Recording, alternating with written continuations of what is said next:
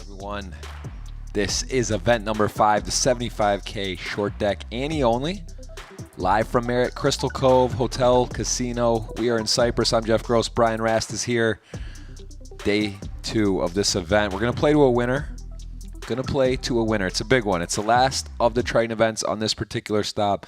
Yesterday we saw some fast action, some fun action, saw some traps. We saw a lot of things going on. Today, though, to a winner, 20 left, about half the field. No more re-entries. So what you see now, that's it. If you're out, you're out. Lammers are in play. What are you thinking, Rast? How was yesterday, the finish? Did you think about anything today? Your teams 1 through 5. We did a snake draft. Are you feeling good about the bet we have, our little wager? I mean, I think you're definitely behind in the bet. It would have been good if I doubled, but I passed. I was a little scared after the draft. You had a good team, but yeah, it's shaken out. It's shaken out, but the good news is we're gonna get to see it. Still got a long way to go. It's a long way to go. We can talk doubling it up a little later. They only had 8 levels yesterday. There's going to be a lot of play today. We're still even a bit of a ways out from the money bubble. So, today's going to be, listen, if you're ready for a long day of poker with a lot of things changing, we still don't really have ICM yet, but that whole thing playing to the money bubble and in is going to be happening. We're just starting to embark on the fun part of the tournament. So that's what I'm looking forward to. Short deck, as we've talked about, has more extreme ICM effects because the equities in the hands run closer. So those situations, I'm not as familiar with no limit hold'em, but I'm really looking forward to see and analyze, break it down, and hopefully we'll get a good one. One of the things I would like to see in this one is I'd like to see someone kind of run away with a chip lead a little bit and see how they welded. Yeah, well, we got some of your favorite players, some of the most fun players to watch. Look at this right away. We got a big action table here. You can see 119 antes, 949,000. It does say 2 bullets there remaining. I wonder if those are just going to get put in play because I think the rebuy period's over right at the start of registration. And then our man, Lun Loon, who had that amazing check to a great player, Brewer, who took the chance with the bluff all in. He got the double, and that is sitting nice still with 820,000. Of course, Ferdinand Putra, fun player. Lee Kiat, I believe, who was our, I want to say, second place finisher to Phil Ivey yesterday, if I'm not mistaken, is there as well. So we're gonna get to see some high-level stuff. Daniel Devoris. Don't forget Daniel Devoris. No, I'm not gonna sleep on him. He was one of my higher draft picks yesterday. Yeah, he's in there. He's battling probably a little less short deck experience than some of these gentlemen who I've seen on the previous Triton stop. So let's see how Daniel does here in this lineup. And yeah, that is the gentleman who got second yesterday. Got to be feeling good with the big score. If you're gonna lose heads up, you're losing to Phil Ivey, can't feel too bad. And picked up a nice purse, seeing if he can repeat a final table and a cash here. Yeah, so we're just on a personal level. We're in the inverse situation today where this table is full of my guys and you have one guy to cheer for. Now, yesterday that worked out really well for me as Putra just ran it up. Yeah, Putra kind of smoked the field there. But, you've got Kiat Lee here. He's your guy. And the rest are my guys. Yeah, look at those. My man over there, Way, is looking nice, too, with the big stack. A lot of chips in front of him. Daniel's got 600, still plenty. So that's like double starting. And we can see 22 of 41. That'll be the total field entrance. So a little smaller field size than yesterday. Ooh. Little something for everybody here. Queen 9 of clubs. Obviously the best hand on this board. Curious to see. Nines has some relevant blockers. Certainly folds to a flop bet, but there's some turns here, a 6, a 10, a jack. Will he rep the straight? Again, straight blockers are a little bit less important in this game because how easy it is to fill up. Right on the flop, actually, a set is a favorite against a straight. All in with 2 to come. So kind of feel like bottom pair here. Even backdoor flush draws, it's not enough. Remember, it's harder to hit flushes in this game. So that's a little bit less valuable, that backdoor flush draw.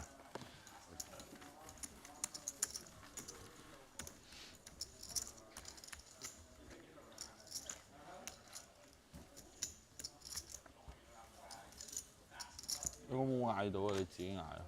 因為頭先我衝上嚟個 feature table。Yeah, we're gonna see an exciting part of the tournament coming up here. We're gonna wait for the payouts, but I believe it should be 6 paying. There's a chance it's 7, but it's generally 15%. Look, I'm saying I know he's the chip leader. It's not a big by a big stack, but I feel like Seth Davies has really just, he's playing great. I feel like a lot of people are talking good things about his game. Yep. Hasn't really started crushing yet, but this could be it. This could just be the moment where Seth scoops the $1 million score and he just gets that heater going. So let's go, Seth. Let's go. You're a good guy. You're my guy in this tournament, and I'm on team Seth Davies today. Let's get him in the books. Triton title. Yeah, I don't think he does. Did you look at his? I'm not sure. I don't think he has a Triton title, but does. he has some big results and definitely a world-class, very respected player. And like you said, sitting up top at chip counts is nice. Anything can happen, though.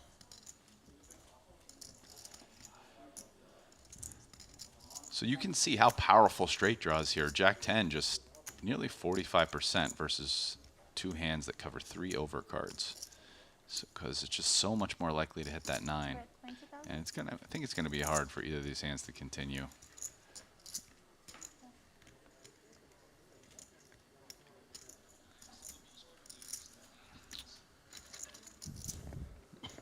That's Ferdinand Putra scooping it.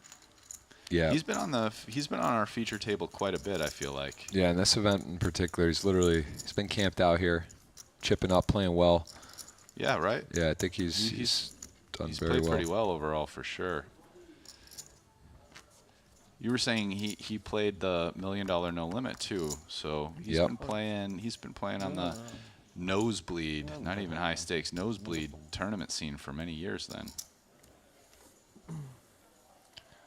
Yeah, he's in. Well, I mean, listen, we're not sure. Some guys just flick it in, but I remember him in the million playing well, and I do remember pretty deep in that, and I think he took a cooler or a sick beat. I can't remember because I was 3 years ago in exact fashion, but I respect anyone who plays a £1 million poker tournament. Doesn't matter if they can play or not. It's you got to have some balls to enter that. Here we go, 2 suited aces. So Queen 7 suited is really a weak hand. In my opinion, this is a questionable entry here by Dvoris. I mean, that's, you look at that as a Hold'em player and you're like, okay, it's like an okay hand. It's actually kind of garbage in this game. Very hard to make flushes, and the disconnectedness is just really brutal. So in my opinion, that was a pretty loose entry here. Obviously, the hand's actually doing pretty well because both the Queen and the 7 are super live, but that's more of a function of a bunch of cards you can't really see or know. And he obviously flopped really well here, so it's going to work out for him. But I would say that opening, that entry is like a little bit loose. Did you just say it's going to work out very well for him? Look at these hands he's against. Checked. He checked, and now, I mean, checking that flop might cost him here. Really almost any card that rolled off other than a Queen or a 7 was bad for him. It's amazing he still has 36%. I mean, there's straight open-endeds, there's gut shots, there's top pair flush draw. I'm surprised he has that much I think on this, one of these suited aces up front's going to bet. 35? Yes, because again, this is a spot that we saw a lot yesterday where the up front limpers with the strongest ranges on the ace-high boards bet a lot, whether they have it or not. And both of these hands are basically a top pair with a gutter. Yeah. Right? And I mean, this next hand even has the diamond, so who knows? He might even get jiggy with it right here. Put in a little raise. He's got a straight draw too, right? He just calls. He's got either way. He's got the flush draw, straight draw. So now all of a sudden the Queen's up. This is one of the problems with playing this hand. Not playing it. He didn't bet the flop. Yeah, see? You gotta be careful. Listen, Queen 7, King 6, King 8. These hands are not good in short deck. They're the trashiest of the trash, basically. Yep. Yeah, I mean, he flopped about as good as he could flop, and then didn't really get it done.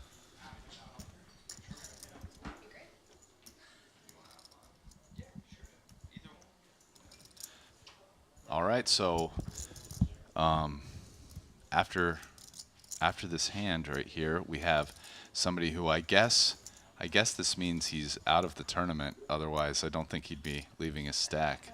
Fortunately, If anyone could do it, he could do it though. He could maybe afford an orbit or two, but yeah. Jason Kuhn is going to come back in, and which means I will be standing up, but most likely just staying in the room to listen to the commentary. You guys have a treat coming your way.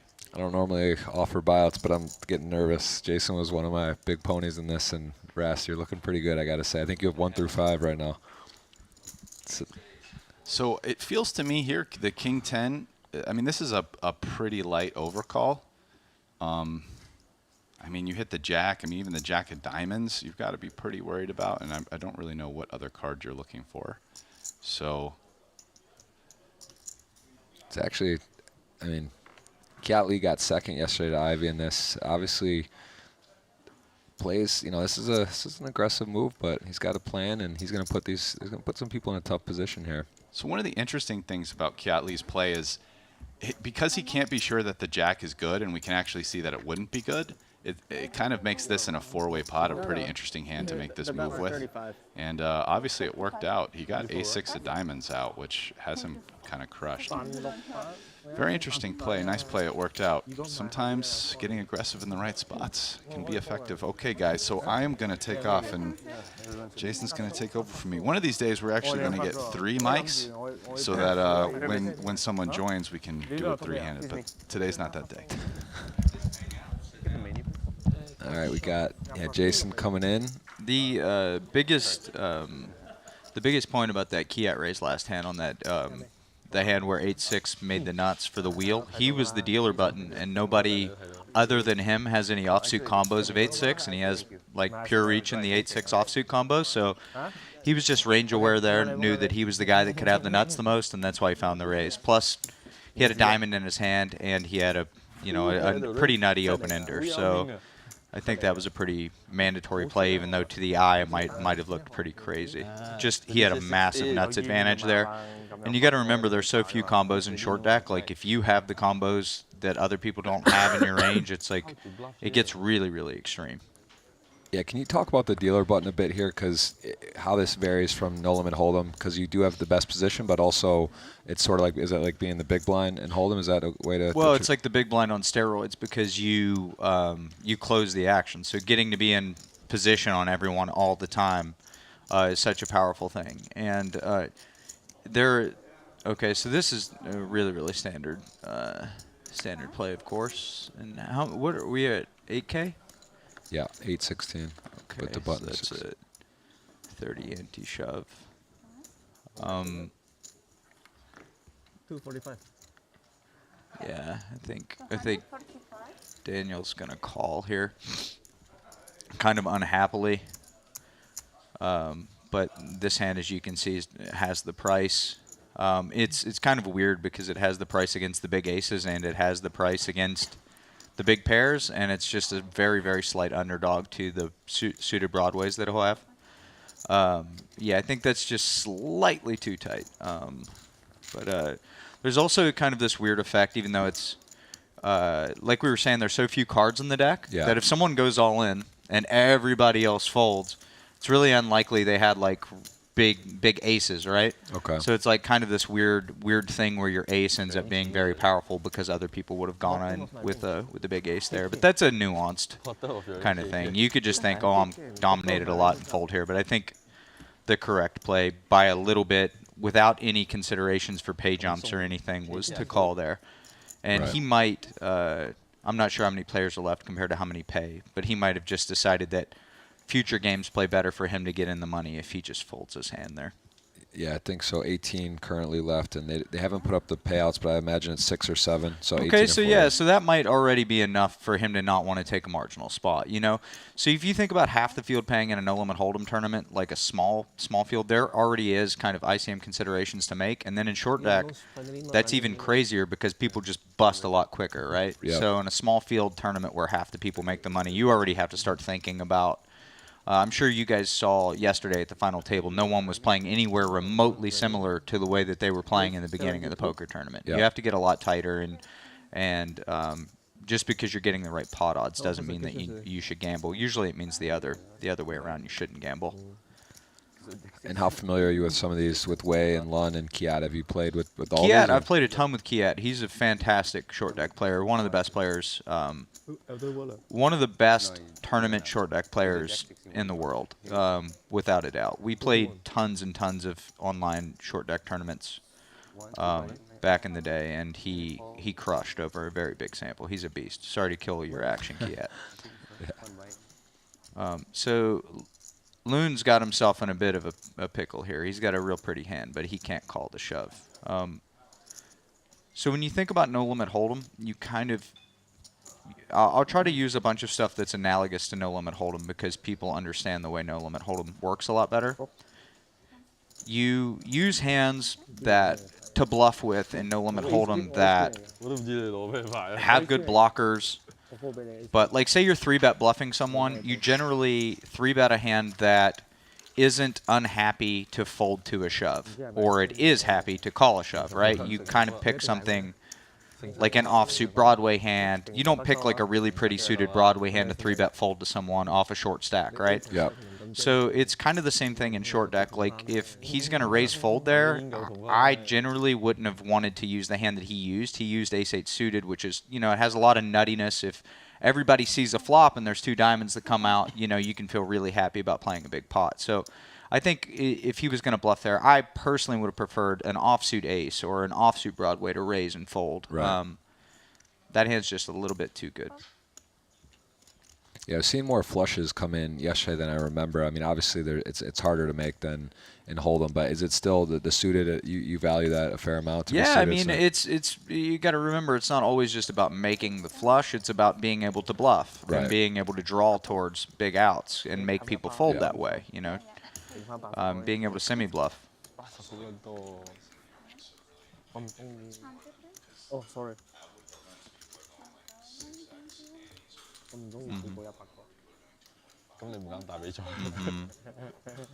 So this is an interesting spot here. Daniel has 75 antes and it's gone limp, and he has 2 queens. I could see this going either way. He could shove or he could call. He has position. So, yeah, I think this is a really good say if he thinks Ferdinand's pretty strong here. Whenever he gets it in, you know, unlike no limit hold'em, even if you get it in against ace king off, even you're not a significant underdog, but you're an underdog. So this is a pretty good play because you can just use the button and kind of evaluate post flop and just do a lot of good things, you know. And also, this is you might want to call the button a little wider in this scenario, like with kind of a pretty suited hand.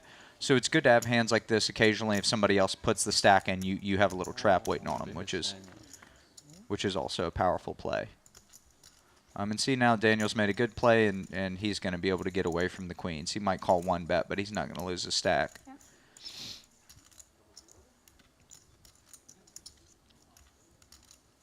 Yeah, great flop for ace king.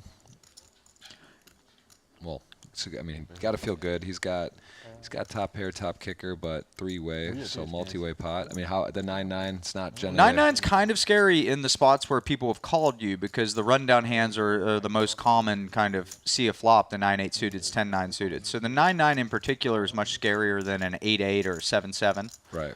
A 10-10 would be very, very, very scary because everybody's got a bunch of suited broadways. And so this is a spot I think, yeah, Daniel can just go ahead and fold right away. You know, in hold'em you might feel more compelled to float in position, but like we were saying, there's so few combos that having 2 queens in your hand just makes it a lot less likely that he's making a little stab with, say, a hand like Queen 10 or Queen Jack himself to try to win the pot.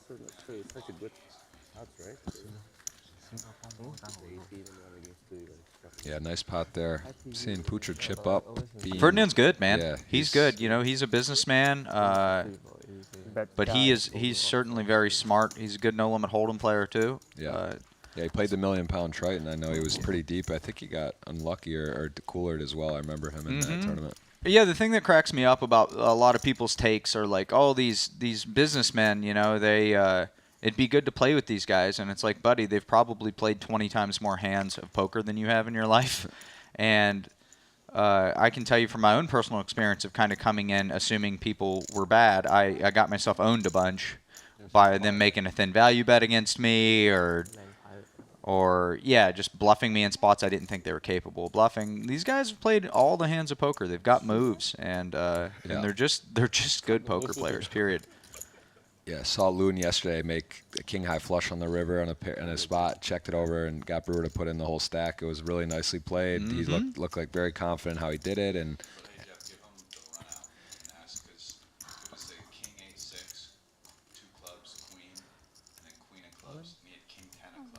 Yeah. Blocking the king is like pretty good for the check river, among other things. Yeah, I mean, on that particular run out, it's just understanding that he's blocking. He basically understood what he was doing and set it over to Brewer. But how would you say in this game when you're on the river, if you're blocking, you know, what are you looking at to? Because sometimes people have showdown value on the river. Like, what would be a candidate in that spot? Like, it's a little hard because I don't remember the exact. Brian, do you remember the exact run out? Did you hear that run out, Jason? Yeah, it was the flop. It was three-way on the flop. It was king eight, six, Okay, king 8-6. Not possible. Whoever will win the pot. Yeah. So pot.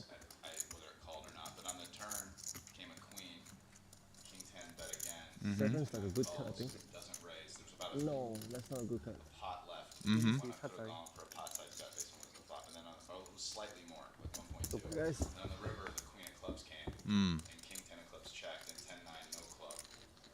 Put it in for value. Brewer, well, just put it out. No value. It's a bluff. Oh, I thought he made it straight. 8-6 king. Sure, yeah, it's just a spot where he has top pair and the flush, so it's way more likely the guy's bluffing, and he had the awareness to check, and sure. Yeah, you would prefer check with his hand OOP, right? Yeah. Probably, yeah. I mean, the 10 is a card that's better. 10 of clubs is better to bet. I don't think they can hear you on the mic, so I think we're just creating a bunch of silence on the. Yeah.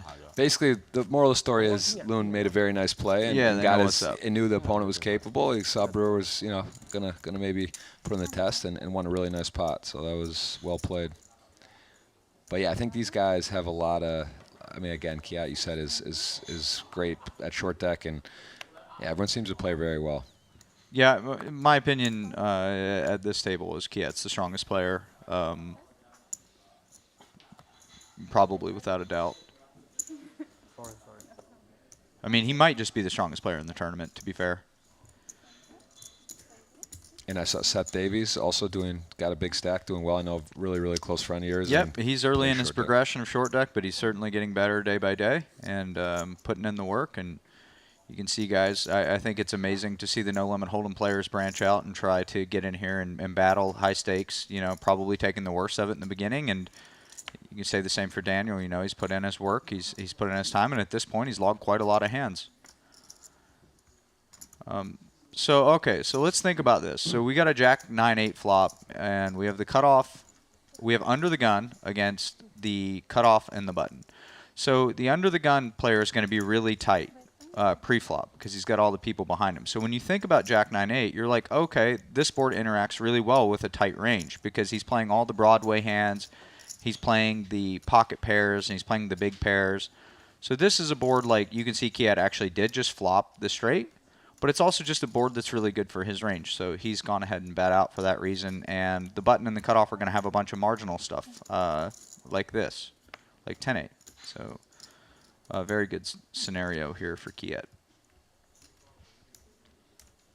Yeah, so still has the stone cold nuts and got a call, let out and got a call. Yeah, since the board hasn't changed, he'll probably continue being the aggressor.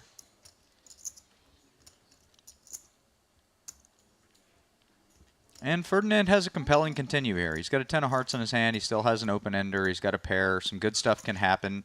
You know, if Kiat's making like a thin value bet, let's say with a hand like aces, or even if he has a set, he's getting close to the right price to just try to draw to the straight. So it's a little bit, you know, it's a little bit close. And he just goes ahead and makes folds. Good fold. Show one. Number 5, the 75K short deck. We've just confirmed your prize pool. We had a total of 41 entries, including 16 re-entries, generating a total prize pool of $2,976,000. That you. We're gonna I make check you 6 check. spots, with a 6-player finisher receiving $208,500, and Yeah, the what winner about of event 5 will take home $1,010,000. Another $1 million first place, he says. I'm sad I'm not in there. I limped the cutoff with my kings to trap Paul. I was like, I got you, Paul, buddy. And he raised, and I put it in, and he had aces. So I trapped myself.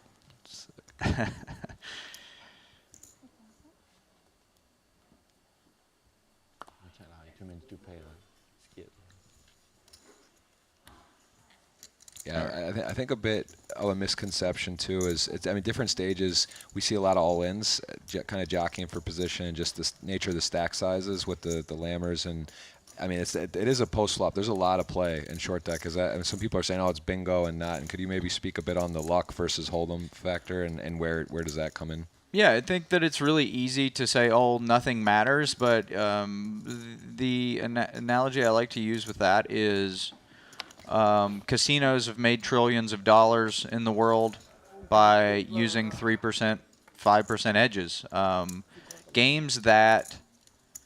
Games that let people win frequently are the best games for the amateur player. I think that is, you need to understand from a market perspective, it is really important that people stay interested in continuing to gamble. If they play a game that they win at never, how often are they going to want to come back and play? Yeah, that's a great point. Yeah, so you can have large skill advantage even if there are a lot of marginal preflops and a lot of times where you play great and you lose, but over a large sample, you know, the winning players are going to win and the losing players are going to lose.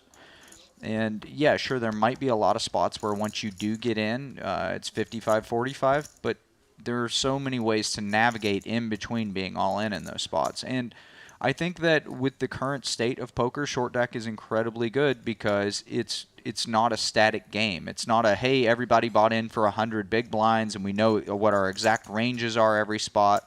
You know, every single scenario in short deck is different because of the preflop ranges, and you have to maybe limp a hand that you would have raised if a person had a stack here or there, and you've got to do all these different things on the fly. And this isn't even considering ICM. I'm just talking from just a stack size perspective. Right. It's incredibly difficult to figure out. There's infinite amounts of stack configurations, so it's incredibly difficult to figure out what the right play is in every spot. So for that reason, I think it's an incredible game.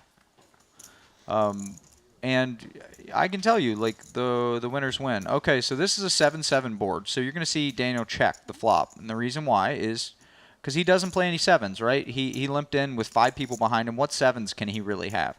So this is him having good range awareness of saying, I don't really have any sevens, so I'm going to check and check to the 2 guys that can have sevens, which are the cutoff of the button.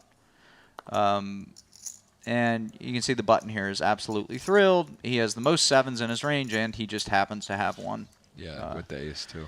Yeah, so this is going to get really interesting for Daniel. So I think that this went bet and call. So Daniel's going to overcall here, I think.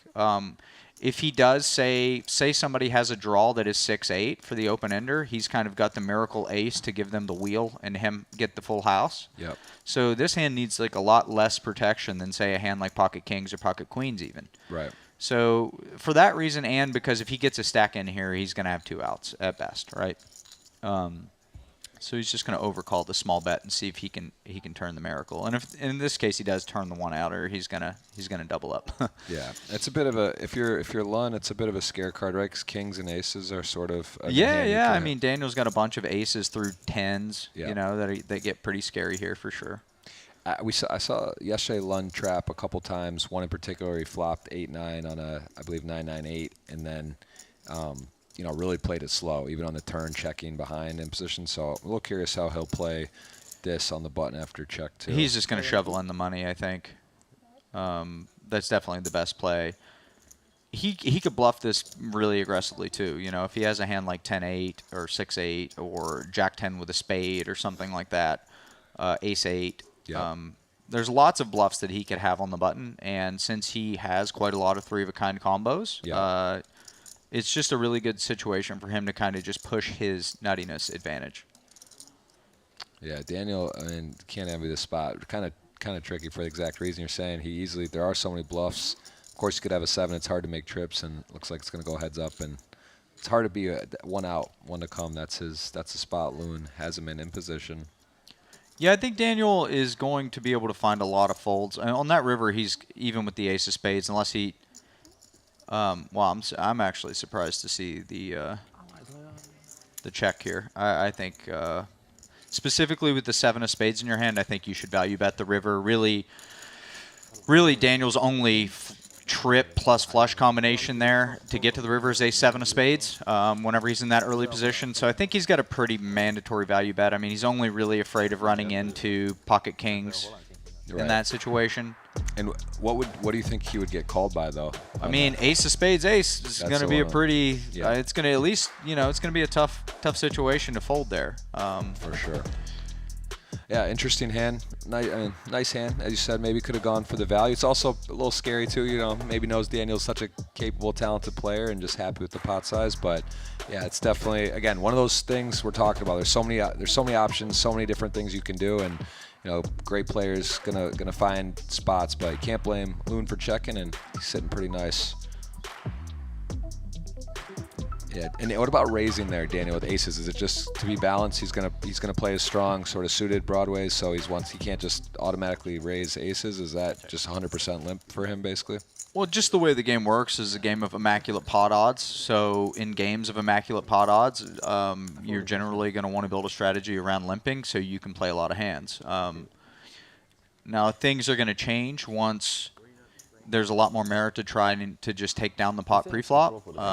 If you're approaching making the money or something, you might just want to win the hand more often, so you'll see raises come in more frequently. All right, can I get A4, please? Thank you.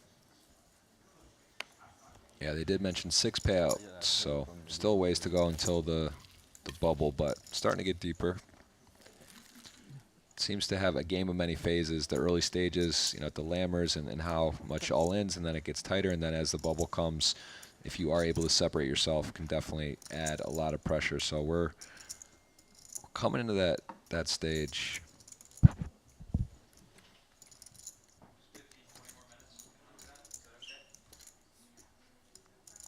All right, so we got Jack-8, Ace-9.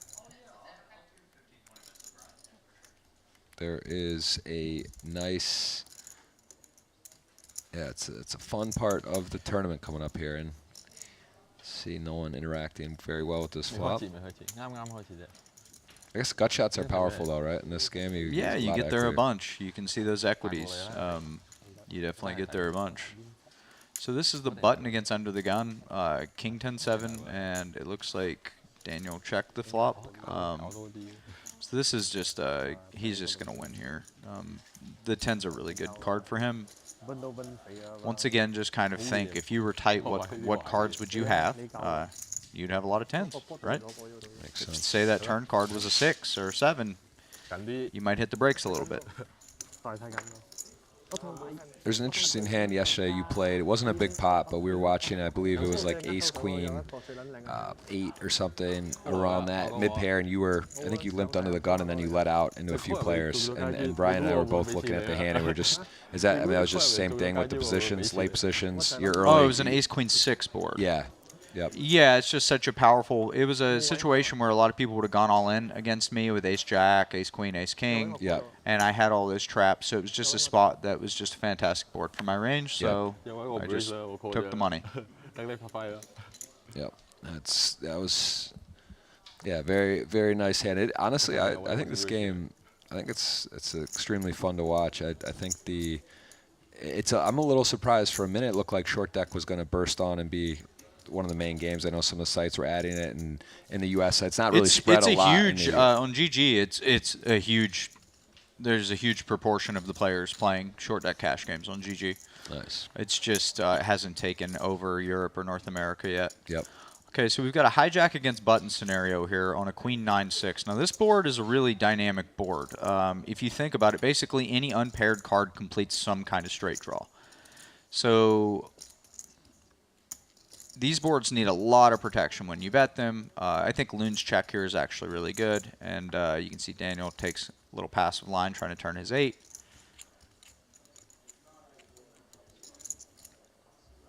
So he checks again, setting the trap, and I think Daniel does have a compelling bluff here. He's got plenty of 9x and 6x stuff that he might just want to protect sometimes. He's got plenty of queens himself, and he happens to have a hand that's got a gut shot. So stabbing here is a good play, and Loon can do either. You may say, well, wouldn't he just want to check raise his trips? Well, his 10's kind of a magic kicker, because if Daniel is semi-bluffing with exactly 7-8, it'd be pretty sweet to let him make it straight, wouldn't it? Whereas a hand like Ace-Queen, well, Ace-Queen lets them make the wheel, but let's say a hand that King-Queen would have been a good example, because Daniel would have been very aggressive with Jack-10 on the flop. Those kind of hands need a lot more protection. I think he's leader. Okay, so now Daniel, he doesn't have a heart, and the king is kind of a good card for the check caller, being Loon. So I think if he had like 10 of hearts 7, I'd be pretty compelled to bluff. But with the 10-7, no heart, I personally think that I would want to give up a little more frequently. Maybe not every time, but you just have so many missed straight draws here that I think you want to interact more with him having some weird flush or something. You know, he could have ace-8 of hearts, or 10-8 of hearts, or so. I just think since you do get to bluff 10-8, 10-7, 7-8, even occasionally ace-8, ace-7, you can probably be a little more selective with your bluffs, just for the card removal. Yep. Well, nice hand again. We see Loon, similar to the hand we were talking about yesterday versus Brewer, checking over, understanding what's happening, and makes a nice check call, wins a good pot there. So well played.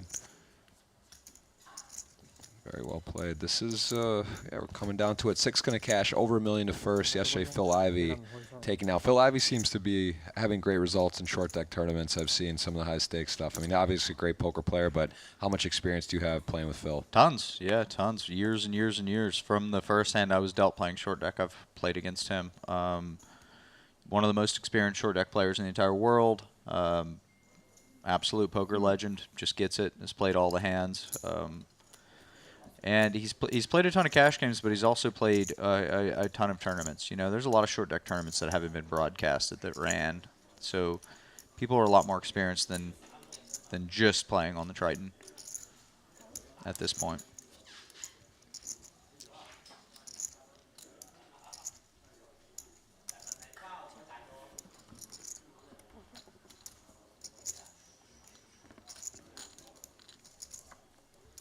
Jack-6 off. That's basically the 7 deuce and hold 'em. It sure is, yep. But he's on the button here. Okay, so once again, just try to play the game in your head of like what board is good for who. 10-8-7's not really the best board if you're being a tight player, right? You don't have 9-6 off, you don't have Jack-9 off, you don't have 10-8 off, you don't have 10-7 off, you don't have 8-7 off. So these boards are going to play, you know, if you're kind of representing a tight range, you're going to want to start on average by being a little more passive and checking to the people like the button who can have all of those hands. Now Daniel's just got a pretty good hand to bet. He's got a top pair, he's got a diamond. He's kind of decided, hey, if I get check raised here, I'm just going to fold, but my card's got some stuff going on with the board. And in this game, it's just super, super important to have stuff going on with the board, because as you see, every hand, people have stuff. It's not like No Limit Hold'em where a guy's got king high, a guy's got queen high. Like, you're trying to make people fold pairs, right? Makes sense. And interesting, these guys now play a few pots. I mean, Daniel's seen Loon play a little tricky, and here they are again, heads up. And he has him out kicked in the moment. Yeah, I think he could do either here. He's probably going to go more passive, but the 7's a pretty safe card to keep betting on. That being said, it's like his hands, just kind of good enough to show down here. The problem is there's really never a river other than a 10 where you like know you have a good hand. So you might want to do some kind of weird protection value betty thing. But this is just going to go check, and they're going to chop the pot. Loon has the best hand too often to bluff, I think. He does have good, kind of like a good little 10 of diamonds there to maybe occasionally go for a big check raise or something. But I think if he was going to bluff, he'd probably bluff if he had a 9 in his hand. He'd bluff if he missed queen jack. You know, he has a bunch of queen jack to bluff with. So most likely just going to check here, and then Daniel's going to... It's okay. I like this. Oh, wow. What did he do? He make it a little 50? tiny bet, or? 50K. Okay, so I think he's, in his mind, I think he's bluffing. Maybe trying to get Daniel to fold exactly ace-10. But I don't think this is going to work. I think he's just going to get called. Yeah. And they're just going to chop. Yeah. Chop it up. Yeah, like you said, not a lot of great rivers for Daniel's hand. Other than a 10, you're going to feel super confident, but does get to showdown or after calling, so chop it up. Gonna have Brian step in. Bye, Jeff. 你咩咩？你撩俾你嘅，係 block 咗俾你嘅，佢唔知，我同你講佢唔知。係 block 咗俾你嘅，你識買？唔可以俾撩俾啊！呢個點都會撩俾你吧？咁樣佢 Hello, Brian. Hey, Jason, how's it going? Good, man. Wishing I was in this beauty of a tournament. Yeah, you've got a lot of time actually on the stream over the last days. When I've been in the booth, it's been fun commentating on your hands. A lot of interesting ones. It's hard to merge in your mind which game you're playing. They both look exactly the same. You go back to playing full deck, you want to open limp. You've had some good runs, and you know you haven't won anything, but you know cash, like almost cash. Another You've cash. been, yeah, two cashes, one almost cash. Yeah. You've been going deep. It's a good sign. It's a good start to the trip. I'm just happy to be playing Tritons again, man. It was too long. Yeah, it was gone for a while. And Triton, I mean, they really do things right. I mean, I've even commented on it, like the shot clock. I mean, how awesome. You can always see exactly what it is. It never uses pretty your sweet. mental energy. Like, it's blocked, and you have to ask. Yeah, you probably see the players looking at their phones a lot, too. They've built, like, this little HUD thing where you can see the exact chip stacks on your phones, like real-time updates, which is so nice. We're really spoiled, especially in this kind of game where you're constantly trying to keep an eye. So this is going to go all in and all in. Looks like Kiat's got a dead jack, too, so... It's not looking great for our buddy Danny D here. So here's a question. Obviously, Queen 9 suited is going to fold. Yes. But, so imagine when the all-in is back. And now it's an interesting spot because the 750K, it's almost double what Dvoris has. So there's a three-way pot for 350 each, about $1 million, but then the extra on the side. Like, what kind of hands are you calling in Way's seat there? I mean, is it good enough to call like Jack 10 suited, or does the heads up side kind of make that not so good? So since there's a huge side pot, you're not getting the right overlay to gamble anything that just kind of runs right with the price. So you just need to be in front of both of their ranges to make the big call off there. So, you know, you're probably calling, for chips, you know, you're probably calling Queens Plus and Ace King. But but already these guys, like we were talking about earlier, here comes Dave. Oh, he did it. He dirtbag. He short deck.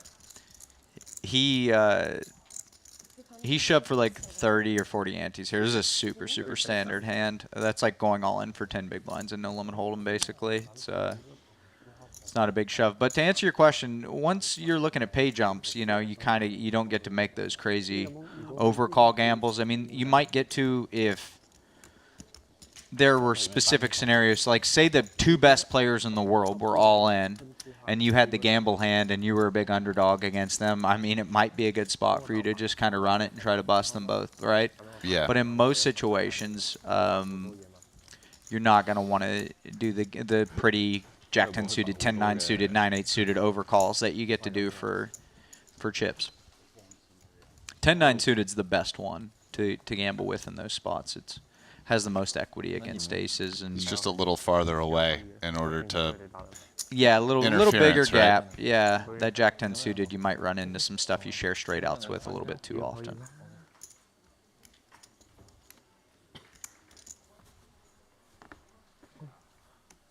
This is so you're going to see the strategy start to change. You'll probably see people tighten up a little bit. So he's got 744K at 10K ante. So he's most likely just going to open limp ace queen here. Whereas say he had 30 antes, he would just push all in.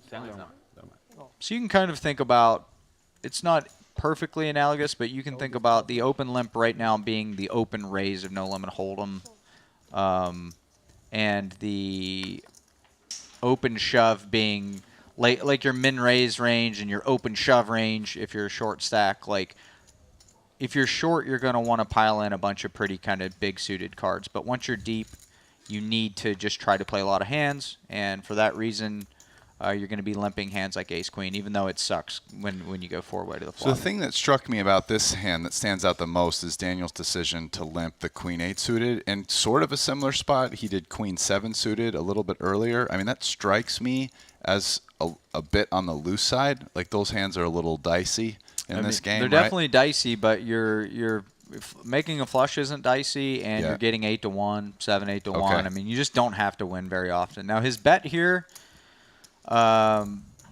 That's pretty dicey, in my opinion. Four-way, a lot of people behind. It's an okay board for his range, but I think his hand's just pretty weak. And you just get a lot to choose from to start stabbing.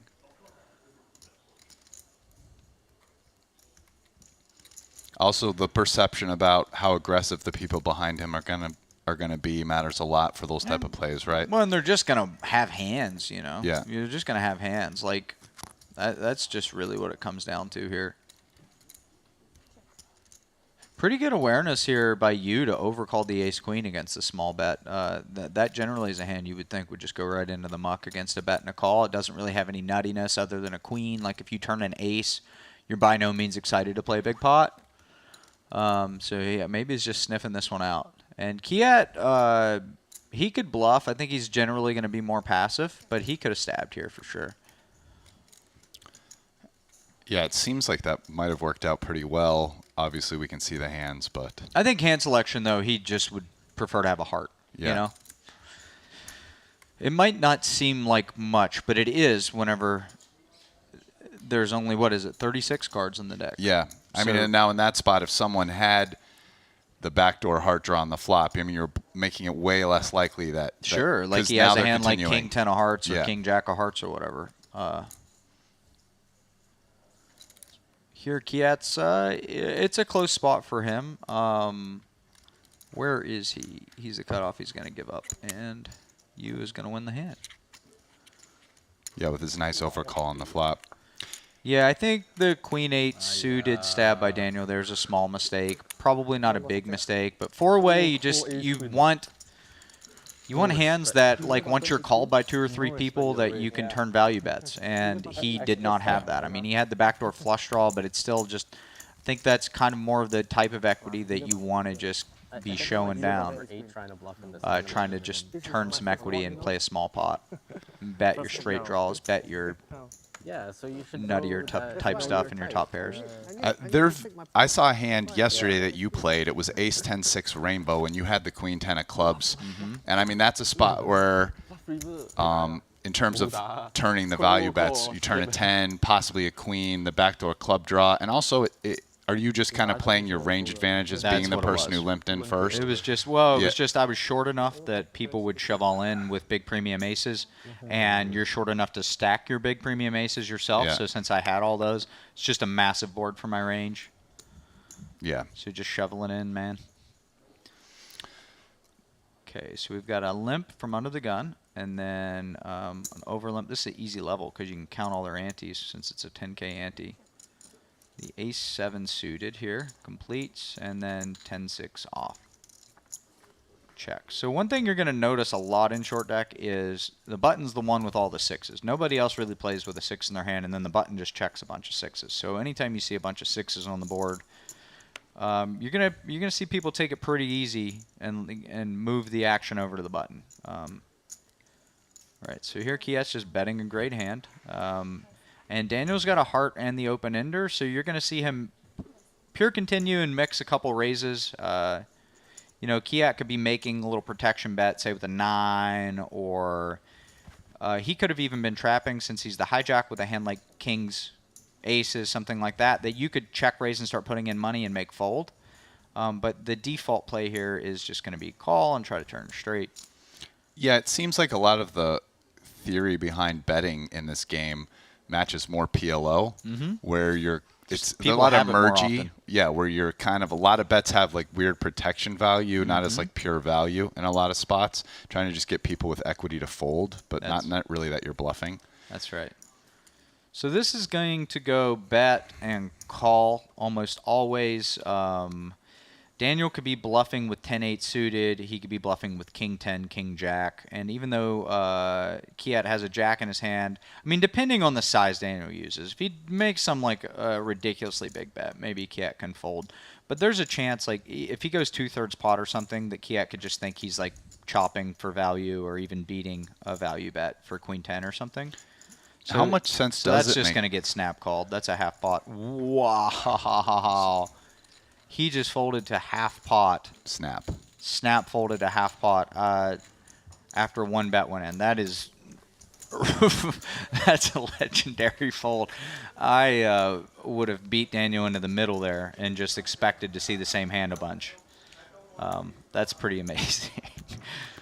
When you were talking about the sizing, my question would be, like, how much sense does it really make with a straight there to bet really large? Because, I mean, there's at some point, like, what is calling you that you beat? Like, let's say he goes more than pot. Well, that's what I was saying, is Daniel's not going to bet that big with that hand, Yeah. but with his range, he might 3x pot Yeah, or something with okay. some flushes or some bluffs, king of hearts 10 or something like that. And then your blockers just aren't valuable enough anymore, and you can just fold. Beautiful, beautiful short deck hand. King jack suited against ace queen off is a pure coin flip. Really? All in pre, yep. All right, so here we have the ace-9. He's going to raise this sometimes just as a bluff. He's usually just going to complete it. Okay, so maybe we're seeing the broadcast get a lot closer to the money, because right there he was getting 7-1 on his money and folded ace-9 in the cutoff. So there's a chance that, like, I'm just the field actually isn't 16-41, or he's just playing really crazy tight. Wow, what a flop! Oh my God. Yeah, the money is 6. Yeah, so we're still a little bit out. So that was a bit of a careful fold with the ace-9 getting 7-1 on your money. I mean, you never have to win, basically. And Kiet just has the whole world, and he has a board that's fantastic for his range. So that's a shame. I wanted to see him make a royal flush there. There've been a surprising number of those here since Triton started. Yeah, I think it's 2 3. Full 2 deck is a joke.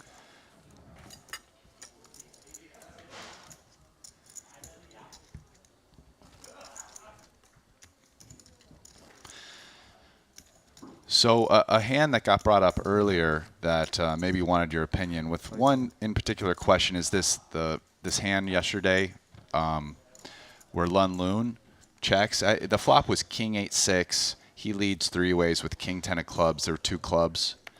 Queen on the turn. He leads again. Villain calls the 10-9 offsuit with no club. And then the river is the queen of clubs, pairing the board and bringing his second nut flush. And, you know, obviously it seems like the king is a better than average card to check because you're blocking a bunch of checkbacks. You know, the 10 of clubs probably a better than average card not to, because you're blocking, you know, both flushes and 10-9. But he ended up checking. And, you know, what are your thoughts on that? It's like the king versus the 10 checking. Also the fact that Villain didn't raise the turn when he could have kind of gone all in for 1.2x pot. Do you like his play? Yeah, I think it's great. I think it's just great when you have the king in your hand, and if you have a flush that doesn't have any pairs, you probably just want to bet and hope they get called. Yeah.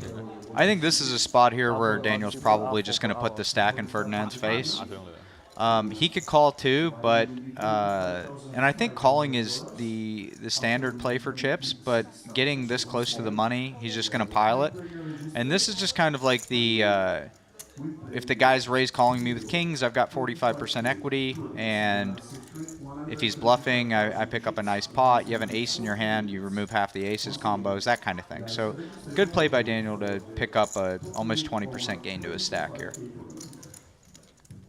And this is where a guy like Dvorak is going to shine. Is he might not have the most post-flop experience in short deck, but he's an ICM wizard. He's one of the absolute best. Whenever I have an ICM question, I tend to send him a text message. I think that he's one of the most studied people with how the end games work, and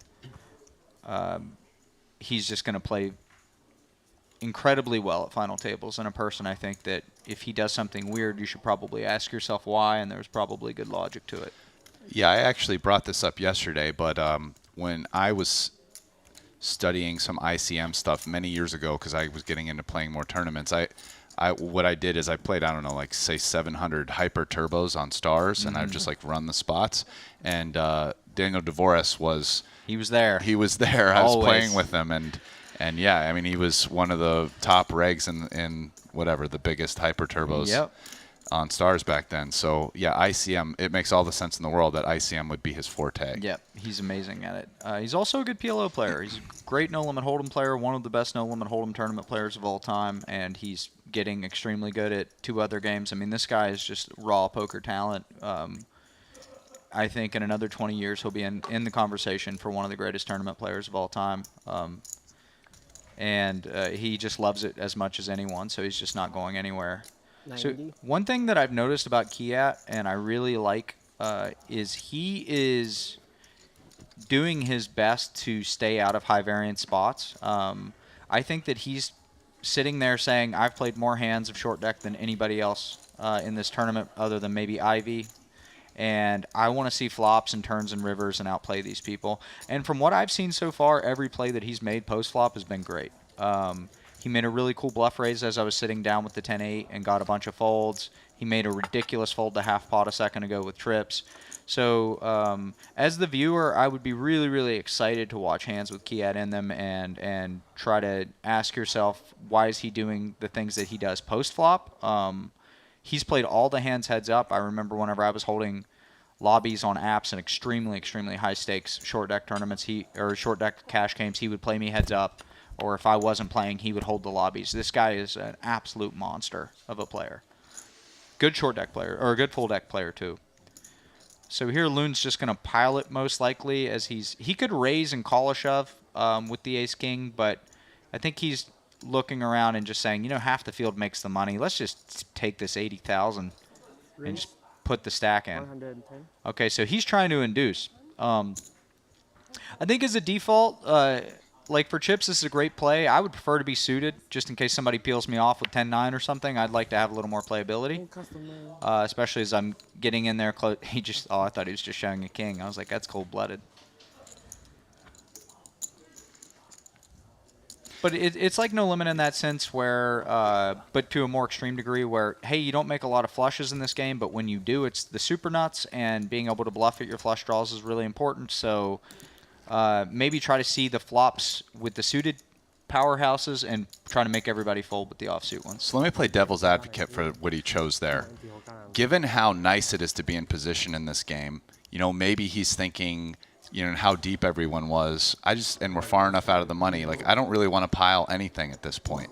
And so then that makes that range much stronger and much harder to play against for those out of position people peeling if they want to call that 120. Yeah, but the problem is everything has 45% equity against you. So if there's 10% of your stack laying in the middle and you can make a guy fold a coin flip against you, it's a pretty damn good thing to just only have the hands that have them locked up, like kings or aces or ace-king suited, queens even, do a lot better than ace-king off does against a 10-9, jack-10 kind of hand. And that's just kind of a, hey, let me turn my hand face over, show everybody my ace-king, and say, what are you going to do about it, and go all in, Okay. So this looks like the the super flop here for Daniel. We might see another straight flush. King 9, he's under the gun.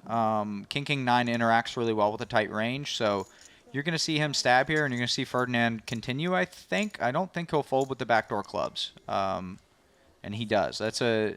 Daniel's stabbing 30,000 into 120. That might have been 30 into 90. Yeah, 30 into 90. I would have felt pretty compelled to just peel my queen 10 and try to roll a straight off, even though the outs might be dirty. I've got that backdoor flush draw for a little help if I need it. I'll make an observation that you're probably interested in. I would say like that type of spot that Putra was just in the last couple days watching short deck is one that people are playing wildly different. Like I feel like Ivy's floated like super light in a couple of those spots, like even like it was like ace king with the flush draw, like queen jack, whereas other people are playing way tighter. So that's a spot that different people have like really different looks on that. Well, a good question is what would Phil Ivey do, and that's the one I might try to replicate. Yeah. You might not want to try it at home, but if Ivey's doing something, it's probably pretty damn good. And those loose floats, and it's hard to float someone loose when there's two other people behind you, and it's just a game where people have big hands a lot. But there's a lot of spots where you've got to be extra sticky. You've got to fight hard. Yeah, in those multi-way pots, especially when you get a lot of range advantage betting that might give up, or yeah. So here's a spot. Daniel's got 1,000,000 chips, and I think he could have done either there. I think he could have raised and folded to a jam, or he could check and just be happy to see a flop. And you might see some stuff, no limit hold'em. You're like, man, everybody's so passive in short deck. Like they check these good hands, and no limit hold'em, you would ISO the limp all the time. But the problem is in short deck is just people stick the pile in your face so often. You very rarely get to just play a raised pot. So this is a really good situation for Daniel. He's going to stab this. Pretty dynamic board, so I could see him going the half pot size over the tiny size that he was going on the paired boards. So that looks like 40K into 80. So he's going even bigger, and I like that because you think about all the straight draws that are out there. Ferdy here has got a nut gutter. He's got a nut gutter on a board that's pretty good for him being under the gun, and he goes ahead and folds another nut gutter. This one's like a safer continue too because he had the pure nut out where the other one the board was paired. And Loon calls a very, very mandatory call here. I mean, he's got a lot of the deck, and he might not lose a gigantic pot just because Daniel's on the button, so he could have been stabbing Jack 7. He could have been stabbing Queen Jack. He could have been even occasionally stabbing, say, 6-7. So the fact that Daniel's the button, Daniel has a ton of straights. And I think you'll even see Daniel elect to make a check back here some percentage of the time just because getting raised would be a disaster. That being said, giving a free card really sucks, and he does decide to check back, which I think is a great play. I kind of like the check. Yeah, it makes a lot of sense. It's once there's not too many hands. I mean, Lund might have one of the hands that wouldn't fold, but it seems like a bunch of hands will be scared, and it's hard to get too much value with his hand, and now he can. He's definitely getting a value bet in now. I think Lund could have bet himself there for value and tried to win a pot from ace-8 or 10-8. Even maybe a bluffed kind of 10-9 type stab. You see those middle pairs bet sometimes. So, and Lund's never going to fold to a bet. And I think Daniel just kind of thinks in his head he has the nuts unless he gets shoved on. So you're probably going to see him bet 150,000. Really? I have a feeling he might go a little smaller. Oh, wow, he doesn't even bet it. Well, I think that that's a pretty significant mistake to not bet, at least for chips. Sure, the guy has Queen Jack. He definitely does. And you're going to get shoved on sometimes, and you're going to have to figure it out. But I think having the nut 2 pair there, I think Lund would have, against 2 limps, would have probably just at least raised with ace-king. So you don't even have to really be afraid of ace-king. And he could have had king 10. There's a lot of stuff that calls you that you crush that's not just Yeah, and he basically never has Jack 7 or 7-6. No, exactly. Yeah, so that's exactly right. Unless it's Jack 7 suited, which he might just fold, and it looks like everybody's playing pretty tight, so he probably would have just folded it. Yeah. He would have raised a set on the flop. He doesn't turn a set of 9s ever. So I just think that you're either losing to Queen Jack or you have the best hand there, and that's a pretty Yep. pretty big error to check back. Might not be a great range play for Daniel, but exploitatively, it just feels like going like 100K or something is just so nice because it's such a great price for basically you're beating almost all 2 pairs. Sure. And like for 2 pair just to like snap pay it off. Yeah, even 1 pair sometimes. I mean, you Yeah. got an ace there. I mean, Like the guy ace could have queen, just ace missed. jack. Yeah, could have just been stabbing something silly. 呢個唔同翻嚟，check call 咯咁我，check call 咯碌屁仲有 runner fast ，check call check call 咯。不過我應該 call 一張嘛，我 top 嚟嘅。Wow. He just stuffs it. For 60 antes, he just piled him with the ace-6. Ferdy's got some heart. There's no doubt about it. All right, thank you, Jason. Jeff's going to come back in. Okay, it's been real. I hope that it was enjoyable. I had a good time. Certainly, sir.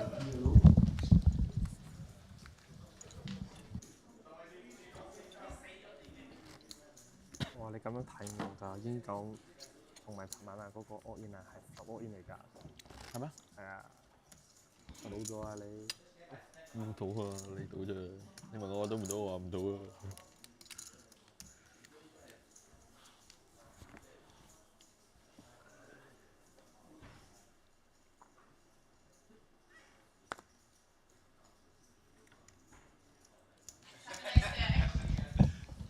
All right, well, Jason dropping some knowledge. Brian and I back.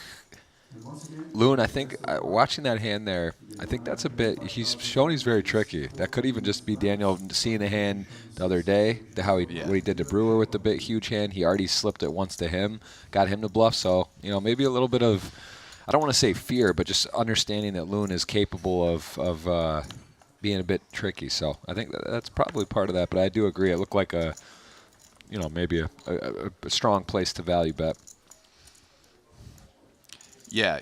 I think after breaking that one down, it definitely seems like a missed value bet to me, especially after checking back there. And especially with the idea that just if there's no jack 7 or 7-6 and really the only straight is queen jack, like what else is going to raise you? Because you on the button can have way more straights, right? You could have even, say, checked back 7-6 and now we're betting it for value. Yep. So, and you're going to have probably in that spot a number of kind of like 1 pair hands that are obviously no good after getting checked, like any of the lower pairs like the 10, 9, or 8, right? Like a hand like jack 9. Now you have a 9 and you just turn jack 9 into a bluff on the end because it's obviously like never good. So, yeah. But it's okay. I mean, kind of as Jason was saying, everybody here is going to have different strengths, right? Some of these guys who play a ton of probably cash short deck, they're going to really, really feel like they have an advantage in post-flop spots. Yeah. Whereas like maybe Dvorak coming from the background that he has, like he's going to be playing the pre-flop spots like super well, but maybe will make more mistakes than some of these other guys in the post-flop spots, right? Which, even going back to like No Limit Hold'em years ago when people were learning, playing more and more tournaments, you had tournament guys who would play like 20, 30 big blind spots, some of the pre-flop and flop spots, like, especially pre-flop much better, and then guys who'd come into tournaments from cash game spots, like me at one point back in the day, and feel like you play way more comfortable post-flop, take advantage of a lot of leaks other people have, but, pre-flop making decent errors. So everybody kind of has their strength. And his observation about Kiat Lee is a pretty good one. So Kiat's somebody who I think feels so comfortable post-flop, he might be a little risk-averse in the pre-flop spots in order to maximize a place where he might have a really big edge. And we can see it's come out in that, like the 10-8 raise and some other plays. Yep. Just like the straight snap fold there with the trips.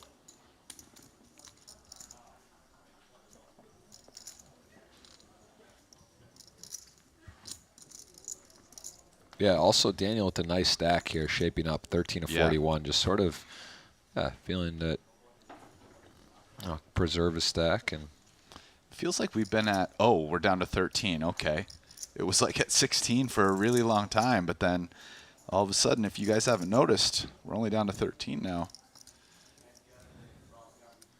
Yeah, I mean, still 6 pace, so a ways away, but get into that juncture of the tournament.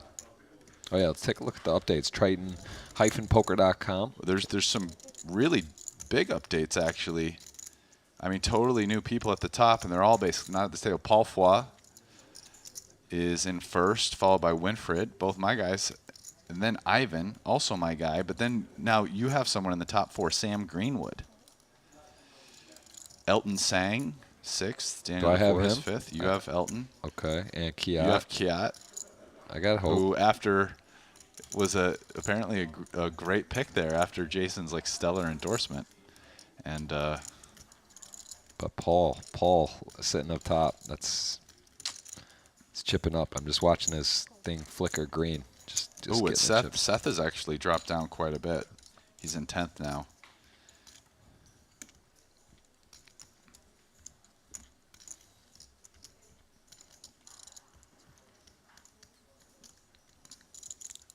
We lost Wykin.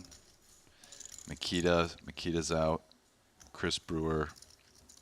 Jungle. Chidwick. Some of the people who have just busted.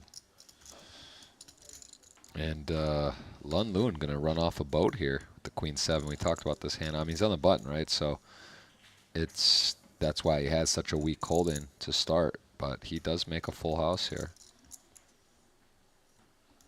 And interesting. So Dvoris has kind of an interesting hand. Just speculating. It's not the worst hand to do something absolutely crazy with. He probably won't.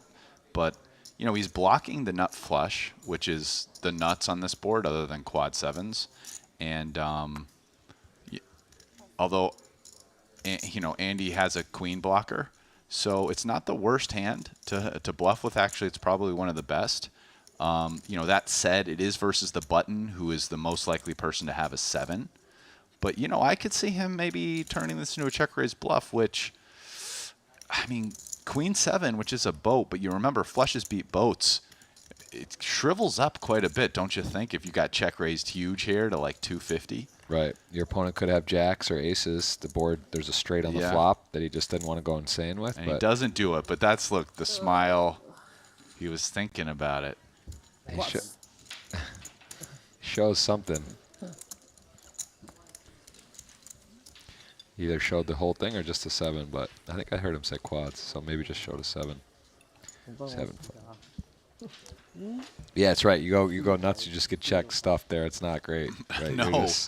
No, it's actually a legit pretty tough spot. I mean, the question you're asking is how often is he actually doing this with a big hand, and then how often is he actually doing this bluffing? It becomes a pretty tricky spot. I would imagine if he made that play, Lund's going into the tank. Yeah, some time banks. There's some time banks coming down for sure. I mean, it's a gross spot, and actually would have been curious. I really would have loved to see it because it seems like one of those hands that is by no means any kind of snap call. Again, remember flushes beat boats, so you know he has like one of the weaker boats against somebody who basically is repping aces, queens, or jacks full, or a flush. Maybe not even like jacks, you know? Right. I mean, maybe it's like mostly flushes or like aces or queens full.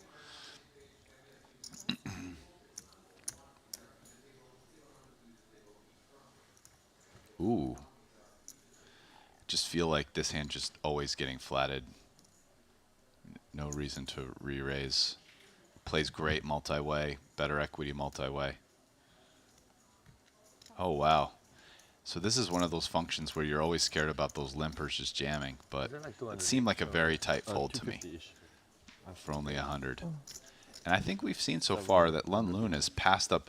I remember Jason talking about him passing up the ace-9 off and the cutoff after one limp, getting like 8-1 on his money. So I guess Lun has just decided to take a really tight preflop strategy because I feel like most people would play that, right, Jeff? With the Jack 10 suited? Yeah. But that was Way, wasn't it? Way on the button, not Loon. It was. Are you sure? Yeah, almost positive. It wasn't Loon. Oh no, yeah, Way. I meant Way. Sorry, Okay, my bad. Yeah. Way was with the ace-9 off. Same person. I got the names mixed up, but not the hands.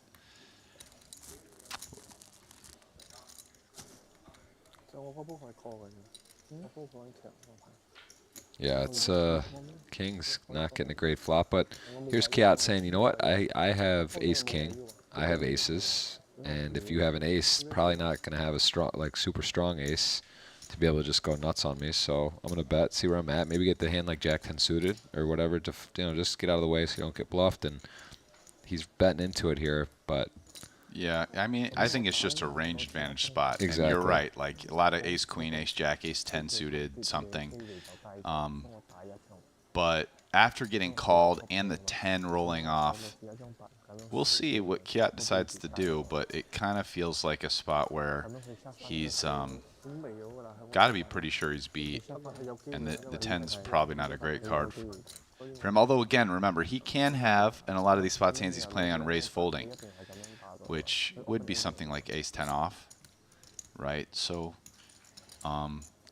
you know, he does, ace jack and ace queen are now really hard to continue. yeah. But yeah, he gives it up.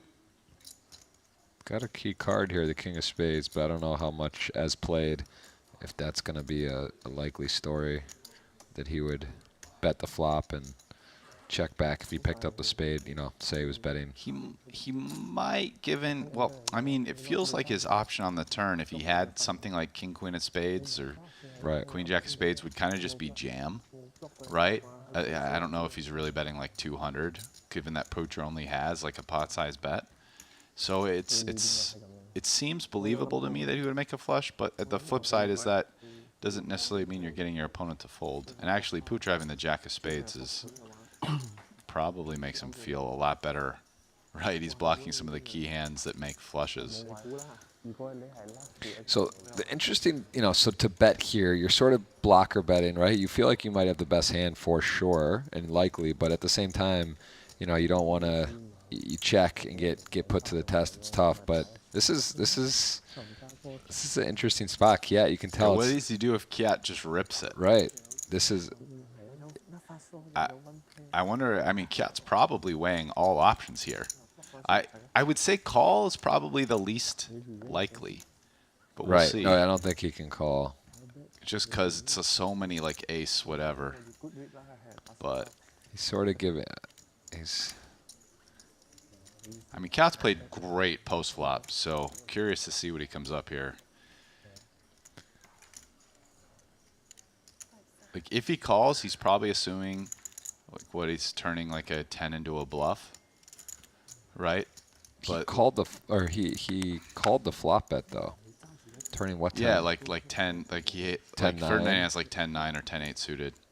Yeah, I don't think he's gonna rip it after all this now. Yeah. Yeah, so Yeah, it feels like a fold is coming after all this time. Ferdinand's got to feel good there when he Yeah. sees all that, right? Because he kind of takes out their respect each other and friendly, and he's not just gonna do that and then say all in. So I'm going with he folds now. yeah, he's gonna fold. He's not raising, so and I don't think call makes a ton of sense. Jack 10. Yeah, to see, bluff. turn jacks are like a 10 into a bluff. That's what he's thinking. But I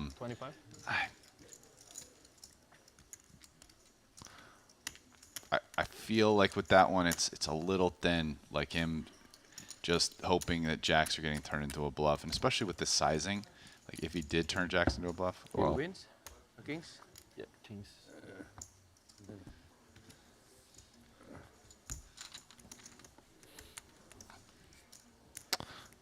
pretty big hit there to Kiat stack. I mean, he's down to 500, still healthy. those guys have played a lot together. For so sure. I mean, obviously, if he thinks that Ferdinand could be turning a 10 or jacks into a bluff, like I'm sure Ferdinand has made plays like that before. So, Right.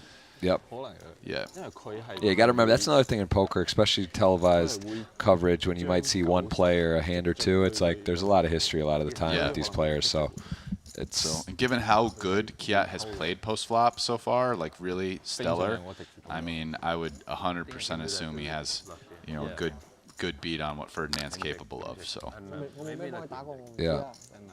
Ends up being a great bet from Ferdinand too. Yeah. Kind of keeps I mean, he control, really like got- blocker value, the whole thing. Anytime you do multiple things, one bet, it's a great bet, and there it was.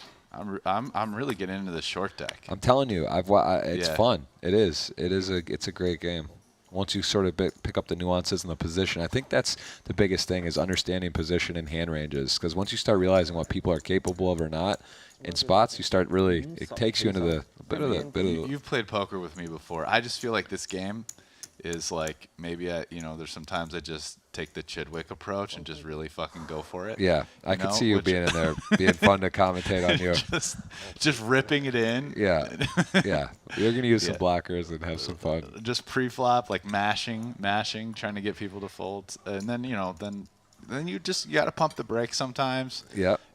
Like change gears, keep people guessing. I think Jason alluded to here that you can't really just get away with anything because some guys will make a stand and they just don't care. Yeah. At the same time, man, these are competitors, and based on what I'm seeing too, no one wants to bubble. It's still you respect, right? If you played 2 days in a tournament, there's 41 entries and there's 8 left, and you're like kind of close. You're not just gonna call off like Ace Jack or Ace Queen for all your chips when they're shorter stacks, most likely. So I think people will. We're still a little bit away from the bubble. I mean, I think for sure the not caring stuff is more.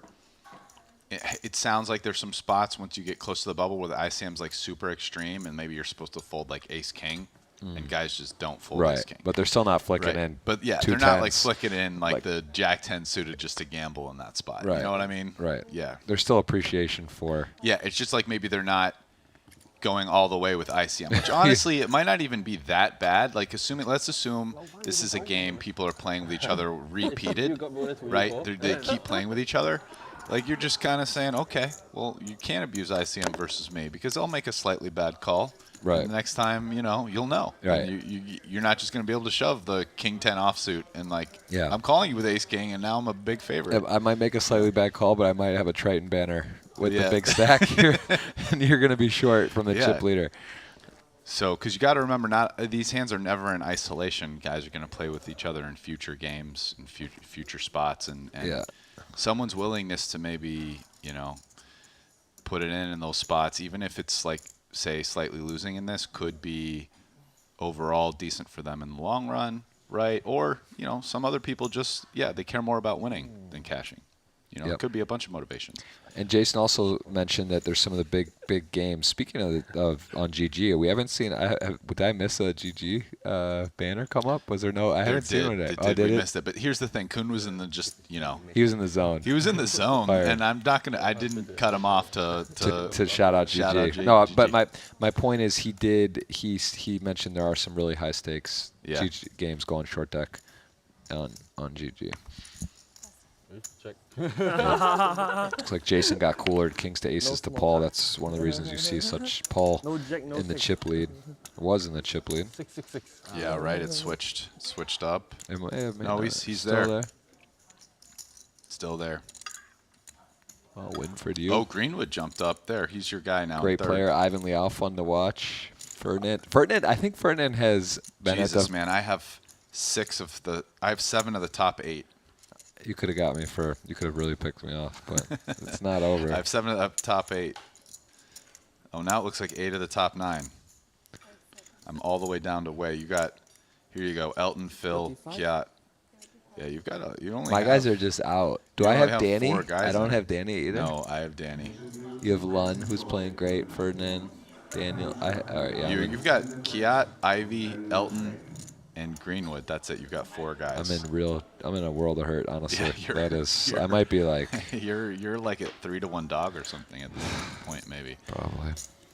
It's tough.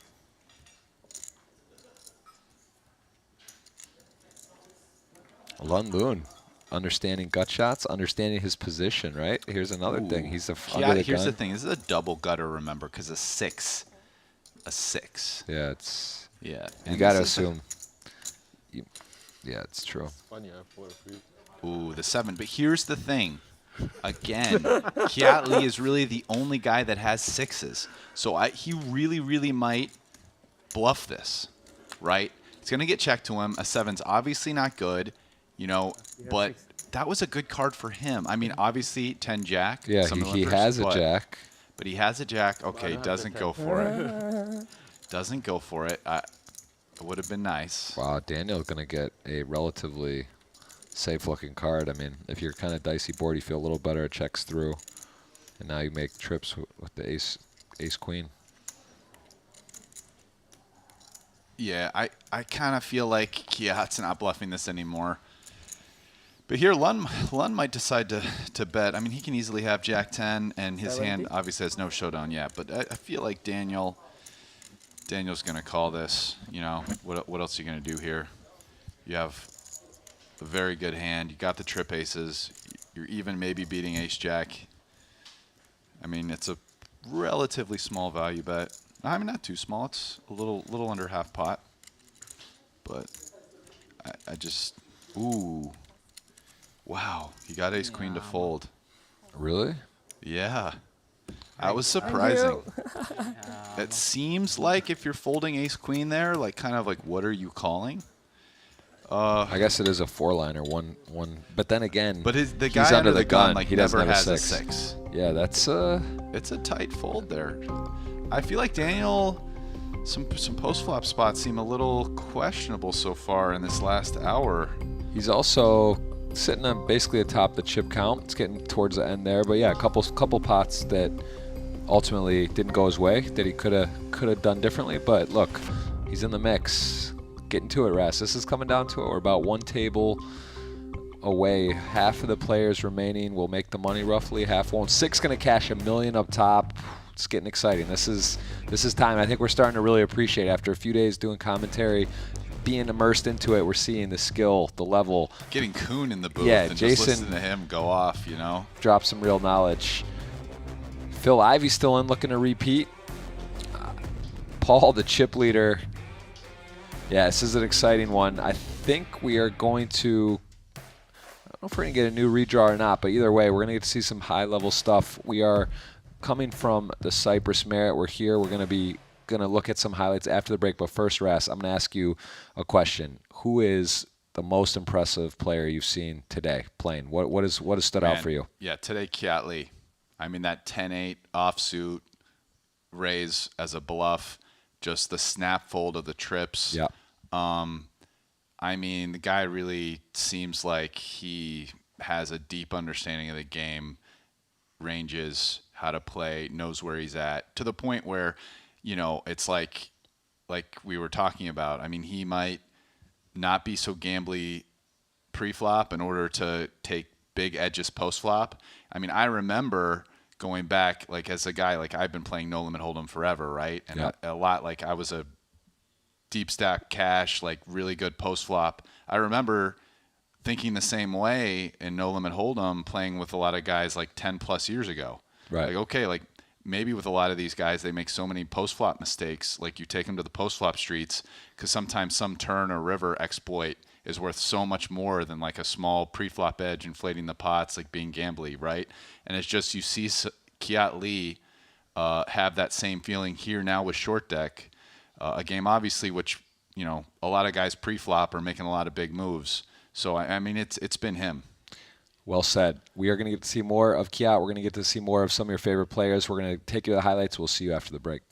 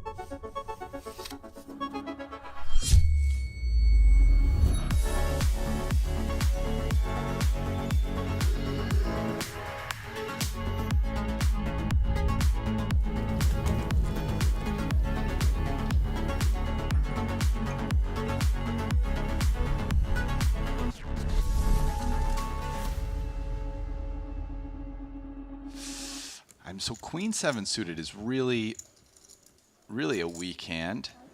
In my opinion, this is a questionable entry here by Dvoris.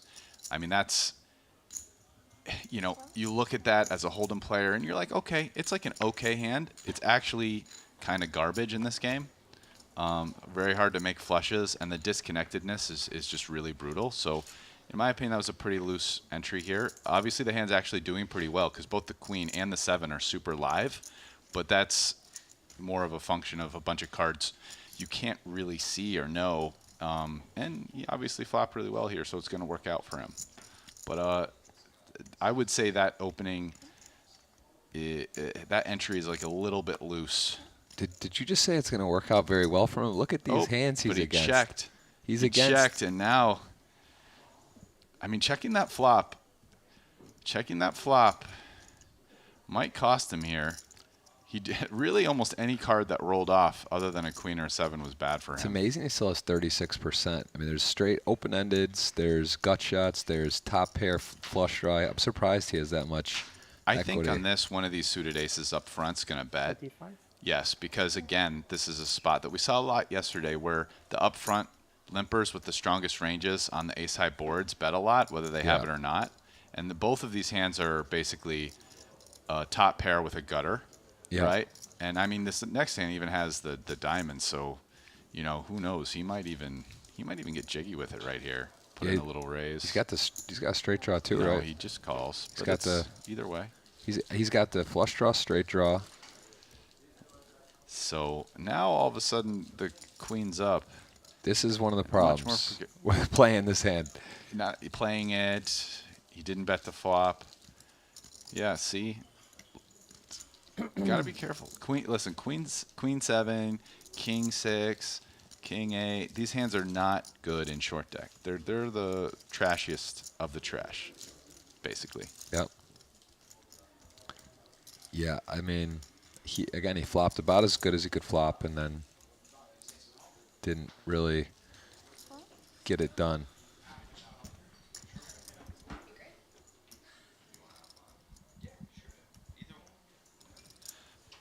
All right, so after this hand right here, we have somebody who I guess this means he's out of the tournament. Otherwise, I don't think he'd be leaving his stack. Fortunately, If anyone could do it, he could do it though. He could maybe afford an orbit or two, but yeah. Jason Kuhn is going to come back in, and which means I will be standing up, but most likely just staying in the room to listen to the commentary. You guys have a treat coming your way. I don't normally offer buyouts, but I'm getting nervous. Jason was one of my big ponies in this, and Rast, you're looking pretty good, I got to say. I think you have 1 through 5 right now. So it feels to me here, the King 10, I mean, this is a pretty light overcall. I mean, you hit the Jack. I mean, even the Jack of Diamonds, you've got to be pretty worried about, and I don't really know what other card you're looking for. So it's actually, I mean, Cat Lee got second yesterday to Ivy in this. Obviously, plays. You know, this is an aggressive move, but he's got a plan, and he's going to put some people in a tough position here. So one of the interesting things about Cat Lee's play is because he can't be sure that the Jack is good, and we can actually see that it wouldn't be good. It kind of makes this in a four-way pot a pretty interesting hand to make this move with. And obviously it worked out. He got a6 of diamonds out, which has him kind of crushed. And value bet against me, or yeah, just bluffing me in spots I didn't think they were capable of bluffing. These guys have played all the hands of poker. They've got moves, and they're just good poker players. Period. Yeah, saw Loon yesterday make a king high flush on the river.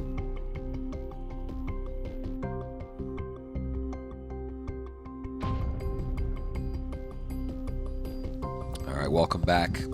Event number 5, 75K short deck, Ante-Only, live from the Merritt Crystal Cove. We're in Cyprus alongside Brian Rast. I'm Jeff Gross.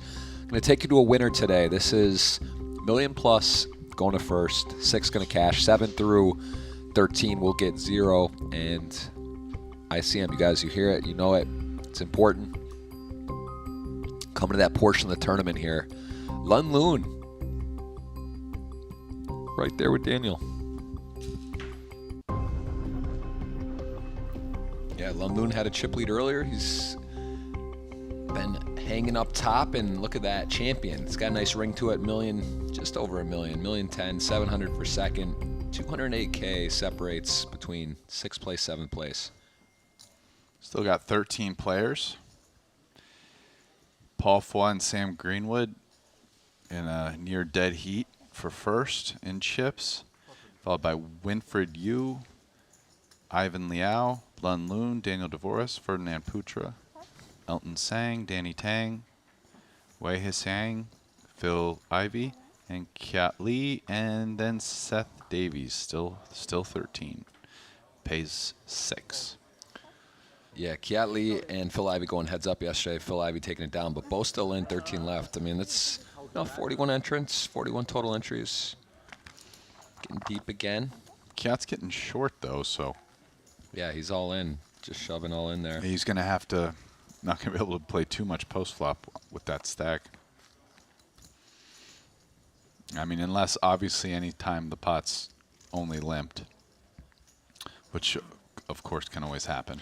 You know, the couple hands with Daniel, you mentioned the king of diamonds, he had the best blocker. It just feels like a bluff would be so effective in this game. You don't really see like savage all-ins or like massive moves. Like, it's going to be hard to call off when someone makes a huge play. That actually struck me as a pretty good spot to do it. I mean, the one thing is like how often are you checking a big hand to the button? I think the turn got checked, right? But the button is the person who can have the sevens, right? Really, no one else can. So it actually seems like a pretty good spot to do it for value. You know, also maybe the button bluffs more on the sevens too, right? Because they can't have the sevens. So it actually seemed like a pretty good spot to go for it. Obviously, much easier to say that sitting in the booth, not just like rifling in, you know, whatever 300K in chips or something on a pure bluff, which is essentially a buy-in. So you're talking about 75 dimes value. But yep. All right. Well, Wei's going to get off on the button to a nice start here with the king jack in his hand, flopping trips. You can see against really only fading the gut shot immediately. There is runner clubs as well for Putra, but he's going to lead a lot here. Of course, it's a good flop for him, right? 2 kings. Actually, you know, kind of good spot for Wei because he had a better than average hand and flopped the trips with a good kicker on the button, right? Yep. But again, we're just seeing that people who limp in early, you know, on these boards where they have a range advantage, lead a lot. So now the real question is going to be like, on what turns does he kind of keep bluffing here? This kind of feels like potentially one of them, right? Because he has the jack of clubs specifically. You know, he has a lot of incentive to get 10s to fold. 10s continuing on the flop versus a small sizing. yeah, and if you're Wei, you know, you're sitting, you like your situation. It's getting a little more dicey. You also do realize you could be against king queen suited or ace king, and you know, a flush now. Flush is the powerful one, because if your opponent does somehow have a flush, you can't win. If he has a flush draw, he's got equity. So things get less attractive, but still in position with the king. I don't think you can fold 3 kings yet. I think you're just going to have stuff like any kings and 10s, even some straight draws that are now much, you know. But if you're folding king jack, you're just over folding here, in my opinion. So Yeah, you're almost compelled to he's not continue folding. and evaluate the end. Yeah, obviously, you're drawing dead to a flush at this point, but you know, I mean. So this gives Putra, improves his hand, but realistically, how often is ace-jack good? You know, the flip side is, you know, since Jack-10 now got there, which is a hand. Jack-queen. Sorry, Queen-Jack, yeah. Yeah. This is actually an interesting candidate to check-raise bluff, for what it's worth, right? Because when your opponent bets, you're basically, your ace-jack is never good, and you have that jack of clubs blocker. So to me, that would be a really good candidate for Putra to, you know, you check, you have some showdown, but when your opponent bets, you know, you consider just piling in a check-raise bluff, right? Because the best check-raise bluff candidates, he has a blocker to the flush and has some showdown, although theoretically not like a ton, but some. But then once your opponent bets there, you pretty much are never good. You almost can't call. with the ace blocker and the jack of clubs blocker turning it into a bluff. But, you know, his opponent didn't bet the king jack, so no chance to check that out, that permutation out. Don't bring that back, wrist. Leave that. Let's let that to bed. All right, we're going to get a look here at the chip counts. Look at that.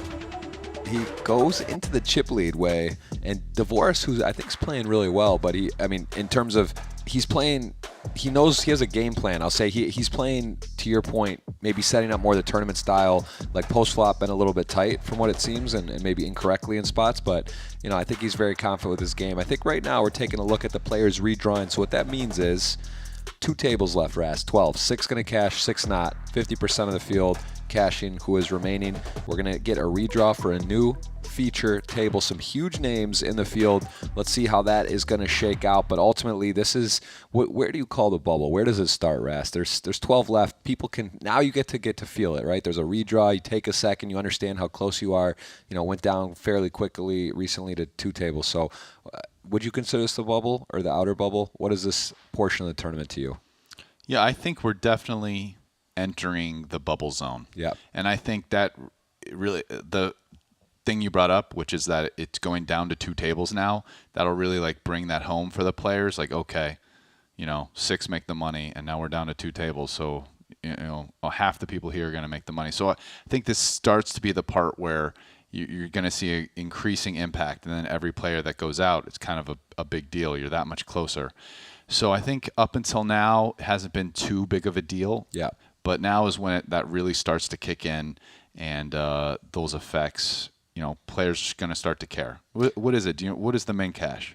208,000. So about a 3x almost on the entry. And again, why tournaments are so beautiful? It's right now because everything's different. Who's the chip leader? How tight are the stacks? Does someone separate from the pack? That's why every time you watch tournaments, it's just so fun because depending who has what chips and what seat you get and how it goes, you don't know what you're going to see. And that's why it's beautiful. It's why we love poker so much. And it's why in Triton, you just don't know what you're going to get because depending who and what and where, it's just a whole different type of situation. And we're going to get to see a very fun final 2 tables here. We're waiting to see who's going to be there.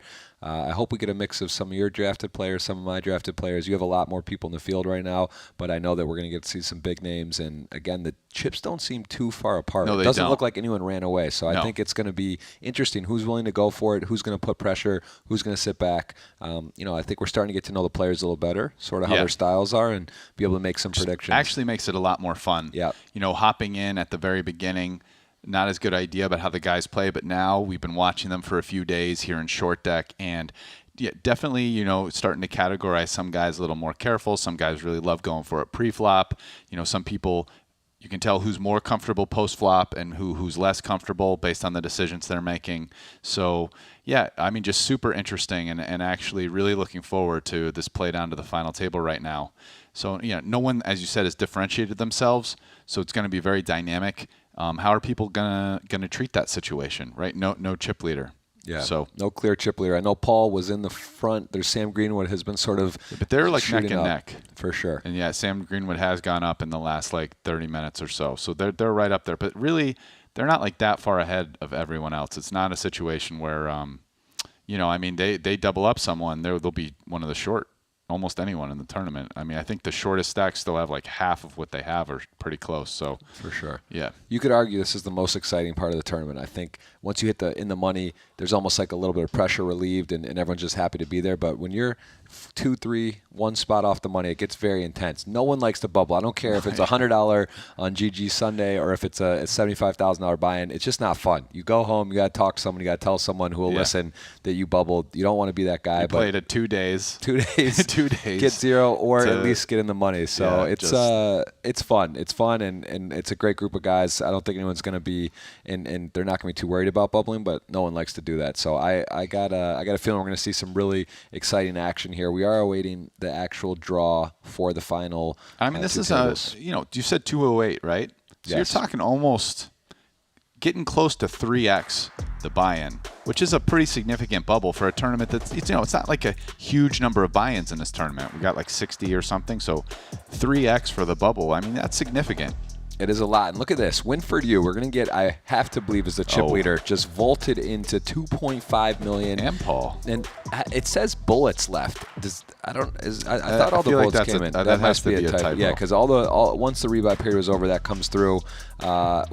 We got Way still at the table. Danny effing Tang. Dude, I think he busted your guy. Sam Greenwood's out. No. Yes, This is Greenwood's not. out. Jeff We're has down no to 11. guys Am I left. drawing? Is there anyone? Is it Phil You've got Ivey? Kiatley, Ivy, and Elton. That's All right, it. 3 out of of 12. Of 11. And they're 12, yeah. And Elton's your highest guy in 7th. We're in chips. We're in a world of hurt. Me and the Can I Twitch get chat, this? we're going for it. But look at who we got here. Daniel's going to stay on. Danny Tang.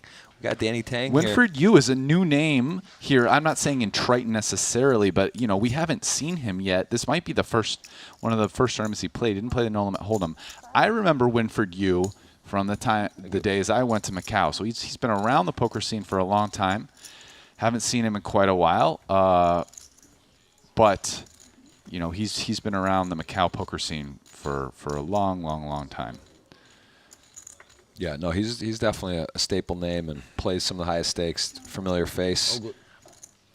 And we got Paul. This is nice. I mean, I think this is the first time that Putra has not been at our feature for the whole event. Oh nope, he's still there. Oh, he's there. He's literally a staple in there. All right, fair enough. He's just he's just trying to go in wire there. to wire at this point, right? Yeah, I mean, we have the top 2 guys in chips here. Paul Foy is second in chips with half of what Winford has. So we actually do have a guy who's starting to run away with the chip lead now. So what's he going to do? 40,000.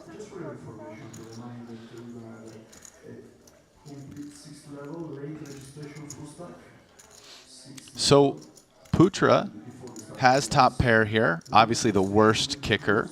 But the 6 and the 7 are good for him on a limped pot, the guy on the button. Not too many people playing 6s and 7s. He could call. In my opinion, he could also raise there. It's an interesting hand to raise in position. They're kind of deep enough that he could make it like 140. Obviously fold to any continued action. If Dvorak is stabbing, it could get him to fold some hands. Obviously, whenever you get your opponent to fold in this game, it's pretty good because almost all hands have some sort of equity. Yep. Even just like an overcard, it's just so much more likely to hit with 16 less cards in the deck. But he takes the conservative route here. I actually sort of with the top pair blocker, I kind of like, and the stack sizes there, I kind of liked the raises him.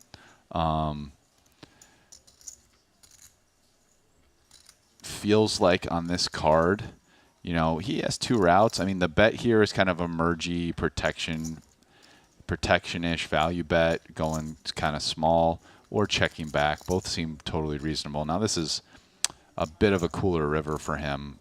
There's going to be a value bet, and Dvorak is going to win. The question is just how much is he going to bet? I mean, I kind of think on this, I have a feeling he's not going to bet. Okay, he's checking. I don't think Putra will check back 3 queens.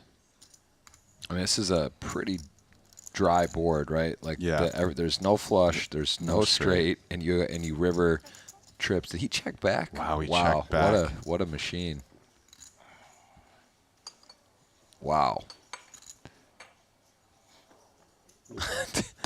Well, they're both my guys, but Putra's my guy. And let's take a minute here and just say you could easily, you saw Jason say on that ace 10 should value bet. We've seen Daniel playing conservatively. At the same time, he's playing 75K buy-in tournament short deck. Probably hasn't played too much, even though he's played some hands. So credit to him for coming in and playing a game that's like not his first choice of a game. There's a lot of players we see that are out kicking the soccer ball around, or they're hanging out, or they're just taking a few days off, and he's in here playing the highest level. So it's also easier in the booth to see that, it's. I mean, I will say this, regardless of whatever theoretical, when you check King Queen up there up front, and your opponent checks back Queen 8, I mean, there's literally only 2 hands in between Queen 8 and King Queen, the Queen 9 and the Queen 10, right?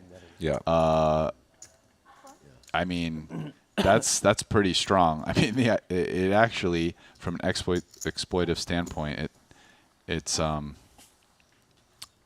I mean, it basically turned DeVoris's check into a bad play, at least specifically exploitatively in that spot, because, I mean, your opponent's not value betting queen 8, so you're basically just never good when they're value betting. Wow. Super interesting.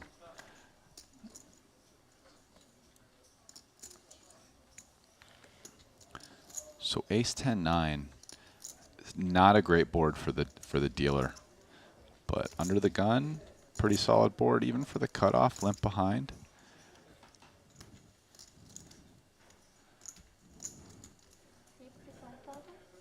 It's a pretty big size here, and one that Putra's just with middle pair and no real draw. Pretty easy fold, I feel like. Yeah, and I mean, Winfried, we're not going to know the exact hand that happened at the moment, but 2.6 minutes, he is a guy that could start putting a lot of pressure on in significant spots, sure. especially the 500, 600K, 700K stack. Like, you know, it's not, he can be very, very aggressive if he chooses to. I mean, the hand had to have been where Greenwood went out, right? Because Yes. Greenwood had a bunch of chips, and now he's out, and Winfried has a 2x stack, so there's almost nothing else that could have happened. Ooh, you know what's from decent news for me? Kiat Lee's up to 1.3 million. He's in third. Yeah. That's something. One of his fans. Oh wow, That's a chance. That was He's he must have basically- doubled. He's tied for second essentially on the nose. You look up to Also, Ivy is on. He's very short. 12 left. 176K. Yeah, you're. Yeah, he's been crushing the short deck tournaments. That's what I meant. No, but I mean. All right. Never mind. I think when I discovered poker, it was like after most of the like streamed big games and stuff. But he was like really big on like 2+2 and stuff. So I just like I thought he was like the end boss, but like everyone else did too back then. Yeah. And he was Yeah. like.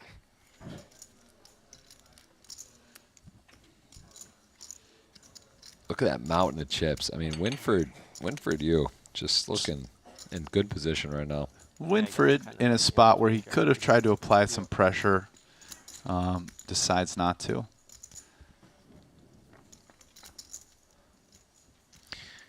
And so Winfried also has 3.5 million in Triton earnings alone. He has a title. Oh, Winfried? Yeah. Yeah, And okay. he did cash the £1 million Okay. Triton event. So just give you a little context. Took down the 100K short deck Ante-Only as well for first place, 2 million Hong Kong. That was in Montenegro in 2019, and he cashed 4 out of his first 6 events on the Triton Stop Tour. So I mean, pretty impressive resume. Paul with the just total stab here. My guess is with his particular hand, just going to be done with this on probably any turn. But we can see if this was the multi-street plan.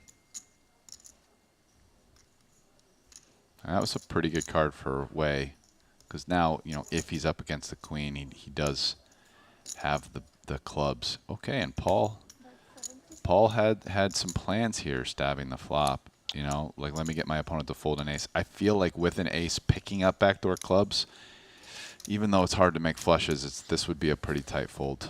Yeah, this is interesting because if it was a 6 non-club, it might actually Oh, could yeah, work. It would good probably, chance, I think. It works. So this is pretty unlucky for him that he picks that draw up with it to draw to the super nuts.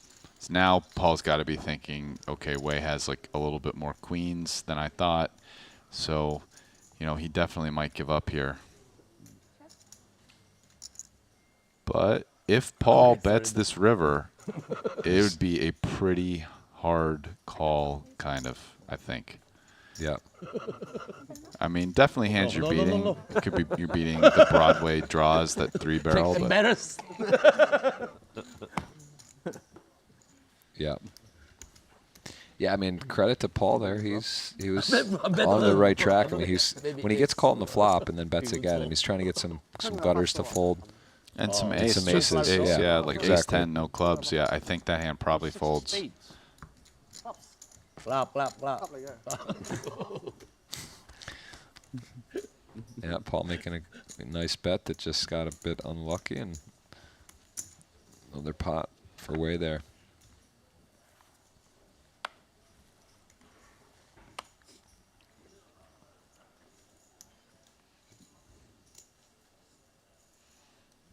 Oh, is this table? Do you have any of your guys on this table? I actually think they're all my guys. That's just not good news for me. This table is all my guys. You have nobody to cheer for. It's pretty brutal. It's starting to look grim. And Ivy's on life support. He's got 14 annies. I'm Kiat's in second. That's your. That's my. That's and your, Elton, like, shining. and Elton's in there. It's not over. It's not over. It's not looking good. Ivy's out. Okay.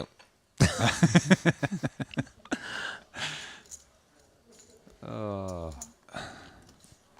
Okay, a bunch of kind of Playable. a lot of hands there. coverage. No aces and kings, but any flops with cards below ace and king is going to hit everybody. Ooh. Wow. So top set, which is a monster, as if you guys remember, top set is a favorite against a straight on the flop. Now this is a board where, yes, tens are blocking the straight. The blockers aren't as relevant here with the flush draw and obviously two pair set being so strong, which is part of the reason why you see Daniel opt to check that, because it's just not quite as powerful blocking the straight here. And it's good to see him do that, because I think it's a play that a lot of just hold'em guys who are new to the game just auto bluff these spots. All right, so I got 3 and 4. You got 1 and 2 right now, Rest. We're getting tighter, and Danny is gonna go ahead and bet here. It looks after checks around on the flop, thinking of all the options, understanding that he's got a very strong holding. He also could improve, and he does want to deny some equity to flush draws, 10x, like 2 10s. Yeah, flush draws, straight draws. And if somehow he's behind, he's got a chance. Daniel now thinking in position with 2 10s, right? So it's actually not just... And the 10 of diamonds. Yeah. So, I mean, he's drawing to the straight. Obviously, if he's up against a straight already, it's not so good. But he's not up against a straight. You know, he's got a decent amount of equity. And will I bluff diamonds if they come? You know? I think that might make him end up calling, because my guess is he's going to bluff any diamond. Really? I think so, yeah. I mean, I think he has to realize 10s don't have a ton of showdown.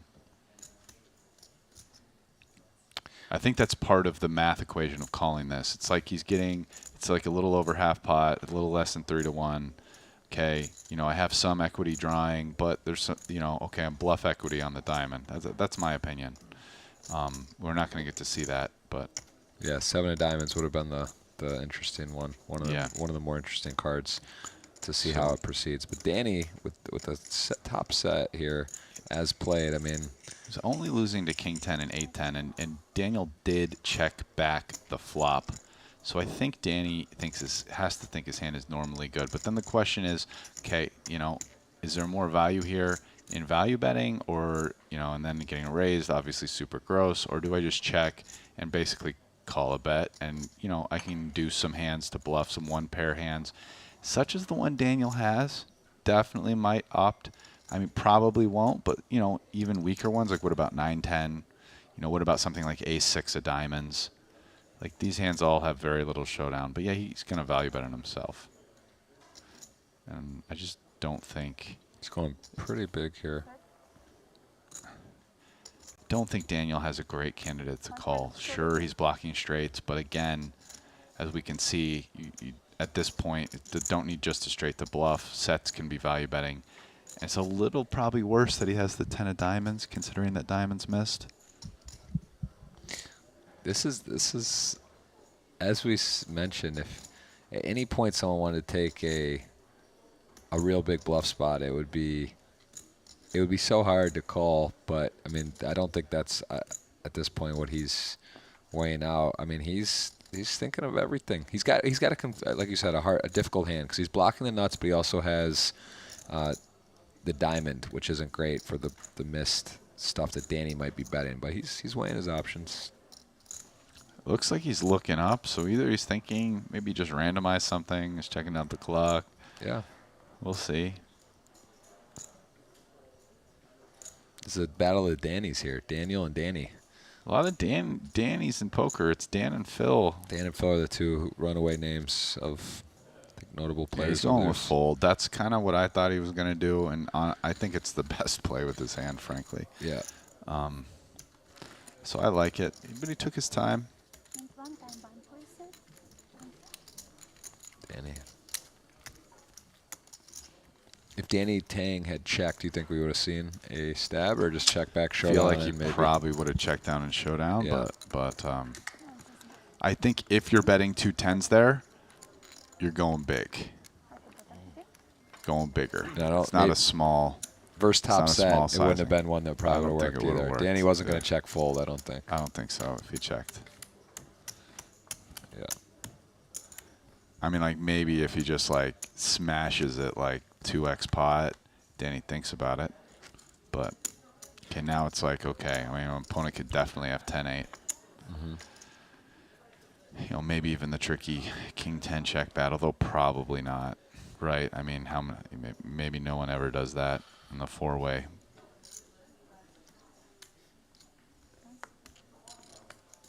Queen 6 off, King 6 off. Two of the more raggedy hands. Paul with the ace queen. +2. It's Certainly. 84K in there now. So he's only got, what is that, like 13 pots or something? 14 pots? Just like the equivalent of 30 bigs. Goes for the to call. Here's one of those spots where a chip leader, 7s, he's got 12 in there. Does he just, he flick one in, right? I think he flicks it in here. He's in the hijack. There's only 2 people behind him. I think the fact that Paul came in, he's getting better odds. He's also getting kind of protection by Paul, right? From a certain sense. Daniel's going to play, and I mean, Danny's going to check. I think this is going to go 4 ways to the flop. I mean, I guess this isn't the worst candidate for Daniel to get aggro with, but it seems a little weak. It's not what his game plan's been either. Yeah. Danny with a pretty raggedy hand. He'll take it to the flop. It's just King 10 off. Just make it like 150. The ever dangerous Ivan Liao is now in second, clearly. Here we go, Paul Foy. I mean, this is, this is a good flop for him. I mean, he's the most likely to have aces, kings, and ace king. You can see he has ace queen. And given the amount of time he's already taken, I think usually once people cross a certain threshold, they're just way more likely to bet. You've kind of already given away that you probably have something once you pass. If you normally take 4 seconds to check and all of a sudden you're at 8 seconds, at that point, usually you see bets. And feels like it's going to be pretty hard for anyone to continue. I mean, the only person who has anything is Daniel. And I kind of think King 10, no backdoor flush. I mean, yeah, you're getting 4-1, but, if you're good, how often do you get bluffed off your hand and you're just not good a lot? So this is a fold to me. Yeah, I like his decision to fold there. Although, again, we've seen a big propensity in that spot. People play it very differently with their floats versus non-floats. But I'd actually way rather have a gutter in that spot, whether it's 7-8 or, Queen Jack, Queen 10, than I would King 10, personally, right? Because at least the gutter, okay, I'm going to bluff sometimes, and you've got that gutter to the nuts, which, you got the implied odds of that. Whereas just a really weak showdown value hand against a guy with a strong range advantage versus you, I mean, that sucks. Now you're just in a spot where you're behind a decent amount, and when you're ahead, you just get pummeled by a guy who can bluff you. Yeah, so that's, I think, really the biggest problem there with King 10 versus, say, a hand like Queen Jack. Yeah, makes perfect sense. And again, this is the stage where let's see what happens. We see Paul come in. He's already got puts the extra 12 in, 9-10. Daniel with a Jack 6 suited, just going to give up the 12. I mean, it's too bad this is the last day. I feel warmed up with short deck now, you know? Yeah. If there was a 75 tomorrow, do you think you might rip one in? It's close, huh? 50, I would for 50. Sure for a 25K. Yeah. 100%. I'm in. Yeah, I'd dance with one. 50K. Too. Actually, I might do the 50. I might just like, hey, anybody want to buy a piece? I'm not the best short deck player, but like, there's some. I'm actually, you know, you would take a little piece. Of course. I would. Yeah, I'd probably sell half and just fire the 25 ball. The 50, man. Yeah. Well, 50. 25 yeah, on my 20. own. Yeah.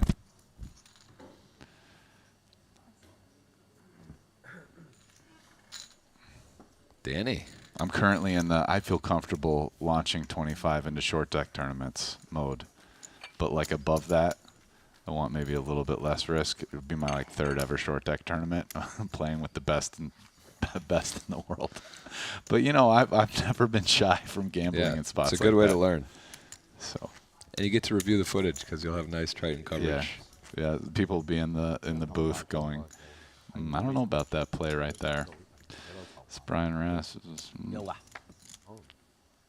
But it's okay. Actually, I mean, here's the thing. I know, and sometimes we're, you know, I mean, we try to be even-handed, try not to be too harsh. Sometimes you disagree with the play. But, you know, the truth is that it's always good to get feedback, whether right or wrong, because really the best thing along the journey is evolving and learning, you know?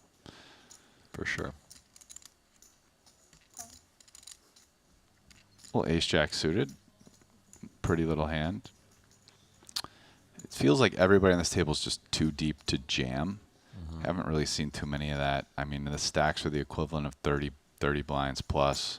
So with the limp up front, you're in a spot where if somebody raises, you're able to call or re-raise. So definitely a spot where limping up front with these kind of ante stacks is really good. I think the only person who's kind of short here is Ferdinand. So he actually has a stack where he's the guy who could really just rip it in for 600. Ooh.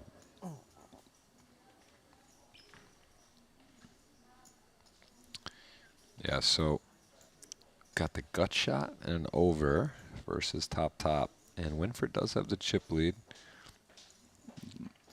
Gonna go ahead and take control of the hand, bet something.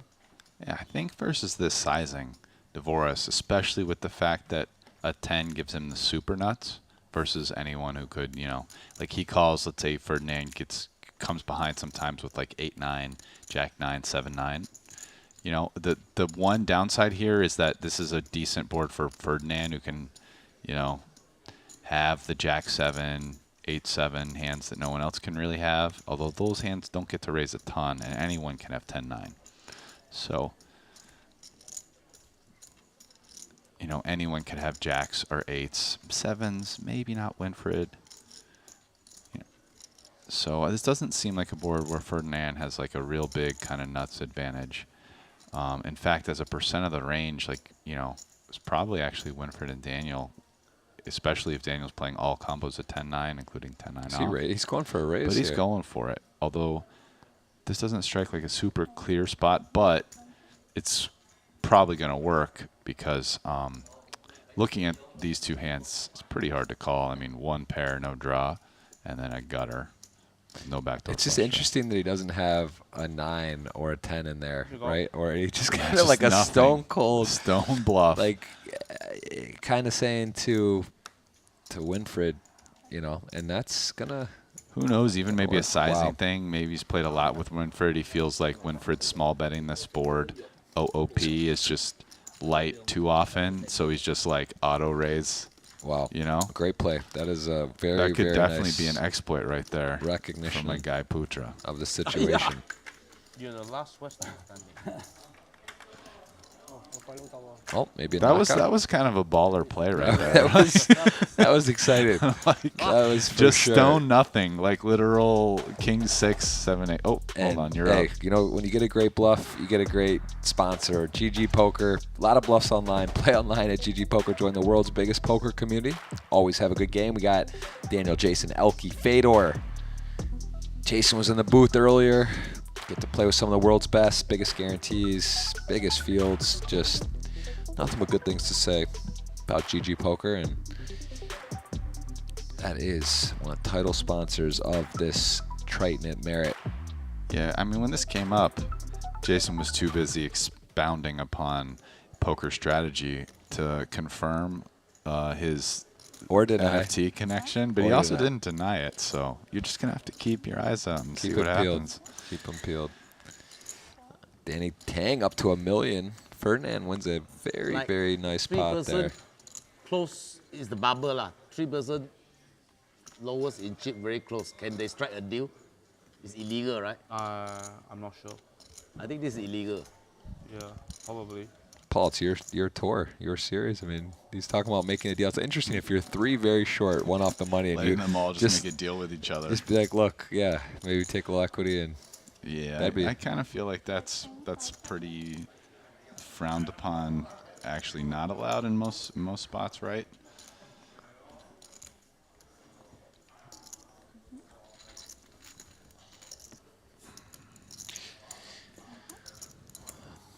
I don't even know. I mean, deals are allowed later in You tournaments. see that sometimes, like if the 2 short stacks on the bubble are all in, someone's like, "Oh, I'll swap." It's like if they're Yeah. close stacks, just to have a little sweat still in the tournament. But I feel like it can't be too bad if other people know that it's happening, Right, right? if you As long as announce it. people know.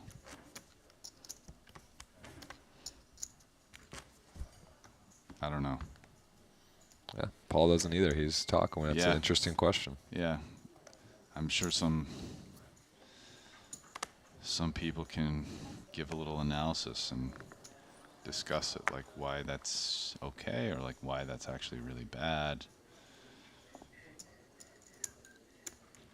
King Queen off. What's he gonna do? He goes with the limp. I think with these stacks we've just been seeing 100% limp by everybody. They've just kind of decided that's the, oh my goodness. Eh? Yeah. Daniel, the big red rockets right there. Yeah, I mean, hand I rank 1. Feel like they're deep enough that he's gonna raise. What's the sizing? Like 150, 150, 140. I think he's gonna I go. don't think he's gonna rip it. He's gonna go big, but not maybe 180. 110. Oh, Ooh, even smaller. interesting. Way 7's not in. I'm sorry, not 180. I was 24. The way correct, Wei's sorry. been playing, I don't think Wei's gonna call. He's been like very careful in a lot of these spots. Yeah. I mean he has been you know, he's the guy who didn't even play the ace-9 off after getting huge to 1 that Yeah. Kim pointed out and all that stuff. Yeah, I was thinking 150. I'm sorry, I didn't realize it was 24K. He's not gonna make a 180, but I would have thought a little bigger. That's not that big. 7, I think 7. So the bubble is. He's in position with aces. Obviously wanted to see Better the lah, limp rather rip than today, but by the I ace had king. risk. You just can't always get it there. I'm not in the tournament. If I was, I'd have ace king and have ripped it on him, Yeah, and I'd be on my bicycle. we've seen the ace jack, ace queen run down aces, but aces to ace king we saw was 8%, I think, to win. So yeah, that's hard. No, it's over 8%, 18, right, or something. I thought it said 8 for ace king to No. aces, but maybe there's with chops 8% to win. Oh yeah.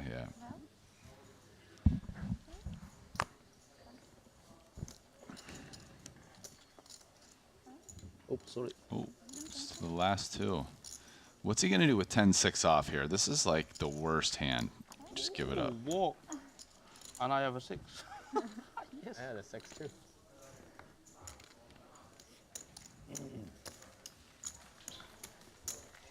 Feels like Danny Tang 6 is a little better. Gotta if you're gonna have a 7-6 suited versus 10-6 off. Was he suited? I don't Yeah, think he was. no, 10-6 wasn't. Danny was. Okay. Yeah, crunch time here of the tournament. We're getting to it. Where are we at? We're at 10 now. Who? Ivy's out. How's Seth doing? Seth Your is turn, out. Man. Is he? I see it says. Okay, Yeah, he's 10. He out. was a. Ivy and Seth were the busts. Yep, I see it now. Updated. Okay. So Yeah, your 2 guys are. It's improved relatively, other than losing Ivy, but he was super short. But Elton and Kiat Lee are 3rd and 4th. I have 2 out of 10 left. You have 2, and you have number 3 and 4 in chips. Yeah. So, And we're, yeah. Okay. It's looking dark, dicey, but I have 2 out of 10 left. I mean, it's not good. No. But you're probably more like, to get the actual winner based on number of chips, you're probably like 30%. I mean, you're definitely more than 20%. I mean, having 3 and 4. And they're actually, I mean, they're almost, look, Elton has almost as many chips as Ivan. I mean, you probably have like 25% of the chips in play. Yeah. Between those two. All right, not too pretty hands, but a couple playable ones. No one's gonna love it, although the ace-9 suited does flop. The flush draw, not flush draw. Guess you'll like that. You will be happy with that. Yeah, he's the only one who's gonna really like this flop. I mean, Paul drawing to an under full on a flush board over pair. It actually seems a lot weaker. But he's gonna lead. And Daniel's not going to fold, and I just feel like Daniel's going to win this pot like a huge percent of the time because he's not folding here. If he raises, he wins. If he improves, he'll probably win unless Paul bluffs. And he obviously can't bluff the nut flush. And then if he doesn't improve, he probably bluffs a lot, at least once, you know. So it just feels like Daniel's going to end up winning this. It might be 56-43, but Daniel's going to win this like at least 3x, 3 or 4x. Paul also has a 7 of clubs in his hand, so realizing that if he does hit his 7, doesn't make the flush. I mean, he's probably just check folding here. And I gotta think Daniel's going to bluff this most of the time. I mean, ace high doesn't have a ton of showdown value, and you have a pretty nice draw. They're deep enough that you don't just get blown off. Although getting check raise is obviously ugly, but you know, sometimes you just gotta try to win. Yeah, inverse of big sizing. I mean, snap in the muck, I think, for Paul. But 124.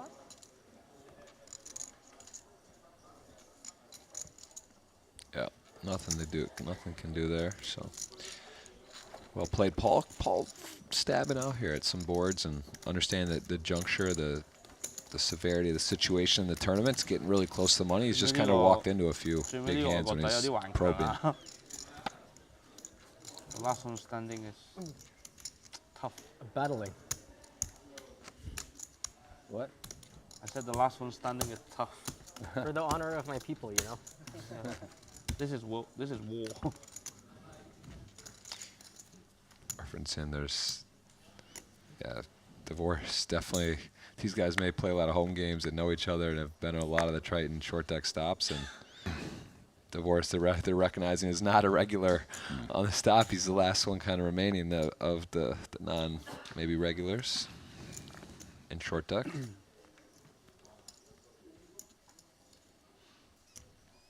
Yeah, I mean, let's read these names. We got Winford Yu in the chip lead, Elton Sang, Ivan Liao, Kiat Lee, Danny Tang, Paul Foy, Wei Yu, Ferdinand Putra, Lun Loon, and then Daniel DeVoris. He's the only player out of that group. I mean, look at it does show you, right, Brass, the game. It's a lot of skill. I think this is the more experienced short deck players are all kind of finding their way here. And of course, mixing Jason Kuhn, Chidwick, Ivy, some of the players that are very, very experienced and good as well. Not in currently, but.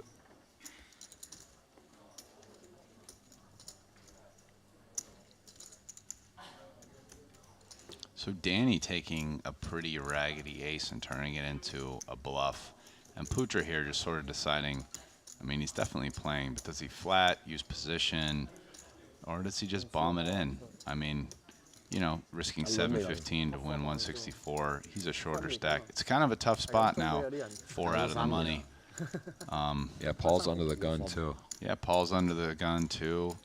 It's only 5-handed, though, so, but yeah, it's still tricky spot. I mean, if he calls, can he fold? If Paul bombs it in, like, I guess, maybe. It's interesting. It's the second time Danny's taken this sort of raggedy hand, and Yeah, so he just decided, and that's going to get the job done. But it's a tricky spot there. How much is it? Now Danny, this clear posturing. But he just said this is war. That was his last comment. And he's posturing a bit because he just popped Paul's limp. Yeah. You know, at the A7 off, like. he popped Paul's limp with A7 offsuit. We're going to be a new level in the 75 short deck, 15,000 ante, 30,000 bottom ante. Taking the ace blocker and. Well, also shows you Going Danny for it. recognition. Jason was saying like that ace suited, you know, it's nice to take a bluff with the A7 off or a hand that's Yeah. like not suited. When you start having the suited hands, You want to make sure you see three. yeah. So, good execution from Danny. Just got a bit unlucky to have. Yeah, I Pucho mean, wake up would and, Paul have folded OOP with the QJ off? I mean, probably. Yeah. So.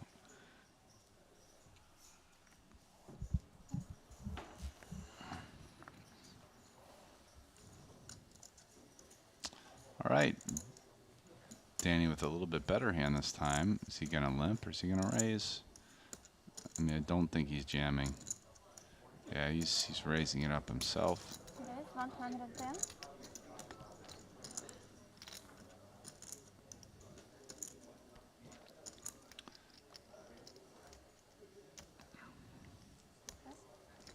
Way gonna get out of the way. And Paul not interested in the Jack 8, so Danny just gonna pick it up to over 1.1 million. 37. Please, 1 time pound for the last time. Thank you.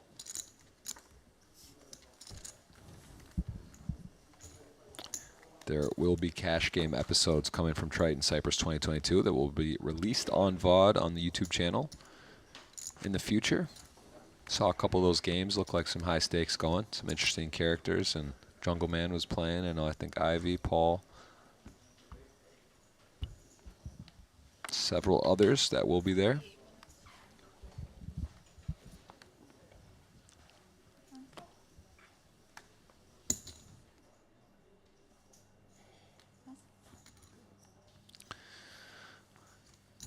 Nine six goes in the muck. Way with the ace jack +1, certainly playable hand to put an extra 12. Don't think he'll do much. I'm sorry, 1530 now.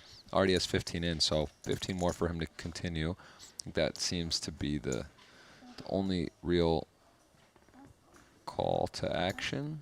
Gonna go ahead and go over to the cutoff, which is not playable. And Daniel with the button hand king 6 off, pretty brutal, but you know, just has position.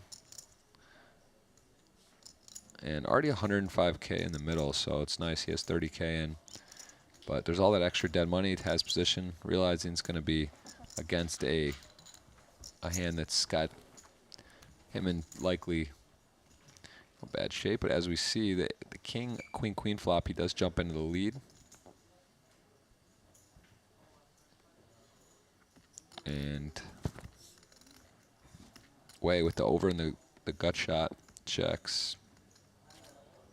Daniel with the decision to protect his hand or pot control, check back. I mean, the thing is, Daniel has stone air here so often. Like, this is one of the, again, a really bad hand, but he does flop top pair. But he could have literally any 2 cards, so he does flop fairly well for his particular holding. Also blocks like king, queen. Some of the queens that would limp in here. That's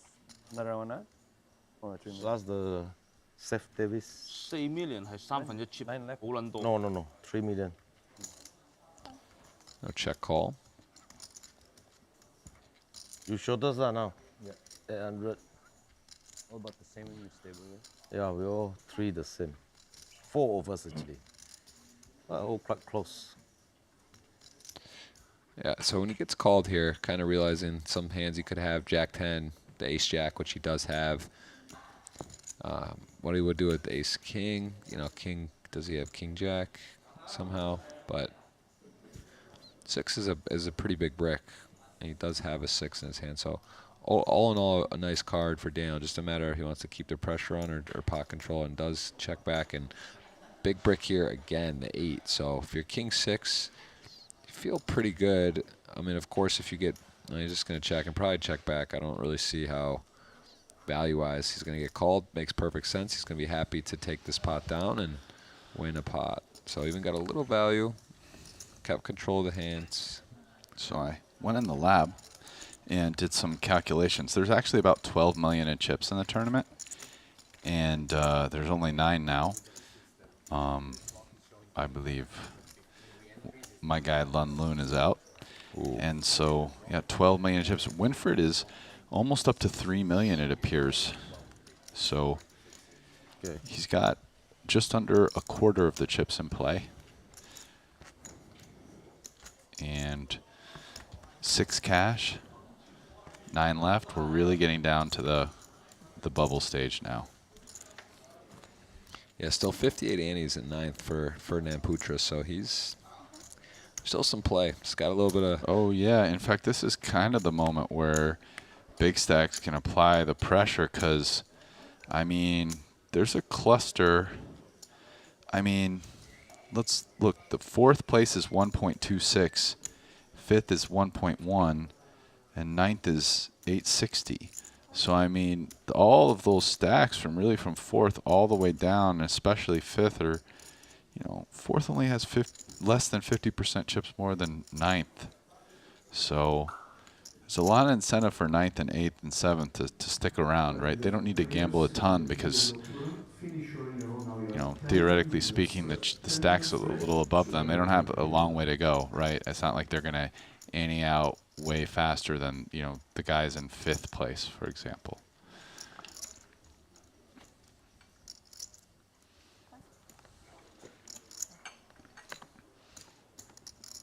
Oh, did Winfred? He's not at our table anymore, huh?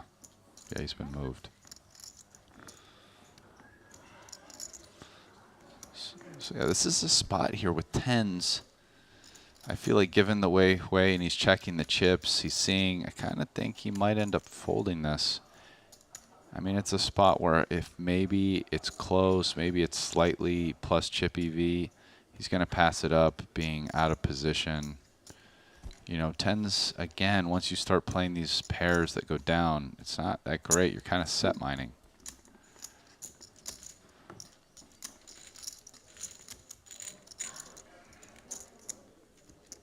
No, here. Yeah. Use the button. Yeah.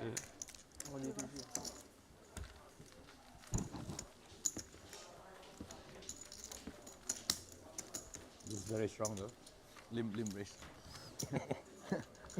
Very strong.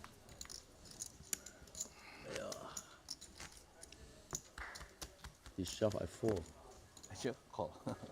Call là 應該可以執喎，10 ND， 唔得啦，孖10啊。Yeah, so players checking on the other table. Again, the Triton-poker.com does give you the up-to-the-date chip, up-to-the-moment, really, chip counts. Really update that quickly. And it's, of course, an important time to be aware what's happening at the other table when 6 cash, 9 remain. People Yeah, I mean, it strikes me that if, say Paul's being honest about that ace-queen, like he shoves, I fold, it starts to make hands like ace-king. I'm not saying you shouldn't limp shove it there, but the aces, maybe not even as much the kings, aces, ace, king, and then like 10-9 suited. Because if you're getting called by like ace, king, and aces, and maybe kings, all of a sudden 10-9 suited, the kind of the bluff hand that plays great versus that range. So, the limp shove, as Wei Xiang there could be, his range could be like ace, king, aces, kings, and 10-9 suited. Yeah. Yeah, we are going to get a look at the current stacks here. So at this feature, pretty tight, 76 between 54, 76 antes. You can see the chips 1.1, 800. Start with 300,000. 100,000 Lammer times 3. You can use up until the entry ends. Had some re-entries here, 15K, 30K button right now. That ante is 15K. So, some play. Still not, this is not all in or fold poker. We're seeing a lot of A lot of post-flop play at the moment. Yeah, although maybe like a little less than previously, because now we're in a spot where it's like one of the ways ICM affects is, you know, when you're calling the raise out of position, it runs close. You end up kind of playing chicken with the guy who raised, and now, you know, you both are kind of taking my overall minus EV spot, and the rest of the tournament's gaining, because like one of you is going to gain a lot of chips and the other one loses a lot, and everyone else is kind of chill, which is part of the reason why I say like tens just got folded versus a raise. So it's a big advantage to be the first in the pot, although then obviously, you know, you're risking one or two people limp. They limp strong, they're going to limp shove. Yeah, that's what I'm saying. That's where all the game within a game stuff starts happening, and trying to get a read on how people are adjusting. Yeah, that's why it'll be a lot of. See, the ante's gone up to 15K now. We'll chop you up. Maybe we just pick you up and then put it at the end.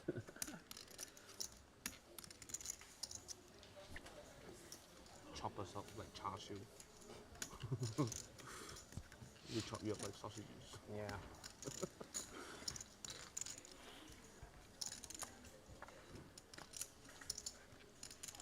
Wow. 出邊有個大婆。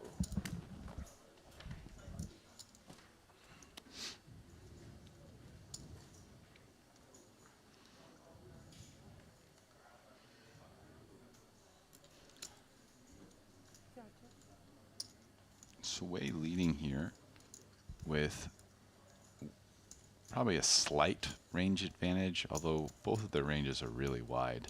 Once you get to, you know, this is the equivalent of like small blind, big blind, limped pot. But 10-9 isn't even a gutter, right? It's ace 6, 7, 8, 9. So maybe with a gutter and the diamond there, I mean, he's clearly continuing, but.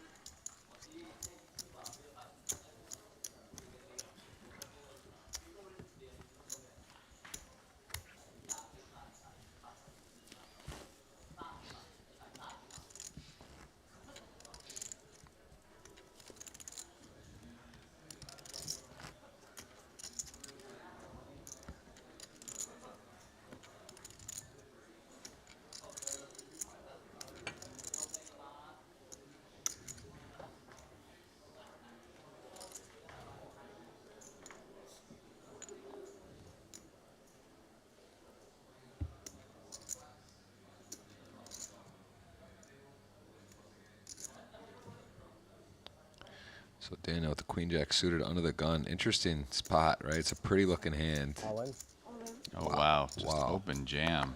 Wow. This is a bit surprising to me, but I guess. So maybe he's thinking that ace queen off isn't calling him. Right. And that plays okay. Does queens call him?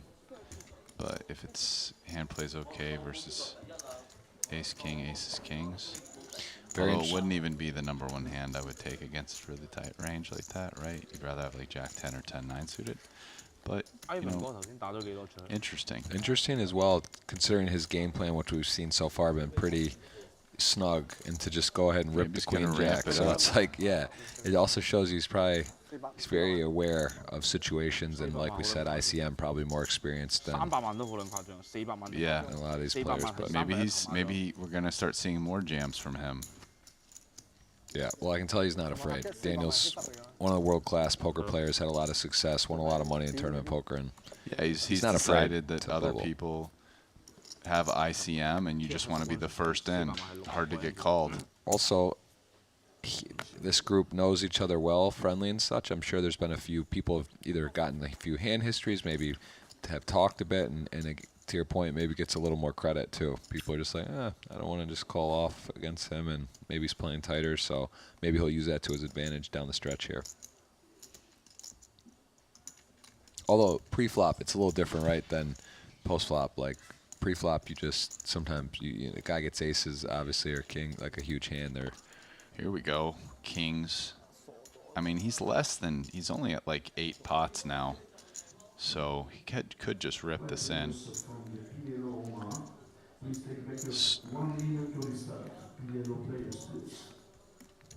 All right, he's going for the raise. This does give up the opportunity for Daniel to play some buttons. Though I guess king 10 off doesn't feel like your favorite hand here to play versus the raise. We'll see if he thinks it's good enough.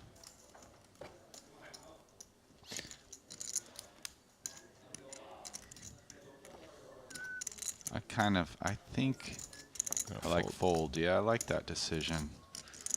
I like that decision. It's a little too disconnected offsuit. And they're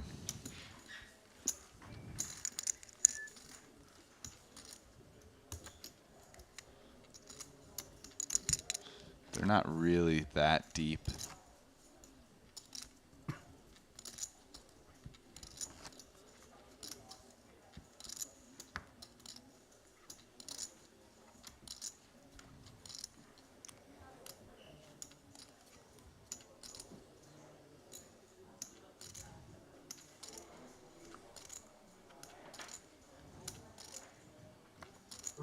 Guys. 30 seconds for the piano. Please take back your seat.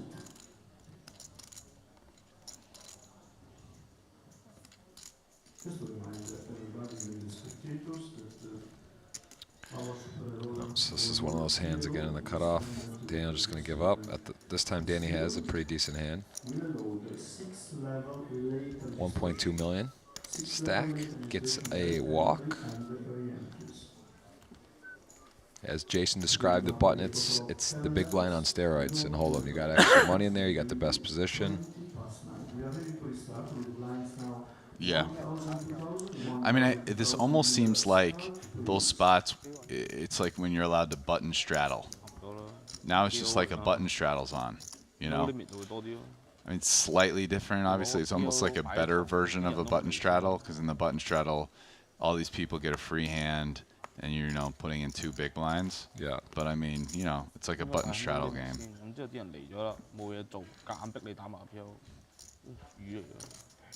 More than a traditional game with blinds.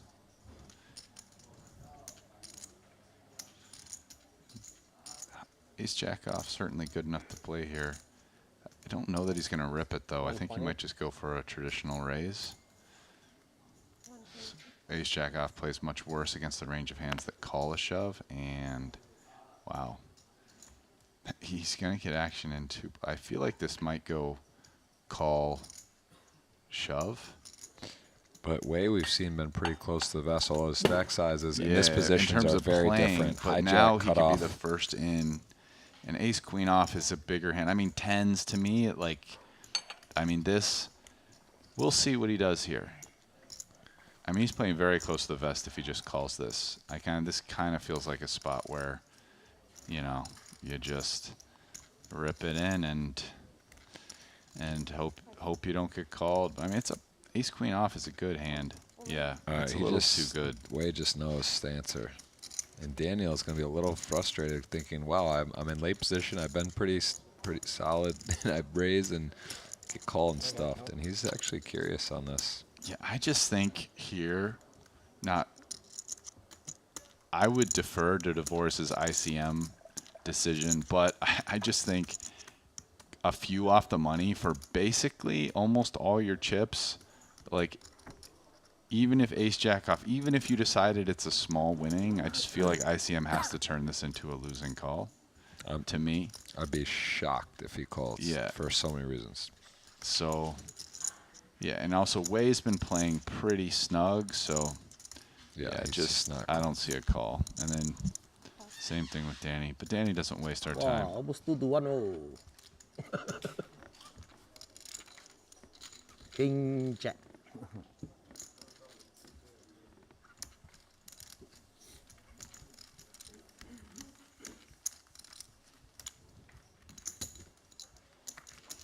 I mean, pretty nice pickup for Wei. How often does this happen?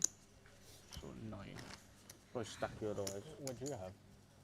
Something better than you. I don't think so. I think so. I don't think so.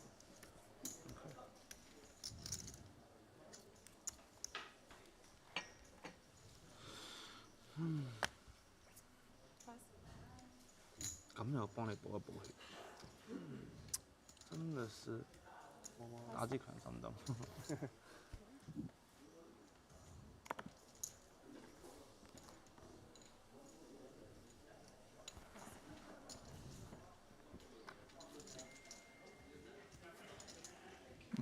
We're probably going to see a little showdown here.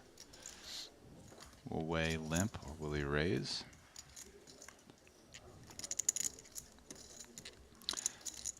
Yeah, I like raise. I think the problem when you look at the stack is Ferdinand can still jam versus a limp. And I think he'd rather just get him to fold a bunch of weak hands.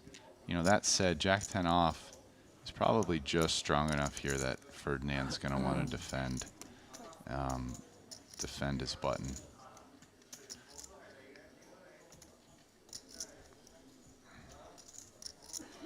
My guess is Wei folds to a jam with this hand, but and Will Ferdinand, it's not suited, but if he senses weakness, I think he's going to call though, yeah. But my guess is he's deciding more between jam and call than call or fold. No. I had an ace in my hand. Oh, yeah, this time. No. Worse, I think. Better. Really? Oh, wow. I had you crushed. You probably just had Jack 10 suited. Oh, you flatted queens? I thought a king queen. No, you didn't. No, you didn't. I king queen off. Suspicious. Suspicious. Why? You're the hijack. You hear Danny? Random shit. I don't know. I like you random shit. Danny and Dan Just a shot there. talking I strategy. expect you to be doing random shit. Divorce basically said you didn't have king queen off. That wouldn't be a good play. Danny's like, yeah, I did. Of course I do. What do you think? It's a bad play? You do random stuff.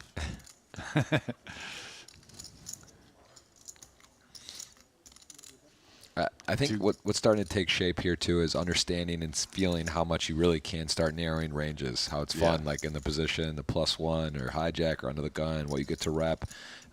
It's once you start thinking about it, it gets a lot more fun, and see how much thinking there goes into the game.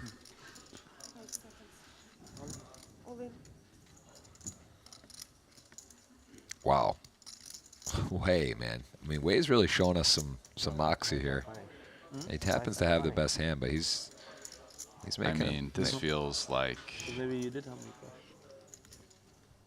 This feels like. How can you call this? You can't call. Jack here. You couldn't call. What hand do you beat? What bluff is there here? But it shows you also Wei, who I thought maybe was a little more on the tighter side, showing some aggression, and the fact that Pucher's He's just even tight aggressive. Yeah, which is good. Which is a good way to play. That's my guy, man. He is on your team. I wish I had Wei. He understands we got to be tight in some spots, but we can also be aggressive. That's I feel like a good understanding of bubble play. Pucher here, I don't really see the argument for a call. I don't.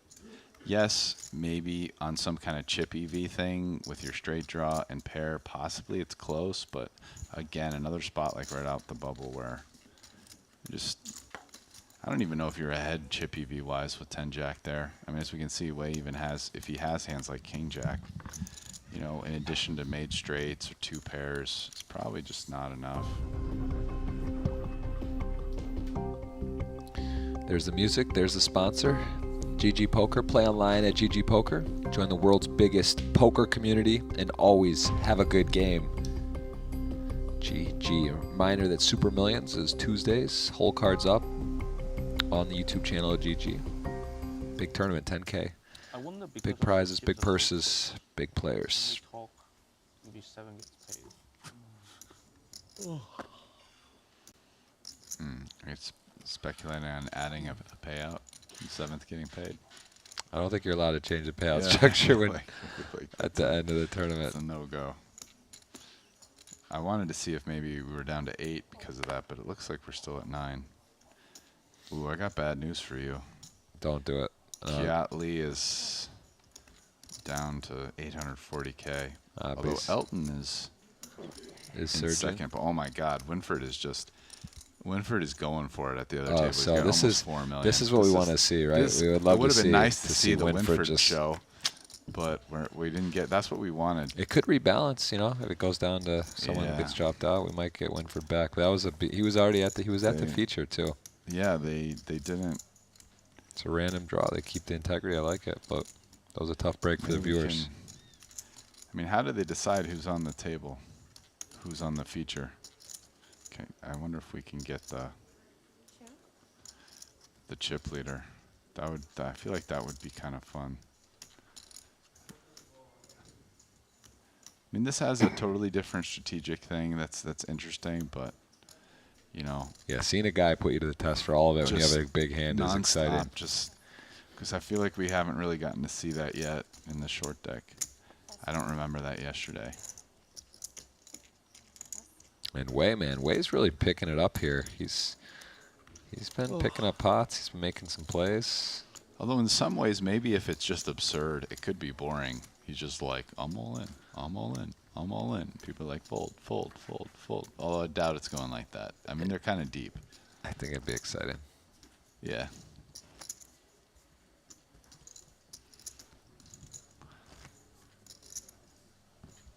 Because, I mean, this is a spot. If people are respecting ICM, as we've been talking about, it's hard to be enough of a favorite to want to call, you know, so he could just be mashing. Well, Ivan Leal's over there, for example, and he's an aggressive player, notoriously, so that, you know, that could be fun to see. Yeah. Does he take a stand? Does he even go at Ivan? Does he just pass certain spots because he knows Ivan's just gonna not care so much? I mean, it's actually super nice for all these guys here at this table, right? I mean, when you're in this spot and there's 2 tables left and there's a guy with a massive chip lead, it's so nice, like, not to be at his table. Exactly. I mean, it's huge for all these players. Yeah, you also kind of understand at a certain point, those guys are going to get blinded down to just being like folding out almost. Yeah. And so that's another strategic thing is how these players feel about Winford being over there mashing. They're probably a little bit happier at this point, just kind of a lot of them being chill, sliding in. Still got to pick up a few chips here and there. Yeah, interesting spot here. So Way with the 9-10 under the gun +1. Sides to check. I mean, he's gonna have aces, or he's gonna have his big hands here. Yeah, obviously the 7 and the 6 better for Daniel, but Daniel has a kind of weak, medium strength showdown hand on this board, so decides not to start bluffing with it.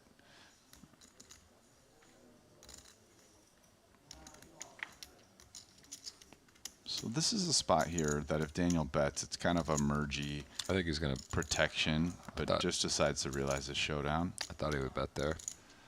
Ooh, 10-9 actually takes the lead on that card, and it's very likely to go check check. And I can't see Daniel betting. Not now. I think he could have bet the turn. Yeah.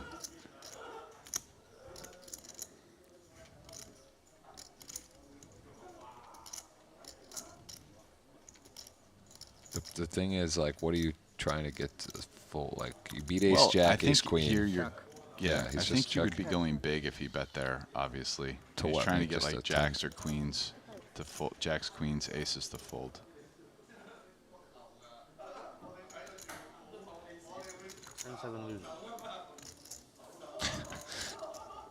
Danny just.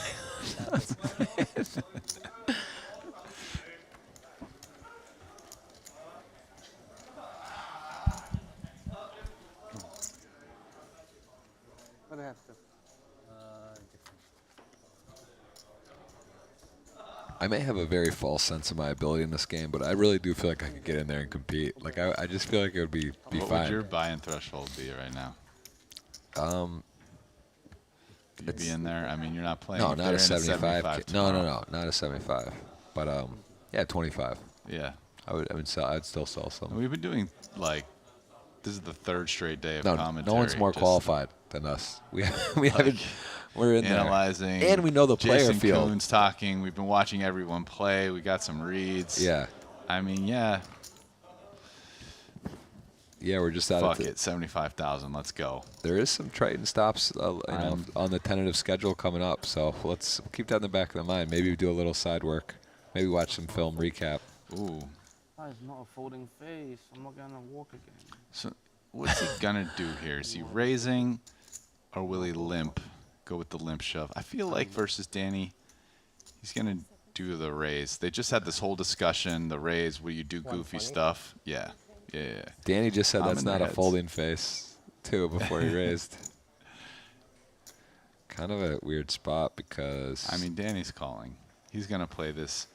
Tens is too good. They're deep enough. He's in position. He's probably like, this goofball, he's not as good of a short deck player as me. I'm Danny Tang. And tens is just a pretty good hand. Is he he's never ripping it, is he? No. I don't think this is the hand you rip it here. No. I'm just saying. Yeah, no. No. I wouldn't rip. Even calling doesn't seem. I guess you're in position and it's fine because you could really nut your hand, and also you're just beating some hands. But it's hard. It's not an easy hand to play. The position's huge here, though. Oh, I think an ace. I think I see an ace. Oh, but he's got the Oh 10 my of goodness! diamonds. Wow, look at this board. Wow. That is a big boy flop. I mean, everyone's got pretty Danny's high. got a pretty good bluffing hand, man. Huge. I mean, like, he's going to be behind a ton of hands. Ace, king, ace, queen, king, queen. A lot of those hands might have to fold. Obviously, aces is a little bit up there. And he's just with the 10 of diamonds. He's just always in the mix, right? Make a flush, you win. I mean, this feels like Danny's going to bluff. Whether he raises here. He's also blocking queen 10. I mean... Yeah, the only hand you really don't want to see is ace queen off with the queen of diamonds, or yeah. queens with the queen of diamonds. But, that raise. there's ICM. They're on the bubble. They both have almost the same chip stack. This is a... Oh, wow. Well, now aces shrivels. Literally, I don't know what the 4% is. Well, 'cause it's got one the ace. Yeah, quads. Quads, yeah. Can't really believe what fell. I mean, this is a disaster situation. If you're Danny, you're loving life, right? Because you got the second nuts.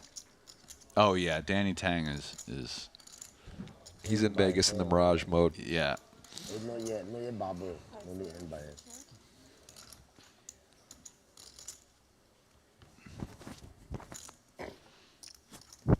Daniel can't really believe what happened, actually. He's sort of in a bit of shock. You have top set and a heads up pot, and all of a sudden you're looking at your hand is not that good. The question now is, does Danny bet? I feel like he's going to go ahead and bet now.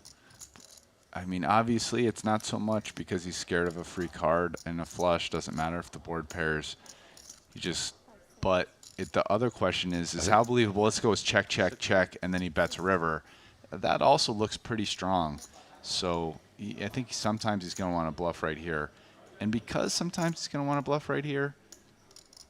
Goes very small. Yeah, it's like Daniel, his hand might be just a little too strong here to want to fold. It's sort of brutal, though, because you can't improve against the flush. No, you can't. So he's actually, it's sort of a disaster. But I think versus this sizing, he probably calls and just evaluates river. Just got to keep your opponent honest, I think. But, you know, it's going to go check. Danny's going to find some bet size on the end. And this actually makes Danny's hand look less credible. I mean, it's more diamonds, less likely Danny has a diamond. Not too many 6 of diamond hands that Danny Tang hands, but yeah. But now, and any diamond still plays. But yeah, I know. I'm saying just less likely he even has a diamond. But yeah, it's a weird. This is a pretty interesting run out. We'll say that. Well, I mean, I'm curious what size Danny's going to go for here on the end. I mean, exploitatively, it feels like, I mean, it's very hard for DeVoris to have too many diamonds given where he raised from. I mean, maybe some hands that have the 9 of diamonds, and definitely some hands that have the queen of diamonds. I would guess Danny doesn't go too big because of that, and probably, you know, is pukes versus a check shove, where basically DeVoris is only repping the queen of diamonds. But yeah, and just I think given the way he views Daniel DeVoris as not being like super experienced, he's probably more interested in exploitative bet sizing here than something that he would consider more balanced.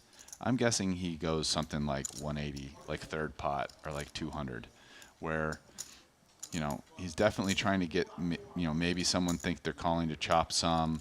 Obviously, pocket nines with a diamond, whatever, anything that had the 9 of diamonds probably calls, and he can still fold to a shove. That would be my guess. We'll see what he comes up with. But yeah, I'm gonna pick 200. What do you think? I'm just trying to get in his head. I think like, oh man, I was thinking 150, but now I'm thinking.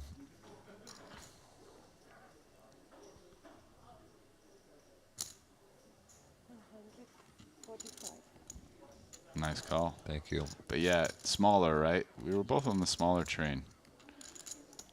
Yeah, because I don't think he's getting bluff shoved, and I think he's just trying to get paid. Of course. Right. At some point, you almost wonder. Does it look weaker to bet bigger? Or without going too big. Right. Right. That's what I was thinking. That's why it's like 200 still under 40% pot. So it's still not that big.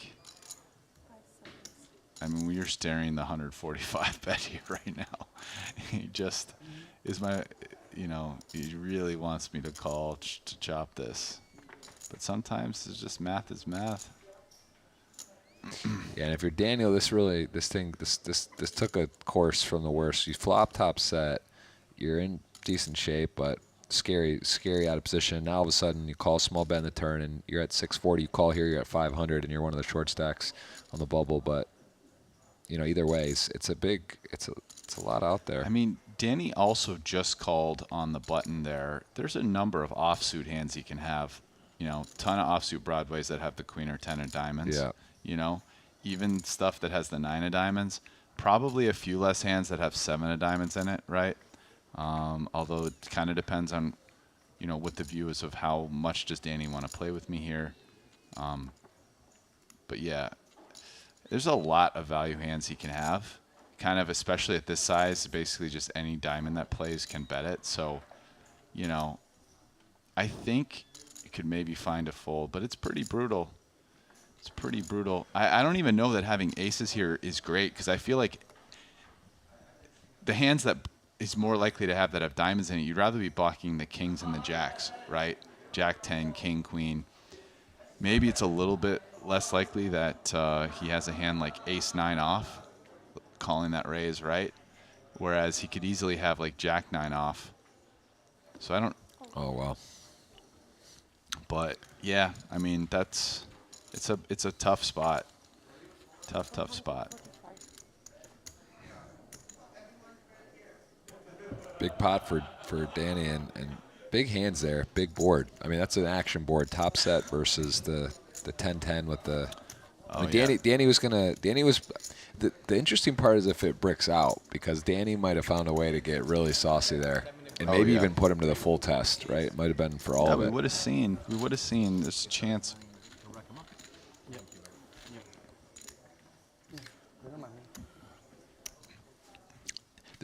I'm We feeling knew that was going to be an interesting pot. Yeah. Like, right off. I'm having a bit of a deja vu to the last time I got to do maybe 3 or 4 days of short deck in London, and I just remember being fascinated with the game, and towards the end just being like, wow, there's so much interesting situations, and it's fun to watch, and it's such a great game. So I'm kind of lost one. hitting that spurt right now where I'm just like loving the game. We're down to 8. That's why we're balancing, and I've got bad news, buddy. Kiat Lee. That is the worst news I've heard in a while. I'm literally, it's Elton versus the world. Yeah. That's put on Elton John. He does have 2 million though. Yeah, but bro, Yeah. he has to outlast that. He has to win, right? Yeah. Yeah, because I have everybody else. Yeah, it's tough. Yeah. It's literally, it's not good news.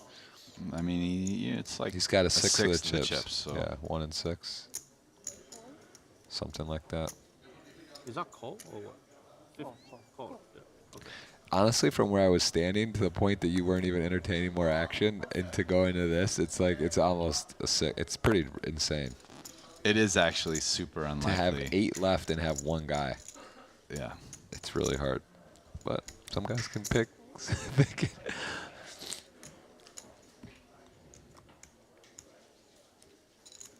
I thought I was crushing you too. There was a moment when I looked around, I was like, oh my god, I was like, this is too good. I mean, Jungle Man was like my caboose, my team, and he had his suit coat on, getting a massage. Was one of the chip leaders. Things turn quick. Whoa. Ooh, everybody with a little bit of something. Oh yeah, a lot of something.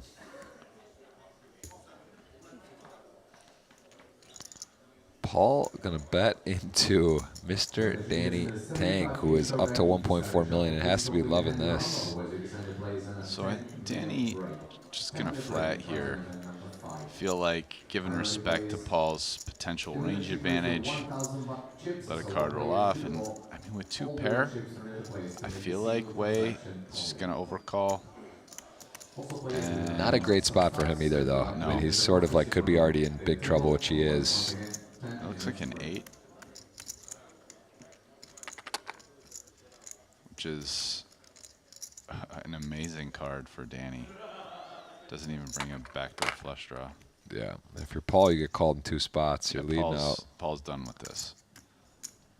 I think Paul's just basically solidly behind Wei's range, overcalling, right? I mean, I think Wei has one of the weaker hands. He's overcalling, and it's bottom 2. So Paul's just, I mean, unless he's gonna bluff this, he's done skis. Oh, and Danny getting sneaky here. I feel like Wei, you know, he might feel like he has the strongest range here and is going to bet and then just be very happy checking back river. The real question at this point is after Paul folds, is Danny going to continue To sort play of coy, or does he? playing coy, or does he spring? That's interesting because Paul actually, though, I too. mean, the check raise here is pretty strong. It's like, okay, you've got queen jack. Wow, Paul is continuing. Whoa. Now I think you got to raise. Yeah, Because it's too there's much a in lot there. of money There's stuff in there. going on. And yeah, it's sets. You board gotta pairs. you gotta charge sets here. Yeah, and Paul's not even that deep. So I mean, he's Question is here, Danny. Is it 500 or is it all of the whole enchilada? But there's no flush draws. You're worried about sets, 2 pair. yeah, That's- all in, right? I mean, because the thing is, I feel like once you raise here, like what other hand are you repping? It's Right. only queen jack, so you might as well just. You 係咪 want 你 to 咩 pick. 你都冇積女？ That is. He's like, What's going on here? why do you bet? Yeah. But I mean, Paul can't be that upset. He almost can't catch up to queen jack, so it doesn't really matter. 八都唔打得佢。 Yeah, he's gonna snap fold. 扣撚咗。 And Danny Tang is going to find himself in a very healthy position, sitting. Yeah, winning sitting some really big nice. pots here. 赤得嘛？ I mean, I heard you talking Danny Tang up huge the other day. I Yeah, just had to backfired. draft him, bro. Backfired. If I hadn't done that, I could have got him where I wanted him, but I mean, he's played pretty good so far today. Like, I like playing strong. yeah, he's got 94 antes, and Daniel DeVoris after that difficult hand, he is down to 24 antes, sitting a little bit low, find himself in a tough spot, coming to the bubble. Rest. The real question is, are we gonna get Winford? Are we gonna get to see the big stack going to work? Or are we just gonna have to catch him at the final table? We are gonna be. I think it's a rebalance. We're gonna be figuring this out here with coming up on the real stone bubble here. How are you feeling if you're Daniel right now as a short stack? What are you doing? You're just. Let me answer the 2 questions. The first is, are we going to get Winfred? I mean, once we go to 7, we get him, right? Because they're going to do everybody. I mean, you don't have 4 and 3 on the bubble. That's too insane. So you got to go to 7 for the final table. So we get Winfred. And then the next one is, how am I feeling about who again? Daniel, short stack. He's in. Things are getting a little dicey down there. Oh, I mean, DeVores, dicey. I feel like of all the people on it today, he's had a lot of tough spots. He's navigated them. Some decisions we all haven't agreed with as much. I think he's going to be able to go back and look at some of these hands and question, should I value bet here or this or whatever. I mean, the other Dan at our table, I mean, Danny Tang's played great today. I mean, the other day you were talking him up. Danny watched him play really good, couldn't get anything going. But today it's just like, he's hitting some cards, and he's playing everything great. I mean, making great decisions, his bet sizing, getting paid, voiding. He seems to know exactly where he's at in most of the hands. like when he's behind, just knowing the snap fold, no problem. You know? I mean, it's impressive. Right. No, he seems in tune to what's going on. I think we're going to be playing we know we're going to see a winner today. So now it's a matter of we're at 8, it's a rebalance, and then we're going to see if we'll get Winford right now or if we're going to get him for sure, as you mentioned, with 7 left. But we're going to toss it for a break highlights, and we will be back to play down to a winner today.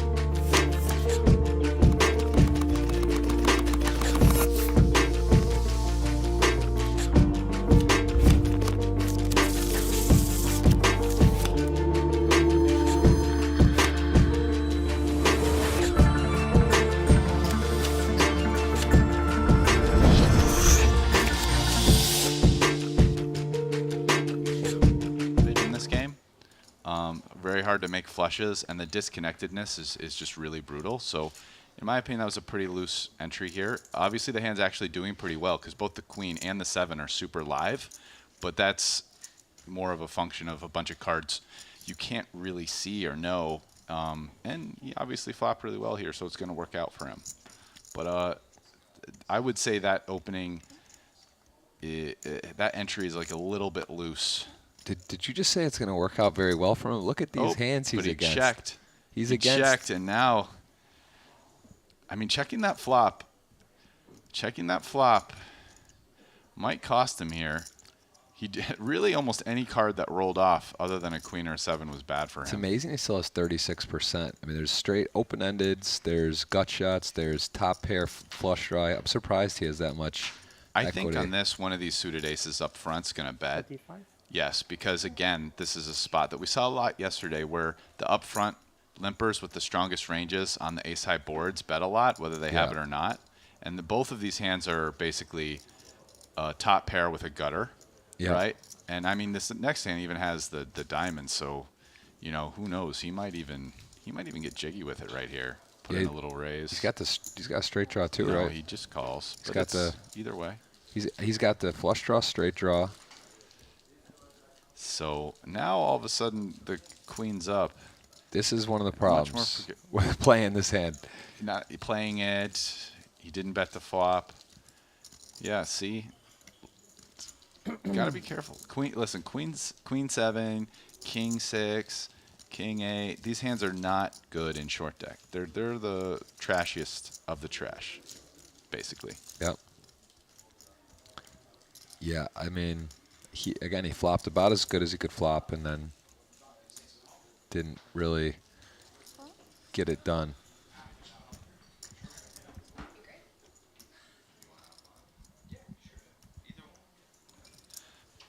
All right, so after this hand right here, we have somebody who I guess this means he's out of the tournament. Otherwise, I don't think he'd be leaving his stack Unfortunately. If anyone could do it, he could do it though. He could maybe afford an orbit or two, but yeah. Jason Kuhn is going to come back in, and which means I will be standing up, but most likely just staying in the room to listen to the commentary. You guys have a treat coming your way. I don't normally offer buyouts, but I'm getting nervous. Jason was one of my big ponies in this, and Ras, you're looking pretty good, I got to say. I think you have 1 through 5 right now. So it feels to me here, the King 10, I mean, this is a pretty light overcall. I mean, you hit the Jack. I mean, even the Jack of Diamonds, you've got to be pretty worried about, and I don't really know what other card you're looking for. So it's actually, I mean, Kiat Lee got second yesterday to Ivy in this. Obviously, plays. You know, this is an aggressive move, but he's got a plan, and he's going to put some people in a tough position here. So one of the interesting things about Kiat Lee's play is because he can't be sure that the Jack is good, and we can actually see that it wouldn't be good. It kind of makes this in a 4-way pot a pretty interesting hand to make this move with. And obviously it worked out. He got A6 of diamonds out, which has him kind of crushed. And value bet against me, or yeah, just bluffing me in spots I didn't think they were capable of bluffing. These guys have played all the hands of poker. They've got moves, and they're just good poker players. Period. Yeah, saw Loon yesterday make a king high flush on the river on a spot, checked it over, and got Brewer to put in the whole stack. It was really nicely played. He looked like very confident how he did it, and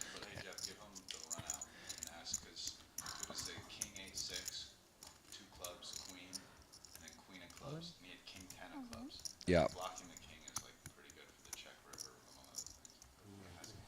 Yeah, I mean, on that particular run out, it's just understanding that he's blocking. He basically understood what he was doing and set it over to Brewer. But how would you say in this game when you're on the river, if you're blocking, you know, what are you looking at to? Because sometimes people have showdown value on the river. Like, what would be a candidate in that spot?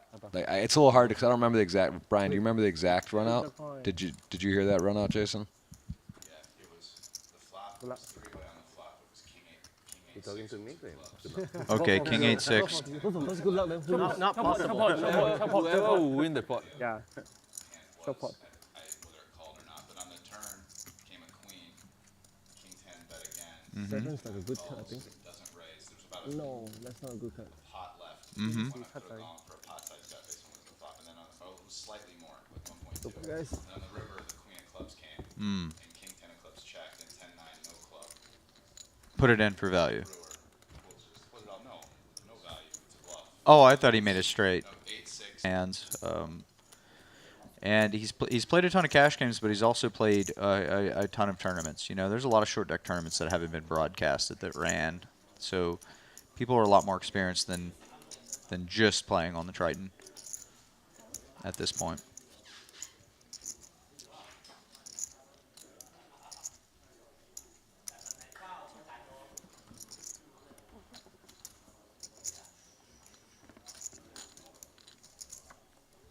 It's Jack 6 off. That's basically the 7 deuce and hold'em. It sure is, yep. But he's on the button here. Okay, so once again, just try to play the game in your head of like what board is good for who. 10-8-7's not really the best board if you're being a tight player, right? You don't have 9-6 off, you don't have Jack 9 off, you don't have 10-8 off, you don't have 10-7 off, you don't have 8-7 off. So these boards are going to play, you know, if you're kind of representing a tight range, you're going to want to start on average by being a little more passive and checking to the people like the button who can have all of those hands. Now Daniel's just got a pretty good hand to bet. He's got a top pair, he's got a diamond. He's kind of decided, hey, if I get check raised here, I'm just going to fold, but my card's got some stuff going on with the board. And in this game, it's just super, super important to have stuff going on with the board because, as you see, every hand, people have stuff. It's not like no limit hold'em where a guy's got king high, a guy's got queen high. Like, you're trying to make people fold pairs, right? Makes sense. And interesting, these guys now play a few pots. I mean, Daniel's seen Loon play a little tricky, and here they are again, heads up. All right, we are back. There's a look at the Merit here in Cyprus. This is the Crystal Cove Hotel Casino. There's many towers here, many things going on. Brand new hotel casino being built as well. Should be ready this summer. It's a colorful shot. A lot of yellows, purples, blues. Yeah, this thing's going on, Ras. This is Cyprus. There's color. We got some color commentary. Event number 5, 75K short deck, Ante-Only. Million to first. A lot to play for. A lot at stake. Bubble here coming, looming. Danny Tang up to 1.8 million. He's got some separation. We may see him put the pressure on maybe Paul or Daniel at this point. At this table for sure. Danny might start going for it. Yeah, 1 million up top, clean. Second 700K. 208 for sixth. Re-entries were available, so a couple of these players may be in for one. I don't know if there's anyone in for multiple bullets, but is there a chance what we saw when it said bullets, that's how many entries they were in for? Maybe that's what that meant. I remember when we saw that was maybe a rebuy done. So this is the special edition Triton stop. More to come. It's been a 33-month hiatus since the London edition where we saw that 1 million Triton buying pounds record. That was the last Triton stop? Yeah, it was a record. I remember that one pretty well. I was in Vegas. I bet a bunch on the side and got torched for like, I don't know, 150, 200,000 in side bets. It was awesome. Well, the event was great, but me getting torched for like 200,000 Wow, in side bets wasn't so great. that is fun. Could almost just gone and play the event and sold some. Tried yourself, Ras. Yeah. 唔係啊，我係 full king 嗰波啊。我唔知道發生咗咩事，我以為 I get sharp, Elton resharp. I get shorters lah. Elton and him almost the same ah. Kings. What do you do? you said K shove Elton shove. Elton resharp. Yeah. Then who has kings? Ivan. Oh. Very close ah.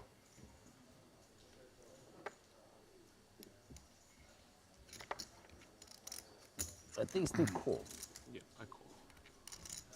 They can have S, Jack, S, Queen, huh? I call. Kid has 40 antes, right? Something like that lah. Yeah. 40 antes, he has more ace blockers. And Elton also can have S Queen. Exactly. All right, so here we see Danny with the A7 off. Hijack folds to him, so this is a spot where he can. I gotta see the stacks behind exactly, but it's actually what we're talking about. So we can Just talking about ace blockers. Here is an ace blocker. Danny's got a lot of chips, and he's going to use that ace blocker. Yep, offsuit too. Yeah, pretty easy fold versus shove. Ooh, and I have a feeling this is not getting through Paul. Yes, it's on the bubble, but I mean.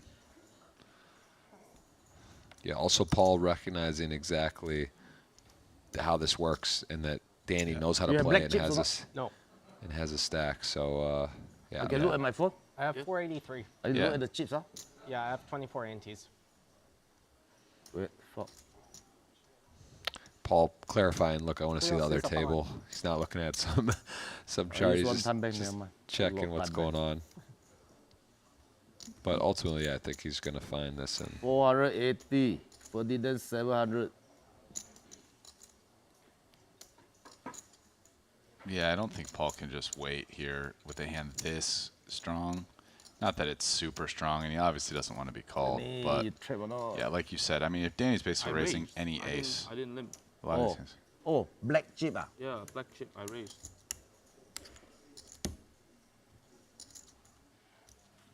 yeah, Paul sort of, this is not a Hollywood though. I mean, he's basically realizing, all right, well, I mean, there's not a lot of hands I'm going to get folds. This is a bluff.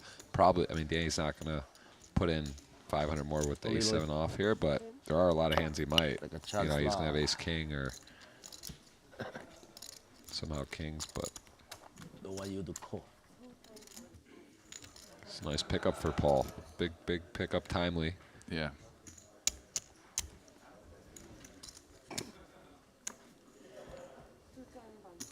Two ah. Yeah, it's pretty intense right now. I Luca, mean, are we going to get some more time bank final table? Any more time bank for final table? 5 more? Final table 7, right? Okay. yeah, if you're one of the short stacks, you see Paul in there, you're really hoping for a call because it's kind of one of those things. It's either you or them. At some point, there will be some all-in at life, at risk stacks, and Danny is covering everyone here. Oh, it's on me, huh? Sorry. Queen 10. So let's see if Danny keeps keeping up the pressure, and if so, how he decides to do it. So just a limp.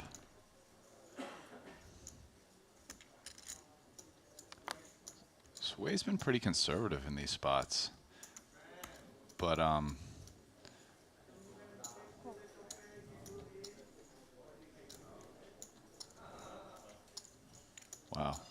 But we'll see what Dvorak does. I mean, he's the shortest in the tournament, and we're still 2 out. Does he just take the free, or does he just jam and hope to get it through? I kind of think he's gonna. I mean, 160's out there. Kind of feel like maybe he's gonna go for it. And the thing is, like, Danny, here's a key to this puzzle. Yeah. Is Danny gonna limp like a trap when he figured these guys aren't gonna probably be like raising and being too cute? Yeah. So it's kind of like Danny's hand to me looks kind of weak here. Yeah, maybe a little more than normal, like Right. in a normal, more cash gamey spot. At the same time, though, maybe he does trap, thinking that Daniel or one of the short stacks might jam on that. So it's not necessarily the case, but that's just how I would read that. So Paul here, interesting spot because, I mean, they're the 2 shortest stacks in the tournament, and there's only one other short stack. So it's not good for him if Daniel picks up all these chips. You have an S, baby. Or Daddy has S. Daddy no S. Yeah, and I mean, Paul's saying Danny's not limping with aces. What does Daniel have? Obviously, we can see Paul's in 400. good shape. he's actually a slight favorite. Yeah. But Oh, I think got a call. Oh, he says, I think I'm There's some gonna. left. He's got backup, but Paul knows if he calls and loses, he's in big trouble, but he's also still in, and he actually could be in a decent scenario. oh yeah, And he'll be is. very happy to see the hand because what he doesn't want to see is the Queen, ace, right? king, ace, queen. King, queen, he calls his exact hand. And he'll like that. 唔同翻到 call 啦，20個，10粒。有冇攞我嘅？我一隻，我攞你一隻。兩支王，俾 Yeah, I 兩支王你。 I think some good figuring out both players. King, queen just seems so powerful in this game here. But on that particular flop, Pretty great flop for Daniel. yeah, it's still only a 2-1, but it is a good start.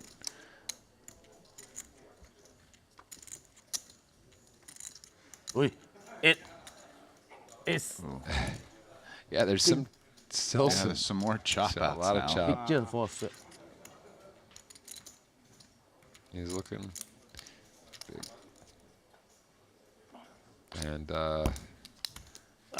Daniel gonna get a really critical, obviously, for your life pot with 2 off the money, but over $1 million. So now he goes into relatively healthy, and Paul is gonna be on the short stack. Yeah, you could at least pretend to root for the one white guy. 煙綠啊！我煙大腳啲我都有啊！煙啥？係咯，煙綠煙綠你去做咩？我你黏做咩？出嚟嘅。 Yeah, I mean, if you look at it, he's the one. No, here. Daniel was an 8 of 8, wins 6 cash, and it was they're trying to go chalk here, but like Dvorak's referencing, he's trying to put on a good show and do his best, but that's gonna put him in a decent position though. Yeah, he's in the mix, and now Paul's very short. And there's 2 clearly shortest stacks. I think Paul and Ferdinand now. Yeah.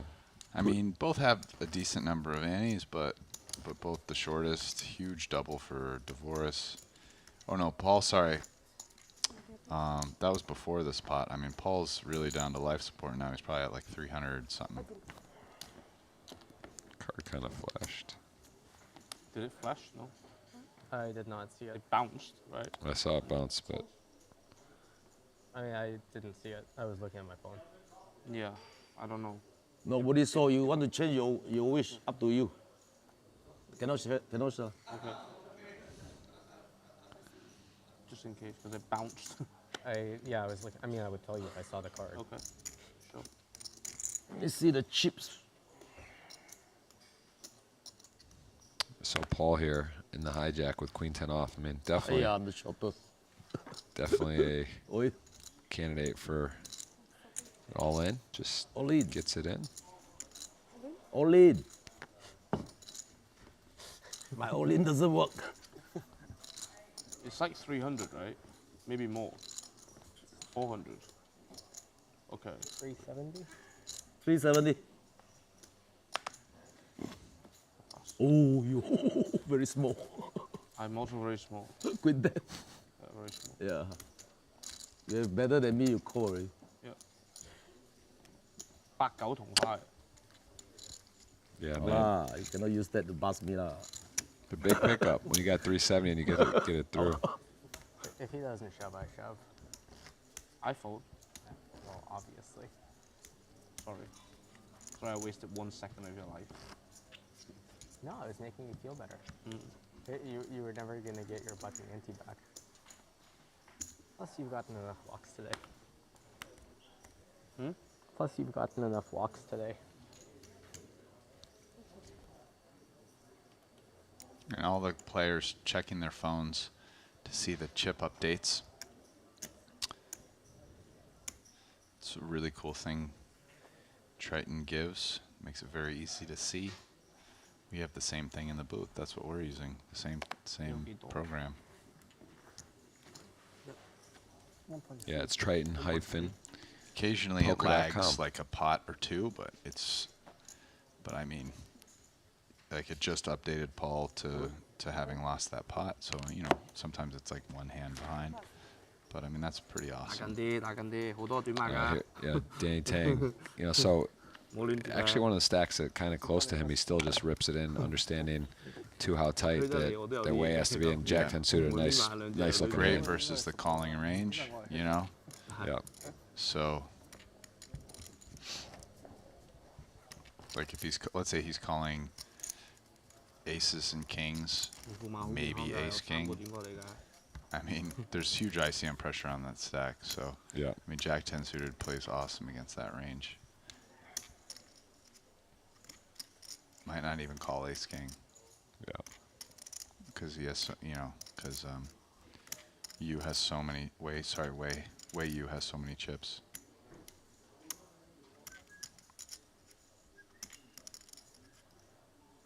So this is the spot where you're in. 160? Ooh, but he's not ripping, but you're in front of the chip leader. So you get to go in first and be the first one in. He's got the ace blocker. But Paul's got a decent hand to see a flop in position here with for just another 120. Kind of a tough spot. I mean, he's very short. He passes, but no, it's close. He knows he's got to win some chips. I mean, I do wonder, actually, whether or not that's a play. Because, I mean, him and Putra, and, I mean, Daniel's actually like sixth with $1 million. So he's more than double less, like less than 50% the chips of the 6th place. So I feel like he's in a spot where ICM is not that extreme for him. Wouldn't be surprised if call was right there. Yeah.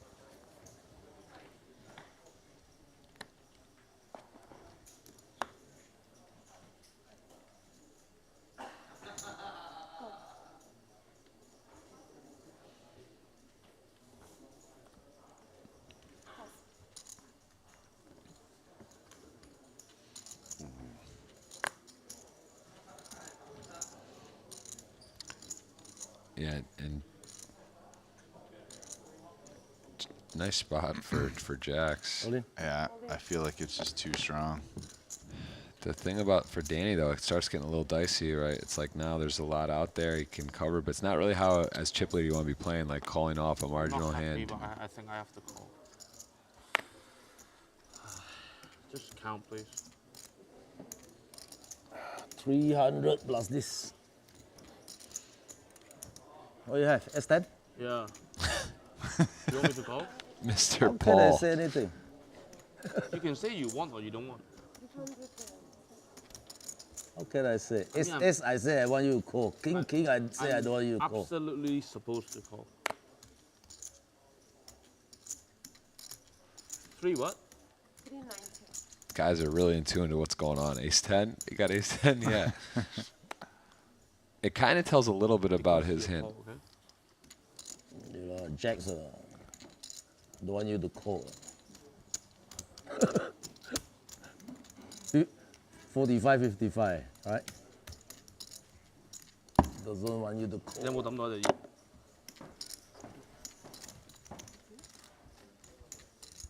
你都冇黏，你 fold 咗。 See, if Danny raises there, he can't fold. When he limps, it's still very close. And I love how he called his hand. Ace 10? Yes. Yeah. Yeah, Paul hanging on 500. I mean, still, no one's really home free here. But to be fair, for the chip leader, that's not really how you want to use your stack, right? It's like you don't want to just like, oh, call off and be behind. You'd rather be forcing, be first in. So, I mean, I don't blame Danny for folding, but he said I kind of have to call. It's really close. Like it's getting up there.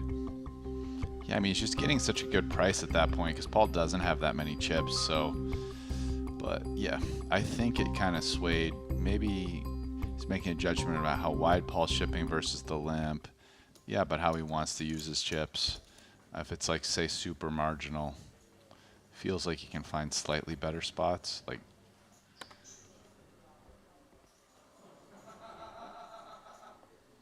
So Way's got some 10s. He's under the gun. He's already got the one ante out there for 20 more. It seems pretty reasonable. Don't know if there's, at this stage, I mean, my instinct would be for him to call, but I don't know if there's a... I mean, if he folds here, it just goes to show I don't think exactly how tight. I don't think he's folding. I think he's... Well, I mean, this is Danny's... Wow. Oh, all in. Damn.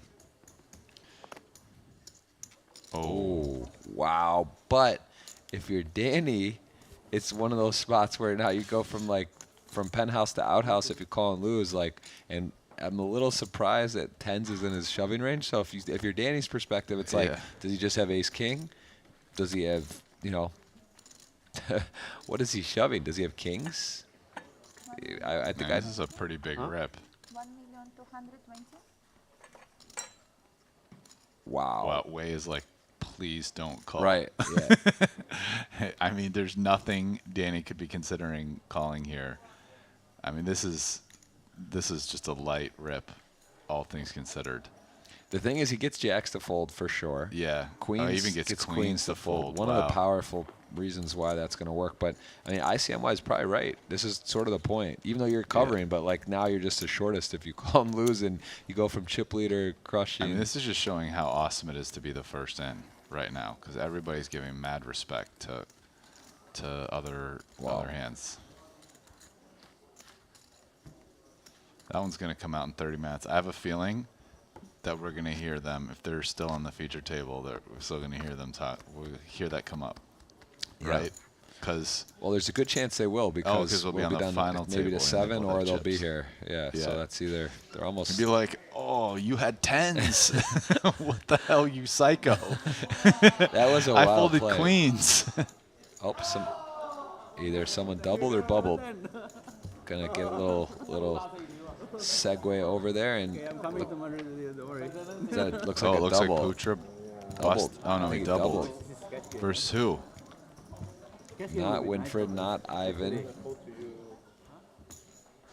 I mean, who's your guy that's still in? You have one guy? Elton. It must have been It Elton. must have been Elton. No way. This is crazy. You just doubled through Elton, it looks like. Must be. Or... Yeah, because everybody else, with the other two people on the table were my guys. Yeah. Ivan and Winfred. All right, rest. I got it. That's right. Process explanation. Elton. I mean, it could just be 7 left and they're all my guys. And then by the time Ali gets in here, it's just already over. I'm glad we didn't do bonuses for getting scooped.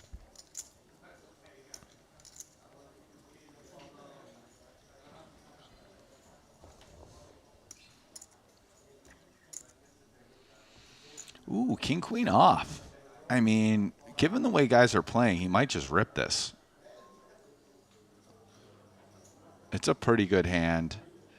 160. Oh, he's going with the raise. 160. The problem with the raise here is at some point, if these guys behind him see what he's doing, I mean, they can just like rip versus that and win even more. Because he can't raise 160 and call there, you know?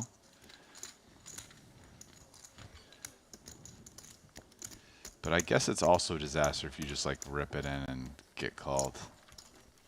It's an interesting little game. I mean, the queen's hand, even there, he calls. It's like a good spot for him, but still, it's like not the best. I'll tell you what is the best. GG Poker. Play online at GG Poker. Join the world's biggest poker community. Always have a good game. There it is. GG. Big tournaments, big buy-ins, great software, great ambassadors. Really, a site just got together. But today, Ras, not online poker. We're playing live poker. We're playing for titles, for trophies, for $1 million. $1 million USD. It's a lot. I mean, live poker just has that extra element of sitting across the table, live reads. Online doesn't have that. You know, live, no one's using any kind of assistance. So it's just right now, it's the most complete, purest form of poker. Ooh. Wow. Oh, now we're going to see if ace-king calls in this spot. And honestly, Wei's hand, it looks so much stronger even, too. He's jamming into some big, you know, the big stacks there, too. Paul, well, he just did it with tens, but they don't know that. Right. That's what I'm saying. It's like, and he's Let's getting see what Daniel decides here, because we were just talking about his ICM and everything, how good it is. I mean, if someone's going to make a big ICM fold, because it's correct, it's probably Daniel, based on everything that's been discussed in the booth today.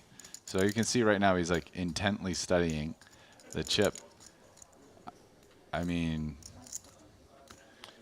yeah, it's and even a hand like this, you see that you're literally one, you know, that tiny edge, but you're just out. You get $0 if you call. If you fold, 50% of the time you get $0, and the other 50% of the time he's gonna be second in chips, I guess. So how's it worth it? He's got to decide, what's my opponent jamming? He probably figures he's jamming pairs. He just he goes. Wow, and Wei knows it's not great news because he's behind, but actually not by much. When he sees that hand, you know, he doesn't want to see kings or queens or aces even, but aces I guess would be okay. And this is one of the better scenarios when he gets called. Yeah, but he asks himself, is my opponent just open jamming aces? Right. Probably should if you're gonna jam tens and queen 10 suited. Ooh, good. Safe flop so far. Well, I mean, it's a decent flop. Better than an average flop. Wow, he's got just a pure naked 6 outs, 1 to come, 4 to 1. Oh, doesn't do it, and that is gonna put Daniel into a. Yeah, the ace king maybe not a call there. I wonder if you plugged in all the stuff. 我嗰鋪有100幾個 NT hit， 好撚挑啊！好撚挑啊 ！short 咗啦！哇！我配佢唔知佢唔配咧 ？short 咗啦！啊，好挑啊，好挑啊！ I mean, I mean, the other flip side now, though, is that when you have this many chips, it's good. It's pretty good spot. I don't know. Yeah, I'm curious. Future game simulations versus just this one-off scenario. I mean, if you're folding ace-king in there every time, right, it's too much. You're just maybe like you're never calling. You're literally what you're calling. If I call, you maybe call? kings. Like you're calling 2% of the time. You just Yeah, I think the cutoff could just like rip. Still, the table still have one guy short. Yeah. 100% and be profitable. What's the button? Yeah. And I mean, Wei isn't even like the chip leader, you know. So it's pretty interesting. 我60 NT。冇得推 Well, it 啦 was a。very clean board for him. Really no real sweat out of it. I mean, the queen or 10 after the flop, he got a clean turn. Just held. 想兩個啫。因為我 fold I 咗。 mean, I 我 guess 會 the 同你 other 賭 side, 嘛 he 呢 could 啲 have 牌 like ace queen there, right, too? Shoving that. 好多 and 牌 that's 同你 probably 賭 a hand he 嘛 might 其實唔 shove. We 差 saw him shove 10, so. 啊，唔差。你諗下佢煙傾都諗到咁咯。OK 嘅其實。 So he's under the gun, which means he's going to hit the big blind next hand, and you get the 9-10. Probably 不過積積 short 就差 stack here. 因為我仲喺度。 Yeah. 我唔喺度，你積積就可以咁做。 I don't know though. Well, It they might will. not be the They'll hand all you pull want to the make the stand because Right, you're getting just called and you have 10 high. always behind, 唔 Yeah. 係呢鋪啦。 basically. Or, 好似 I 呢 mean, 個 not by much, but by a The little. other problem is that though that you're hitting for 80K next hand, but Oh. Well, now Daniel's got the most chips here. 見到我嗰個係積積啊，唔係積積嚟。 does he just rip it here for this? A lot though. Yeah. It's a lot, but you're blocking the ace. Yeah. I mean, you're going to want to do it with weaker hands too. 嗰個係咩牌㗎？我 call 好啦，你輸30幾萬啫。 I feel like Daniel's going to play a Go very him, shove go or him. fold game here. Yeah. Especially because I think, just based on having watched this, 十隻 he's 唔使 probably 諗啦 not 咁 as 啦 interested in playing a bunch of post-flop pots with Danny Tang out of 係 position. 你係鬼仔 And he's 我 probably 10 much more comfortable with like shove or fold, like ICM stuff, You just do given move on it. his huge sit and go 我應該明 history. 你啊。 Yeah. You know, so it mitigates his positional disadvantage to the guy who he would be paying post flop with, who can really hurt him. You know, I think he might be doing a lot of shoving when he comes in pots now, and I don't blame him. I think it's a really good adjustment at this point. Now maybe it's some of his raising. Yeah, even this hand. I was wondering if he would do it with this, but he's just taking the ace blocker and straight ripping it. 十嚟㗎，你講個方。仲衰。 And Danny Tang 我諗過你 knows 60 what's 係 up 咁 now. 癲咯。 That's going to be the Daniel DeVoris show. 應該係十嚟嘅，我 set 落去。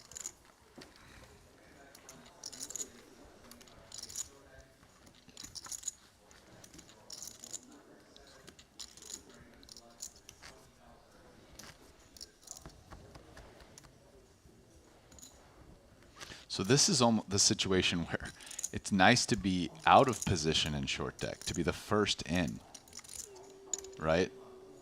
In these ICM spots.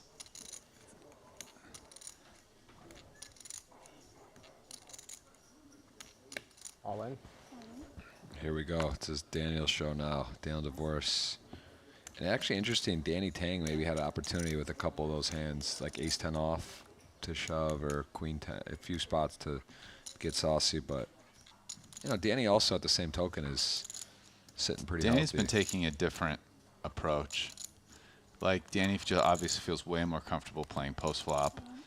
Almost doesn't want to just push these, and then the once in a while you run into aces or kings, you just hurl off like everything, or you know, at a big disadvantage. One small one. Oh, Ace 8 suited, a very small favorite here, 3% versus king jack off.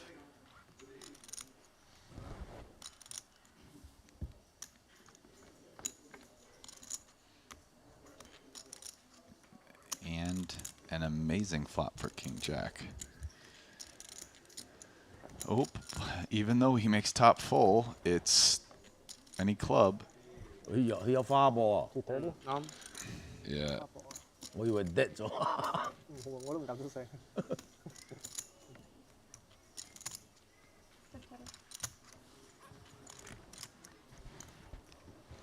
200%.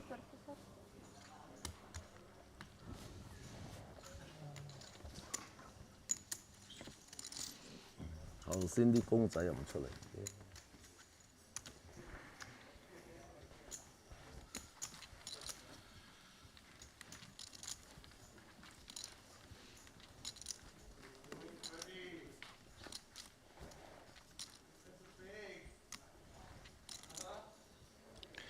Wow. So, I mean, for Paul, that's obviously the short stacks want to see people eliminated.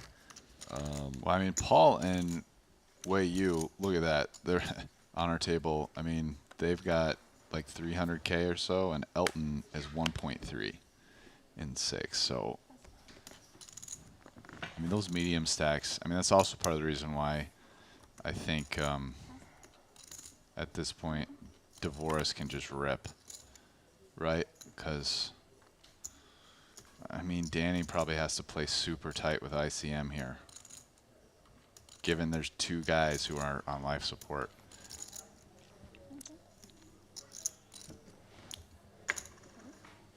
Yeah, this is the fun stage here. I mean, this is it. Yeah. This is essentially, this is the real, I count this as the real bubble. 8 of 41, 6 cash. We're there. Yes. It's right now. Yeah. In fact, I feel like if this gets folded to Dvorak, I mean, we'll see how wide it goes, but he could just rip like almost anything into Danny. I mean, it's a spot where Danny might literally only call aces. Maybe he'll do kings or ace-king just to punish Dvorak a little bit, even if it's slightly wrong. But I mean, just aces and kings is still under 2% of hands.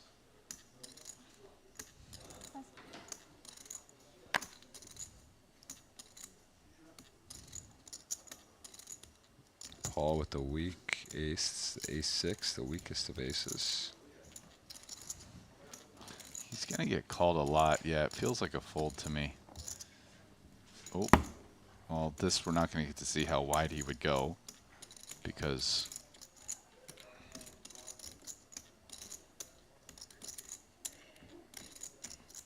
just deciding if he wants to do something other than go all in, but I think he's just going to go all in.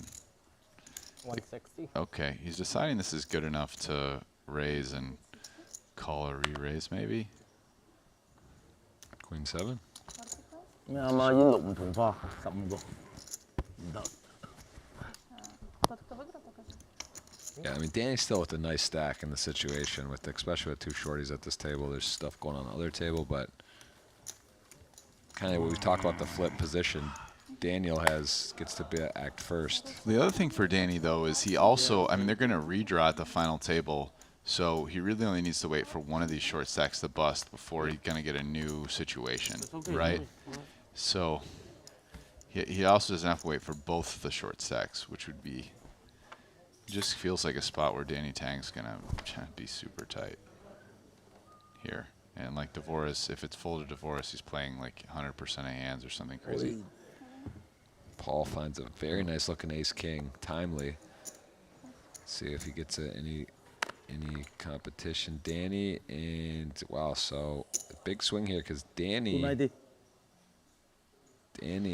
doesn't really worry about way behind, but way actually would be having a tough decision, and for most of his chips with that hand, he can't really. He might call Paul, but I don't think he would call if Danny played his hand as well. Yeah, this is sort of brutal. I mean, he's getting a great price, yeah, and he's busting the one guy he really wants to bust. No real ICM effects on that call. I mean, very little. His way has to win some pots, and he wants Paul to bust, so accomplishes a lot, taking Paul's chips, busting him, and moving up. Like, basically doubling up, including the antes. Wow, what a flop. Need a picture card. Paul now needs a king or a run out of straight, and that won't help. Now it's down just to a king.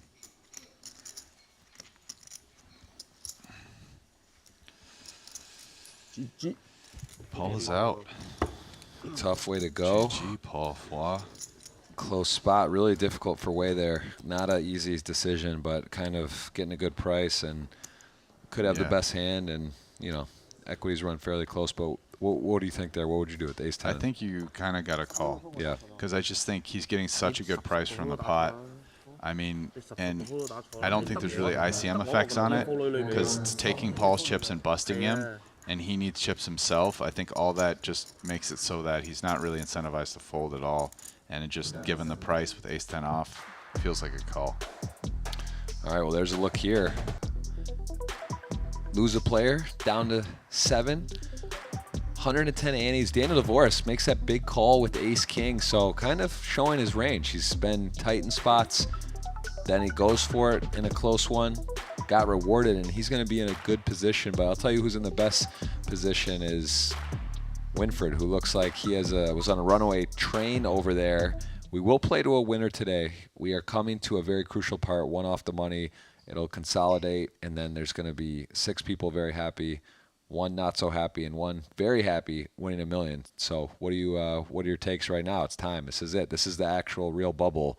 It's going to be 1 table. What are you thinking? I mean, it's hard to go against Winfred. He has so many more chips than everyone else. He was around 3.5 or 4 million last I looked. I mean, We'll see when they meet it up.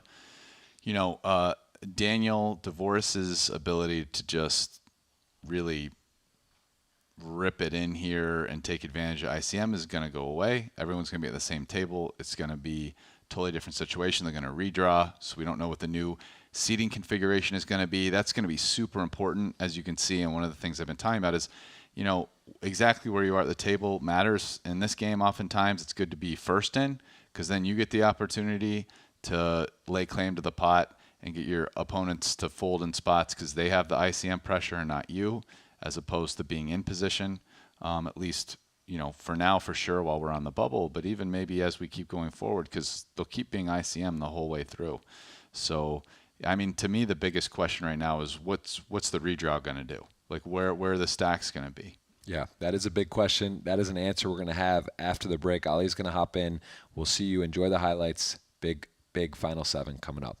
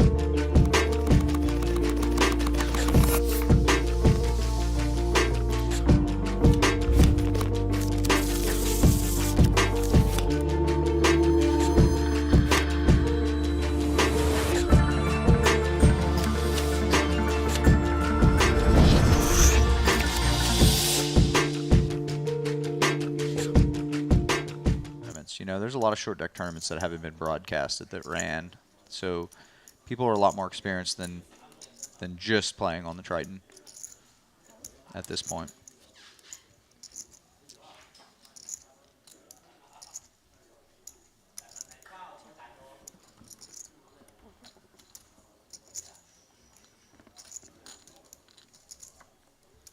Jack 6 off. That's basically the 7 deuce and hold'em. It sure is. Yep. But he's on the button here. Okay, so once again, just try to play the game in your head of like what board is good for who. 10-8-7's not really the best board if you're being a tight player, right? You don't have 9-6 off. You don't have Jack 9 off. You don't have 10-8 off. You don't have 10-7 off. You don't have 8-7 off. So these boards are going to play, you know, if you're kind of representing a tight range, you're going to want to start on average by being a little more passive and checking to the people like the button who can have all of those hands. Now, Daniel's just got a pretty good hand to bet. He's got a top pair. He's got a diamond. kind of decided, hey, if I get check raised here, I'm just going to fold, but my cards, my card's got some stuff going on with the board. And in this game, it's just super, super important to have stuff going on with the board because, as you see, every hand, people have stuff. It's not like No Limit Hold'em where a guy's got king high, a guy's got queen high. Like, you're trying to make people fold pairs, right? Makes sense. And interesting, these guys now play a few pots. I mean, Daniel's seen Lewin play a little tricky, and here they are again, heads up.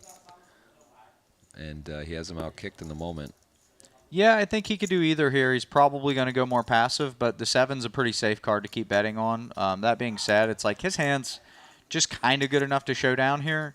The problem is there's really never a river other than a 10 where you know you have a good hand. So you might want to do some kind of weird protection value betty thing. But this is just going to go check, and they're going to chop the pot. Loon has the best hand too often to bluff, I think. He does have good, kind of like a good little 10 of diamonds there to maybe occasionally go for a big check raise or something. But I think if he was going to bluff, he'd probably bluff if he had a 9 in his hand. He'd bluff if he missed queen jack. He has a bunch of queen jack to bluff with. So most likely just going to check here, and then Daniel's going to... Oh, wow. What did he do? He make 50? A little tiny bet, or 50K? Okay, so I think he's in his mind. I think he's bluffing. Maybe trying to get Daniel to fold exactly ace-10. But I don't think this is gonna work. I think he's just gonna get called. Yeah, and they're just gonna chop. Yeah, chop it up. Yeah, like you said, not a lot of great rivers for Daniel's hand. Other than a 10, you're going to feel super confident, but does get to showdown or after calling. So yeah, you've been going deep. Yeah, it's a good sign. It's a good start to the trip. I'm just happy to be playing Tritons again, man. It was too long. Yeah, it was gone for a while. And Triton, I mean, they really do things right. I mean, I've even commented on it, like the shot clock. I mean, how awesome. You can always see exactly what it is. It never using your mental energy, like it's blocked and you have to ask. Yeah, you probably see the players looking at their phones a lot, too. They've built like this little HUD thing where you can see the exact chip stacks on your phones, like real-time updates, which is so nice. We're really spoiled, especially in this kind of game where you're constantly trying to keep an eye. So this is going to go all in and all in. Looks like Kiat's got a dead jack, too, so... It's not looking great for our buddy Danny D here. So here's a question. Obviously, Queen 9 suited is going to fold. Yes. But, so imagine when the all-in is back. And now it's an interesting spot because the 750K, it's almost double what Dvoris has. Mm-hmm. So there's a three-way pot for 350 each, about $1 million, but then the extra on the side. Like, what kind of hands are you calling in Way's seat there? I mean, is it good enough to call like Jack 10 suited, or does the heads up side kind of make that not so good? So since there's a huge side pot, you're not getting the right overlay to gamble anything that just kind of runs right with the price. So you just need to be in front of both of their ranges to make the big call off there. So you're probably calling for chips. You're probably calling queens plus and ace king. But already these guys, like we were talking about earlier, here comes Dale. Oh, he did it. He dirtbag. He short deck. He shoved for like 30 or 40 antes here. This is a super just shoveling in, man. Okay, so we've got a limp from under the gun. And then an over limp. This is an easy level because you can count all their antes since it's a 10K ante. The ace-7 suited here completes, and then 10-6 off. Check. So one thing you're going to notice a lot in short deck is the button's the one with all the sixes. Nobody else really plays with a 6 in their hand, and then the button just checks a bunch of 6s. So anytime you see a bunch of 6s on the board, you're gonna see people take it pretty easy and move the action over to the button. All right, so here Kiat's just betting a great hand.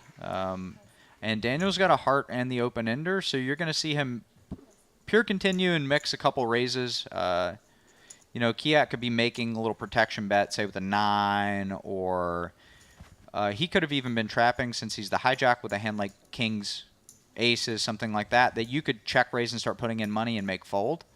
But the default play here is just going to be call and try to turn straight.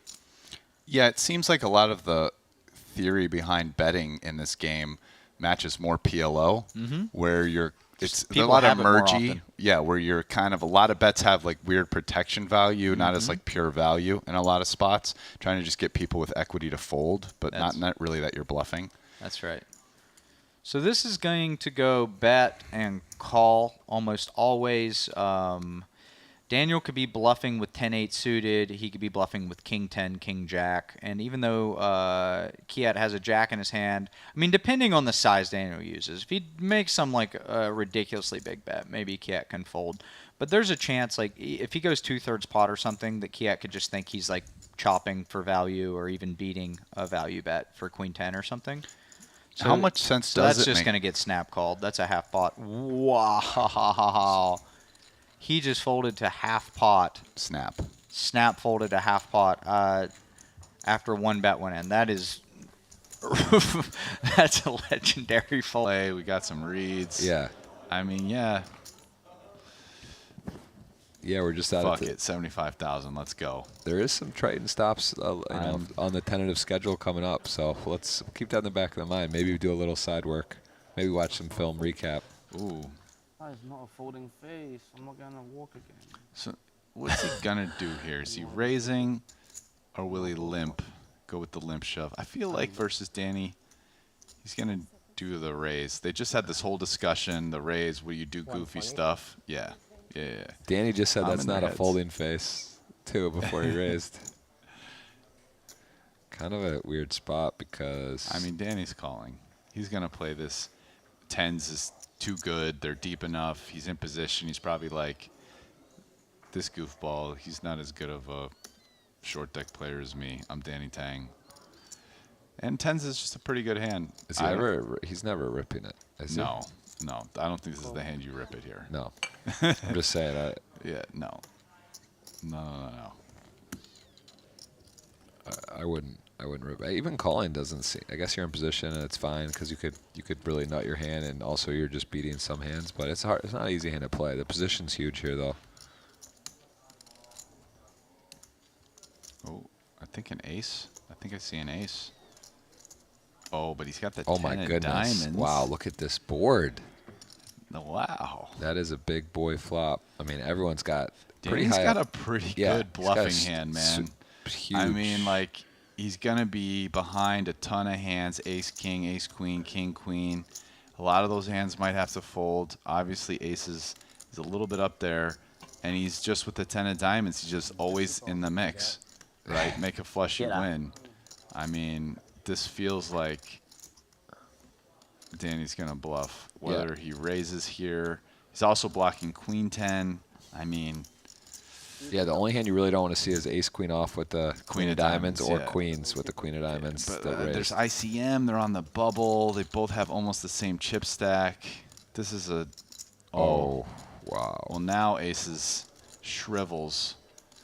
Literally, I don't know what the 4% is. Well, because it's got one ace. Yeah, quads. Quads, yeah. Can't really believe what fell. I mean, this is a disaster situation. If you're Danny, you're loving life, right? Because you got the second nuts. Oh yeah, Danny Tang is. He's in Vegas in the Mirage mode. Yeah.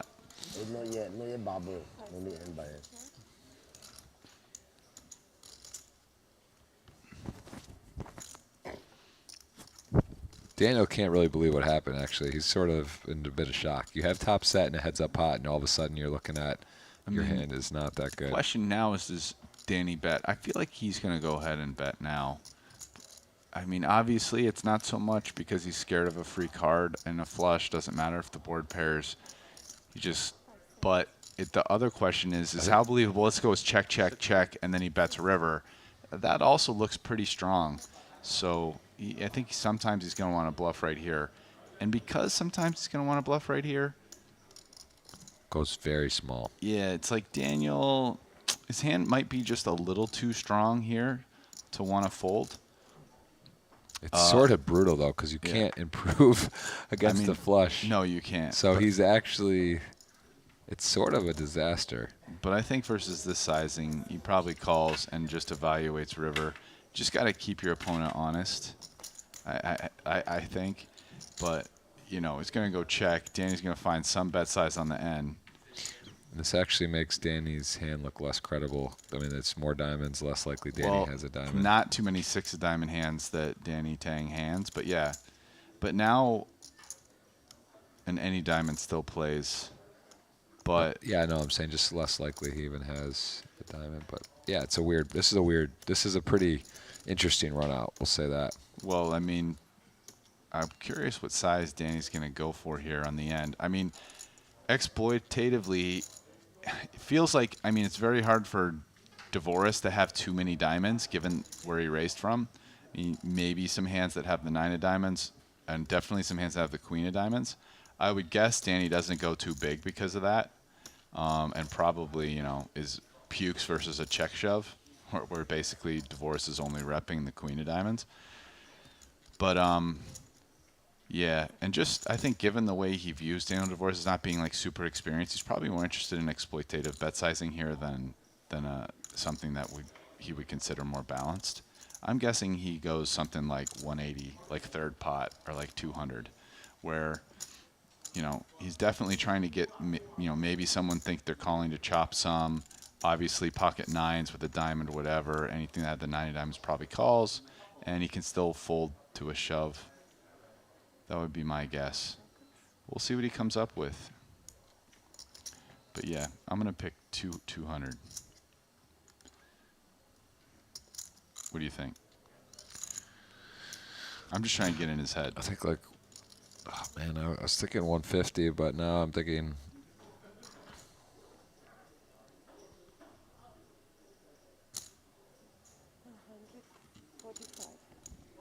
Nice call. Thank you. But yeah, smaller, right? We were both on the smaller train. Yeah, because I don't think he's getting bluff shoved, and I think he's just trying to get paid. Of course. Right. At some point, you almost wonder. Does it look weaker to bet bigger? Or without going too big. Right. Right. That's what I was thinking. That's why it's like 200 still under 40% pot. So it's still not that big. I mean, you're staring the 145 bet here right now. He just is you know, he really wants me to call to chop this. But sometimes it's just math is math. Yeah, and if you're Daniel, this took a course from the worst. You flop top set, you're in decent shape, but scary out of position. Now all of a sudden you call small bet in the turn, and you're at 640. You call here, you're at 500, and you're one of the short stacks on the bubble. But you know, either way, it's a lot out there. I mean, Danny also just called on the button there. There's a number of offsuit hands he can have. You know, ton of offsuit broadways that have the queen or 10 of diamonds. Yeah. You know, even stuff that has the 9 of diamonds. Probably a few less hands that have 7 of diamonds in it, right? Although it kind of depends on, you know, what the view is of how much does Danny want to play with me here. But yeah, there's a lot of value hands he can have. Kind of, especially at this size, basically just any diamond that plays can bet it. So, you know, I think you could maybe find a fold, but it's pretty.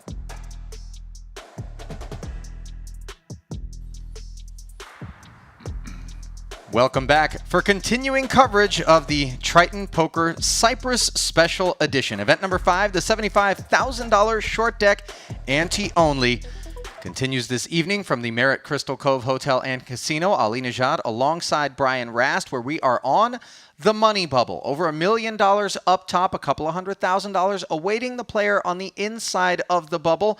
But of course, it's TBD who's going to be on the outside looking in. And Rast, you happen to be with Gross during the top half of the day. Any notes based on what you guys saw in terms of the action? Playing tight, playing loose, people taking chances. It's a predominantly Asian field remaining.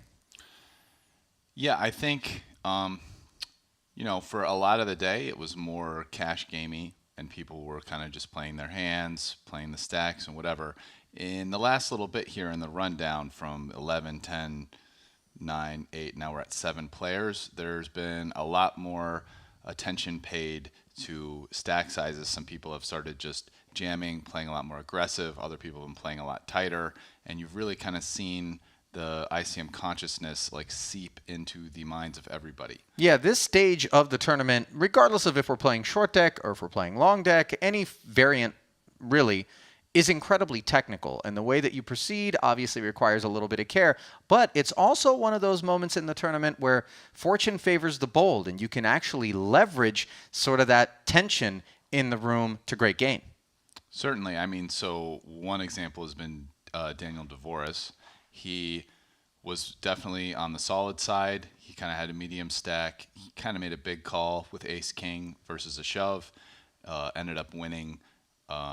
And now after doubling, you could see that basically, you know, there were the two shortest stacks in the tournament at the table, and then Danny Tang to his left, who had a decent amount of chips. Now all of a sudden he's just going all in a bunch, and he knows Danny Tang can't really call him. The overwhelming chip leader, as you get a look at the counts, is Winford Yu, brought to you by GG Poker, and the shortest stack in the room belongs to Waixiang Yu. The champ, gonna pick up a little north of $1 million, and like I mentioned earlier, 208,500 exactly, going to 6th. And obviously with you being on that short stack, there's going to be a lot of caution exercised by the other stacks that are toward the lower end of the spectrum, and that would include the likes of Elton Sang, who you saw there, and Danny Tang. And here's an ace-jack offsuit to kick things off. The ante 20K on the button is 40K. And again, one of the things now that we just got this configuration to keep in mind is sometimes it's good to be out of position to the big chip leader, so you're able to go in first and not have equity denied. So, you know, for example, Elton Sang is right out of position, and he has a decent amount of chips. And he's got a decent hand here with 2 queens on the button, Brian, and you see him make the call after Waixiang Yu moved all in with his ace-jack, which has 40% here, a 3-2 dog.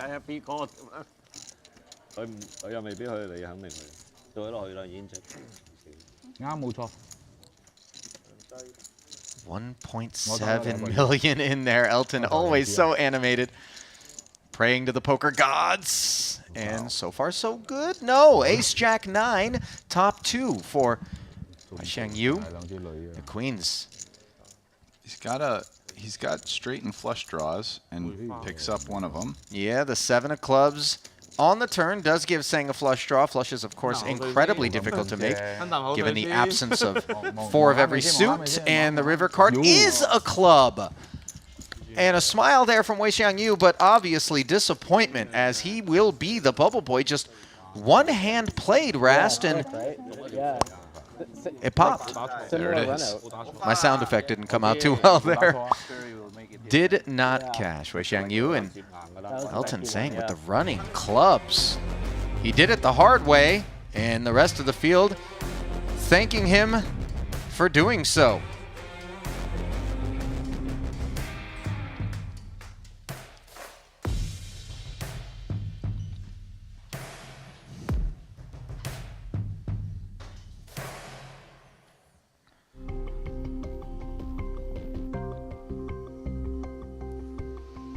Field down to just 6 players.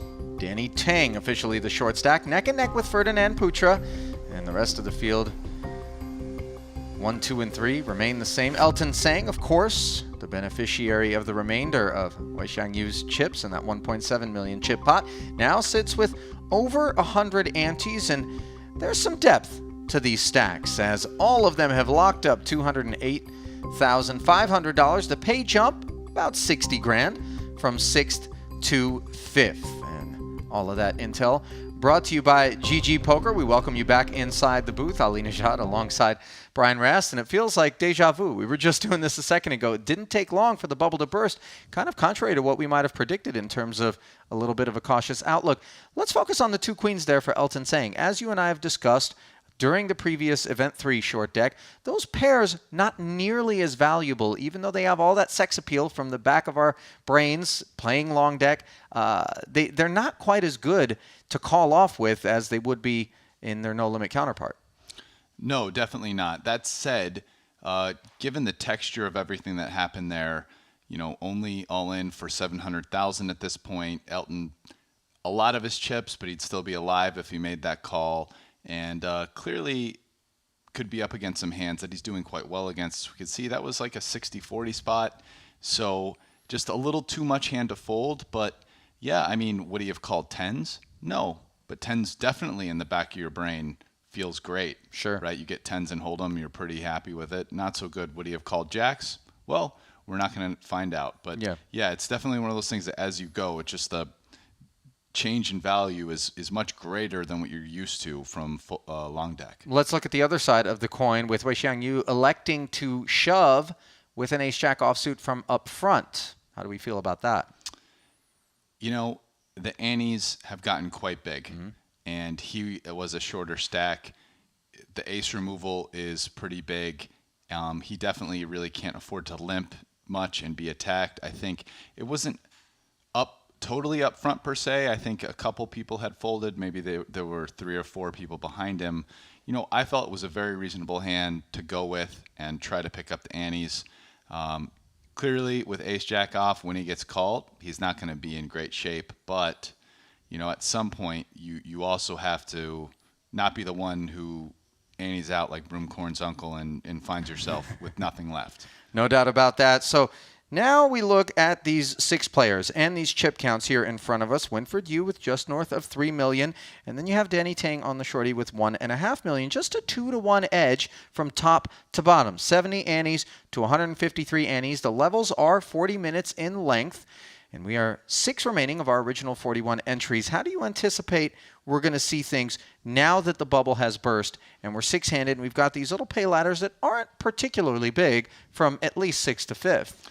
So first, based on even what you said there, you can see that there was a lot of motivation for him to move all in. He was well behind the next, so Wei had to pick up chips, which makes the play even better. There wasn't someone else he was competing with to go out last. He was just very clearly the last placed. And then more directly to your point, you know, I think we're going to see a situation where Winfred is possibly going to try to start picking up some chips, maybe some of the middle stacks. They might have different strategies. Some of them might play more of a waiting game. Others might also try to be aggressive, kind of depends on how Winfred's playing. And the short stacks, you know, again, because there's 2, you know, you could take 2 strategies here. One is, okay, I'm really far behind. I've got to pick up some chips to try to have a chance to get some of the higher places. And the other one is, okay, well, if the other short stack is going to do that, maybe I let him go out and at least ladder up to 5th, right? So it's a dynamic situation. I think some of the different players will have different strategies that they employ. Well, if we're going to talk about differences, it's worth the storyline.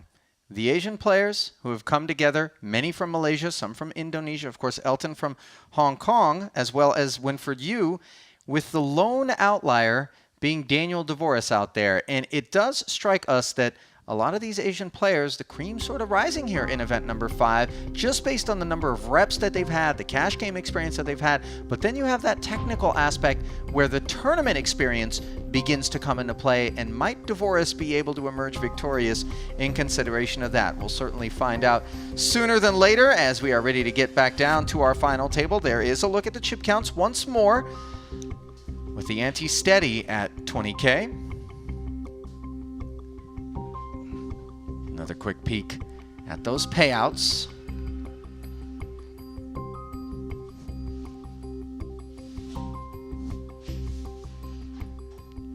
Little fist pump there from Danny Tang and seat 1. Obviously excited to be in the money here as we round out the Triton portion of the program. There's actually a $25,000 pot limit Omaha event that is also going on in the room today, marking the beginning of the Super High Rollers series, which immediately follows the Triton Cyprus Special Edition series. This is the last of our events. Phil Ivey, of course, won event number 3. Also a 75K short deck. This event was originally scheduled to be a $125,000 buy-in. Players got together and felt that it would be best to rein the buy-in back down to 75K. And it's worth mentioning that the series is here for the players, and obviously there's no desire to do anything other than that which the players want. So very receptive were the tournament staff here. Bring it into this hand. So I think what we see with Ivan here is somebody who, again, he's on a middling stack. I don't know that everybody would elect to play it with another middling stack and the chip leader on the button, 8-7 suited being somewhat weak. But, you know, maybe Ivan is going to have a different strategic outlook on what's happening right now. He's a little bit more willing to gamble to pick up chips, and he's not going to play that tight. So we should look at that going forward, and maybe also look at some other players are going to do something different. So that was my biggest takeaway in that pot that I wanted to catch before we move on. I mean, 8-7 suited, I know, also looks pretty sexy coming from Hold'em, but sure, the 8 and the 7 are starting to get quite low in this game, and it takes away the strength of it quite a lot because it's just so easy to make pairs in this game with 16 cards missing from the bottom. And that hand lacks the sort of reach that the 9-10 and the 10-Jack have toward the upper portion of the deck. For those that are maybe joining us for the first time, worth reminding you that, of course, flushes beat full houses in short deck. Aces also can work as a 5 for the low-end straight.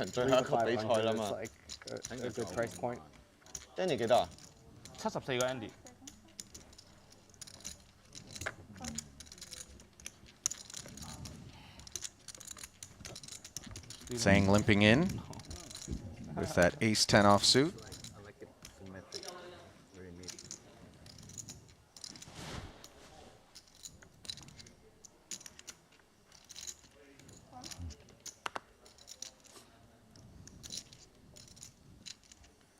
Winford coming along with the queen-jack offsuit, and Danny on the button says run it.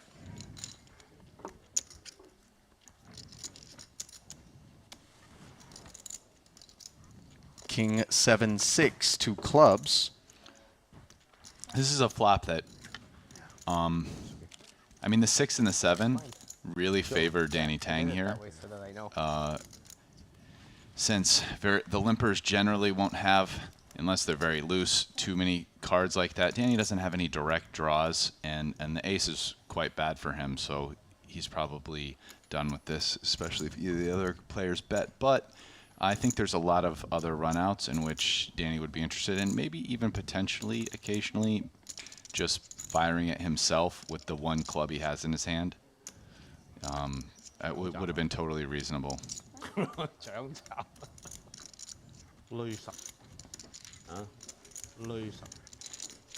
Elton with the ace on the turn. Fires and takes it. The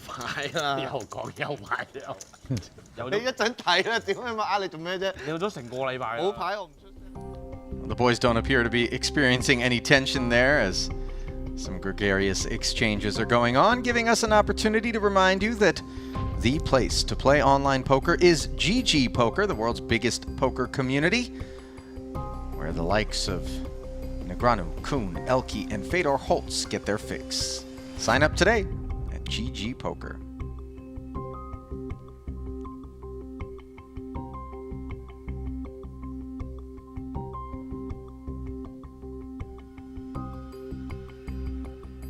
And so far, based on what I've seen, wasn't very many hands, but a few hands with Winfred previously, and even just now, we kind of passed the option. He doesn't seem like he's playing particularly aggressive, even though he has the chip lead. And we can see if that continues. Very high. No. But that kind of fits slightly with the profile I remember, although it's been many years since I played with him in games in Macau. But he wasn't an overly aggressive player, if I remember. But, you know, I mean, those weren't in tournaments. It was in cash games, and it was a long time ago. So let's see. I mean, this hand really a pretty good one, so he's obviously going to play it. Ace queen off suit in the hijack.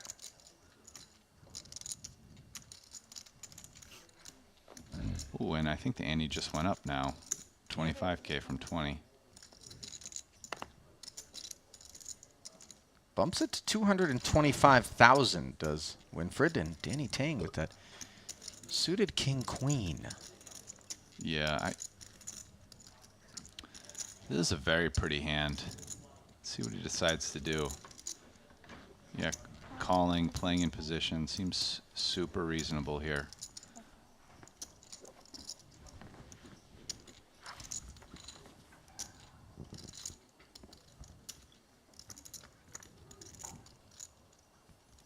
Oh. 2 hearts on the 6-7-8 board. Winfried has the open ender, or a gut shot rather, given that there is no 4 available. So the 9 would make him a straight. Danny with the heart draw.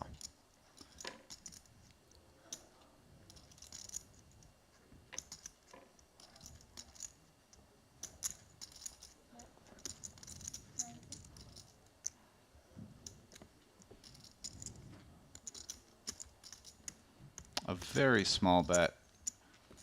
So Danny deciding right now if he wants to just call in position, maybe bluff blanks on turns versus checks, a little more conservative, and that's the route he's going to go.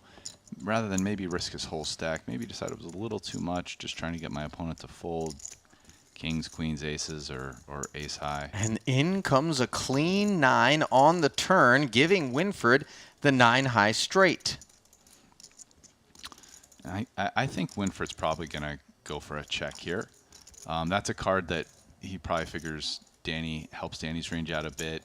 You know, he has, with an ace, a vulnerable but pretty strong hand he's probably going to bluff catch with. And Danny definitely can find bluffs here between the backdoor spades draw that's there, as well as hearts on the flop, which he has.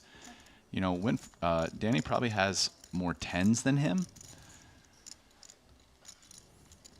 Tang makes a pair of kings on the river after checking back in a $750,000 chip pot.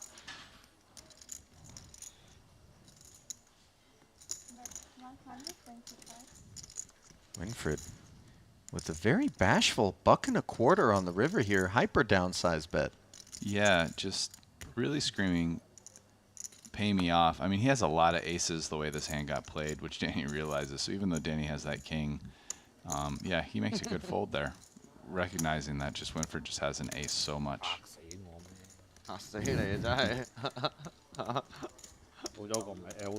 So Tang not going to pay it off. Rich get richer.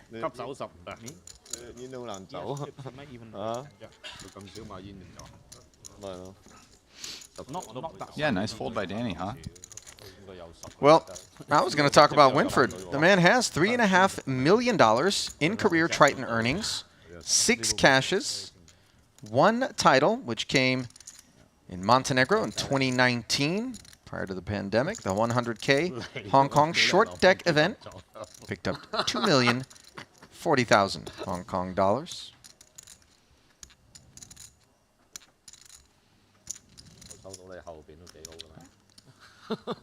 Danny's played quite well today.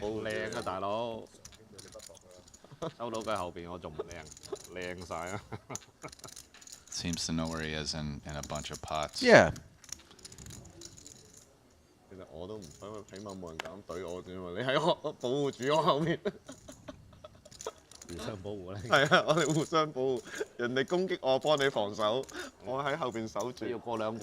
Limping with Queen 10 here, Ferdinand Putra with the ace 9 off.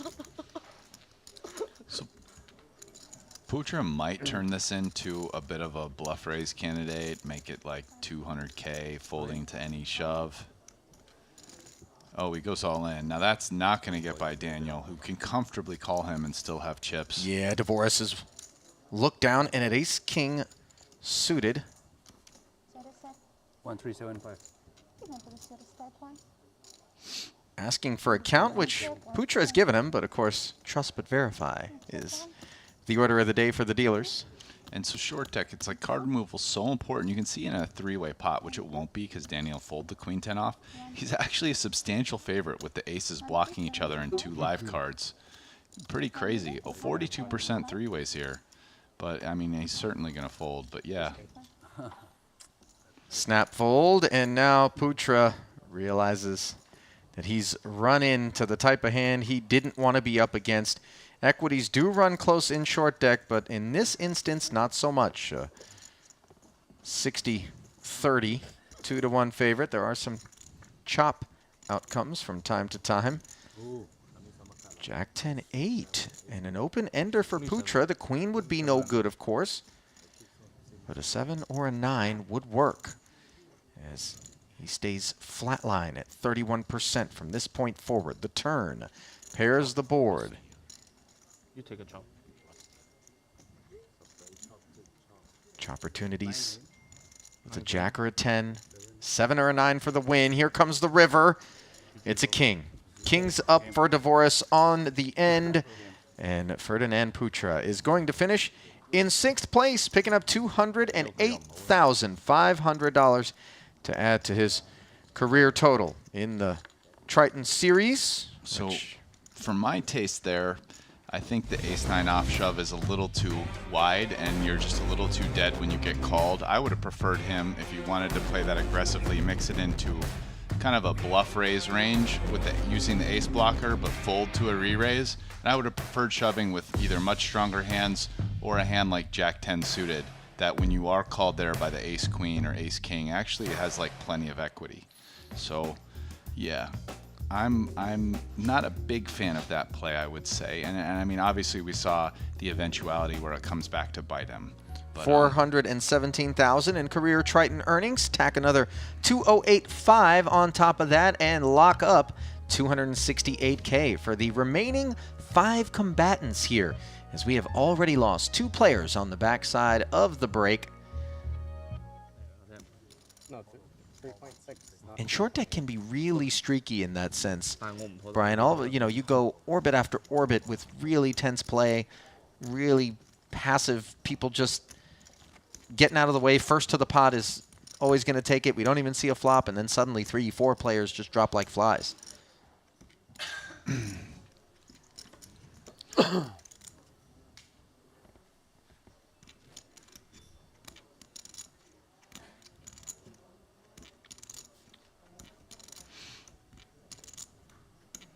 Yeah, just with the ICM effects and everything, I just wouldn't have constructed my shoving range there behind Danny Tang's limp, having ace-9 off.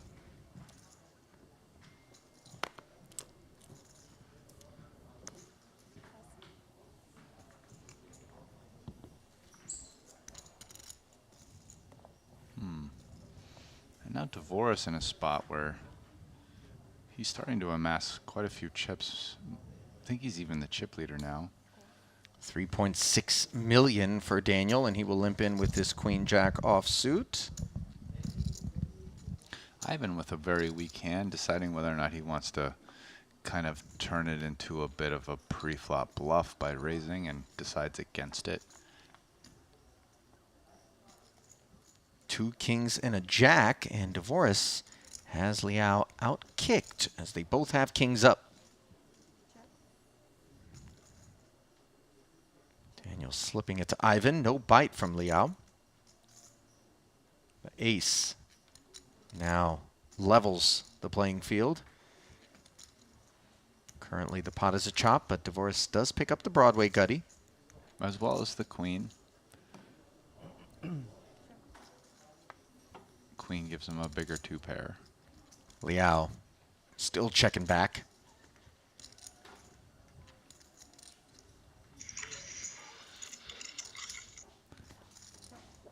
Both players going to be happy to show down their jack, and we'll end up chopping. Very sensible run out and course of action there out of both seats. And they'll carve it up and do it again. And that $3.6 million, as you were speculating, Rast, absolutely does put Dvoris in the chip lead ahead of Winfred Yu, who is about 220,000 chips behind him.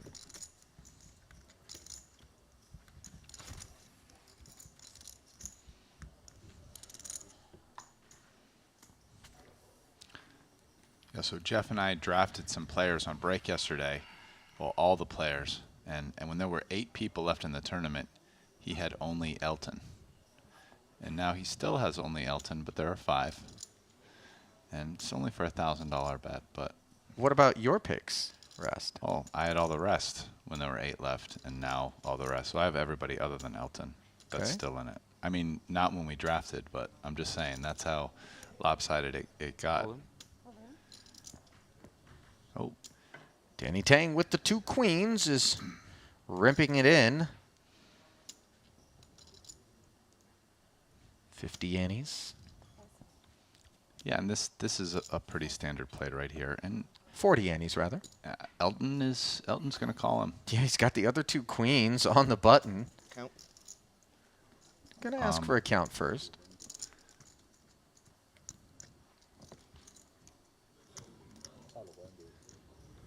Again, with pairs, it's not an exciting place to call, and maybe if they both had a similar amount of chips, it would be different. But I just think having more than double the amount of chips, it's nowhere to go.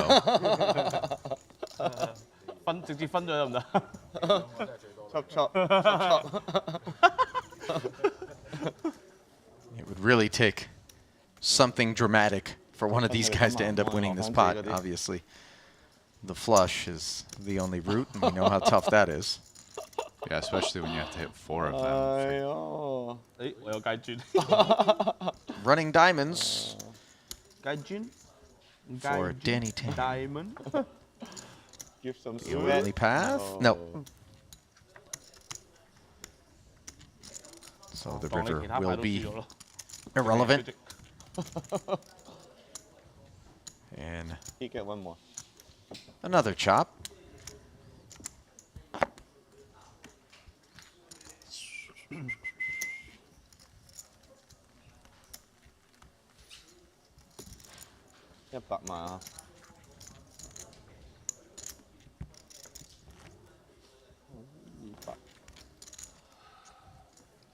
No fireworks just yet here at our final table. Where we burst the bubble out already. Paid 6th place, but nothing particularly. You know, short deck can really break you off some pyrotechnics. What are you constituting as fireworks? We've been here for 30 minutes and 2 people are gone. At this rate, the final table will be over in another hour. I mean, in this current situation, the other 4 players other than Danny Tang all have 2 million or more. So Danny's clearly the short stack.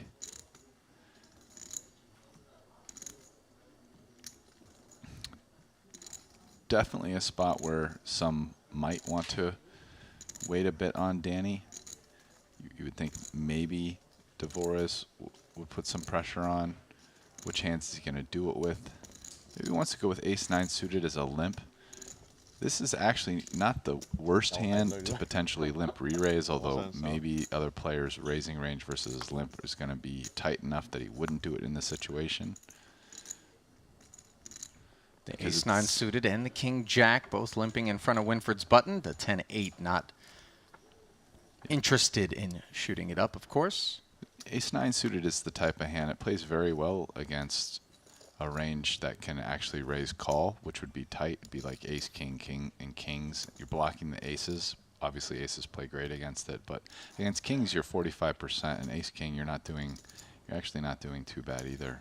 Probably in the mid-40s. Couple of gut shot straight draws, bookending Ivan Liao's top pair. The chip leader checks it to him, and he sprinkles a bet of 60,000 out there. A pretty solid flop for the dealer button in an unraised pot. The dealer button is going to have all combos of 9-10 off. It's possible Dvorak doesn't have 9-10 off, although Ivan probably does. You know, does Dvorak... He's the chip leader, so he might have all the sets. Ivan's loose, he probably has all the sets. But the 2 pairs, such as Jack 7, 7, 8, Jack 8, I mean, Winford basically has those and none of the other players do. So it's a pretty strong hand class that's in Winfred's advantage.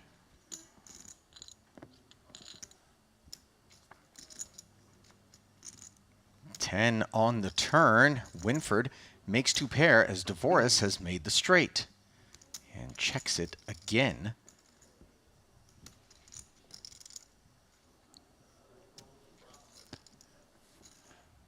Yeah, I'm trying to figure out who's going to want to bluff at this card. It doesn't really look like anybody's going to be that motivated to do so.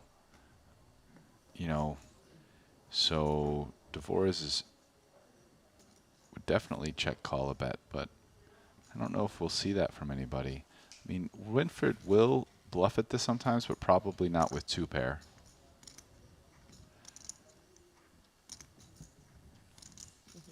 And the 9 rolls off, so all players, they're all chopping.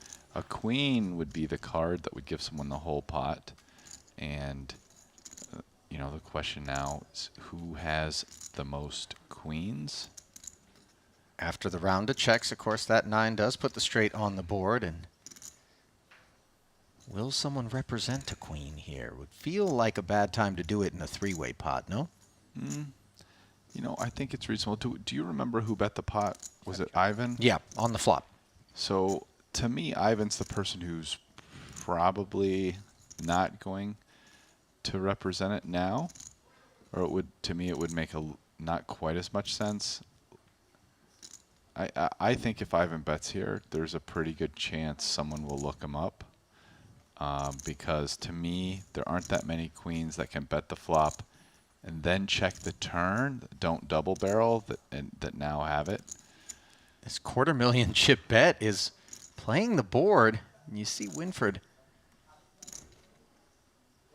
in a bit of a difficult position because he does have Dvoris behind him. Yes. So he folds, and obviously that means this bet is already making money, provided that Dvoris doesn't do anything heroic. And you see him looking over at Ivan as if to say, are you up to no good? And now the bet makes even more money as Dvoris folds as well. And Liao takes it all to himself. I kind of felt like based on the way he's been playing, Ivan was a candidate to bet. But I also thought because to me, he's not really the person that I think is the most likely to have a queen, that somebody would look him up. But yeah, Ivan's definitely a person who's been in there taking some chances, and he's not afraid to make plays at pots. You know, he's not afraid to get in there and gamble. And so it just strikes me in this kind of spot on the river, he's probably the most likely to bet, even though I don't see how many hands he really bets flop and checks turn that have queens in it the way that played out.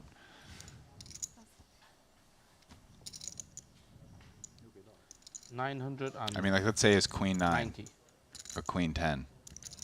I mean, queen 9's betting turn again. You know, queen 10 still might. Like, that pair of 10s is no good, and you got the queen as the bluff. It might not, but in a 3-way pot with that button range behind you. I mean, queen jack, I think, is the hand because he bet the king jack. I think queen jack is the most likely hand that ends up playing that way, like queen jack or queens. Ivan starting things off in this pot with an ace-8 suited. Winfred in the cutoff with ace-7 suited. Tang is going to look down at 2 kings behind him as Yu joins the party.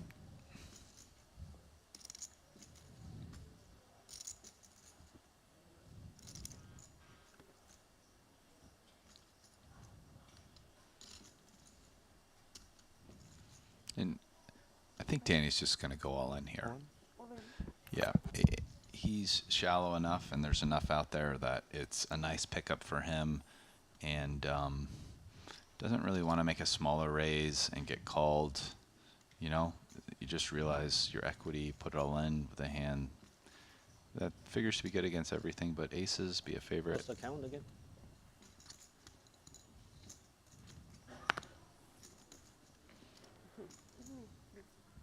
Well, the ace-8 suited goes away, but Winfred wants a count. Is the ace-7 suited really worth considering in the face of an almost 1 million chip stuff from the button? Plus the... No. Simple answer. He could be posturing a bit. 990. 50,000 too much.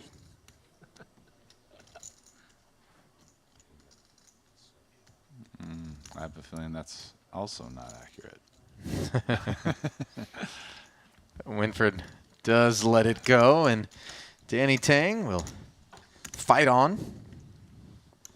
Tang, by the way, has $2 million plus in career Triton earnings, 3 cashes total. All his money was made in Short deck. 2019 between the Montenegro stop and the London stop. And the short deck result came in London, a 25,000 pound buy-in, where he finished 10th for 52,800 pounds.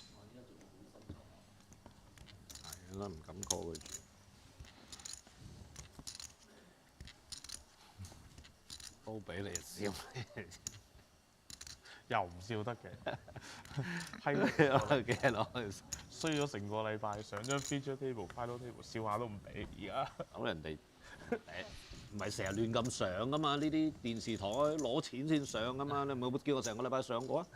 你又係咁上攞錢啊？你佢係咁上啫。人哋攞錢啊嘛？你係咁上冇攞過？我幫你話下佢啊！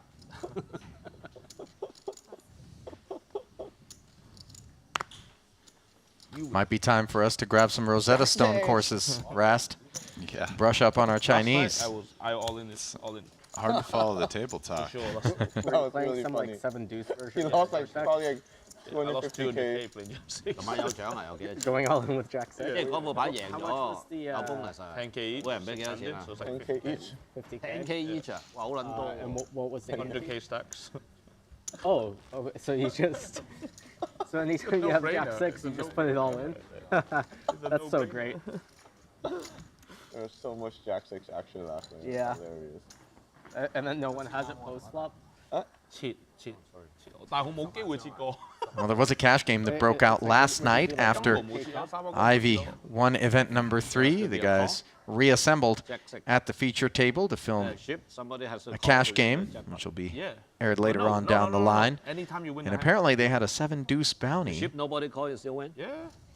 Hey, it's not easy to put 100K in there with Jack 6, you know. We're playing Jack 6, which is dusty Was it like a in Yeah. short deck. I guess it's No the powers. 7 deuce game. Yeah. The Jack 6 game That in can get short deck. dangerous. We had like, at one point, I think everyone had 200K. You can cut chips at 200. Okay. Yeah. So it's always like a quarter of your stack at least. But some people weren't cutting chips. Most people were roughly there. Not too deep. It was really funny though. 3 limps out of a King Jack and 2 Queen 10s. Now Devoris with Jacks. Chip leader with $3.5 million plus in front of him. A lot of card removal here.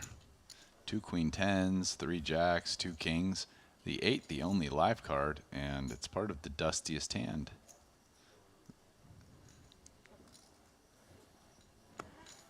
So Liao will close the action. Checking back the button. Got ourselves a family pot. King 8-7, top 2 for Ivan Liao. And the spade draw for Winford Yu. Yeah, and this is, with the 7 and the 8 being so low. Top pair for Elton starts things off with a bet of 130,000. You were saying, Rest. You know, it's a board that today I've kind of been seeing a lot of players check. It favors a bit some of the later position or button players. You know, very infrequently is someone limping under the gun with like 7s or some hands like you can't have 6-9, for example. But Elton leads. He's not going to like getting called in 2 places. And actually, it'll be curious to see how Ivan plays this. They're deep enough that it's a little uncomfortable raising here. You don't. I mean, I'm not saying he's not going to do it, but definitely if you raise and someone reshoves on you, it's pretty gross. A lot of 2-pair spots, even in PLO, are like that. So yeah, he elects to call, even though he obviously has to like his hand quite a bit. Oh, and a beautiful jack of spades on the turn for Winfred Yu, which gives him the spades and gives Elton Sang top 2.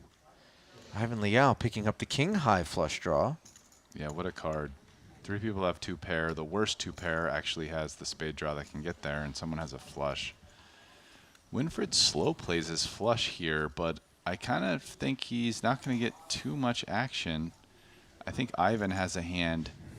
Doesn't make a ton of sense to bet because you're not really getting much better hands to fold.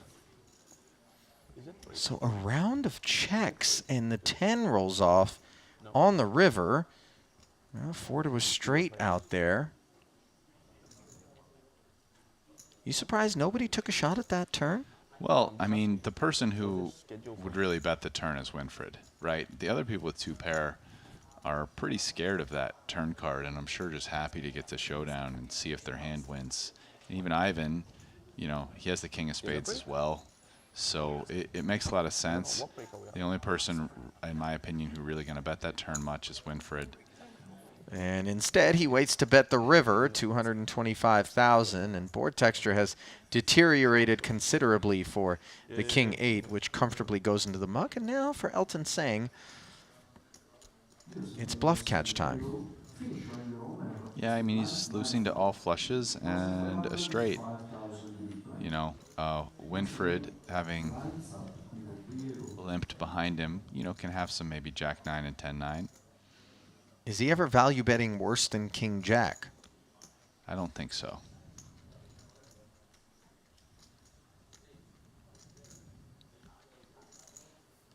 Also, these guys have obviously played together quite a bit, and it seems like Winfred's getting a lot of respect from the other players with a lot of his post-flop betting.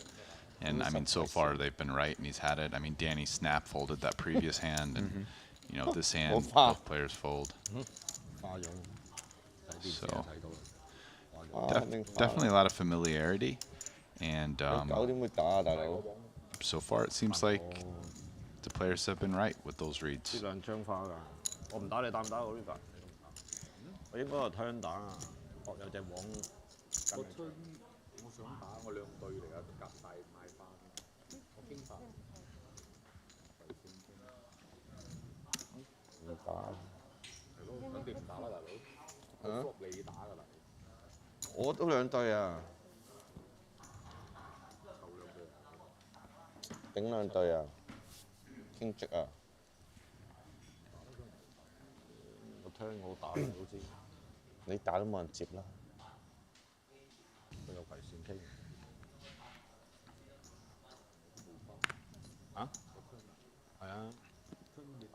Two queens for Danny Tang. Well, didn't he just have this and go all in? So it feels like he's probably going to do the same thing.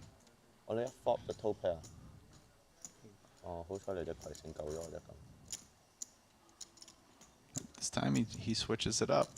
And basically the same stack size goes for a limp from maybe even the same position. Balance. Yep. Ace-6 for Elton on the button. Not going to try to bully the shorty. Pretty good equity matchup for Danny, all things considered. King 10-7 on the board. One overcard to the 2 queens. Elton does have the ace of diamonds, which is a blocker important enough that maybe at some point he starts bluffing with it, but probably not on that turn card. 2 checks bring the 10 of hearts, which pairs the board. Another check from Danny.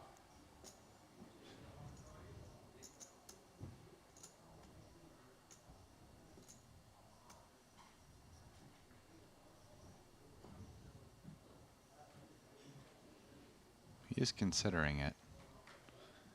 Definitely feels like maybe I have a few more 10s than Danny. Not raising most limps with hands with 10s in it.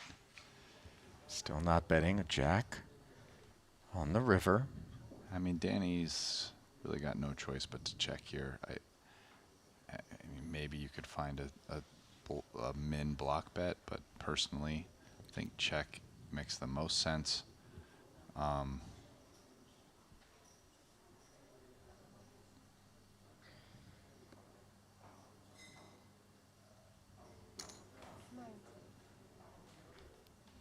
Tang, not in agreement. Leading It's out not for in agreement. 90,000. Obviously, the two queens do serve as straight blockers.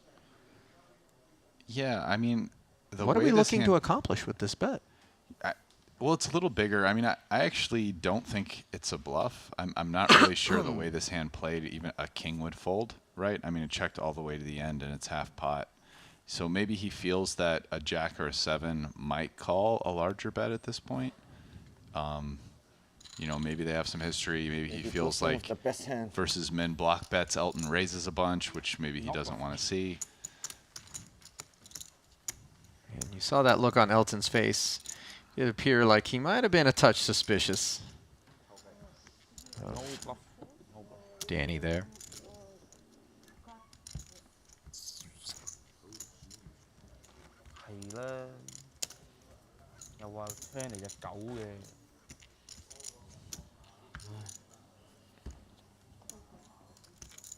It's definitely a thing sometimes exploitatively that versus certain players, if you feel like they're way more likely to bluff raise or value raise versus a small enough bet, you just size up just enough to change that, and then if they don't, or very often, or it makes your decision when they do much easier, that could be worth a little bit of extra juice on the squeeze. But that could be one thing I think he's thinking. I'm not saying I know what the answer is, but I would say the bet seemed a little big for the strength of his hand and what can call him that he beats, but still not big enough that it makes sense as a bluff for me. And between the two, I would pick value bet. Dvoris slides in with a jack-8 suited. Liao with the big gap.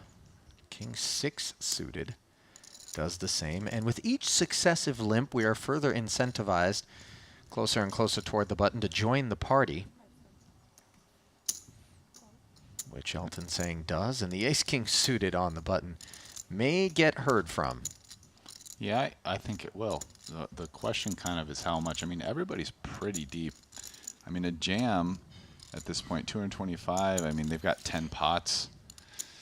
So under the gun limper, who's the most, or the first position limper, has, you know, 3.5 mil the same. So I don't think he would go with a jam. Yeah, given that. I'm not really sure who's going to end up being able to call him here. 350K total. Folded around to Elton. He is the hand that seems the most likely, but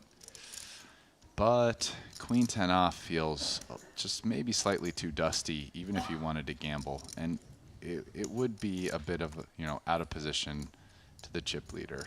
哇！你10換咗隻咩入去啊？我話你隻10換咗隻咩入去啊？啊！隻10換咗隻葵扇傾。彈一彈見到佢4邊，唉唔要啦唔要啦。咁如果個10積咁係咪好抌親？點解唔要啫，大佬？不過企喺度啊嘛，大佬，隻企喺度啊，大佬。我唔係職業，我邊有反應咁快？哇！誒4邊。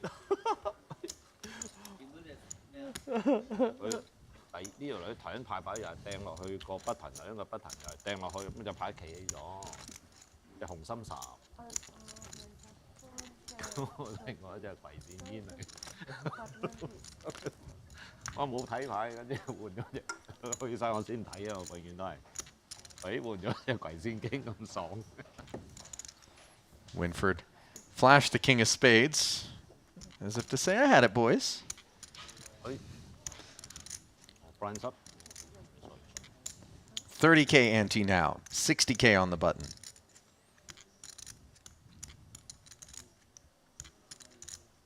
Jack 10 off suit for. Feels like Ivan's going to play this. He's just played the King 6 suited, so don't think he's going to pass Jack 10 off. Sure enough. And might get a little three-way pot here.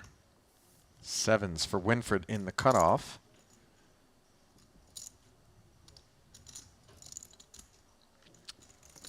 Think he probably limps, and Danny very happy to get to see 3 with the 8-6 suited. Again, this is, if it comes low, there'll be a lot of action with this one. Between the 7s, the 8-6, and even the Jack-10 probably interacts quite a bit with it. 又想嚟我哋。If it comes higher, Ivan's going to win a lot because he'll probably have a gutter and he'll probably be pretty happy bluffing it. Well, instead, it comes ace 6-8, which, let's not forget, is also 5-6-8. So Winford has the straight draw. Danny Tang with bottom 2.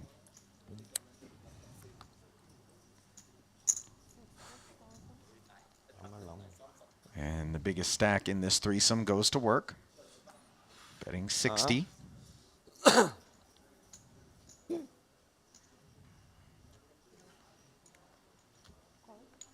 Danny considering his options there.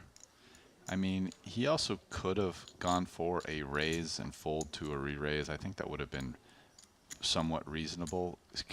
He probably figures Winfred doesn't have big aces very often, could be taking some stabs with some hands that would fold to a raise, and bottom 2 shrivels up if Winfred puts them all in, but takes the conservative route. And what Winfred does have is a straight, courtesy of the 9 of spades, and bad intentions perhaps, as he has checked it over to Danny Tang with that 9 high straight.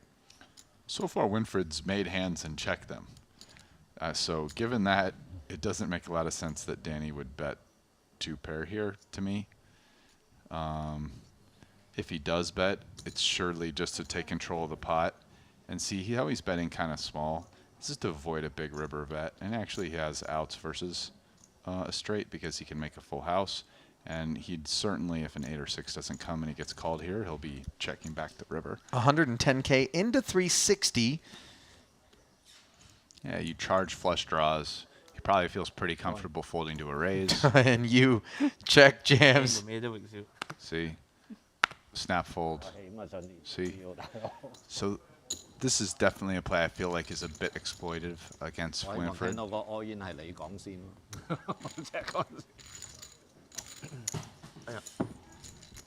Elaborate on that for me, Rast. Well, yeah, so, you know, he probably feels very comfortable folding to a raise, which you just saw that he did. We're talking about Danny. Yeah, Winfred would have a lot of 7s.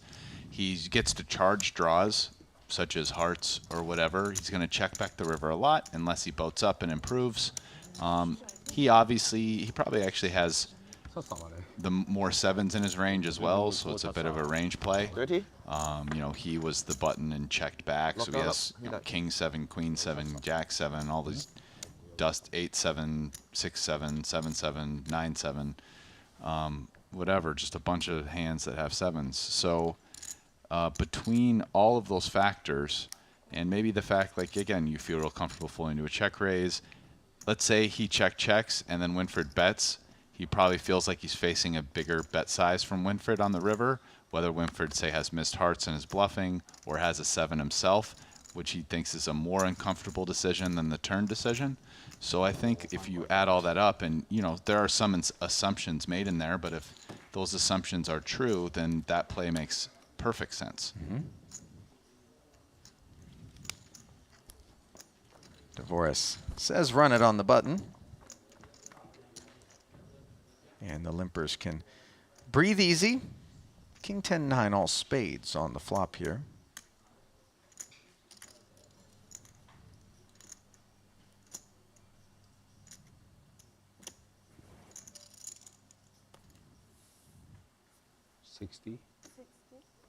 Liao leads for the minimum.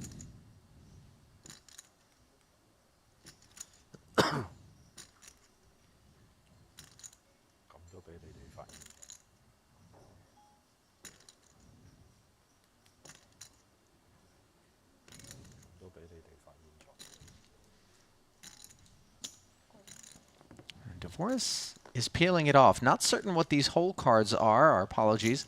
And bingo. Right on demand. We see that Liao had the spade draw to go with the straight draw, which comes in on the turn. Also had a pair of 10s. Dvoris sharing that jack has made the same king high straight here in a 330K pot. And did pre-flop go limped? Yep. So you can really discount ace-jack here. So in all likelihood, Ivan just has the spade free roll, and Daniel is chopping with no outs to win the whole pot. As it's very likely he, or at least likely he would have raised the ace-jack versus the, well, actually it was versus an under-the-gun limp, so maybe not, but he would raise ace-jack sometimes, so you can discount it somewhat. And now that he didn't raise, you can discount it even more. And the free roll comes in. Yes, it does. The 6 of spades, a welcome arrival for Ivan Liao. Got the flush. But unlike in Hold'em, that 4th spade not nearly as likely to have produced a flush for our opponent. And Dvorak knows that well.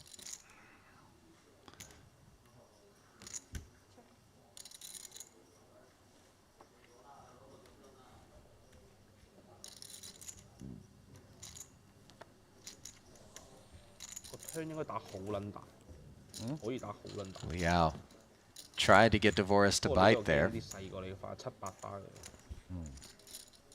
Some small percentage of the time he's concerned about a queen or an ace of spades behind him.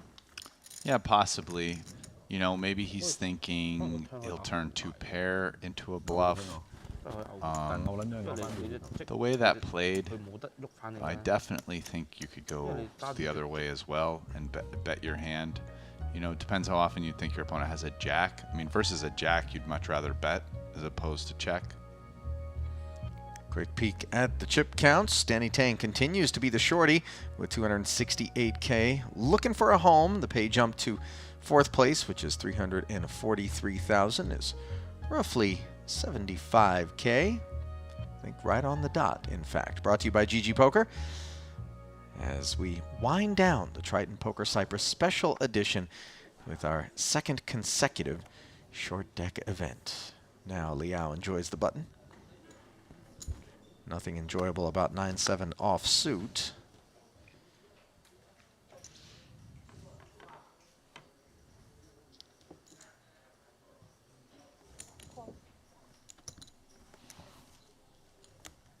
So Winfried, we can see he's really not been putting on the afterburners and playing aggressive. A lot of limping. Overall, he's played pretty cautious. I mean, we've pretty much seen that when he's raised pre-flop, he's had a pretty good hand.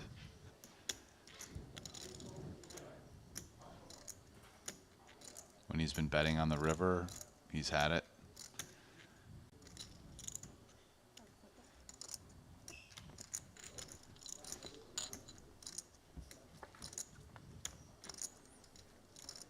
Three-way pot. Ace, Jack, 8. Winfried with the double gutter. Quite powerful in this game. And then Dvorak with a pair of jacks and Liao with a pair of 8s. I mean, I think Winfried gets to bet at this flop quite a bit, and given his actual holding, a little surprised he decided not to bet. I mean, Ivan really never has aces, ace king or ace queen, and really not Daniel that much. Winfried can have them much more. So I think Winfried has a slight range advantage and should bet quite a bit at this. You know, I mean, queen 10 isn't the worst hand to check call, but betting would definitely be reasonable. And now I think, you know, he can't really hope to show down queen high, obviously. And if he didn't bet the flop, I mean, betting the turn, I think, is the best play. So 6 of spades. You know, unfortunately, he can't really have. I mean, the problem for Winfried, in a sense, waiting for the turn is the 6 is not a good card for him. Ivan actually, and you can see he has 9-8. I mean, Ivan's the only one who can have 7-9, and probably even pocket 6s, or even really cards with a 6 in his hand. So one potentiality here is Ivan could either float or raise to really see where Winfried's at. So I think given that he has an 8, he's going to decide to call. Yeah, the gut shot straight draw looking for a 7. Instead, it's a queen on the end, and you now make second pair, backdoor spades showing up. Yeah, so depending on what Winford thinks here, honestly, this is a spot where a check raise bluff would be pretty cool. I think with the 10 of spades block, you have the queen for showdown, you check, and if your opponent bets, I mean, if you're bluffing, you're probably good, but if your opponent's value betting, a queen is never good here. So you turn the 10 of spades and the blockers into a bluff, the queen and 10. I think Ivan might actually bluff here. I don't think he thinks he can show down an 8 and have it win, especially on the queen. And he might want to get just one pair, like a pair of queens, a pair of aces, a queen, queen 10, queen king to fold. Okay. Yeah, I mean, I would have liked to see maybe a bluff by Ivan there. Well, I think that the table has the sense that maybe Winford likes to check big hands. I don't know if you're in agreement there. Obviously, our sample size is fairly small, but if indeed that's the case, the follow-up to that becomes, if he likes to check big hands, is there a world in which a bet out of Ivan there is able to clear something that's in the range of those big hands? Well, he's checked big hands prior to the river, but so far on the river, he's bet his big hands. And the question there is, like, let's say Winford was betting on the come. If he made a straight or a flush on that river, would he check it? You know, if the answer is yes, then yeah, check back a bunch. But the flip side is, if he has a vulnerable hand like ace king, ace 10, you know, queen 10, which got there, king queen, you know, is he just going to check and get to showdown? And in those cases, how likely is an 8 to win? Would he? I mean, he might even check aces up on that river, given how many draws hit. Might be harder to get him off aces up, but you know, I mean, I think that's a spot where maybe Ivan could find some bluffs.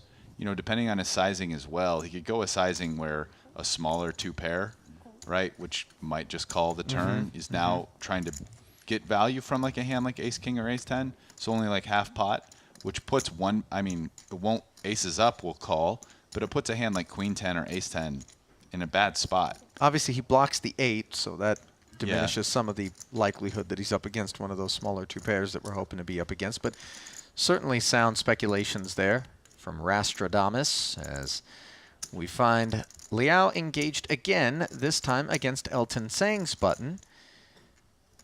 His queen jack turns into queens up, and he checks.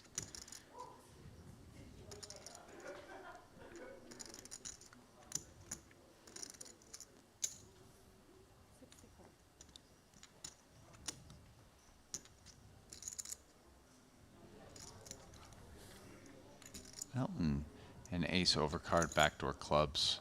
Going to turn this into a lower equity bluff here on the flop, and queen certainly not going to fold to 1-bet. Even though this card, obviously we can see the hands and it appears a pretty good card for Elton to bluff in some ways, I think for his particular hand he can find better bluffs. Yeah, the king of diamonds didn't draw a bet after the flop was checked, and now running kings put 2 pair on board. I think, yeah, Elton's going to be able to find bluffs out of hands with 1 diamond in it, or like gutters the king didn't help, such as jack 8 or 10-8. So ace 6 of clubs just giving up.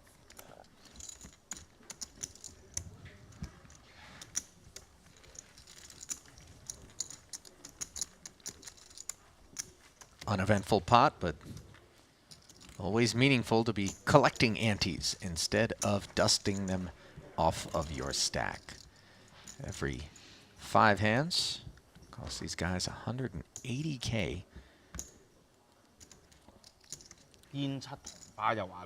Price of poker just keeps going up. Yeah. Every 40 minutes, like clockwork.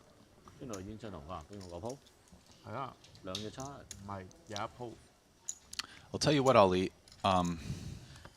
It's been pretty fun doing short deck, and after watching it for 3 days straight, you ready to get in there? It feels a lot. Yeah, I don't know. I'm enjoying the game quite a bit more. I'm feeling a lot more comfortable with it. We've been watching all these players play. You know, it's a bit more of a beat on how they're playing and what's going on. Well, it's been like a big study session. Were it not for the fact that I'll be boarding a 3:30 a.m. flight to Istanbul later, Rast, I might have indulged you in a little bit of low-stakes short deck. Yeah, that could have actually been pretty fun. Who knows? Maybe if they bust early, you can still indulge each other. You're rooting for them to get done quick. Guys, I've never seen Rast drool in the booth, but there's just a little bit of piddle on the corner of your mouth there on the heels of that offer I made. He left the door open. Very professional in your muted enthusiasm, though, Rast. You know how to keep the fish on. Shut down the club. Ace, Queen, 6 here in a four-way affair. Dvoris has the Broadway Gutty. The set minors came up short. Dvoris has the EP limper here. Flop that favors him a bit. Might stab at it. That's why he's thinking. But opts not to.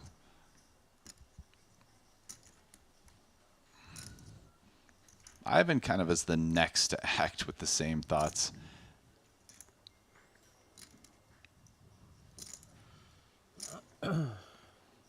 Yeah, he's end up that he's going to go for it. And this actually makes some sense. It's a lot of range stuff. He's figuring, you know, maybe Daniel is giving up. You know, I have a club with my sevens, backdoor straight and flush draw, and really just kind of betting range versus the two people behind him, hoping that Daniel's check folding enough when he doesn't bet.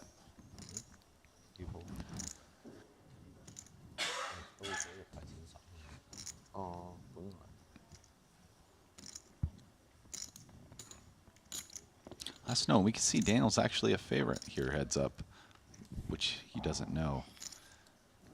Yeah, Liao unable to take it there on the flop. Board pairs, and Ivan does have a club draw now. As Dvoris checks once more, clubless. Liao does have the club, which is good for his hand equity-wise. It's not blocking any of Daniel's clubs. He doesn't really have any hands, especially with the ace of clubs out there that have a club in it that limped in EP. He's probably not limping 8-7 suited under the gun. So it's not a good blocker in terms of, oh, wow, Daniel's hands, but it is good in the sense that, you know, it might give him outs if he's behind when to hit the flush. It's also pretty good when a 7 rolls off and you make 7s full of queens, as Liao has done here. Yeah, and I mean, Daniel with king high really might bluff this. He doesn't, but he might have. He's going to be happy he didn't, because Ivan's not going to fold 7s full.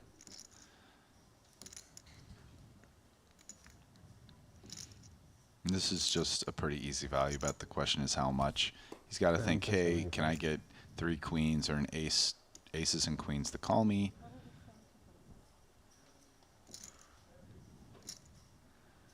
Oh, this is a really big bet size for the strength of his hand.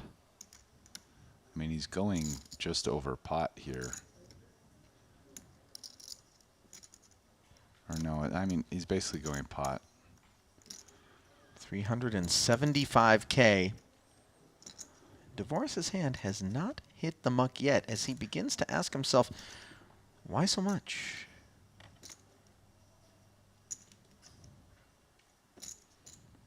I mean, the way this pot played, you know, ask yourself, does Ivan really ever have aces or ace-queen or queens? And then if he doesn't have those hands, what's he betting with? I guess a flush. Flush would be it, because a flush beats a full house. So I assume we're supposed to be able to take 6s out of there as well. yeah, I mean, granted, it's only 1 pip off of 7s, but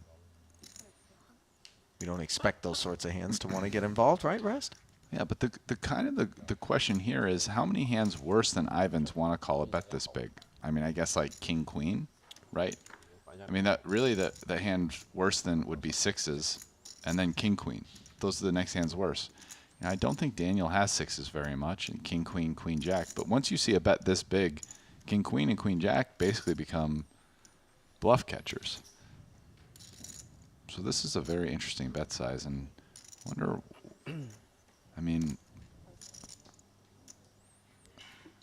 I don't really ever see a world where Daniel just calls that with the king jack off there too much, with no club even as a blocker. but maybe just taking his time to think about it. More just like, what is Ivan doing than am I going to call this? I don't know.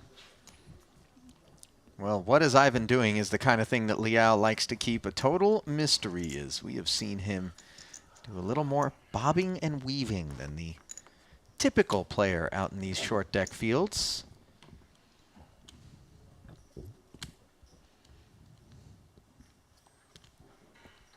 The evolution of the game definitely has caused people to reevaluate their initial opinions of it. Certainly, I'm speaking for myself when I thought this is just a big gamble game, right? Like, oh, you get it in and you just, let's see what happens. But really, as time has gone on, you realize just how thoughtful a lot of what we're seeing is. And, you know, not to oversimplify it, but, you know, on the surface, the eyeball test, it seems like, oh, everyone's just jamming all the time and calling it off and whatever. And granted, this is a tournament, not cash game. But there's some real wheels turning. Yeah, well, I mean, listen, just because a game, the equities run closer and you get all in a lot and oftentimes your equity isn't that bad. You know, Kuhn brought this up earlier today. I was actually talking about this yesterday, but not with you.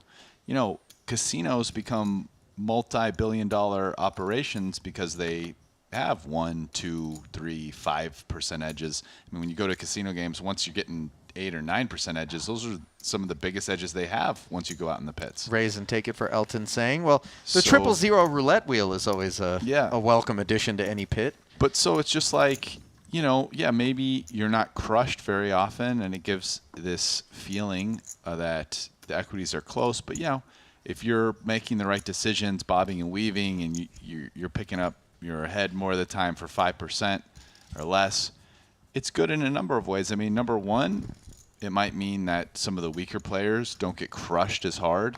It's always bad for the long-term economic stability of a poker game, is if the weaker players just lose every time, never get to win, they're going to quit.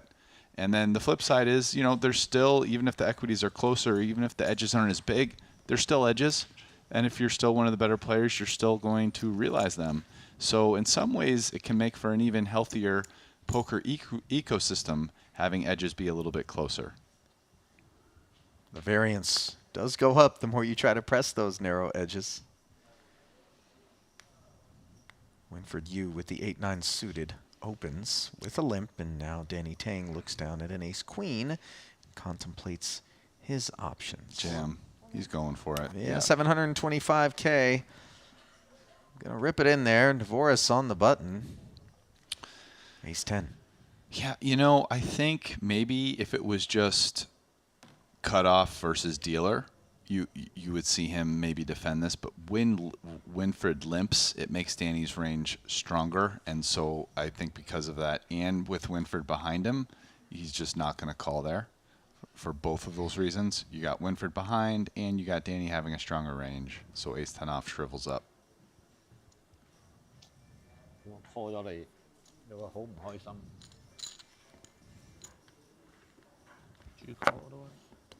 Do you call if he was not there?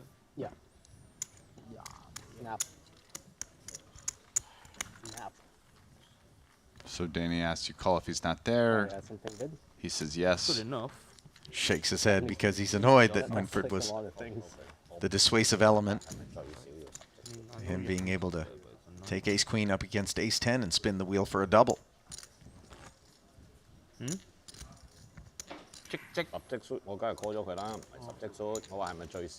mean, the flip side is it's not like Winfred was just coming in with garbage there. I mean, 9-8 suited, it's a solid hand. So, you know, Danny a little disappointed, but you know what? Winfred's going to play his hands, Danny. Don't worry, and maybe it just means you didn't get it all in as the 58% favorite or whatever against Mr. Dvoris. It's okay. Sometimes ace-10 wins in those spots, and you're on your bicycle. That's true. The old Tony G bicycle. Winfred with pocket jacks here. On your bicycle, riding around the Marriott Casino Resort area, picking up all those free desserts. How many desserts can the bakery make in one place? I've never seen so many. They have some creative pastry chefs around here. What they've got is some well-fed stray cats. Yeah. I mean, the cats around this place are living large. Sometimes they're living indoors. Ace 10 for Dvorak. He flats. This would be add to the legend of Ivan Yeah. Miao's Yeah, it would. unpredictability. Just total garbage. Nope. You really wanted to, though. You really wanted to just raise it up with one of the worst hands possible. Got to respect that. How much of it is him thinking, oh, let me do something heroic, as we see the Ace, King, 6 all club board, giving Winfred the only flush draw in a three-way pot. Dvorak with top pair. How much of Liao's behavior there is just like, oh, do I pull the trigger with something heroic? And how much of it is, I just want to keep these other two on their toes and maybe be able to buy some of the upper crust of the deck in terms of my range on the button, courtesy of what seems like some apprehension about raising? Yeah, sure. It's both of that, as well as, Ivan probably wants to make sure he sees a flop with some better hands, balance the times he has really good hands and take kind of junk hands and do it. I don't know that everyone would opt to do it with as junky a hand as Queen 6 off, or maybe, it's more of a thing. I think that's a bit of a stylistic thing. Like, I don't see Winfred Yu ever doing that really very often with the Queen 6 off, but maybe some other people. I'm not sure it would have worked there against those two hands. Dvorak able to 240 or something. Take it down. Winfred didn't want to stick around for that jack-high flush draw? Yeah, it was... Surprised? A little bit. Wasn't that big a bet, if I remember correct. I mean... It's tough to make a flush, obviously, but... I mean, I see it a lot for how tough it is. Yeah, no kidding. But yeah, I don't know. I mean, the jacks... You can hit a jack as well that might be good. It would have been, second best flush draw. Again, this is something I've said. I think it's pretty clear at this point that Winfred is conservative, the way he approaches the game, both in the hands we've seen, what I remember from many years ago, and just the way, clearly the way he's played. He's the chip leader. He hasn't been bullying people. He's been playing pretty conservative. And,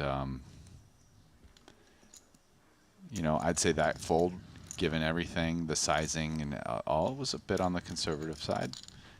I think I don't want to use the word obligated. It's too strong, but I think most people would decide to keep your opponent honest there between, the jacks and the club. And we saw Ivy. Oh, again, you weren't with me, but floating with much, much weaker hands than that the other day in some three-way pots. Doing some cool things.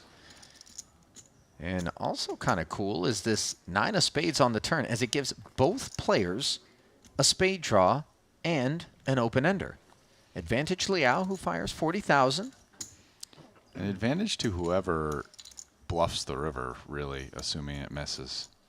But we never miss in short deck. Well, we do hit a 10, but it's not exactly the card these guys had in mind.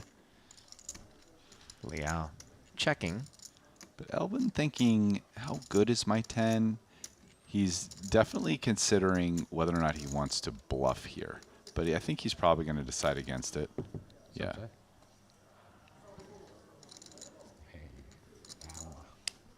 開支葵線唔知點搞。開支葵線，大家真係好難搞。好難搞啊！真係真係，得人計啊條數。I think maybe going to 10 is too deep, but maybe if, let's say he had called with a 9, let's say he had a hand like Queen 9, King 9 with a Queen or King of Spades calls. Now all of a sudden you're losing to 10s. Maybe you bluff that 9 in position, as Elton's saying, but not the 10. I like it.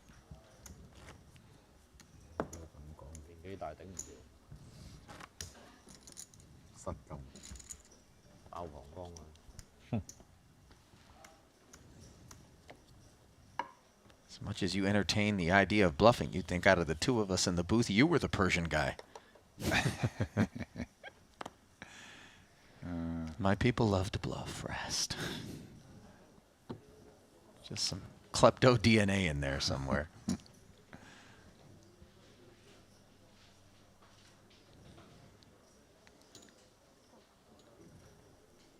King Queen for Dvoris.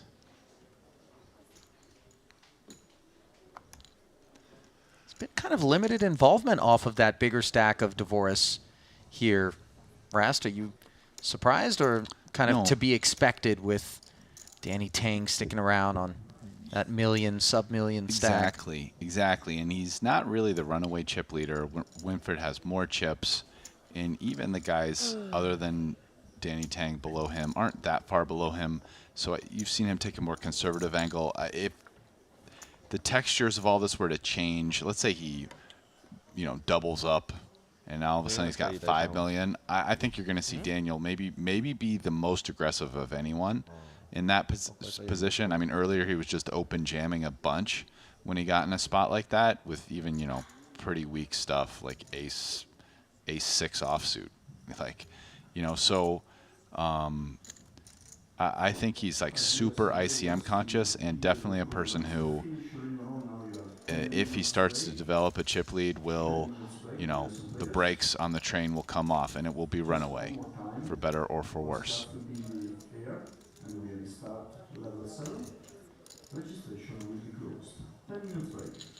Top 2 for Dvoris. Betson takes it. But yeah, for now, he's not really in a spot where that makes a lot of sense. And so he's not doing it. And, I think I agree. Went from those 2 quick bust outs to now kind of a lull, a waiting game.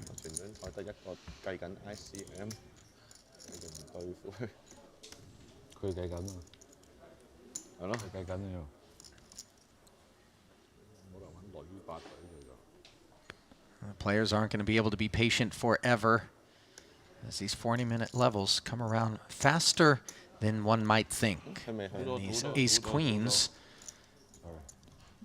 So Ivan limped out of position, which now Dvoris is factoring in. And who knows, maybe that pushed him over the edge to raise.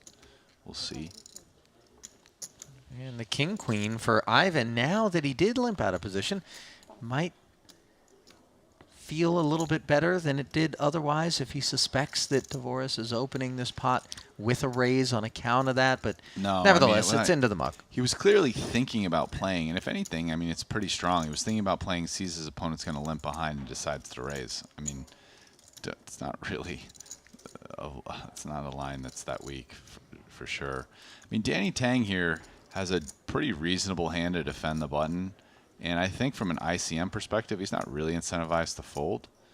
Now he's just kind of deciding, okay, if I call, how many flops am I realistically going to be able to fold or play?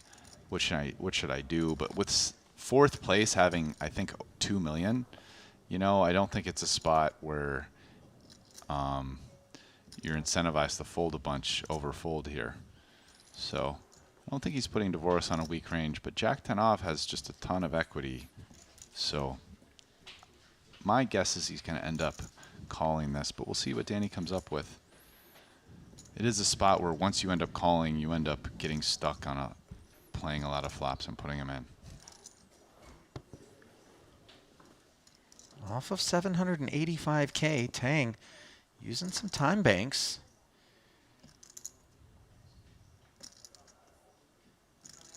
Now that he's taken this long, though, Rast, does the all-in...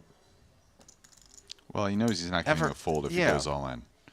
So, does it ever have any purpose? No. He was just deciding about calling, and he did, which I think I like that play. And that's not the board that he had in mind, so he'll be happy that he didn't move it all in. No, he has no fold equity all in there, so it's just, with his hand, he's just deciding whether or not to call. What he's going to do on it. He's probably also thinking, what am I going to do on boards like this or boards like this?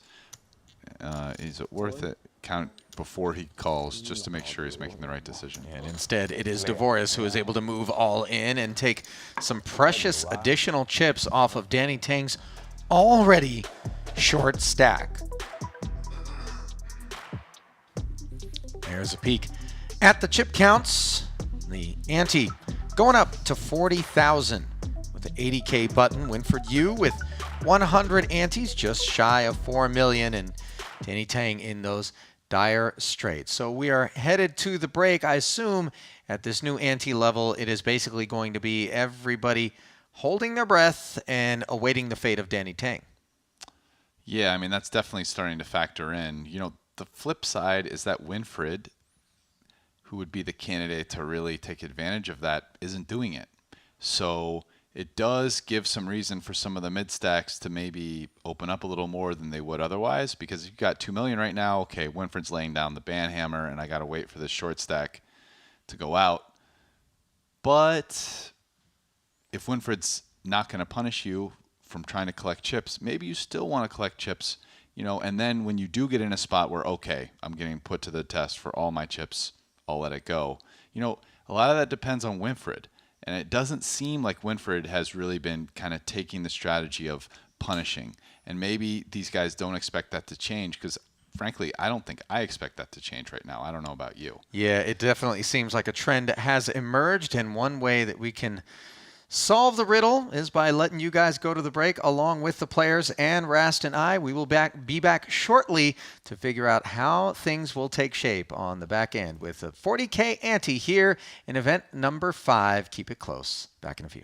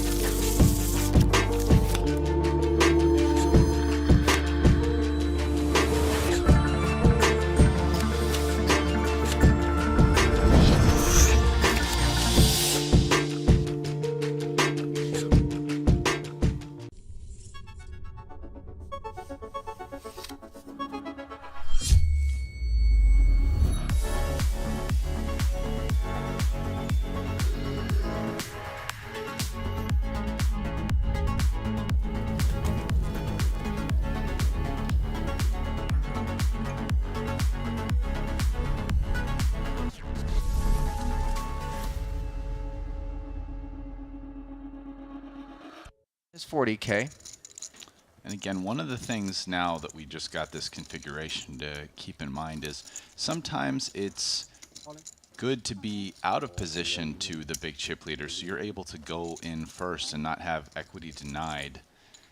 So, you know, for example, Elton Sang is right out of position, and he has a decent amount of chips. And he's got a decent hand here with 2 queens on the button, Brian. And you see him make the call after Wai Xiangyu moved all in with his ace-jack, which has 40% here, a 3-2 dog.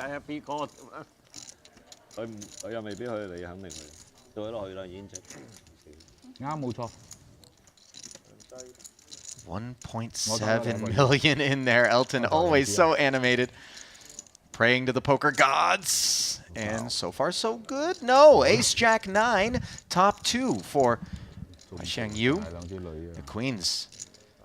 He's got straight and flush draws and picks up one of them. Yeah, the 7 of clubs on the turn does give Sang a flush draw. Flush is, of course, incredibly difficult to make, given the absence of 4 of every suit. And the river card is a club.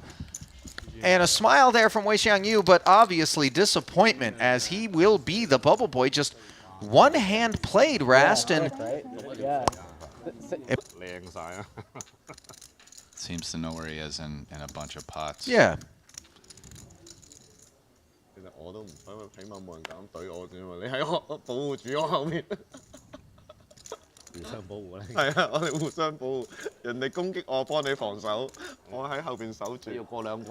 Limping with Queen 10 here, Ferdinand Putra with the Ace 9 off. So Putra might turn this into a bit of a bluff raise candidate, make it like 200K folding to any shove. Oh, he goes all in. Now that's not going to get by Daniel, who can comfortably call him and still have chips. Yeah, Dvoris is looked down and at Ace King suited. 1375. Asking for a count, which Putra has given him, but of course, trust but verify is the order of the day for the dealers. And so short deck, it's like card removal so important. You can see in a 3-way pot, which it won't be because Daniel fold the Queen 10 off. He's actually a substantial favorite with the aces blocking each other in 2 live cards. Pretty crazy. Oh, 42% 3-ways here. But, I mean, he's certainly going to fold. But, yeah. Snap fold, and now Putra realizes that he's run into the type of hand he didn't want to be up against. Equities do run close in short deck, but in this instance, not so much. 60-30, 2-1 favorite. There are some chop outcomes from time to time. Jack 10-8, and an open ender for Putra. The queen would be no good, of course, but a 7 or a 9 would work, as he stays flatline at 31% from this point forward. The turn pairs the board. You take a chop. Opportunities with a jack or a 10, 7 or a 9 for the win. Here comes the river. It's a king. King's up for Dvoris on the end, and Ferdinand Putra is going to finish in 6th place, picking up 208. I mean, not when we drafted, but I'm just saying that's how lopsided it got. Oh. Danny Tang with the 2 queens is ripping it in. 50 annies. Yeah, and this is a pretty standard play right here, and 40 annies rather. Elton's going to call him. Yeah, he's got the other 2 queens on the button. Count. Gonna ask for a count first.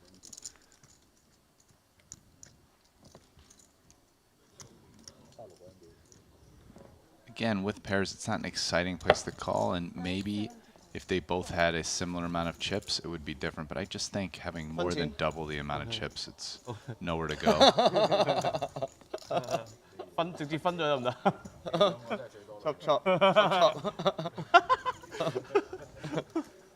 It would really take something dramatic for one of these guys to end up winning this pot, obviously. The flush is the only route, and we know how tough that is. Yeah, especially when you have to hit 4 of them. Running diamonds for Gaijin. Danny Tang. Diamond. Give some The only path? No. So the river will be irrelevant. And he get one more. Another chop. Hey, it's not easy to put 100K in there with Jack 6, you know. We're playing Jack 6, which is dusty Was it like a in short deck. I guess it's the 7 deuce game. Yeah.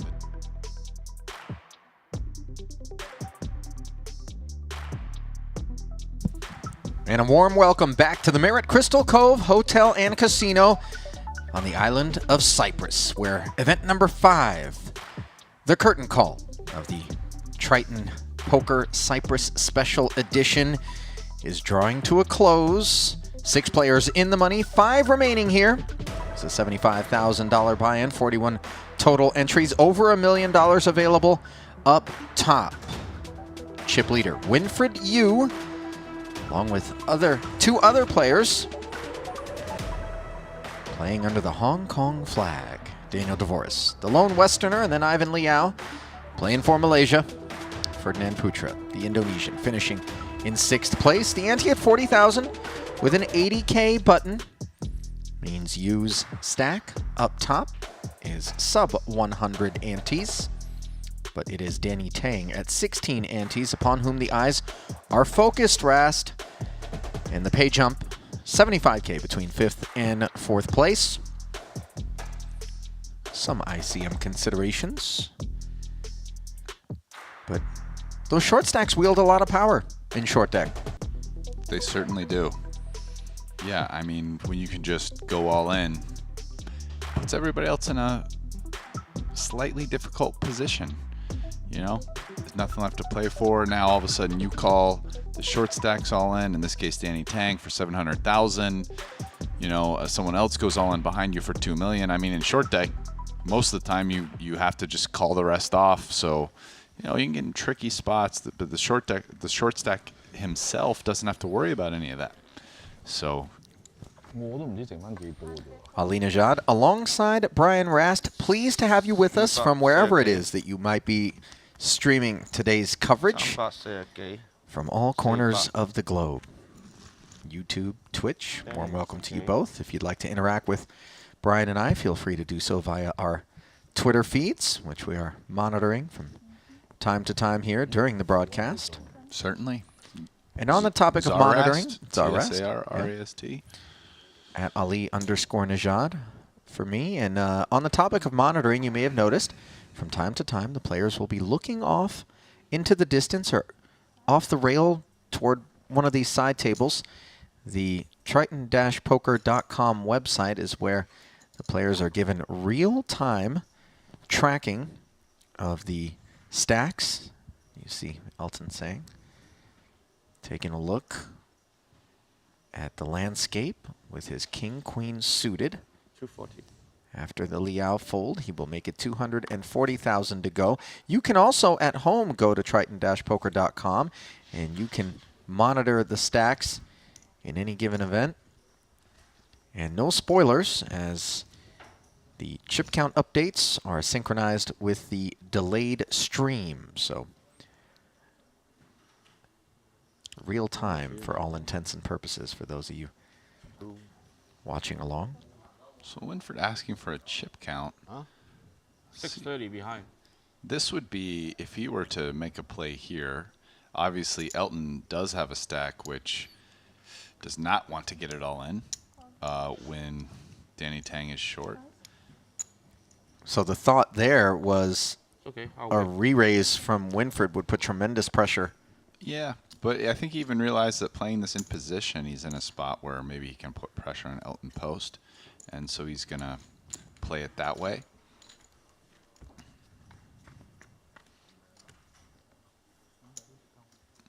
Ace 9-6 and 2 spades, and this is really an airball of a flop for both of these guys. So Elton thinking, what kind of hands is Winfred flatting me with? Maybe if he doesn't have a lot of aces, it's worth giving it a bet myself to pick it up the times when he has Broadway hands that fold. You know, whereas if I check, I kind of have to fold to a bet myself, which just keeping the betting lead here, and it's going to be hard for Winfred to continue. Just $1.25. And Winfred hasn't struck me so far as the type of player who's overly floaty. We've seen him play pretty conservative, so. And it's so credible for Elton to have Ace X here and be betting this 125. So the Jack-10 goes into the muck, and nice from Elton as well, given that impression that it appears that the field has of Winfred being a tight player. That follow-through with the king-queen of clubs, not exactly easy, but for $1.25, not risky either. Yeah, with a lot in there, the times Winford has broadways and you just get to take it down, you're getting a good price on that. You know, when he calls, you're probably done. So it's a small bet to win, you know, a considerable amount that was in the middle. It just all sort of fits together and adds up to a pretty good play, with the assumption that as small a bet as that isn't going to get floats from hands like Jack 10, Queen 10, King Jack, etc.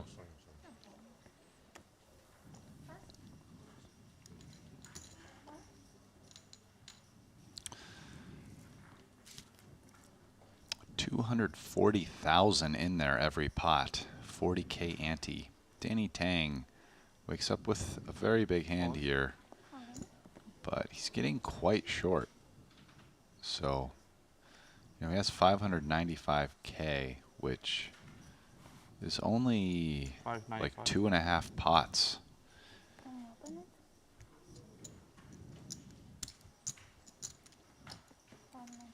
Dvoris is going to take a peek down at an ace-king himself behind Tang. All in. And he will move all in over the top. And tremendous pressure being placed on any of the hands behind him, including this ace-jack offsuit of Ivan Liao. And how much you have?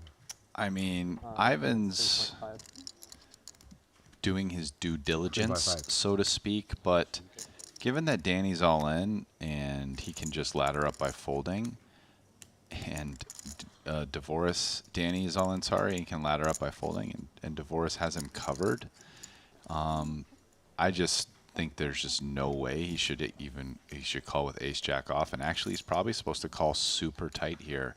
Like, it could be just aces, It's okay. maybe kings, but this is just not even close. Yeah. And Nothing it's not wrong just with because the guys have ace king. Yeah, nothing wrong with taking a beat, obviously, to get your bearings, as long as you settle on the right decision there. Certainly. And so ace-king on ace-king violence, advantage mildly in Danny Tang's corner.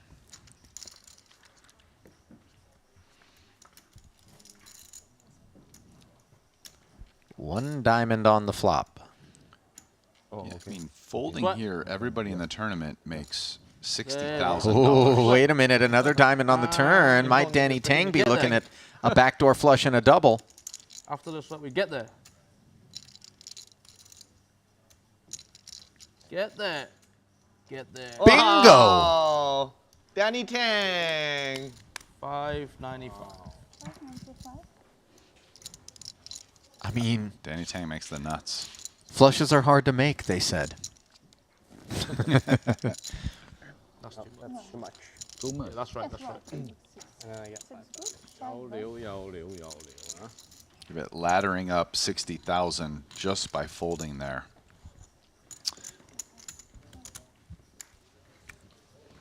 We're talking about Ivan Liao. Yeah. Well, 75K, the pay jump between 5th place money and 4th place money. Oh, sorry, yeah, 75,000. My bad. I was looking at 6th to 5th, so I misspoke twice there. It was 75K.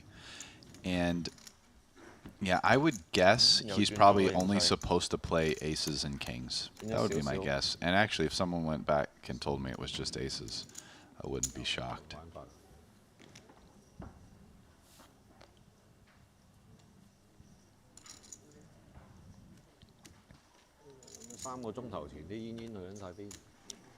Tang now with some breathing room, 1.3 million.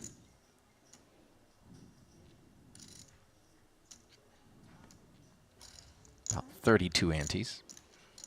Yeah, I mean, I wonder even about like ace-king suited. I definitely think queens would be a fold, but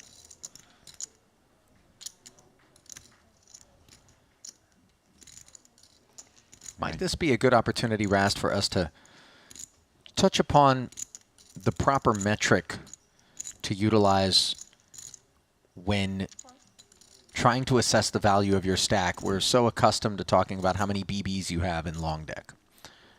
Then Dan Harrington introduced the idea of M, which was how many orbits worth of chips you had, the which total would be like antes the and blind blinds. And the antes, yeah, and that same parallel would be pots, is what I've been calling it. Exactly. So the here in pot, short deck. Yeah, the pot here is basically 40x6 or 240k right now. So couple of gut shot straight draws here. Yeah. How many orbits? How many pots? Or even no, M is actually a full orbit, right? Whereas a pot would be like one hand. It's a moment in time, a snapshot, So right? the pot in Hold'em hand, say, would be the small blind, the big blind, and the ante. And where it's one big blind ante, it'd be 2.5 blinds, right? So the 240,000 here is kind of the equivalent to that. So you could say that shove lasts for, you know, let's say 2.5 pots. That's something around 6 or 7 blinds would be equivalent. So yeah, I mean, I think it's possible that in that spot, because Dvoris's range is gonna probably has like ace queen in it, maybe even like king queen. It's possible that it's aces kings and like ace king, but I don't know about queens. I'm talking now looking at it as Ivan, but I mean, going as deep as ace jack off almost certainly can't be right. And Dvoris bets the gut shot first and takes the pot accordingly.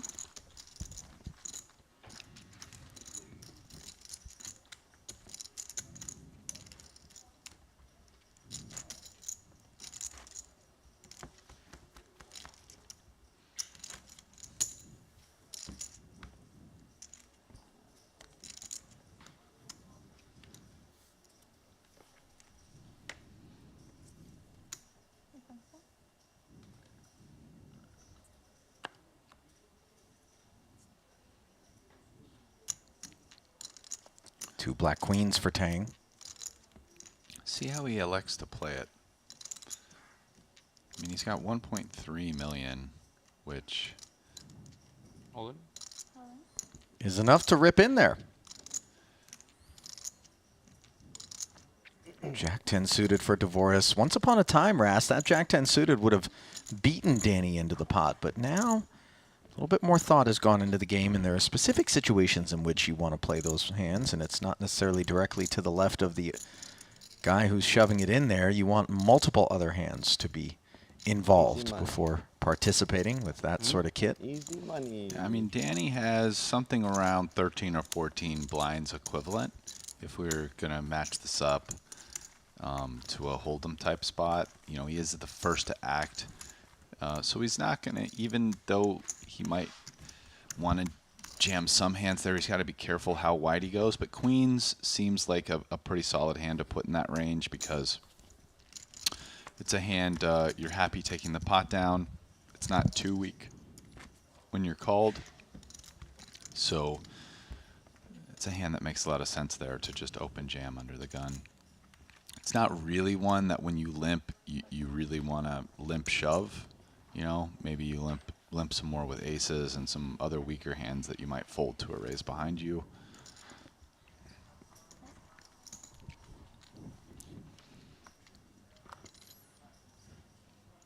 You know, a huge pickup when everybody folds. I mean, he adds like 20% to his stack.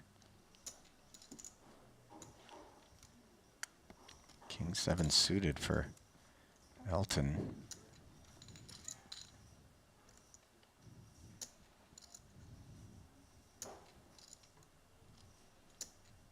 And the more chips that Danny Tang is able to accumulate in this phase here, Brian, then somewhat the less tension there is amongst the rest of the field. If the shorter stacks kind of share the same zip code in terms of number of antes, now we'll start to see a little bit more play, right?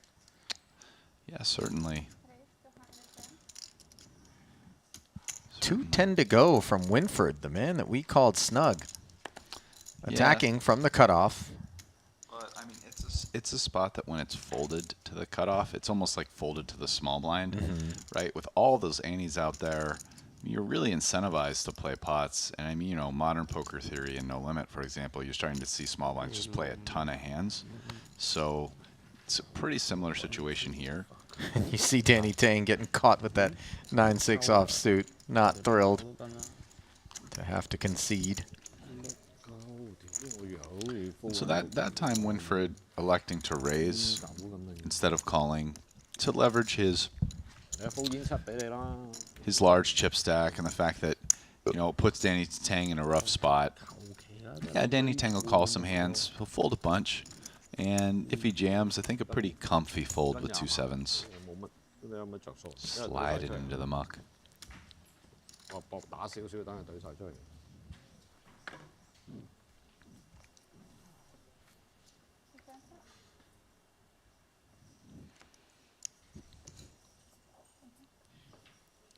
King Jack offsuit for Liao. Not quite as entertaining as watching Ali sweat DraftKings on the phone next to me as it bobbles up and down. And No. up. The up part is well behind us. Monday we were ecstatic, over the moon.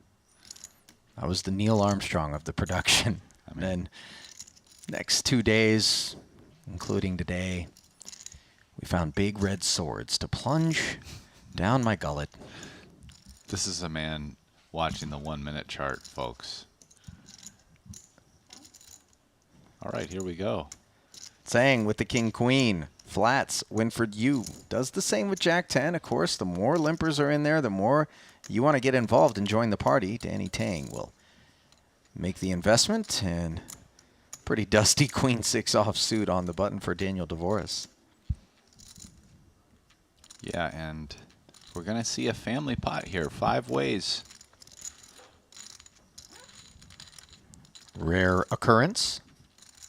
And then just because he's got that 7, the 10, he's not sharing as many cards. The 10-7 suited at the highest equity up front. Ace, Queen 6. It is a Broadway gutty for Liao. Second pair, King Kicker for Elton Sang. You've got that gut shot for Winford as well. And then the bottom 2 pair for Dvoris. As we work our way around, Liao kicking things off with that little 80K bet, Rast. Yeah, I mean, Ace Queen 6 is a board that has the first limper and the strongest range. He has an advantage on, and his particular hand likes betting. I mean, he's got the King of Spades, which is a relevant card. He's got a gutter. You know, I mean, he's the most likely person really to have aces quite a bit. I mean, there's a number of people that probably don't have ace, queen, or queens, such as like Danny Tang. So Elton here with an interesting play. He's, instead of calling or folding, he's going to raise it up. Walk us through the thought process here from Elton. He does not hold a spade in his hand. Obviously, the ace is not at all an unreasonable card for Ivan to have in his range, having limped in under the gun, and yet he asks the question and sends Queen 6 into the muck. So far, so good. Well, I mean, the thing about it is Ivan's actually getting, I mean, not the worst price to call here. I mean, 120, you know, times 5. I mean, he's getting like 5.5 to 1 on his money, which actually is enough to peel a bit here. You know, I think his thought process, he's thinking he's going to weed everybody out if Ivan is just betting his range and has a weaker holding. Maybe my king queen is good. If he folds, great. If he calls, I'm assuming he's probably checking this back and just getting to the river. I'm going to evaluate on the river quite a bit. Yep, which is what he decides to do. So, I mean, these low runoffs aren't the scariest. Now, it did run off in a way where Jack 10 made a straight, and I'd imagine with Ivan's holding, you know, I mean, he's not winning with king high. It's just not good. So, will he bluff? He definitely might. And it won't be the easy it won't be an easy call if you're Elton. But yeah, it was, I mean, Ivan led with a very small bet, and Elton's raise wasn't very big itself, especially given the size of the pot. So it was a way, I mean, I don't think he could call. I think raising in some, wow, Ivan didn't bluff. No. No pair. So far we've seen 2 different pots where I feel like Ivan could have made some river bluffs. That other one with the 8-9, and this one here with the king-jack. Hands that had no showdown, really. He opted not to. Is it Ivan 2.0, or is it just a function of this phase, this state, this moment in time here in the chip distributions and the stacks where they are? You know, not really sure. I mean, just because someone does some aggressive stuff earlier in the pot doesn't always mean they bluff big on the river, right? So we've seen Ivan play some different hands and take some aggressive lines earlier in pots, but we haven't seen him really pull the trigger huge on the river in some spots where, I mean, really, his hands don't have any showdown value, and he's kind of just giving up. Even when his opponents haven't shown that much strength.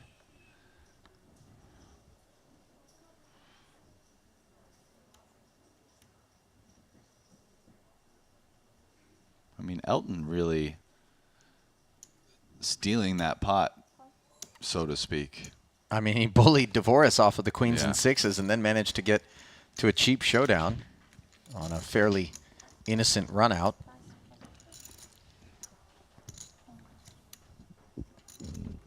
Elton limping in here with a 7 in his hand.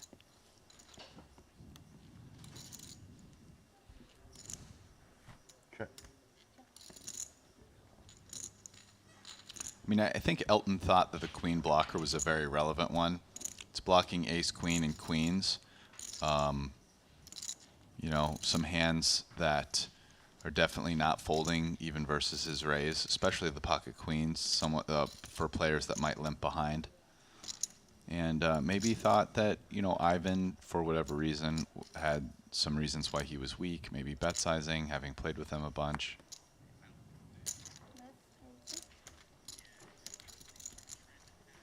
Heads up with Liao once more. Elton with the mystery side card is leading for 80K. And Liao with bottom pair will concede as Ivan bucks are acquired yet again for Elton. He was chipping up a touch here in back-to-back pots and now has the button.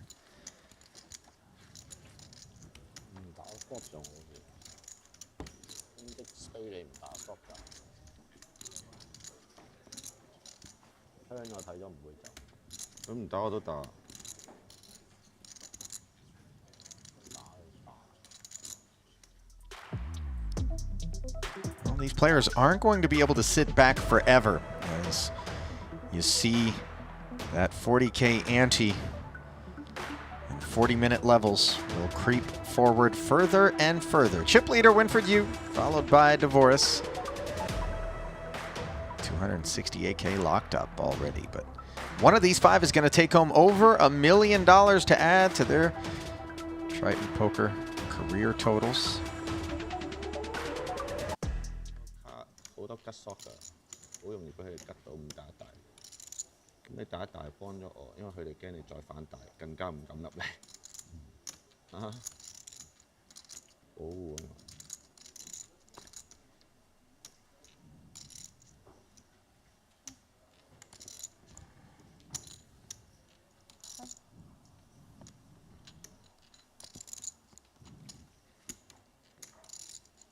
Tang and Dvoris both lay it down.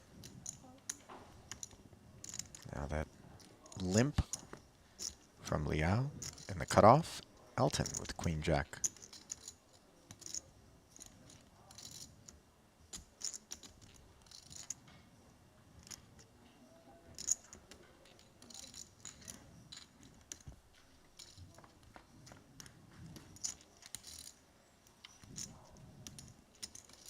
Ace 9 8.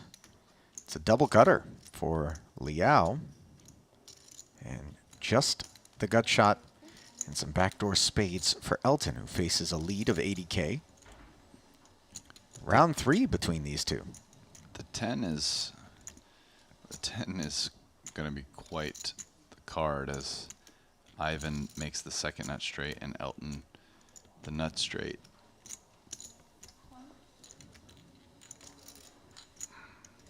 Fireworks card.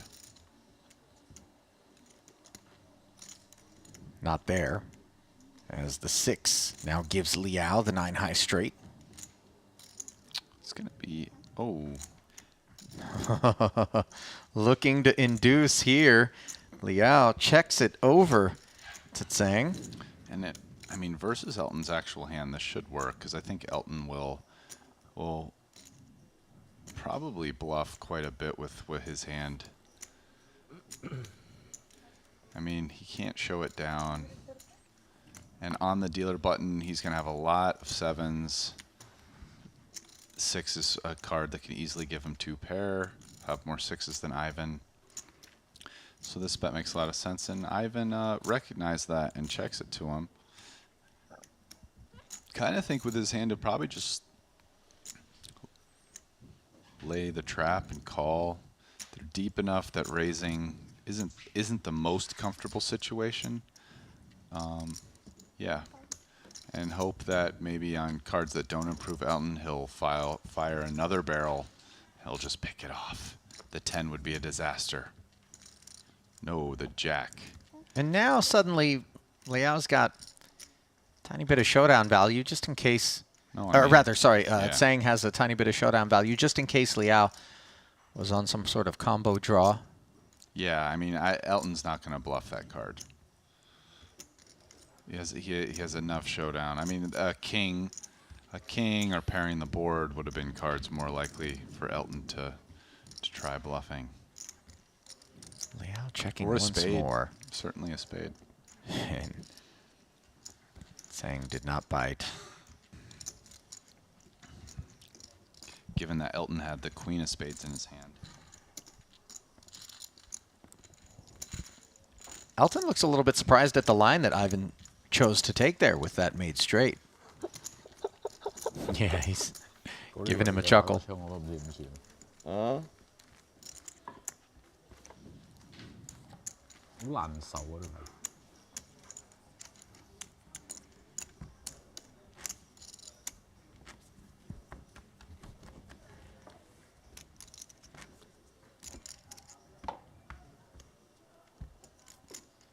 sometimes it's good to create a little bit of balance.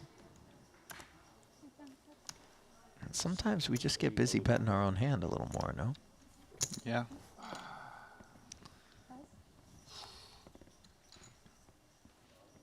Not sure whether or not that Queen Jack was going to be a caller on the river. Taking his ace blocker and coming after the chip leader. Ivan, no fear, Lau.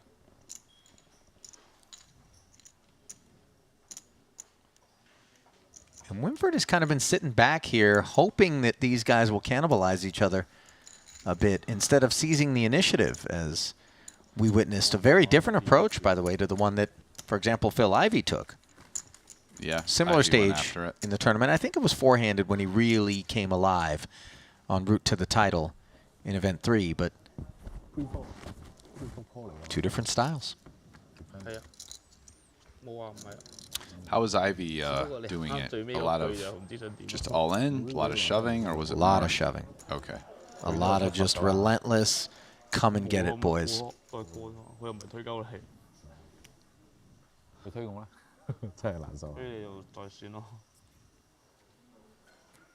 Ace King suited for Dvoris here.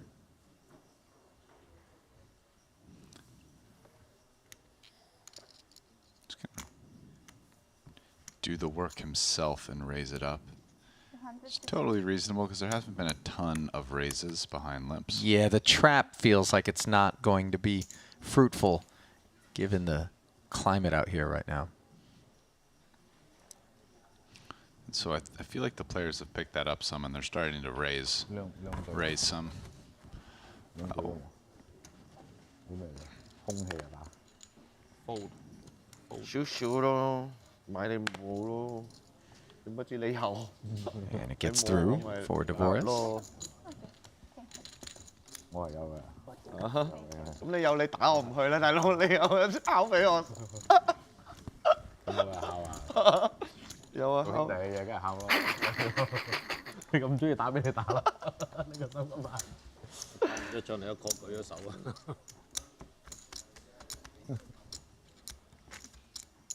我知唔？哎呀！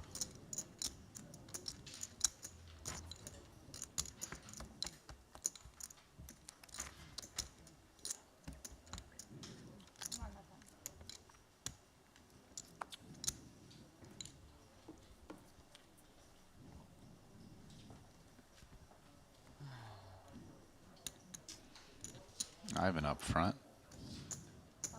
Limps, oh, here we are, 10-9 off. Ooh, Winfred here, ace-king.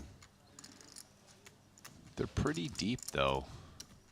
I mean, 240, talking about 10 pots. How's he going to play it? Oh, he's just going for a raise, and so far if I've seen anything out of Ivan, it's a willingness to gamble, and so for a raise this small, kind of feel like he's just going to play the 10-9. Question is, what will Dvorak do on the button? He's going to get out of the way, but I just don't think Ivan's going to. Not for that small of a raise. That's my feeling.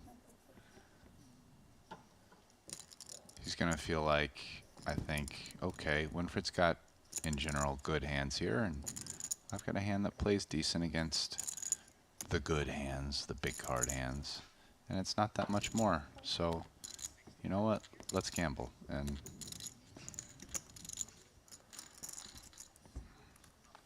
Gamble they do. wow. Queen Jack 8, the nuts for Ivan Liao.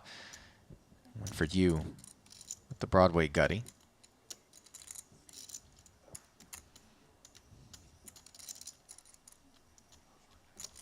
Wow, and this is a pretty good flop for Ivan's limp call range, really. I mean, jacks, 10-9, all in there. Maybe even Queen Jack. We don't know. I feel a little less. Winfred has been somewhat conservative with his raising range. I mean, maybe queens, aces, kings, ace king, ace queen, but a lot of those aren't that strong of hands on this.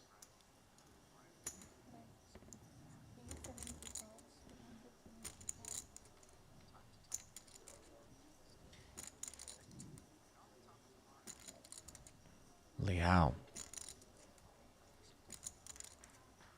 Check raising. The 90K bet from Winfred Yu up to 375,000.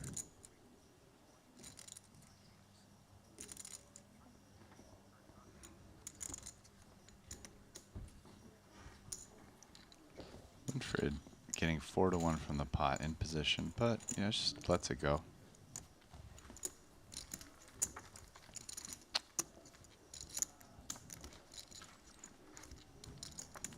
That he does.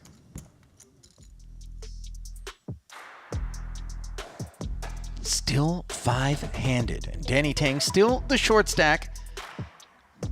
As Ivan Liao now has narrowed the gap considerably with Winfred Yu and a little bit of a cluster emerging with Dvorak, part of the peloton in the top 3 slots. Elton saying with the middling stack as $75,000 short deck event drudges on here. Looking for a champion to award that over $1 million to. 268,000 locked up.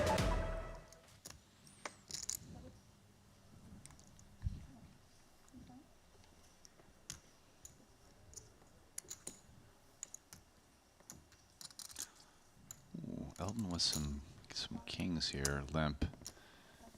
He's going for the limp shove. Sure. Will anyone oblige him? It is on Fold. Ivan's button. No, come back.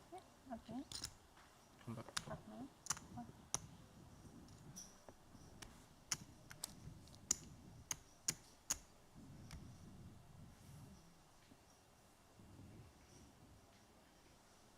Dvorak with the ace-6 suited. Comes along. Check.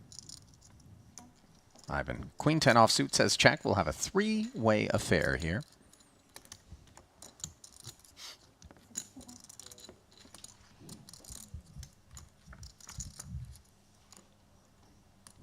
Queen Jack 8, 2 hearts. Tsang has an overpair, but this board texture is scary. Dvorak with the heart draw. Liao with top pair and a gutty. So even though Elton has the best hand right now, in a certain sense, it's kind of the scariest for him. Because, I mean, Dvorak has just such a clean draw. Hit a heart, you win. Basically every time. And Ivan, yeah, top pair, but and a gutter. There's a lot of ways to improve to hands that are pretty good. Elton, not too many ways to improve. So, you know, even though his equity is the highest, in a certain sense, it's a really tricky situation for him. And I mean, he's going to get called in 2 places here, and it's just a pretty brutal spot for him on a bunch of turns. He's going to be out of position. I mean, there's definitely, wow. So I mean, even right here, he's already probably going to fold. I've been taking an interesting line.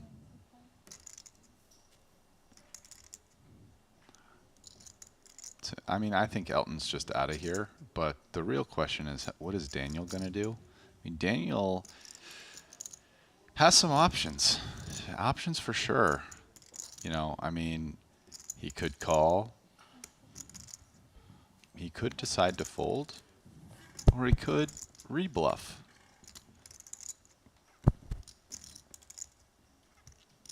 So the bet and call of 125,000. And Liao with the raise to 425 sheds the kings.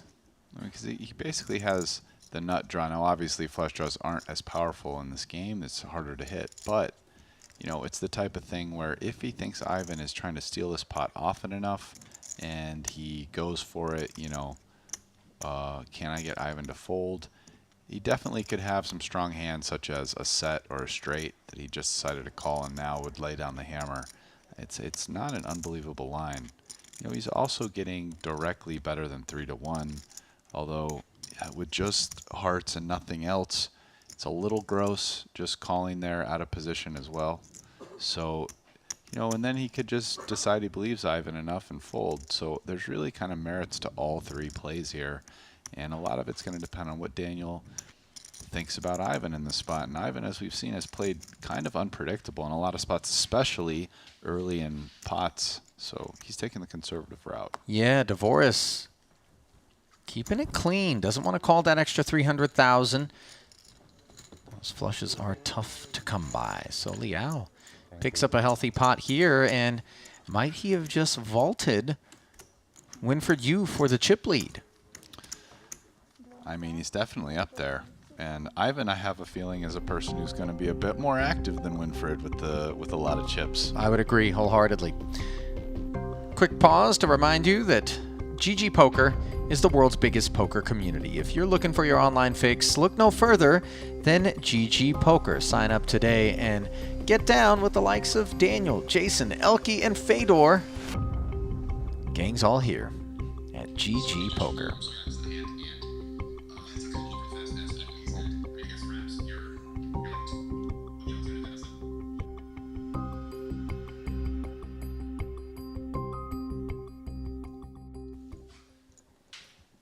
Good hand. No set, no straight, but good hand. Good hand. 2 pair? No.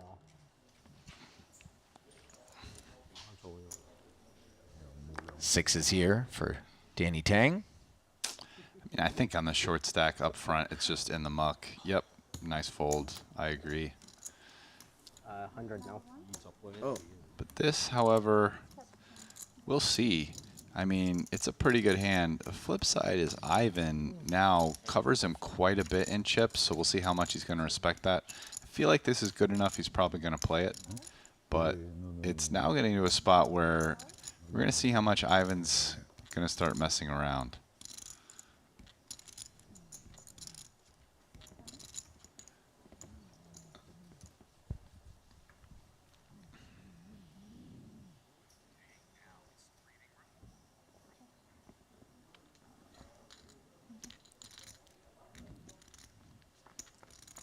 Queen Jack against King 9. Heads up to the Jack 8-7 board.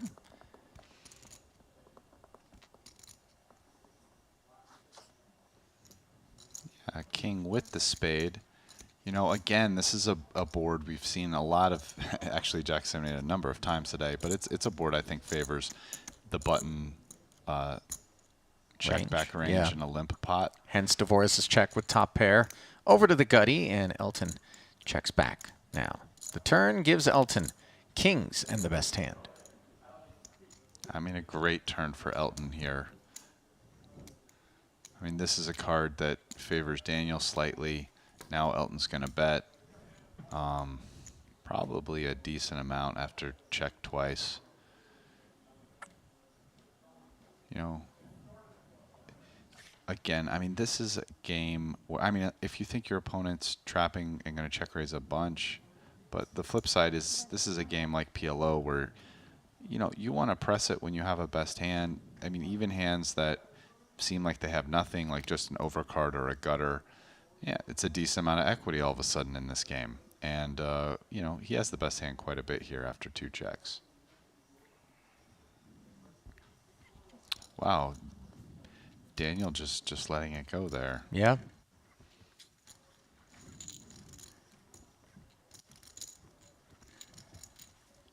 It's not as though Daniel Dvorak is a player who lacks the capacity to be aggressive. I think, you know, we've seen that from him, but surveying the scene here, he feels the ice may be a little too thin. Yeah, I mean, it's going to be very chip dependent. I mean, I think he's actually the player who's going to have the biggest swing on how aggressive he plays based on what's happening with chips.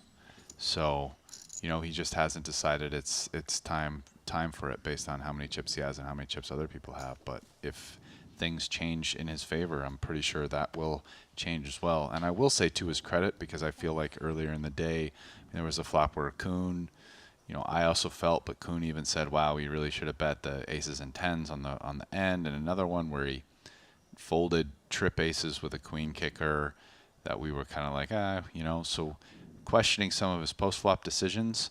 That one seemed like a spot where maybe calling was totally reasonable, and he actually found, I would say, a reasonably tough fold that was 100% right. So, you know, I feel like maybe Dvorak is settling in a bit and starting to be a little bit more comfortable than he was earlier in the day, just with his play and his decisions. As though his ears were burning, he suddenly decides to move all in with the queen 10 suited here. Okay. I think his range is going to get very respected, given what we've seen from him thus far in this session. Yeah, I think people when he are going moves to all think in. he has, you know, some hands like kings, ace, king, you know, maybe ace, queen, and then some hands that, some like Middle East suited hands that play very good against hands that might call him, like ace, king. So, you know, maybe queen 10 suited he likes because he thinks maybe ace, queen off won't call him for 2.5 milski.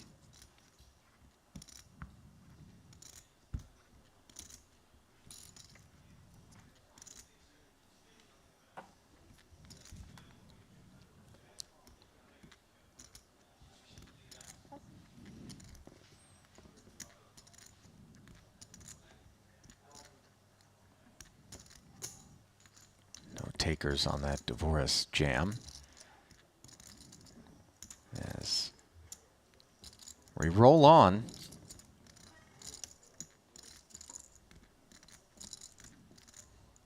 Here in event number 3. Event number 5, rather. Forgive me. 300,000 in there. Danny really only has 3 pots, so it's like seven bigs. So, you know, Winfred doesn't have a very good hand, but there's a lot of incentive to steal it. I think there would be some players who would just move all in a lot as Winfred, but Winfred again seems to be playing very conservative. And so how will Danny interpret that? I mean, if Danny thinks that Winfred's okay, Danny's just going to play post-flop in position, which is perfectly reasonable.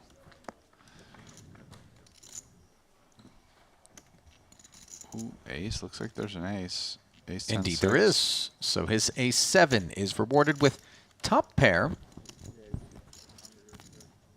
Nothing cooking for Winford, who was just looking with that queen nine to take a flop, which he's done on the cheap. So even though theoretically Danny shouldn't have very many aces, you know, and you'd be like, oh, so maybe I'm going to check. The flip side is that his stack to pot ratio is short enough that, you know, maybe he's just going to decide to bet, and maybe Winford goes with a 10. He denies equity to some weaker hands like the one Winford has, which even though it looks like it's absolutely nothing, has 15% equity. So I like that bet, and I think he's just going with it there. But yeah.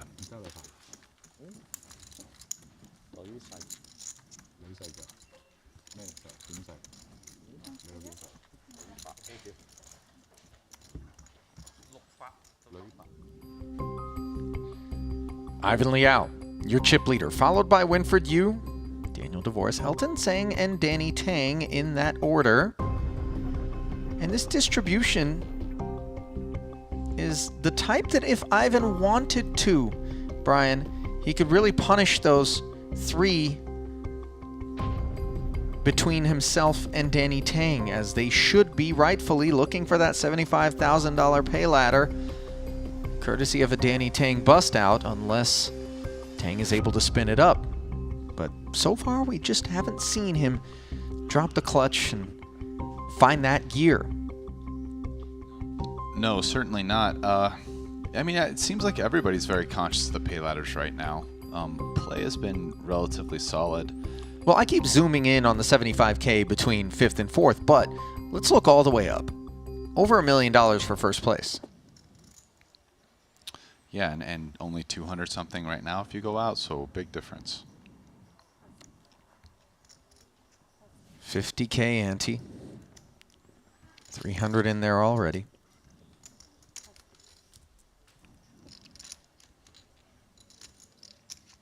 All right, here we go. Ace-9. I mean, I think in the cutoff with 300 to pick up, it's probably the time to make claim on this pot and stick it in. Yep. I mean, this hand plenty good for what essentially amounts to 4 pots, or, you know, about 10 big blinds. And Danny's significantly shorter than 4th, although he's chipped up a little now, so he's starting to catch up.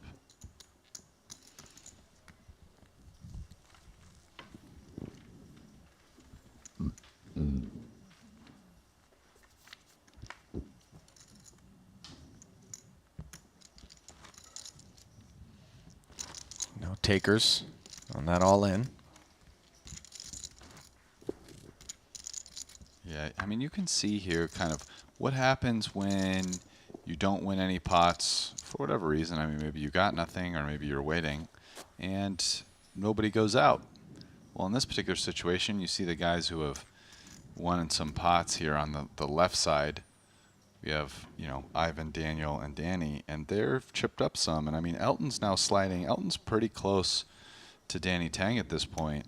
And Winford, who had the chip lead, is now under 3 mil. So, I mean, he's not the chip leader now. I think he might even be, I mean, either second, or he might even be third.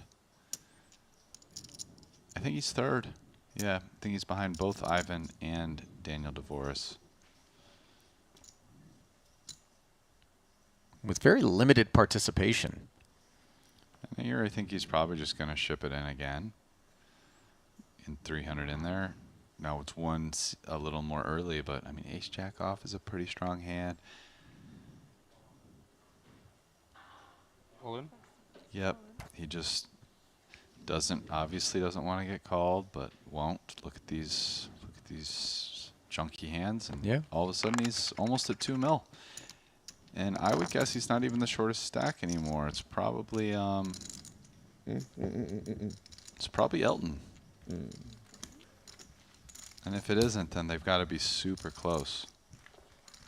And you know, he immediately looked over at his phone again, searching for the update.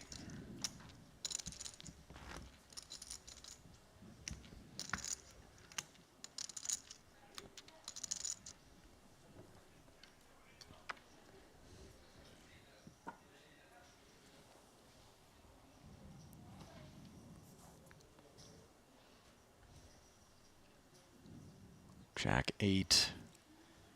Ugly stuff up front for Winfried. One of the middling stacks now. Tang has worked himself up to 1.7. Now he's full. Ace 8 suited. Now Love he's to gotta see get it. through 3 players. There's an Ace 8. Well, gets it through. Elton's not going to call. 你睇牌我睇咗牌，跟住 AA 咁嘛，咁樣多牌啊！成日話人哋揀多牌，跟住通常自己都有牌先講。 That's always just such a nice feeling, isn't it? Deep in a tournament, blinds and nannies just huge. Don't have that many chips, just all in, all in. Just get it through each time. All of a sudden, it's just chipping up. You see just how meaningful each one of those pots that you pick up are. Danny's up to 2 million from, what did he have? Like 400 or 500,000? I think he was down in that $500,000 range. Yeah. Low point. Oh. AA 咪用撚晒啊！Wow. Now let's see what he does with Ace Jack. Now he's up front, and he's got more. And he still thinks this one's good enough to go with. Hammer time. Ooh. Don't think it's going to get through Elton. Elton actually is covered right now. Has a lot of incentive to bust Danny, and has to think after going all in 4 hands in a row that Ace Queen's good enough. This is, I think, going in. Yeah, I think it's the fact that Tang is now on his 3rd or 4th consecutive all-in that we begin to sense that it doesn't have to be one of these premium Group 1 types of hands, although under the gun it does suggest that his hand is very strong. Oh, yeah, certainly. I doubt Elton thinks Danny is just getting on a line and shoving with nothing. I mean, that said, the Ace Queen is pretty strong. And, Winfried has been chipping down. I don't know that you're going to outlast Winfried without winning some pots. It's a tough spot. Oh, he lets it go. I'm surprised that Elton would let it go there. I'm a little bit surprised, too. I mean, just given the moment. Granted, he didn't have Danny covered, but regardless, if he were to double through Danny at that point, Tang would be on vapors. It's the fact that he's just shoved in so many times in a row here, and that Ace-Queen does rate to be very good against your average hand. Yeah, certainly. I mean, the flip side, it is a spot with now all these guys having around 2 million that it's so much nicer to just be the first guy in and not be the second.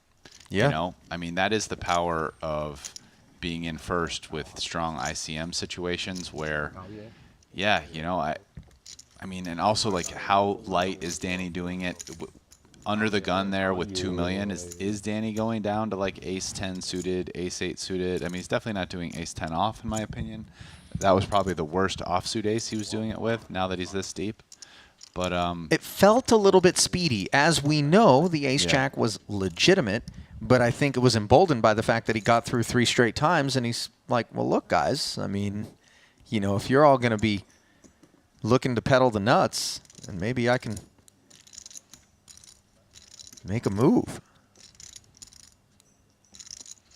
Well, I mean, that was a huge sliding doors moment at this final table where, we would have had basically someone go out a lot. I mean, they could chop a small percent of the time.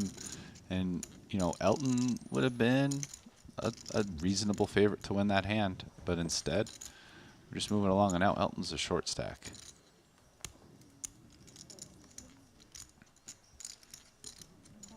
And Danny is going to do it again. Ace-Queen on the button, 2 limpers in front of him, Jack-9 suited and King-Queen off. Punishment impending. All in? Indeed. Love to see it. As suddenly this final table has come alive, Rast.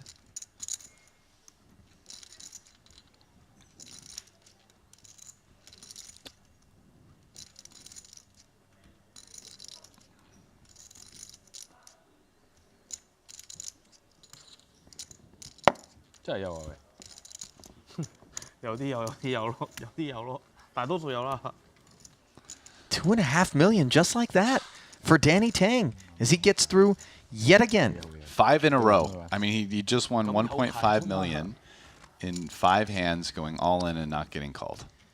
It's pretty nice. Reminiscent of the way Ivy navigated the Event 3 final table.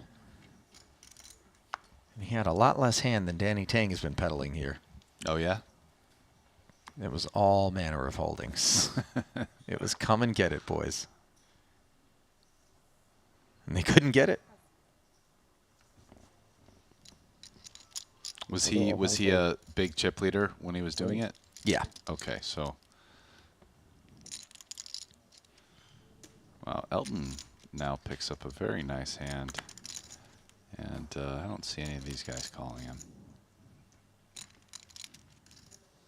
Danny again making sure that he knows exactly what's going on in terms of the chip distribution. Danny can't believe he's not winning the Yeah. 6th hand in a Yeah. row. It's streak broken. What's happening here? I thought I was just going to win every hand until the tournament was over, but I guess not.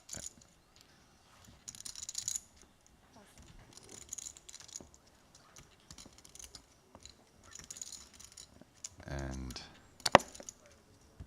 in a very weird turn of events, it just seems like if you're the short stack, you just get to win all in without being called. And pretty soon, there's going to be a lot of parity if that keeps up. I mean, it's already brought things to a much higher degree of parity than it had been. And it's going to create some interesting situations.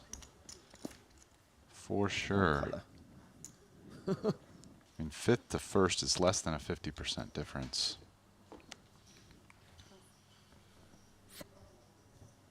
In chips, but not in prize money.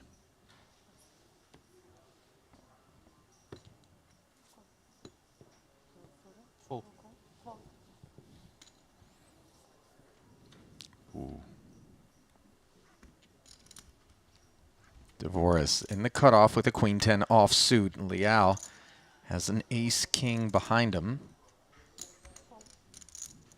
And Ivan might just keep up the streak here by going all in.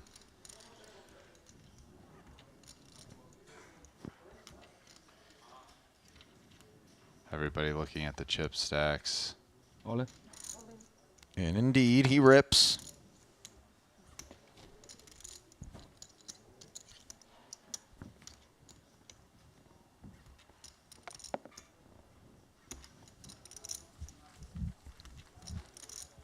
Queen 10 with the easy muck.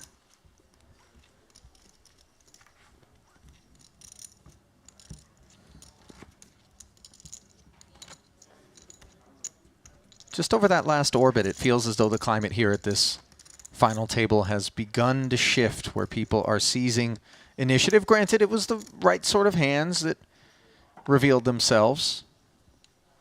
That didn't hurt, but a collision feels imminent. I mean, ace-jack or better every hand, and whoever has that's going all in and winning.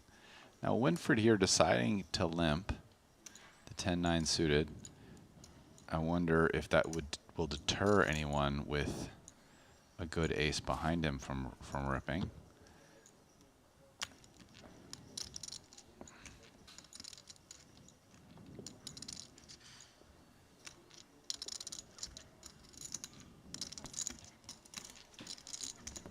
I guess we'll get to find out with Elton here on the button. Not a good ace per se, but one that doesn't mind going all in. Oh, wow, and Ivan. This is creative. Yeah, he's taking a weaker hand, attacking Winfred's limp. One that maybe he feels is not that crazy about limping himself. And now, how will Elton deal with it? If Elton susses that out and he moves all in, he would get a fold. But it's risky, and he passes it up. And now Winfred, will he decide to play this? If so, will he call? Will he jam?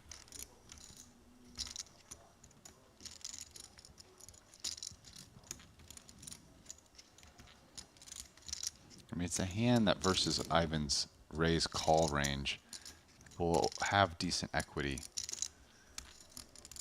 if he just wants to make it a pre-flop only battle.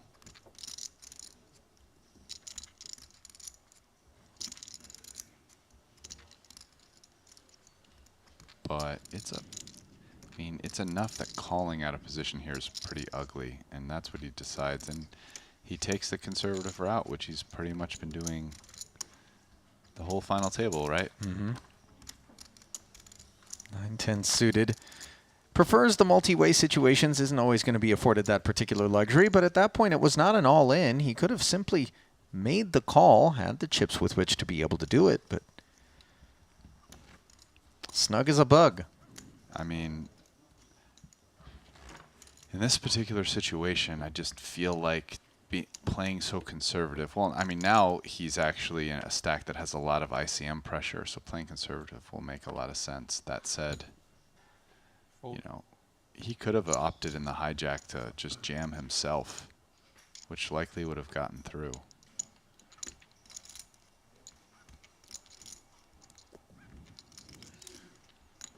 Beautiful ace-king suited for Dvoris.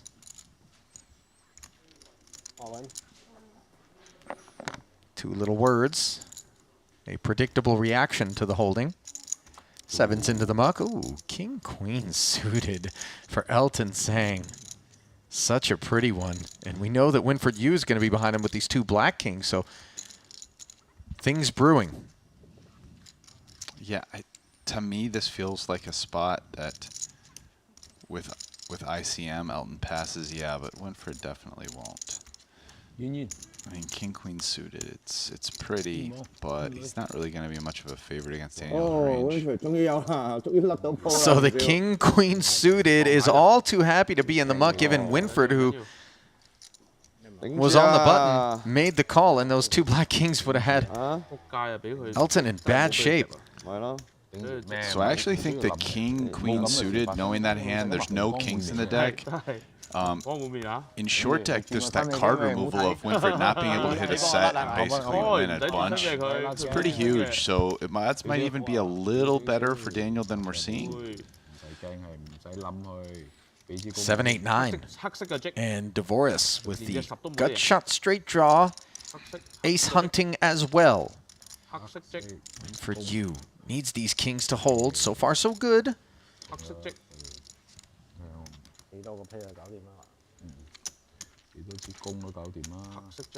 Almost level stacks here.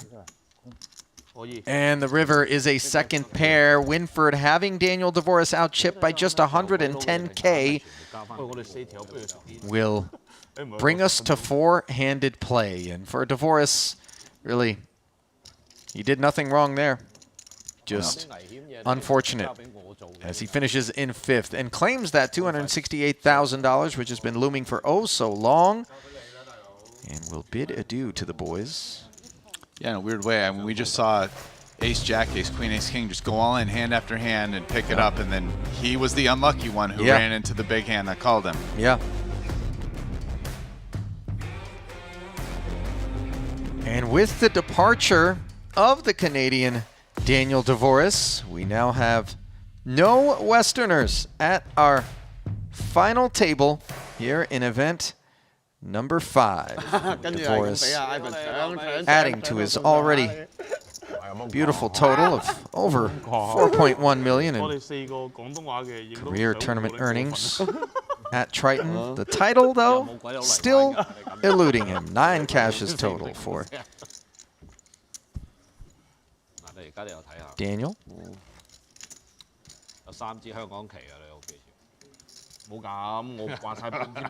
Prior to the 10th one that he just notched. 哦，啲 steady 啊！你啊，全香港而家，全香港我香港咁樣甩幾架。我啲 Triton 股東我唔可以咁樣，我又錯佢機，佢又成日整機，我錯。你唔見到我係咁 full 俾佢咩？ Ivan Liao, your chip leader with an ace-9 under the gun. 屌你空撚晒啊！頭先呢度屌得幾撚勁。都是自己人啊。Ooh. Ace queen here. It's going to be good enough to play for all of it. I stand corrected, by the way. Ivan Liao was the chip leader prior to Divorce Bucks being shipped over to Winford Yu, whose patience was rewarded. His 4.6 million is good for the chip lead. And the Liao limp was followed by the Elton raise to 1.1 with the ace-queen suited. Very pot committed. Winford out of the way, and the 2 kings for Danny Tang on the button. Now we do see the king 8 being folded, which is one of Danny Tang's set outs. So again, this card removal, although an ace is gone, so both have very important cards removed. Good luck. In that equation, I guess the ace is slightly more valuable than the king. So maybe this is more like 60-40.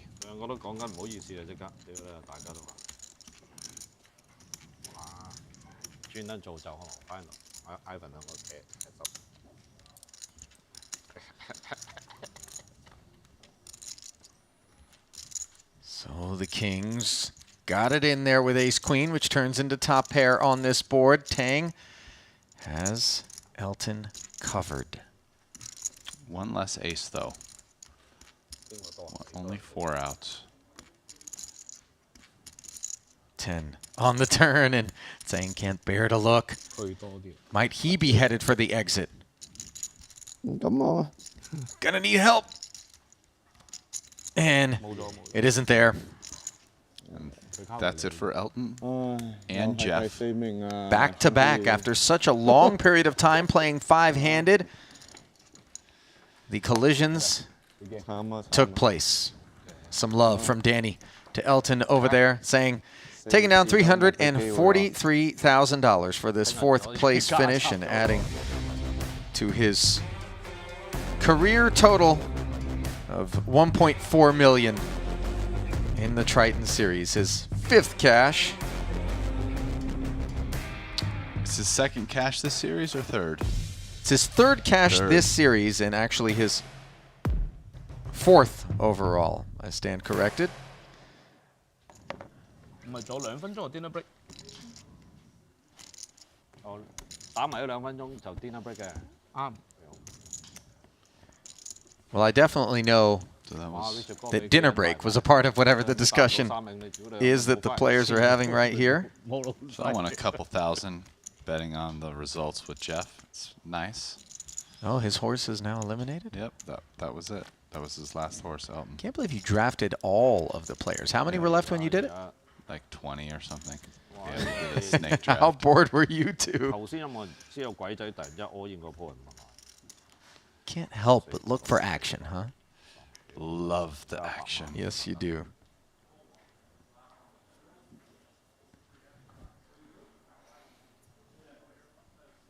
Well, here short-handed, if this is any indication, despite Winford having a lot of chips, I mean, we all know from short-handed play it's tough to win when you're just getting out-aggressed. I mean, the flip side, I guess, is there's less in the pot to play for with short deck as it gets shorter, so does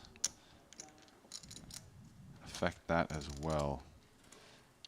But based on the way they've been playing, it feels like Danny and Ivan will be more comfortable with the short-handed play, where you've got to just get in there and play a bunch of hands and you know, bet to win pots. Limped pot. Tang. Top pair. Checks it over to Liao, who's got shot straight draw. Sure.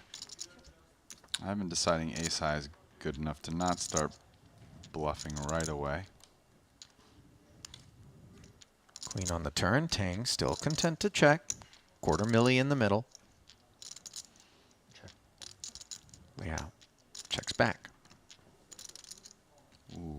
Now the river brings in the 10 high straight for Liao. Danny definitely going to bluff with 1 pairs here, but not a 9. I think a 9 is too good, but maybe a 7 or a 6. Find bluffs, because it's pretty hard not to have at least 1 pair on this board, especially in an unraised pot. I mean, you're basically talking about ace king or king jack being like the only hands. Milky 150. Oh, not even ace. Sorry, just king jack is the only hand that isn't a pair, because an ace makes the wheel. So you have to start going to the smallest pairs to find some bluffs. 我冇喺度，我冇。Danny 你有冇諗過將你嘅籌碼平均分配俾你嘅新舊老細？平均分配即係俾你兩個單挑啊！你知唔知成個 trip 喺度講緊呢樣嘢？而家呢個機會出現咗喺你面前。睇有幾時？你睇你有幾孝順我哋老人家你哇！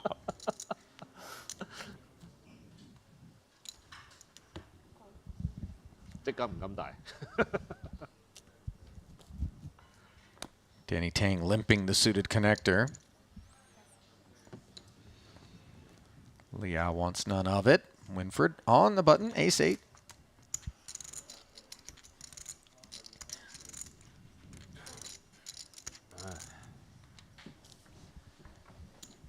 Says run it. As the players do share an 8 on the monotone. Queen 10-9 board. Both with a gut shot. Neither with a flush draw. Advantage Tang with the pair.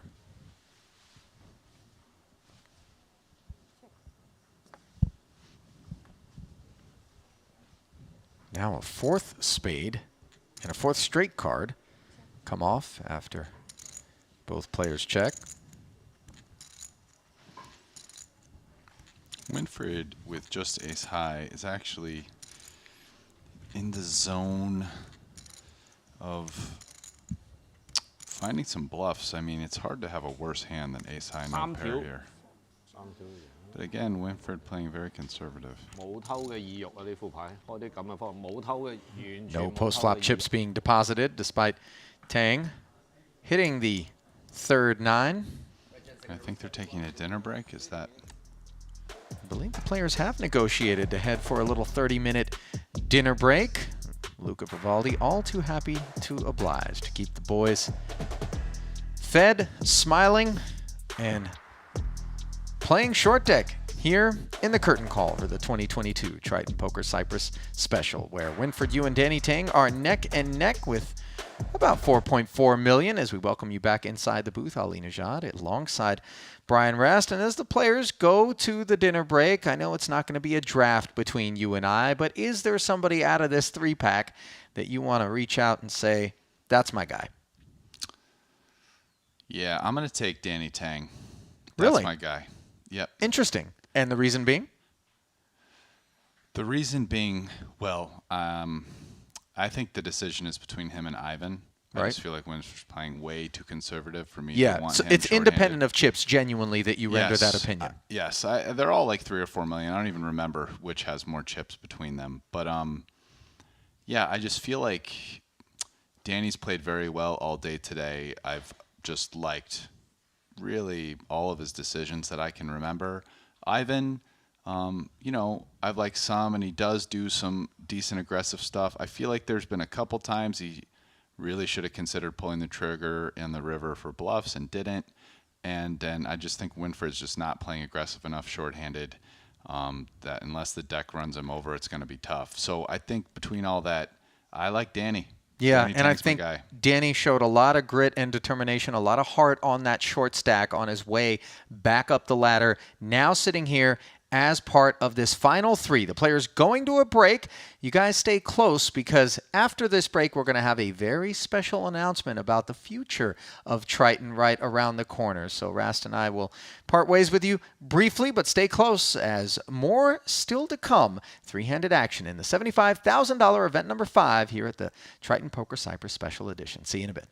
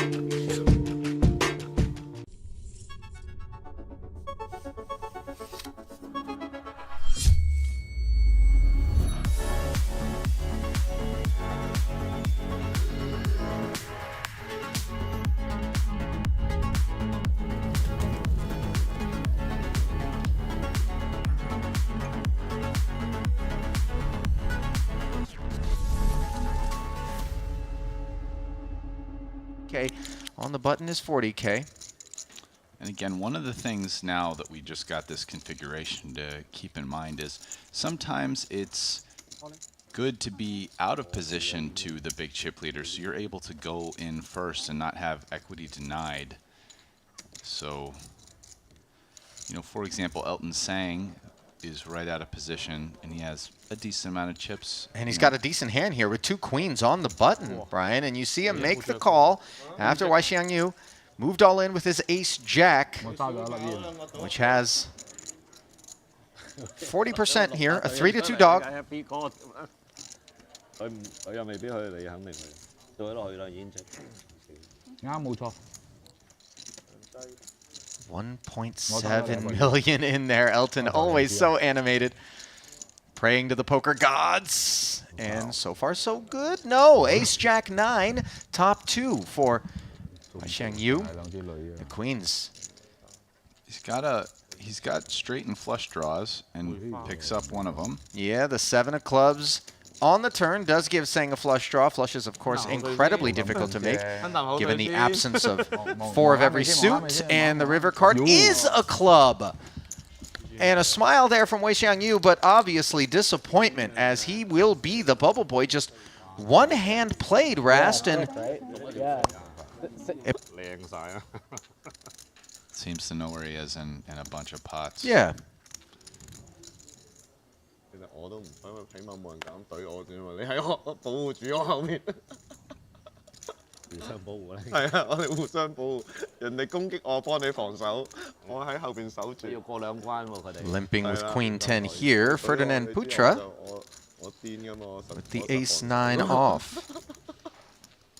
So Putra might turn this into a bit of a bluff raise candidate, make it like 200K, folding to any shove.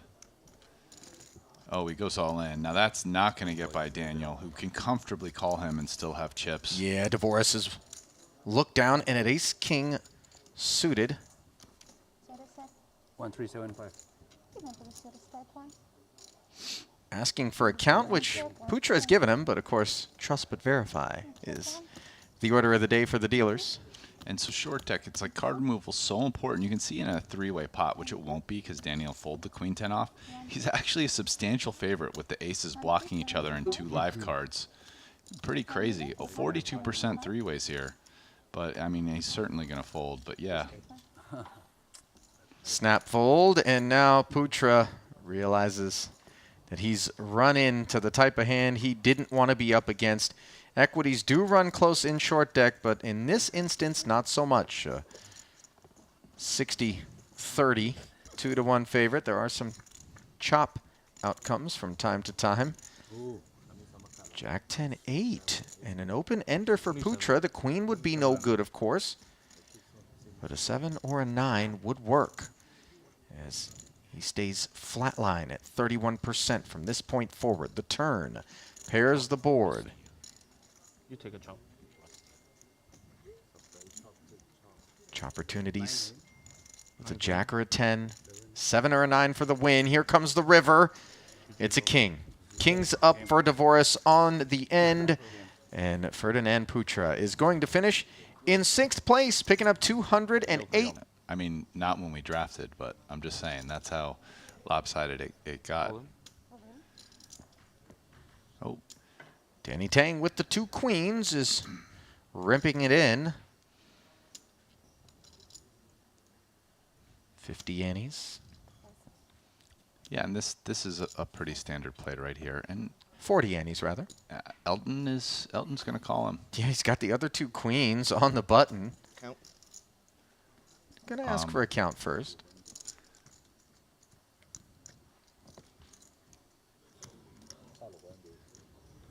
Again, with pairs, it's not an exciting place to call, and maybe if they both had a similar amount of chips, it would be different. But I just think having more than double the amount of chips, it's nowhere to go.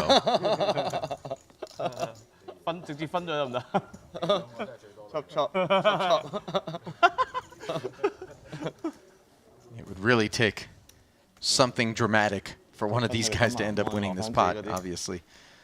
The flush is the only route, and we know how tough that is. Yeah, especially when you have to hit 4 of them. Running diamonds for Danny Tang. Diamond. Give some The only path? No. So the river will be irrelevant. And he get one more. Another chop. Definitely a spot where some might want to wait a bit on Danny. You would think maybe Dvorak would put some pressure on. Which hands is he going to do it with? Maybe he wants to go with ace-9 suited as a limp. This is actually not the worst hand to potentially limp re-raise, although maybe other players' raising range versus his limp is going to be tight enough that he wouldn't do it in this situation.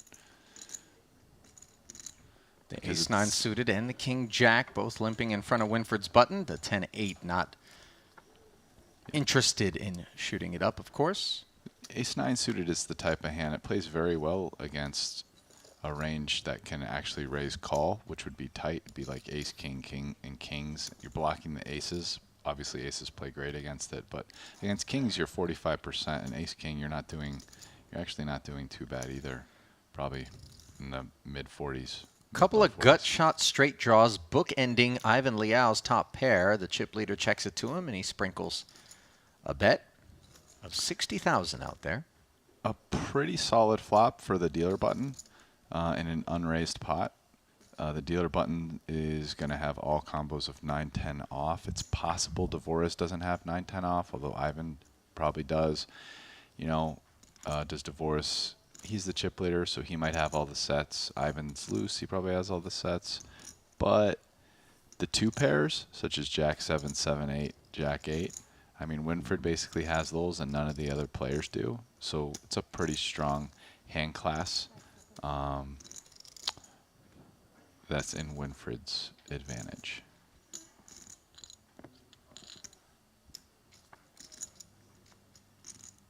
Ten on the turn. Winford makes 2 pair as Dvorak has made the straight. And checks it again.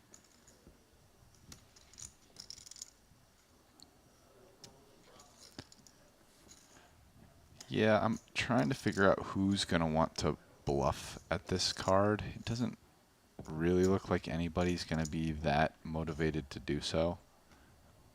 You know, so Dvorak would definitely check call a bet, but I don't know if we'll see that from anybody. I mean, Winford will bluff at this sometimes, but probably not with 2 pair.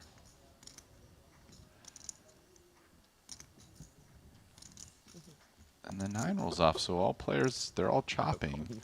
A queen would be the card that would give someone the whole pot. And, you know, the question now is who has the most queens? After the round of checks, of course, that 9 does put the straight on the board. And will someone represent a queen here? Would feel like a bad time to do it in a 3-way pot, no? You know, I think it's reasonable. Do you remember who bet the pot? Was it Ivan? Yeah, on the flop. So, to me, Ivan's the person who's probably not going to represent it now. or it would, to me, it would make not quite as much sense. I think if Ivan bets here, there's a pretty good chance someone will look him up. Because to me, there aren't that many queens that can bet the flop and then check the turn, don't double barrel, that now have it. This $250,000 chip bet is playing the board. And you see Winfried in a bit of a difficult position because he does have Dvoris behind him. Yes. So he folds, and obviously that means this bet is already making money, provided that Dvoris doesn't do anything heroic. And you see him looking over at Ivan as if to say, are you up to no good? And now the bet makes even more money as Dvoris folds as well, and Liao takes it all to himself. I kind of felt like, based on the way he's, it's the 7 deuce game, yeah, the Jack 6 game in short deck. We had like at one point, I think everyone had 200K. You can cut chips at 200. Okay. Yeah. So it's always like a quarter of your stack at least. But some people weren't cutting chips though. Most people were roughly there, not too deep.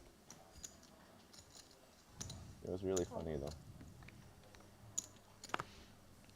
3 limps out of a king jack and 2 queen tens. Now Dvoris with jacks.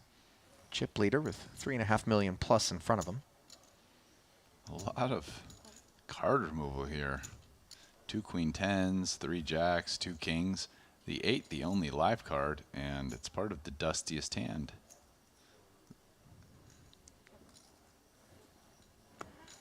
So Liao will close the action. Checking back the button.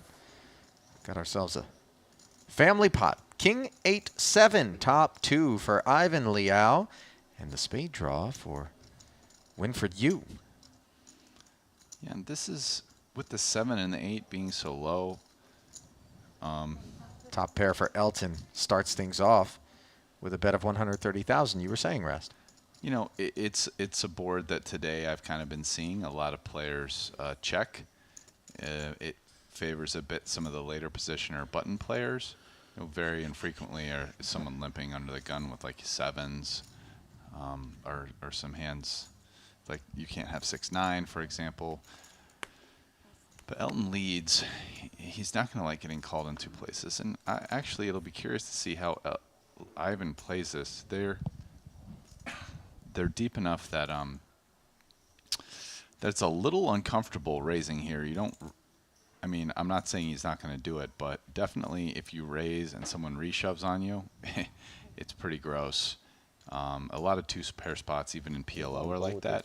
So yeah, he elects to call, even though he obviously has to like his hand quite a bit. Oh, and a beautiful jack of spades on the turn for Winfried Yu, which gives him the spades and gives Elton Sang top 2.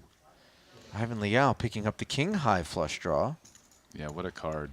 3 people have 2-pair. The worst 2-pair actually has the spade draw that can get there, and someone has a flush. Winfried slow plays his flush here, but I kind of think he's not going to get too much action. I think Ivan has a hand. Doesn't make a ton of sense to bet because you're not really getting much better hands to fold. So a round of checks, and the 10 rolls off on the river. Well, 4 to a straight out there. You surprised nobody took a shot at that turn? Well, I mean, the person who would really bet the turn is Winfried, right? The other people with 2-pair are pretty scared of that turn card, and I'm sure just happy to get to showdown and see if their hand wins. And even Ivan, you know, he has the king of spades as well. So it makes a lot of sense. The only person, in my opinion, who really going to bet that turn much is Winfried. And instead, he waits to bet the river, 225,000, and board texture has deteriorated considerably for the king 8, which comfortably goes into the muck. And now for Elton Sang, it's bluff catch time. Yeah, I mean, he's losing to all flushes and a straight. You know, Winfried having limped behind him, you know, can have some maybe Jack 9 and 10-9. Is he ever value betting worse than King Jack? I don't think so.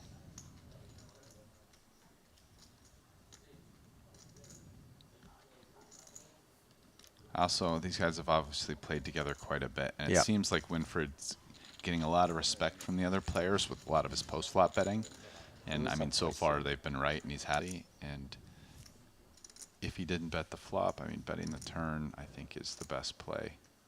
So 6 of spades. You know, unfortunately, he can't really have... I mean, the problem for Winford, in a sense, waiting for the turn is the 6 is not a good card for him. Ivan actually, and you can see he has 9-8. I mean, Ivan's the only one who can have 7-9, and probably even pocket 6s, or even really cards with a 6 in his hand. So one potentiality here is Ivan could either float or raise to really see where Winford's at. So I think given that he has an 8, he's going to decide to call. Yeah, the gut shot straight draw looking for a 7. Instead, it's a queen on the end, and you now make second pair. Backdoor spades showing up. Yeah, so depending on what Winford thinks here, honestly, this is a spot where a check raise bluff would be pretty cool. I think with the 10 of spades block, you have the queen for showdown. You check, and if your opponent bets, I mean, if you're bluffing, you're probably good, but if your opponent's value betting, a queen is never good here. So you turn the 10 of spades and the blockers into a bluff, the queen and 10. I think Ivan might actually bluff here. I don't think he thinks he can show down an 8 and have it win, especially on the queen. And he might want to get just one pair, like a pair of queens, a pair of aces, a queen 10, queen king to fold. Okay. Yeah, I mean, I would have liked to see maybe a bluff by Ivan there. Well, I think that the table has the sense that maybe Winford likes to check big hands. I don't know if you're in agreement there. Obviously, our sample size is fairly small, but if indeed that's the case... Oh, I'm enjoying the game quite a bit more. I'm feeling a lot more comfortable with it. We've been watching all these players play. You know, it's a bit more of a beat on how they're playing and what's going on. Well, it's been like a big study session. Were it not for the fact that I'll be boarding a 3:30 a.m. flight to Istanbul later, Rast, I might have indulged you in a little bit of low-stakes short deck. Yeah, that could have actually been pretty fun. Who knows? Maybe if they bust early, you can still indulge each other. You're rooting for them to get done quick. Guys, I've never seen Rast drool in the booth, but there's just a little bit of piddle on the corner of your mouth there on the heels of that offer I made. He left the door open. Very professional in your muted enthusiasm, though, Rast. You know how to keep the fish on. Shut down the club. Ace, queen, 6 here in a 4-way affair. Dvoris has the Broadway gutty. The set miners came up short. Dvoris has the EP limper here. Flop that favors him a bit. Might stab at it. That's why he's thinking. But opts not to.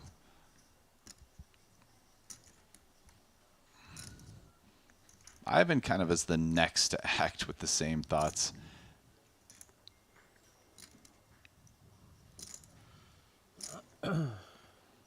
Yeah, he's end up that he's going to go for it. And this actually makes some sense. It's a lot of range stuff. He's figuring, you know, maybe Daniel is giving up. You know, I have a club with my 7s, backdoor straight and flush draw, and really just kind of betting range versus the two people behind him, hoping that Daniel's check folding enough when he doesn't bet.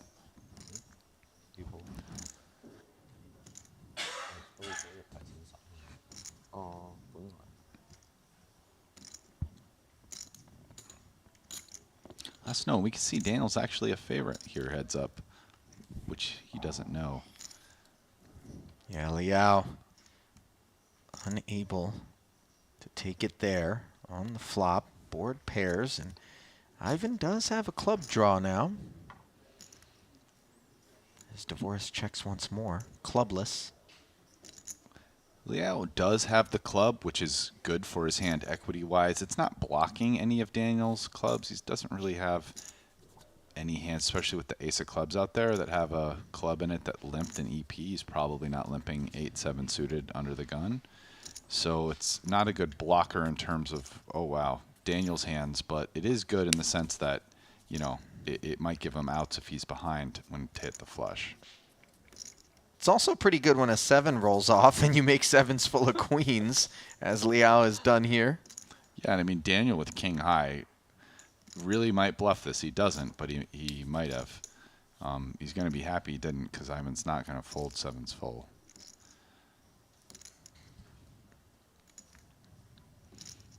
This is just a pretty easy value bet. The question is how much.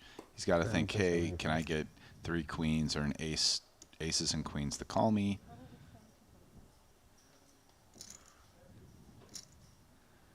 Oh, this is a really big bet size for the strength of his hand. I mean, he's going just over pot here. Or no, I mean, he's basically going pot. 375K. Dvoris's hand has not hit the muck yet, as he begins to ask himself, why so much?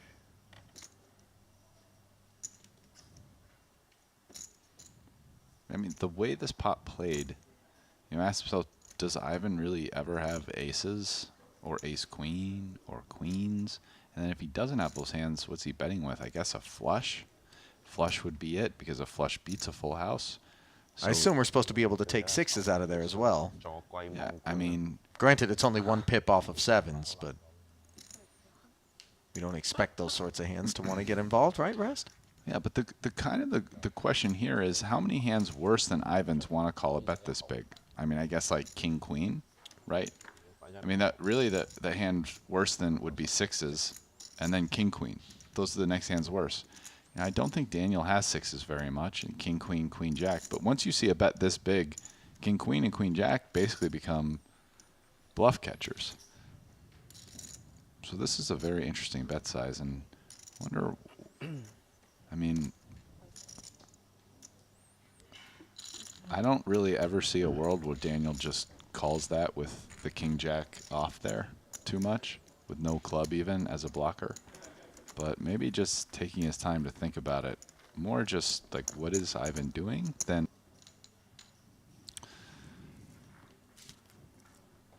$240,000 in there every pot, 40K ante. Danny Tang wakes up with a very big hand here, but he's getting quite short. So, you know, he has 595K, which is only like 2.5 pots.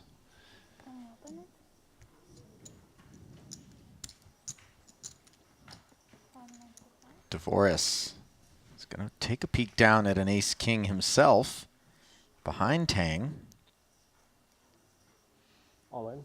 And he will move all in over the top. And tremendous pressure being placed on any of the hands behind him, including this ace-jack offsuit of Ivan Liao. And how much you have?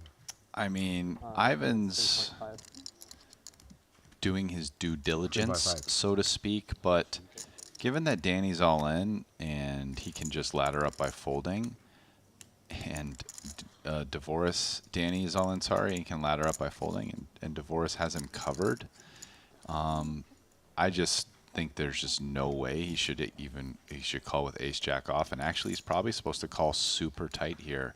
Like, it could be just aces. It's okay. It's okay. Maybe kings, but this is just not even close. Yeah. And Nothing it's not wrong just with, because the guys have ace king. Yeah, nothing wrong with taking a beat, obviously, to get your bearings, as long as you settle on the right decision there. Certainly. And so ace-king on ace-king violence, advantage mildly in Danny Tang's corner.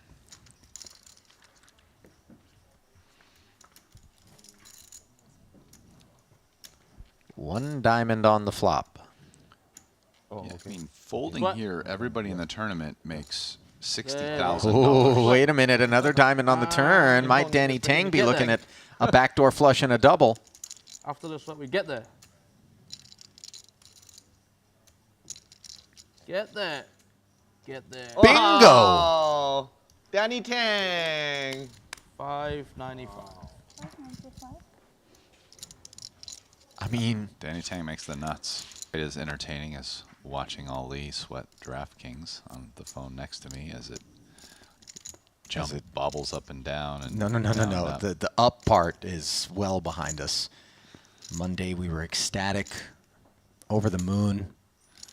I was the Neil Armstrong of the production. And then next 2 days, including today, we found big red swords to plunge down my gullet. This is a man watching the 1 minute chart, folks. All right, here we go. Saying with the King Queen, flats, Winford U. Does the same with Jack 10. Of course, the more limpers are in there, the more you want to get involved and join the party. Danny Tang will make the investment, and pretty dusty Queen 6 offsuit on the button for Daniel DeVoris. Yeah, and we're going to see a family pot here. 5 ways. Rare occurrence. And then just because he's got that 7, the 10, he's not sharing as many cards. The 10-7 suited at the highest equity up front. Ace, Queen 6. It is a Broadway gutty for Liao. Second pair, King Kicker for Elton Sang. You've got that gut shot No problem. for Winford as well. And then the bottom 2 pair for DeVoris. As we work our way around, Liao kicking things off with that little 80K bet, Rast. Yeah, I mean, Ace Queen 6 is a board that has the first limper and the strongest range. He has an advantage on, and his particular hand likes betting. I mean, he's got the King of Spades, which is a relevant card. He's got a gutter. You know, I mean, he's the most likely person really to have aces quite a bit. I mean, there's a number of people that probably don't have ace, queen, or queens, such as like Danny Tang. So Elton here with an interesting play. He's, instead of calling or folding, he's going to raise it up. Walk us through the thought process here from Elton. He does not hold a spade in his hand. Obviously, the ace is not at all an unreasonable card for Ivan to have in his range, having limped in under the gun, and yet he asks the question and sends Queen 6 into the muck. So far, so good. Well, I mean, the thing about it is Ivan's actually getting, I mean, not the worst price to call here. I mean, 120, you know, times 5. I mean, he's getting like 5.5 to 1 on his money, which actually is enough to peel a bit here. You know, I think his thought process, he's thinking he's going to weed everybody out if Ivan is just betting his range and has a weaker holding. Maybe my king queen is good. If he folds, great. If he calls, I'm assuming he's probably checking this back and just getting to the river. I'm going to evaluate on the river quite a bit. Yep, which is what he decides to do. So, I mean, these low runoffs aren't the scariest. Now, it did run off in a way where Jack 10 made a straight, and I'd imagine with Ivan's holding, you know, I mean, he's not winning with king high. It's just not good. So, will he bluff? He definitely might. And it won't be the easy it won't be an easy call if you're Elton. But yeah, it was, I mean, Ivan led with a very small bet, and Elton's raise wasn't very big itself, especially given the size of the pot. So it was a way, I mean, I don't think he could call. I think raising in some, wow, Ivan didn't bluff. No. No pair. So far we've seen 2 different pots where I feel like Ivan...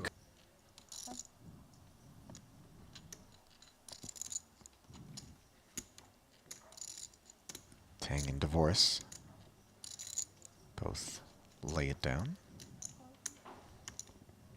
Now that limp from Liao and the cutoff, Elton with Queen Jack.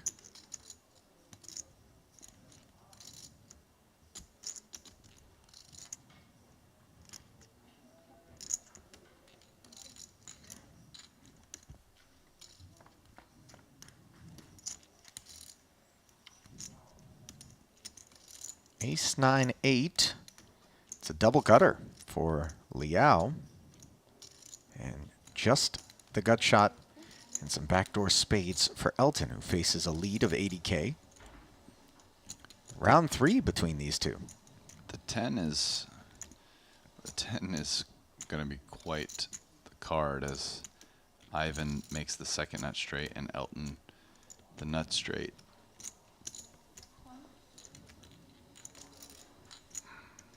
Fireworks card. Not there, as the 6 now gives Liao the 9 high straight. It's going to be, oh. Looking to induce here. Liao checks it over to Tsang. And it, I mean, versus Elton's actual hand, this should work, because I think Elton will probably bluff quite a bit with his hand. I mean, he can't show it down. And on the dealer button, he's going to have a lot of 7s. 6 is a card that can easily give him 2 pair, have more 6s than Ivan. So this bet makes a lot of sense, and Ivan recognized that and checks it to him. Kind of think with his hand, he'll probably just lay the trap and call. They're deep enough that raising isn't the most comfortable situation. Yeah, and hope that maybe on cards that don't improve Elton, he'll fire another barrel. He'll just pick it off. The 10 would be a disaster. No, the jack. And now suddenly Liao's got a tiny bit of showdown value just in case. No, or rather, sorry, Tsang has a tiny bit of showdown value just in case Liao was on some sort of combo draw. Yeah, I mean, Elton's not going to bluff that card. He has enough showdown. I mean, a king or pairing the board would have been cards more likely for Elton to try bluffing. Liao checking or a once spade. more. Certainly a spade. And Tsang did not bite. For the limp shove. Sure. Will anyone oblige him? It is on Fold. Ivan's button. No, come back. Okay. Come back. Okay.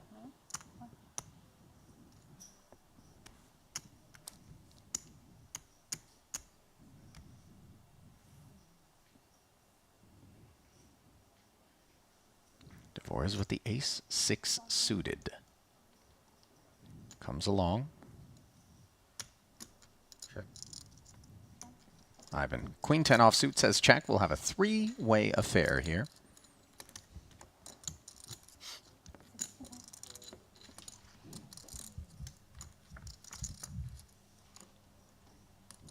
Queen-Jack-8, 2 hearts. Tsang has an overpair, but this board texture is scary. Dvorak with the heart draw. Liao with top pair and a gutty. So even though Elton has the best hand right now, in a certain sense, it's kind of the scariest for him. Because, I mean, Dvorak has just such a clean draw. Hit a heart, you win. Basically every time. And Ivan, yeah, top pair, and a gutter. There's a lot of ways to improve to hands that are pretty good. Elton, not too many ways to improve. So, you know, even though his equity is the highest, in a certain sense, it's a really tricky situation for him. And I mean, he's going to get called in 2 places here, and it's just a pretty brutal spot for him. On a bunch of turns, going to be out of position. I mean, there's definitely, wow. So I mean, even right here, he's already probably going to fold. I've been taking an interesting line.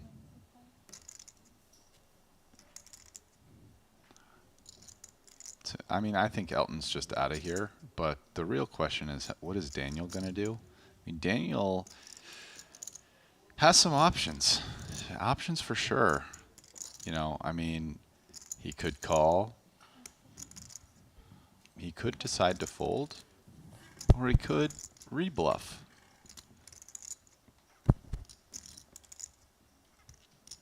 So the bet and call of 125,000.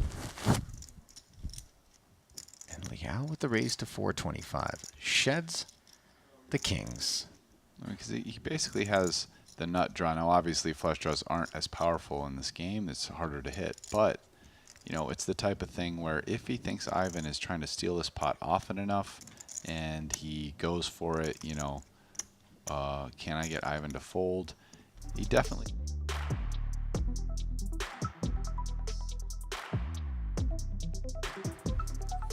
And welcome back to Cyprus for the curtain call of the 2022 Triton Poker Cyprus Special Edition. It is the second straight $75,000 short deck ante-only event, and 3 of our original 7 players from the top of Rast and I's tenure on the broadcast still remain 6 in the money, and still $1.1 million left to be awarded. It is Winford Yu, Danny Tang, and Ivan Liao. And might we have yet another 1-2 countrymen combo? If the chip counts are any indication, it certainly seems like we could, as both Yu and Tang hail from Hong Kong. Ante will be 60K, button 120,000. Those chip counts brought to you by GG Poker. How about a look at the payouts? $447,000 locked up here. 700 dimes for the runner-up, and then that beautiful 1 million plus going to the winner, Ali Najad, alongside Czar Rast. Brian Rast bringing you the home stretch here from Cyprus. It's podium time. Yep. Don't have our running order just yet. And as we touched on prior to the break, it has been a fairly conservative outing for Winford Yu. Danny Tang showed some real aggression en route to spinning his stack up off of the short stack where he spent most of the final table, and the guys just could not eliminate him. And here he is threatening for the title, Ivan Liao. The shorty will begin things with Jack-10 offsuit, limping in here. Winford with a 10-9.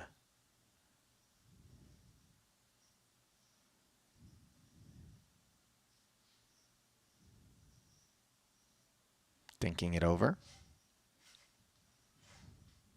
A lot of movements there. It almost looked like he was going to fold it. I don't know if that was his intention, but yeah, just doing a lot of stuff with his hands. A lot of nervous energy, I feel like. Well, Winford's played enough short deck that he certainly shouldn't be nervous, but obviously the gravity of this moment not lost on any of these players who would love to secure a Triton title. 2 7s and a 10. Advantage Danny Tang with trips here. Winford and Ivan both with top pair. Yeah, some money will probably end up going in here because, I mean, Danny's not going to fold trips anytime soon, and at least one of the 10s might come along. Although with Winford leading out and Danny calling, we'll see if Ivan overcalls. It's a little dicey. I mean, if he raises, Ivan gets out super easy.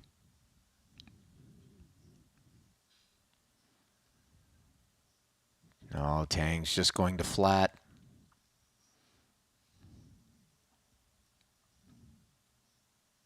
And how much concern is this flat on the button by Danny Tang for Ivan? I mean, enough that he just folded straight up there. Yeah. So, I mean, he would have made top 2 as the diamonds get there. Winford now picking up a gut shot straight draw. It's hard for Winford to beat anything at this point. I mean, diamonds got there, 8-9 got there. His kicker doesn't play with the 10. You know, I mean, he's beating like 6-9 and 8-6. Those are the only hands. Those hands very well might bet, which puts him in a tough spot. So, I mean, after the check back here, you know, if I'm Winfried, I'm thinking my hand is never good. Winfried has not really shown a desire to bluff much in these circumstances. Tang fills up on the river with the 4th diamond showing up. As we know, the flushes do beat full houses, so could have potentially been cause for concern, but Winfried checking the river should leave Tang confident that his hand is best. Sorry to interrupt. No, it's fine. You know, yeah, I mean, any diamond wins, and then he has the, you know, 3rd best 7 full house, also losing to 10s and jacks full. It's really actually kind of low down there on the totem pole. And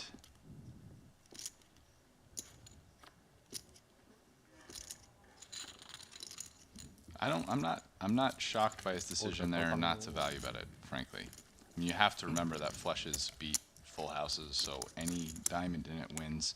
In addition, he pretty much has the worst full house possible. I mean, sure, pocket sixes technically are worse, but given there was a bet on the flop, pocket sixes never make it to the river. So he has the worst full house on a board that has a 4 flush.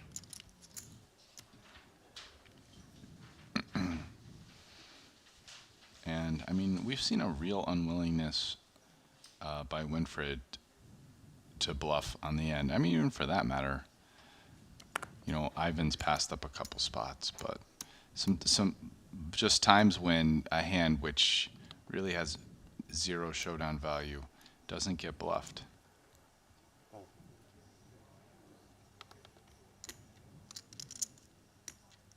Tang with the king queen. Limps the cutoff.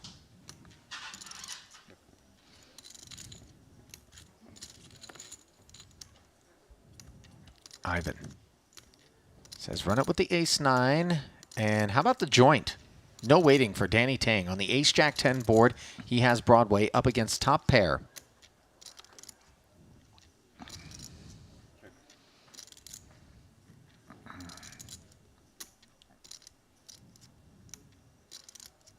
Yeah, I think Ivan checks back a lot here. It's not really a great flop for him, and he can't get multiple streets of value really anyway, so it makes a lot of sense to check back the flop. But now he has aces and 9s, Rast. Yeah, so, I mean, his hand improved considerably now, and, you know, Danny's probably going to bet, and Ivan's probably going to call. I don't really see a reason for Ivan to raise. Ivan's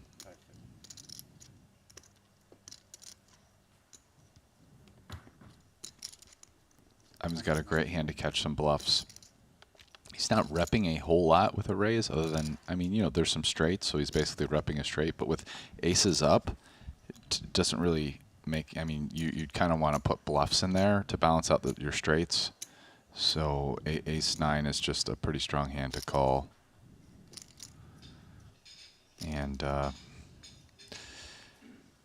Danny is in a pretty good spot going into the river card, which does not provide the ace or the 9 that Ivan Leao needed. 690,000 are in the middle.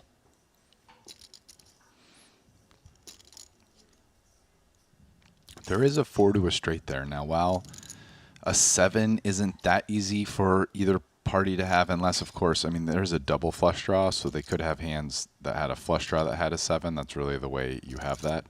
You know, possibly ace 7.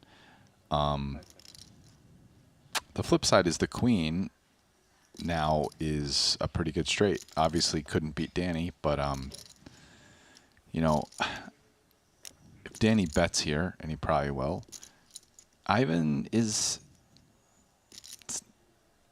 not the easiest spot.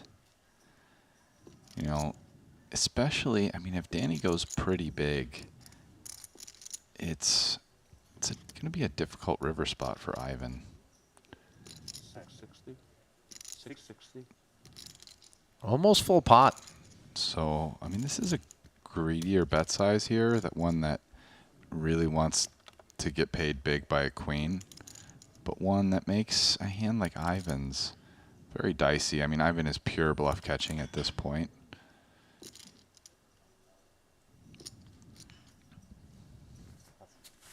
Yeah.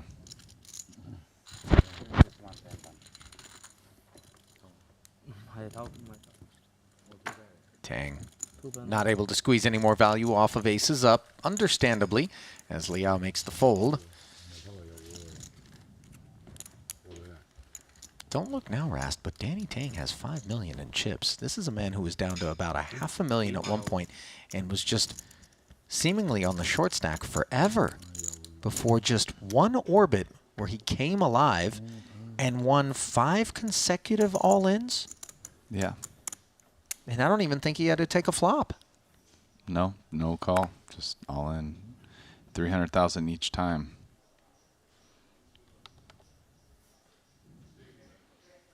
No, right? I didn't use the time bank, right? No.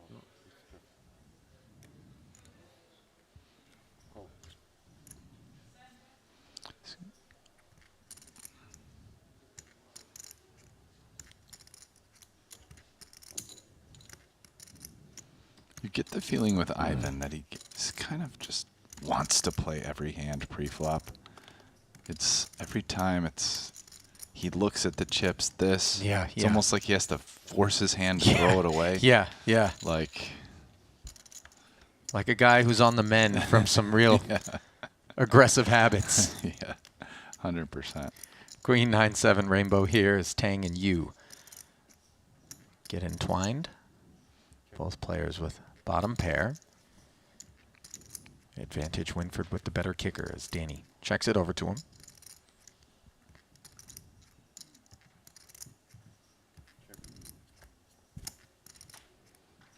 Now 10s and 7s for Danny. Jumps out in front. Got shot straight draw picked up by Winford.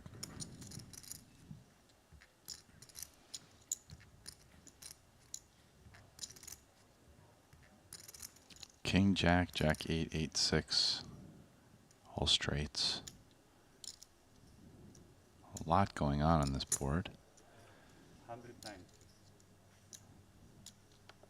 Danny betting somewhat large here. And don't really see Winford continuing. Bottom pair, gutter. It's just not that much. And on a board where your opponent's always going to have something, I think Danny just wants to price out some weaker hands out of their equity.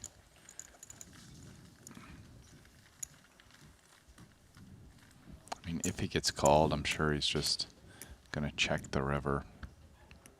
And given the way Winford's been playing, I would imagine it makes the river decision a little bit easier. I wonder whether or not Danny is clued in on it, but I mean, just fold a lot to bets there with bottom 2 pair, I would imagine. If he calls in position and then is able to bet the river, and I mean, unless you fill up or something, but ooh. Needles. Ivan Liao.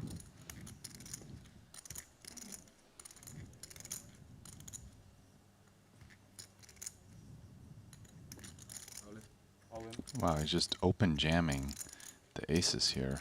Over 3 million, and it's not going to be rewarded with a call, as 9-8 and 9-7 offsuit will have to fold. I mean, looks like there's 240,000. So he has 13 pots, which is, I mean, that's like 30, close to the equivalent of 30 big blinds.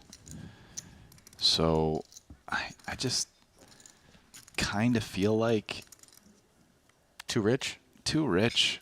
And if you are going to come up with a jamming range, it's not aces, right? I mean, I with aces, I would more go for just a raise or a limp re-raise. Not that, especially with Winford, it's really the best group to limp re-raise. But I mean, it, you know, still sometimes people are going to raise with legit hands. But yeah, just I kind of feel like the open jamming range be nicer to do it with a slightly different set of hands than aces.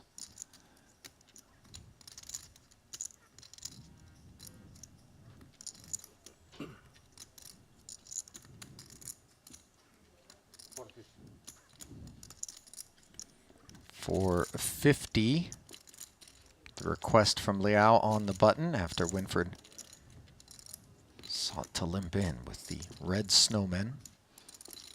I mean, here's a question. If he open jams there, what's calling him? What do you think Winford calls with for 3 mil right there?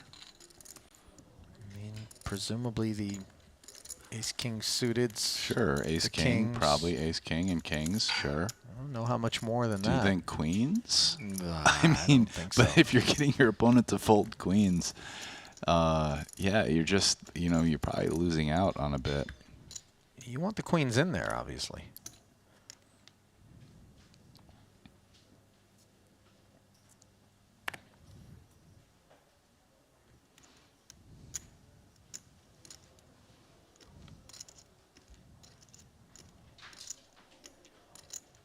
Ace-9 off. Danny's going to play this. He's just deciding how. Yeah, those two red eights ended up in the muck. And next hand.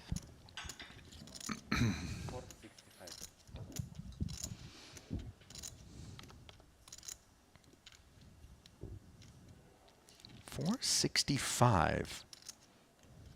As we begin to see some opens here.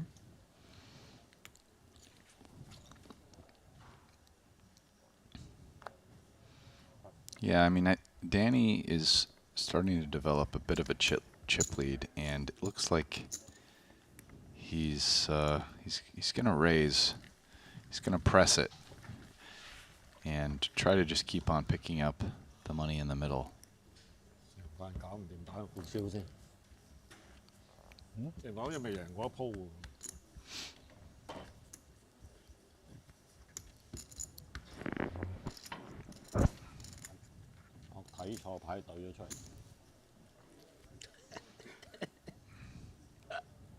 So far, I'm very happy with my pick. I picked Danny Tang. I just feel like I like the way he's playing. His decisions in some make the most sense to me.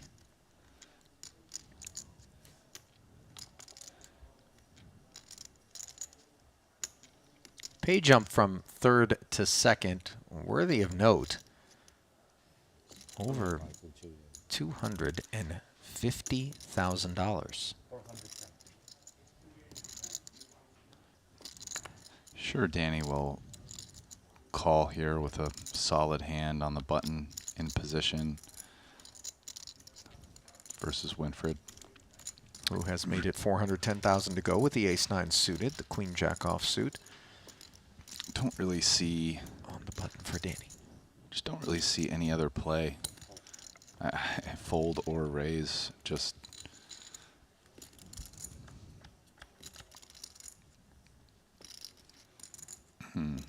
Ace-9-8, top 2 for Winfred. For Tang, it is a gut shot straight draw. And the backdoor spade.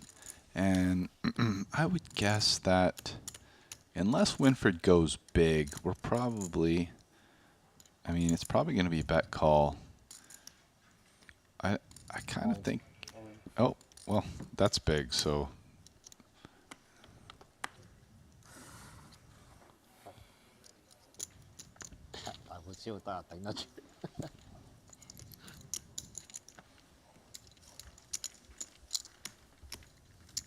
Tang forced to put it into the muck after Winfred ripped it. You surprised by his willingness to move all in there with top 2 pair? I mean, the way he did it, yeah. Yeah, I mean.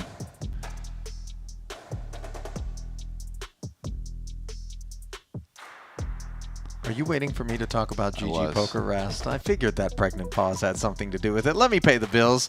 You know where to go. GG Poker. Join the world's biggest poker community and always have yourself a good game. And we've got a good game on our hands here in the final event of the Triton Poker Cyprus Special Edition. And Winfred Yu with Ace-King offsuit here in the 75K short deck. I mean, it was a pretty massive overbet. 4x what was in the pot or something. Like, let's just end the hand right here. Obviously had quite a good hand, but I'm not really sure that that was the way to get the most value out of it. It certainly was not unreasonable to go all in, given how strong his hand was, but it makes it kind of hard to collect value, right? If you just shut your opponents out when you have a really strong hand because you want to take down the pot, it's hard to win chips. Limped around, king 10-7, advantage Winford, who was trapping here. Advantage Danny Tang. The open-ended straight draws we can see is the boss. And there's not just one, but two open-ended straight draws here. So note that top pair, top kicker actually holds less equity than both of the straight draws. It's hard to get your head around when you're used to the long deck math.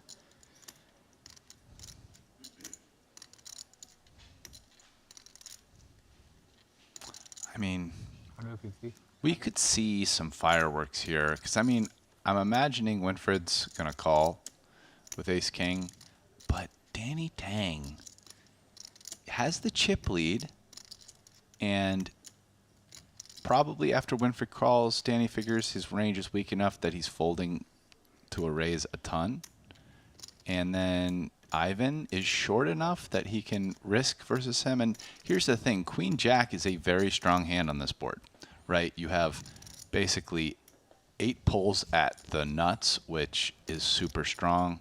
You're not even that far behind a made hand. You can see he's ahead of Ace King. You're probably a dog to a set, but ooh. I still don't even think Danny Tang's going to fold to this probably, but now he's probably a little worried.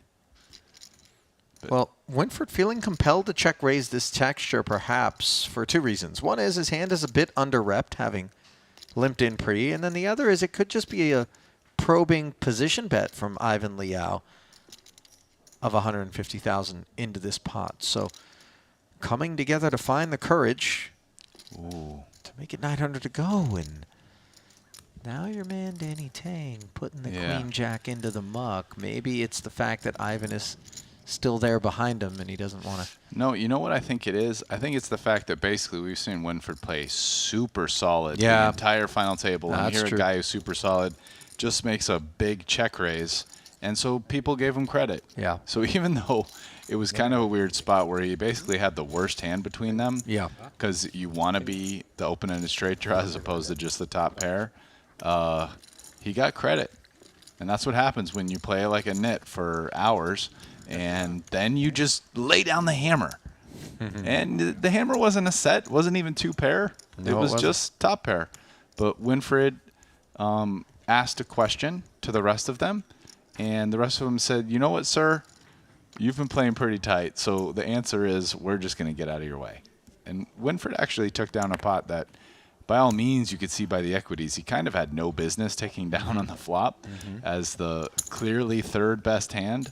But, that's actually, it's good to see Winfred do that. I know I've been a little critical sometimes, but the thing I was critical of, he basically just did the opposite of it, and you can see how it worked out. If you're there, you're playing really tight, you're not making moves pre-flop, you haven't even bluffed on the river, but then all of a sudden when you make a move, if you're playing with people who aren't brain dead, they're going to give you credit. And that's what happened, and Winfred took down a pot with the worst hand. I think Winford has a good bit of self-awareness as well. Kind of a finger on the pulse of what the remainder of the table is thinking about his navigations. As we see an open ender for Winford with a pair of jacks. For Liao, it's a two-way straight draw. Ivan's getting creative here, taking, obviously a hand that's in last place and leading as a bluff. He's got the double gutter, the queen being part of it, which is obviously not a great card for him in a sense, because it's 4-card straight and he's got the dummy end. Winfred just with a pretty strong hand on this board, middle pair and the real open ender. And I just, you know, I kind of feel like Ivan should fold here. Maybe he's thinking Winfred's starting to get out of line and take advantage of his tight image, but this wouldn't really be the hand I'd want to do something with. So I like that decision. And I think Winfred went to dinner and found his groove. You know, he overheard your prediction. Yeah. And he said to himself, "I'm going to make Rast eat those words." He took some espresso shots. Those 2 Red Bulls that you took that previous day. Oh, that was wild. Yep. I'm not even sure those Red Bulls worked to fend off my jet lag. As we get a look at the chip counts here, brought to you by GG Poker, as well as the payouts. It would be nice to see Winfred sort of step out a bit, because I think he could leverage all of this perceived snug play to his advantage. Some well-timed subpar holdings getting pressed. Certainly, and it looks like so far, I mean, he has been. I mean, it's not like in either of these hands he's raised on the flop with like premium strength hands, right? You know, he just had middle pair and an open ender, and the hand before that he had 1 top pair. You know, I mean, both times he's taken the aggressive course of action and just taken it down. So it does seem like he's had a bit of a strategic shift, at least so far. And I'm happy to see it, because I felt like the old Winfred was just on his kind of way out. But the new Winfred. Winfred 2.0. Winfred 2.0. It's a different question, Winfred 2.0. Oh, my goodness. Ivan Liao flops the flush with a redraw. It's hard to make a flush, they said. Rest. I know. Look at him just betting 110K into 300. Danny Tang with top pair. Danny might feel compelled to call here, but let's see. He does consistently, you know, he does lead sometimes with the 9 high, and then he leads sometimes with the jack high flush. Good to have that kind of balance. As we see Tang tear one off, he does not improve on the turn. I know, I think Ivan, you know, he very well might just continue betting here. Unfortunately for him, it's going to be pretty tough for Danny to continue with 1 pair and no draw. And honestly, it's the kind of thing where, sure, if you fire the other barrel and then Danny ends up folding, you're thinking to yourself, maybe I should have checked. But it's also the kind of spot where if you do check, more often than not, you feel like you'll get a check back. Yeah. So no harm, no foul. Yeah, it probably was going to be hard for Ivan to get any more money out of that. Correct. Pot, just no matter how he played it. So I agree. I mean, I guess it goes check, check, and Danny improves. Another queen comes or something, but, you know. But he's so far behind that even if another queen comes and then Ivan bets the river, I'm not saying he folds. He very well might call, but it's not a fist pump call. He's probably still thinks he's basically bluff catching. Yeah.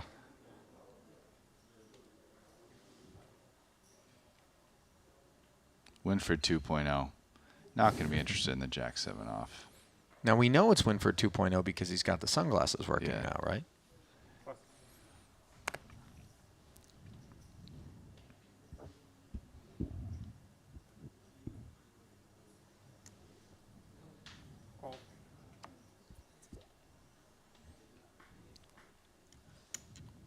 Danny dominated.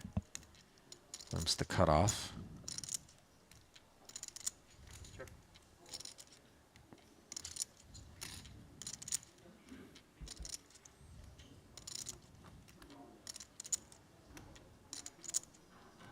Queen 9-7, top 2 against top pair. Some potential added chips headed their way to the middle. On the strength of these two holdings.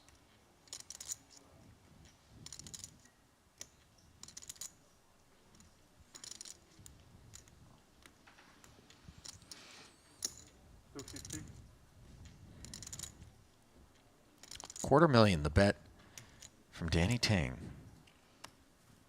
Leads right out.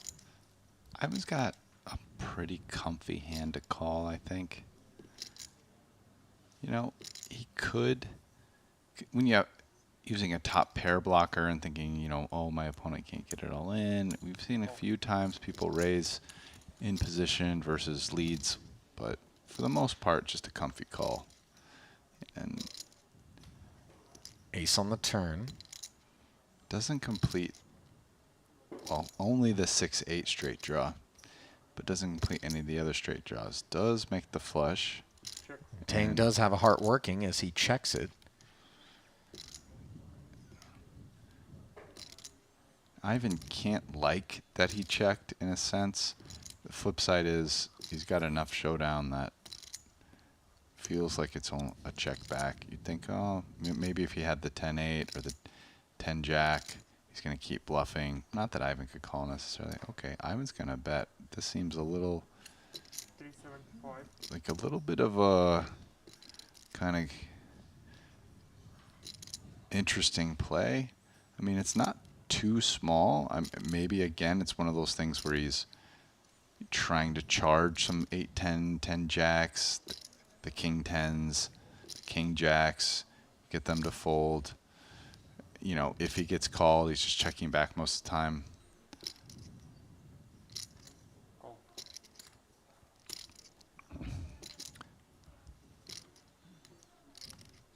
Call gets made, and now the queens and nines get counterfeited, courtesy of the ace. Queen Jack, actually the best hand. And that feels like a check back here after you get called on the turn.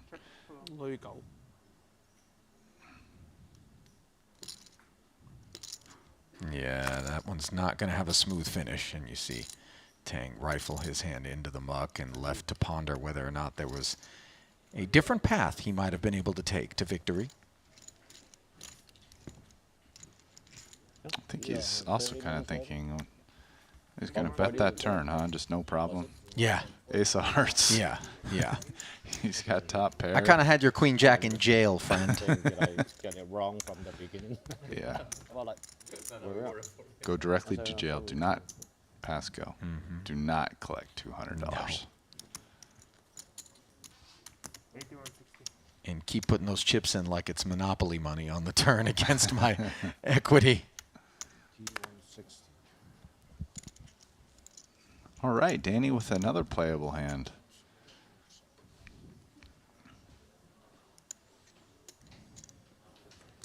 Ooh. And now we're up to 80,000 ante. The price of poker is going up, and wow, we got 3 little suited hands here. This feels like a hand Ivan's going to play.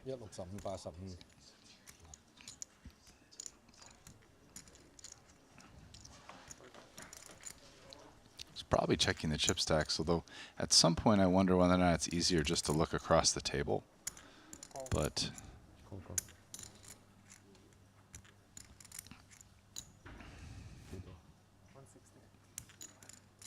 and there he is. All 3 players sharing a 9 here as Ivan comes along, and Winford's turn. Agent Smith checks on the button. Do you hear that? It's the sound of inevitability, Mr. Anderson. Your stench. 2 sevens and a king here, advantage Winford. Winfred just checks back, happy to get to the end, at least on the flop. A lot of hands drawing dead. He's either way ahead or way behind type of situation, although obviously in short deck being way ahead or way behind is a little bit less than in a game like Hold'em. And now a lot of people have caught up. A lot of straight draws, flush draws out there. Winfred's going to go ahead and charge him now, but I think people might not be going away. Especially not with the 8 of hearts if you're Ivan Liao, where you are open-ended with a flush draw, so the board pair less of a concern. And the bet of 180K into 480, not exactly enough to move you off your holding. Danny Tang with the open-ender. Danny with the thornier situation here, and Ivan behind him, decides to call. Now Ivan, who is certainly not going to fold, but how will he play it? He's taking the more passive route, just realizing his equity. Now Winford just hoping for a blank and checks to him, because he's certainly going to check this river back unless like a king comes. Oh, there's the king. Yep, no waiting. Kings full of 7s for Winford Yu. So now he's definitely not folding. The only real question at this point is, do any of these misdraws bluff? Because they're definitely not calling a bluff. I mean, calling a bet. Excuse me.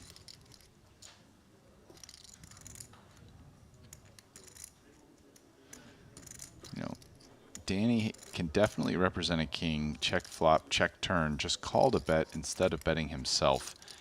It makes a lot of sense that he could have a king. He's deciding whether or not he wants to rep it.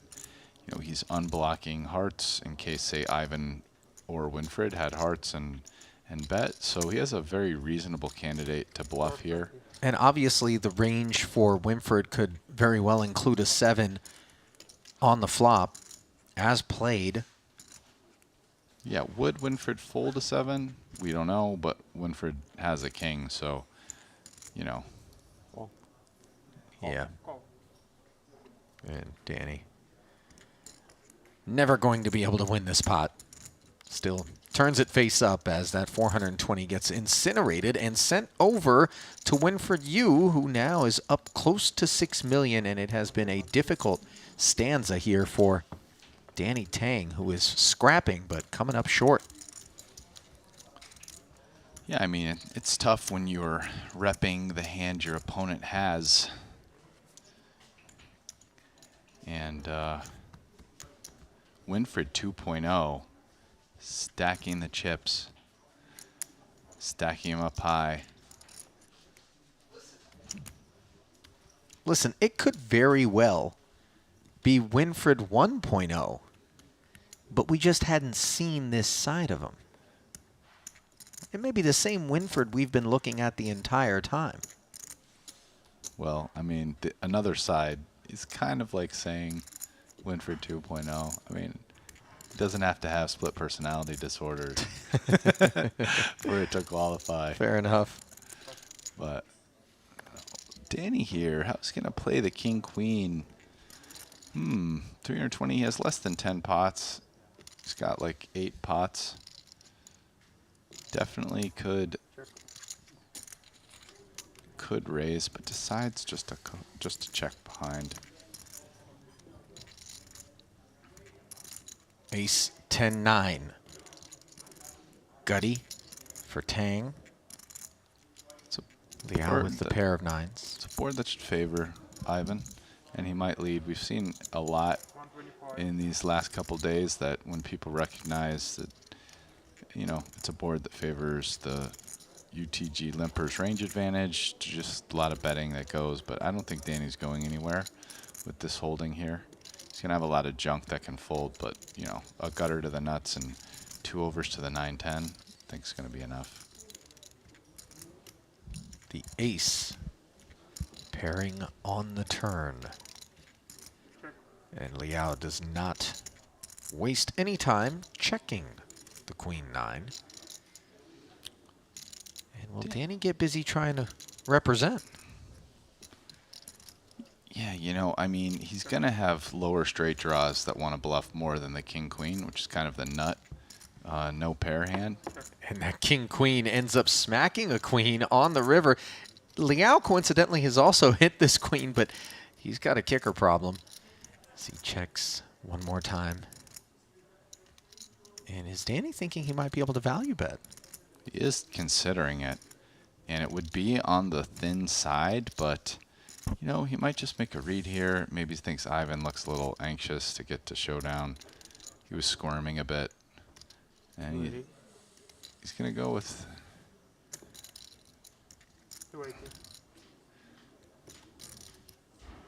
280K.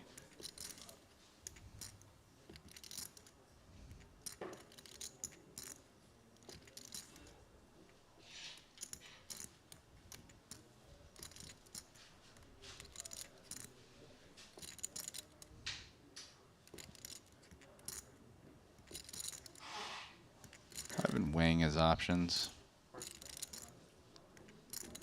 Kind of all of them are on the table.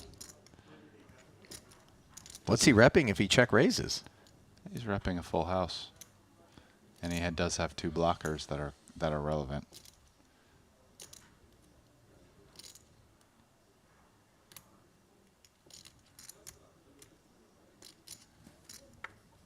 As played, Ivan might be asking himself whether or not Danny Tang has an ace all that often.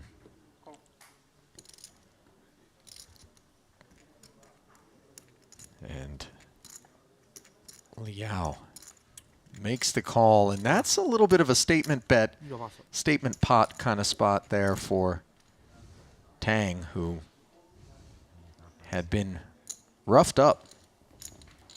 Yeah, definitely. Definitely felt it was on the thin side, and kind of felt like one of those, I just sort of know what you have. I'm feeling it, feeling your energy here, and I'm going to go ahead and bet my hand. And it was a nice little bet. Cheers, Danny. Love to see it, because I think in short deck one can really become guilty of laying back and never assigning adequate value to spots to feel motivated to bet and value bet them. And you take that little thin spot there, run it a few times over the course of, you know, a few levels, and it's meaningful amounts of chips that you can pick up. 280K, the frosting on the cake that Danny baked himself there. And right now, the number 1 and 2 in chips are from the same country. So in the 4 events, 3 of them could just be 1, 2, same country. That's right. That was the Hungarian 1-2 punch in the 50K, event number 1. Then in the 100K, we had the Dutch brothers, 1-2. Took a pause as Ivy won event number 3, and then here we are with the prospects of a 1-2 finish for the Hong Kongese players. That's what happens when you and I aren't together in the booth. The Right. universe goes awry. But now that we're back, that might be bad news for Ivan. Well, this 7 isn't bad news for Ivan, as he has now picked up an additional path to a straight. But those 9s are behind the 10s, and those 10s also have a straight draw. Yeah, Danny in an uncomfortable position, but on the strength of his 10, who knows, maybe the 9 gives him the winning hand. Instead, it is a 6 on the river, which gives him 10s and 6s, but complicates the board texture and has given Liao the best hand, a 10 high straight. So the half pot bet on the turn. What will Liao come with into 800? 600. 375,000. Now Danny gonna have to figure this one out. Does have 2 pair. Kind of feels like no hand's worse than his or value betting. I would say, and I was to just think, given the price he's getting, what are my opponent's bluffs? How likely is he to have them? What do I feel about Ivan right here? And he makes a nice fold. What do you think? Yeah, I don't fault that whatsoever. I mean, Danny's showing some pretty good discretionary decision making here. That in these last couple pots, you know, he took a rough few hands, dropped down, and has been chipping back up. I mean, listen, you lose that one, and he certainly doesn't know in person, and if he has anyone telling him cards, he won't find out for another half hour. But, you know, I mean, that's a couple good decisions on the river there, and it's 2 consecutive pots.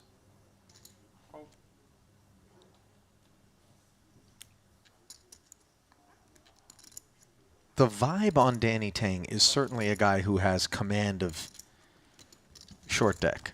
Yeah. He's not lacking confidence in any of the moments that we've seen him subjected to here. Yeah, I agree.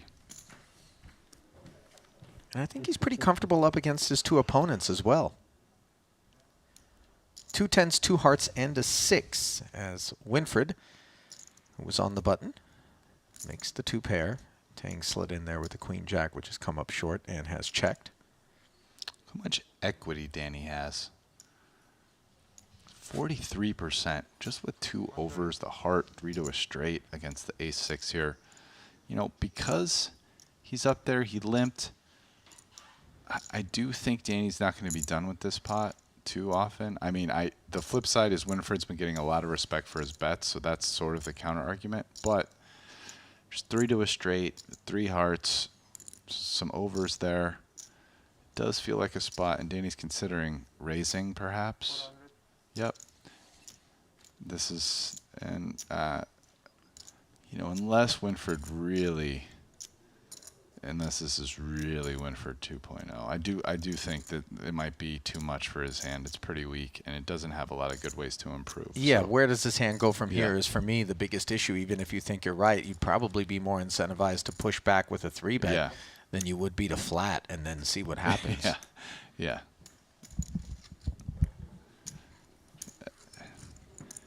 This is, you know, I know he didn't win that pot, despite making a good river fold, but it's kind of been the Danny show the last few hands. Sure. I think that raise right there is a follow-up act. I mean, 3 pots in a row now where he's just made stellar decisions and done about the best he could. Either max value river bet, folding after he's beat, and now just kind of stealing a pot that his opponent was trying to win. I love your emphasis on the idea of stellar decisions instead of stellar outcomes, because at the end of the day, it is only making good decisions that we seek to achieve, and then the cards kind of are going to do what they're going to do, and we just continue to make optimal choices in poker. And sometimes that choice is to fold, where, yeah, maybe we lost some chips, but we could have lost more. Correct, Ollie. As we see a rare all-in pre, and king-queen offsuit for Ivan Liao off of 3.3. Which is basically like 10 pots, 20-ish, 20-something big blinds equivalent. It's a tricky spot with ace-jack. I kind of think Danny, he probably thinks it's pretty close. But that said, given the ICM, slightly ICM suicide-y to just gamble there without feeling like you have a solid advantage, especially if you feel good about a lot of post-flop spots. I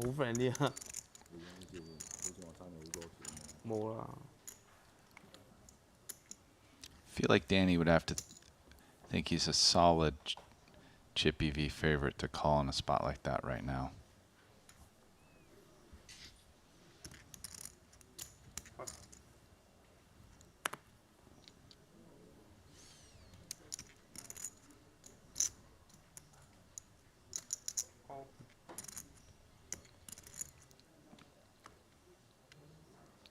Tang.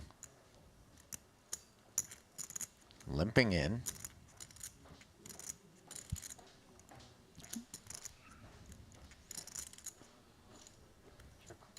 I've been thinking about trying to steal this pre-flop, but decides against it. We haven't seen too many players attempt to steal with the raggy hands on the button here at this final table. They've thought about it, and Ivan in particular, it feels like, has identified that maybe there are opportunities. Yeah, it's weird. They haven't really done it on the button.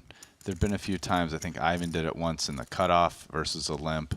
But yeah, on the button, they haven't really done it. And 9s and 6s turns into kings and 9s for Danny Tang, who has the best hand. So now Ivan's chance to decide multi-street bluff or realize equity. He goes with realize equity and kind of waving the white flag, I would think.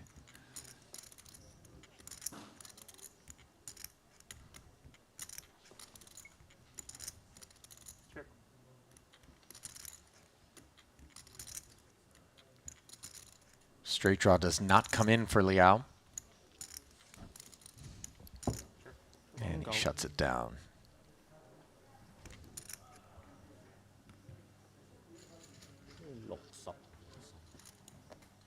Liam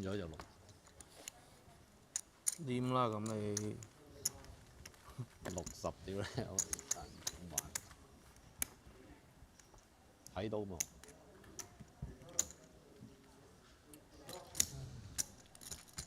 Tang picking up another pot as he gathers himself here for the task at hand if he hopes to win the over $1 million and the title here in Event 5.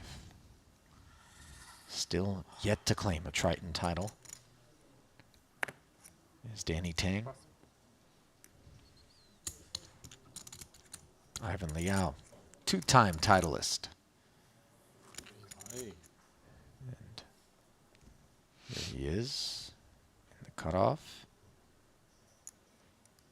against Winford Yu, who has one title to his name. 1, 2, and Danny has 2? Or 1? Danny has 0. Oh, Danny has 0. Titles in Triton. Winford with $3.5 million in Triton winnings. Ivan with $5.7 million, and Danny with just north of $2 million. All those figures will be updated depending on how things shake up here at this final table.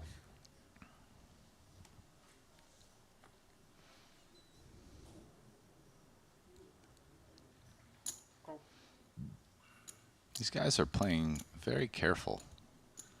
At least, just in general, I feel like pre-flop aggression has been quite low. Well, there's a $250,000 gap between this and second place, and I'm not suggesting that they're entirely focused on it, but the competitive spirit is there. Oh, certainly. I do feel like in earlier parts today, I mean, I've been doing the whole day today. I've been here for a while already. I do feel like there was a lot more pre-flop aggression and stuff happening earlier, and I feel like the tenor of that has changed quite a bit. Not even saying I'm not criticizing it, actually, just making an observation. Ace-9 suited for Danny Tang, observing perhaps the opportunity to pick off some limps, which he has done successfully.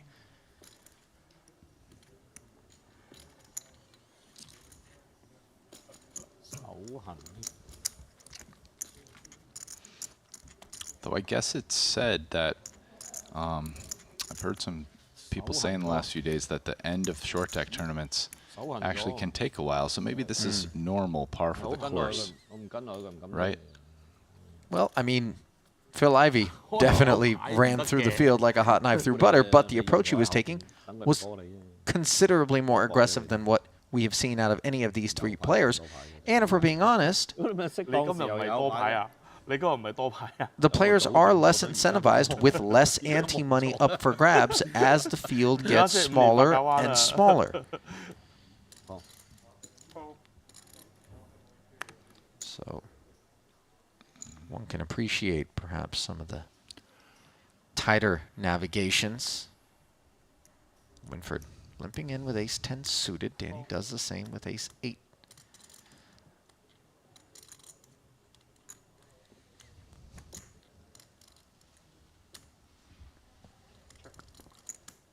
Liao's hearts are covered. Checks his option. Queen 9-8. gutty for Winfried. Yeah, we'll see. I feel like this flop's going to get checked through. It's not really a great board for Ivan. He doesn't have a range advantage. So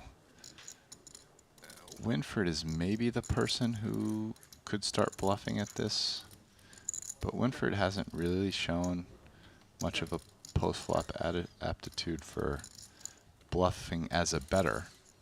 Both of the moves we saw earlier, he actually raised someone else who bet with a less than premium holding.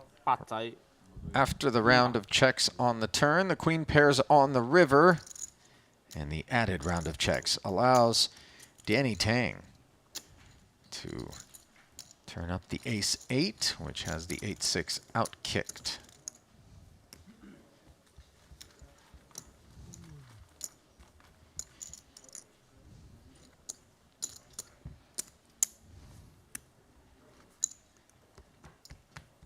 This is a tremendously technical stage. I mean, you know, the ICM, obviously with less players in there, is not quite as... I mean, it's still a big moving up right now. I mean, I have a theory for you. So here's part of it. Let's say I'm Danny. I'm not sure I really want a party pre-flop right now. I think Danny feels very comfortable playing post, and I would say even though there's a little bit of Winfried 2.0 going on, and, you know, for the most part, we haven't seen at least a lot of multi-way pots where Winfried hasn't, you know, taken some bluff spots by betting out or whatever. He had the 2 very nice raises earlier. Both his opponents gave him credit. Maybe their opinion still hasn't changed. So, you know, if I'm Danny, I'm not trying to be very aggressive pre-flop, and we already know that's not really Winfried's style. So, you know, that's already a majority of the players at the table who aren't going to be pushing it that way. You know, one, because it's not his style, and the other because I think it's a very natural adjustment at this point for Danny to not want to do that. So to me, it just makes a lot of sense, but that's my observation. So between maybe a skew toward the conservative side of the spectrum approach out of Winfried, with some exceptions, and then Danny's supreme comfort up against the opposition in this particular situation, not looking to press those thin spots, save for the value bet that we saw with the king-queen, but that wasn't pressing in terms of spinning the wheel pre-flop. Yeah. You have the right recipe for exactly what we're seeing, which slow is the game. Slow, tread lightly. Yeah. But they're not going to have the luxury of laying back forever. A lot of limping. Yeah, eventually the blinds will get real big, and then you'll have someone jamming. But for now, just a lot of limping. So, yeah, even jacks, no problem. Yeah, just see run a flop. it. Let's see it. 8-9 suited, queen 10 off, and the 2 jacks. Some interference. And the flop produces the open-ender for Liao. You can see how checks. Nice that open-ender is with the equity. It's 9 high, but 45% three-ways.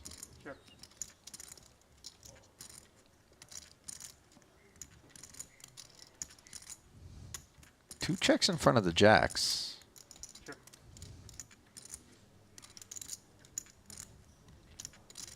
And in comes the 10 of spades to give Ivan Liao the nuts for the time being. And into this 480,000, he does not hesitate to plunk 150K. Winfried has hit the 10.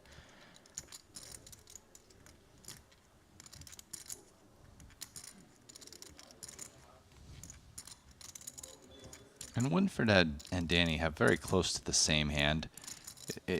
To a certain extent, I mean, Winfried does have Danny behind him, but Winfried, it's a little easier for his hand to improve. Queen of 10. I think after call here, Danny's probably not going to overcall.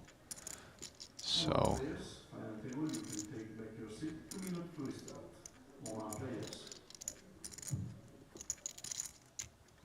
It's just very hard for Danny to improve when he's okay. I mean, the bet's small enough, he decides to do it. But the problem he faces is a lot of cards come that will improve their opponent's hand if he's ahead, such as that one, and you know, and he can easily get bluffed, and it's very hard for his hand to improve. So there's a lot of problems with jacks there. But I guess he felt that he was getting the right price and in position, and he would decide on the river. I mean, it's one thing to be up against one of these guys on this board texture on the turn, but both? The overcall? I would have folded. Yeah. But, you know, maybe Danny had some reasons. Well, we know he had reasons because he's a thoughtful player. That much is clear.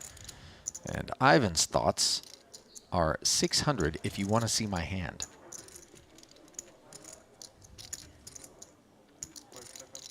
Winford with these queens and tens. Very awkward improvement. Yeah, he also has Danny behind him. Yeah, that's an issue, without question. Ivan, who's saying his hand's probably better than his, and Danny behind him. It's thorny. And now Danny, I feel like he I don't know if you can possibly call, but the jacks are obviously a huge card. I mean, you're double blocking to the best straight. So, I mean, this is definitely a spot you could really go for an animal bluff. Ivan has the one straight that isn't being blocked by the jacks.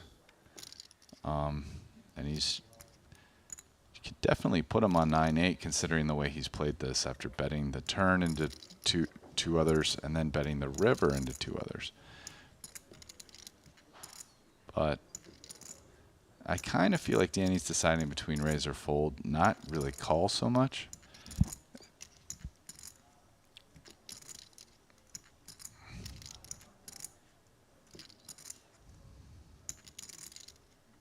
Obviously, he could rep ace-jack for the nuts, given that he holds two jacks in his hand. I mean, jack-9.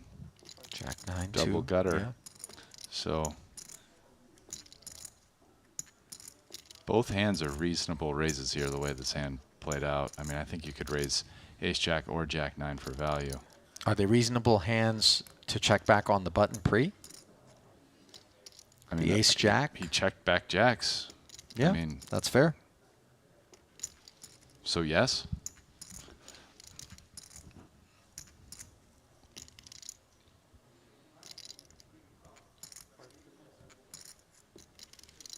I mean, the selfish person inside of me wants to see what happens if he makes this like 2 million here. I mean, it would really pose a question to Ivan Liao. But how much jack-9 or ace-jack is in Danny Tang's range?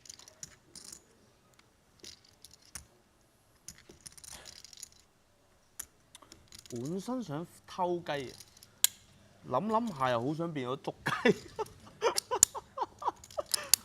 啊！ Well, now I'll be a little surprised if he raises. And I don't really love a call. I mean, the king and the queen are both out there. I'm not sure how much of that queen X stuff is supposed to be in Liao's range as played, but I mean, I think Liao, obviously, besides the 9-8, he always could have just been betting on the come with like jack-9. And then I think he can even have some sets that he's betting, sets of ten, you know, set of 10s, set of 7s.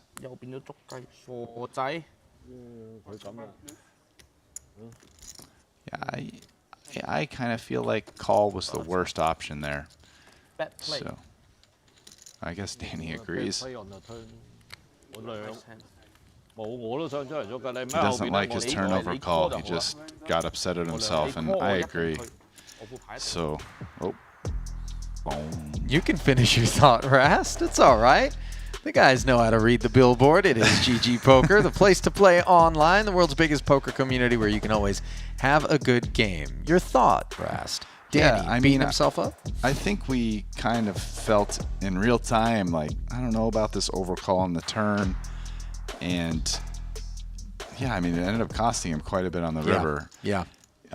I also actually personally think the way that pot played, I'm not saying that Ivan couldn't have been bluffing, but I think there were some other hands there.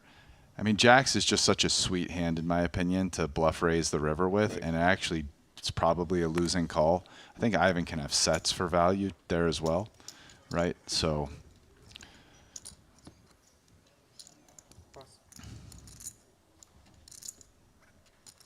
things to consider, and that turn fold would have prevented the river call. 好彩冇偷雞啫，偷雞就係 ice cream， 偷雞就係 ice cream。 Winford taking it down.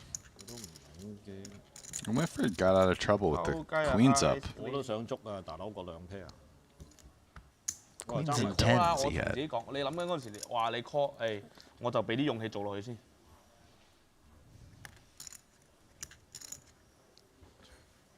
問下佢走唔走？真係唔知。你俾我多咗，又想利用我係咪？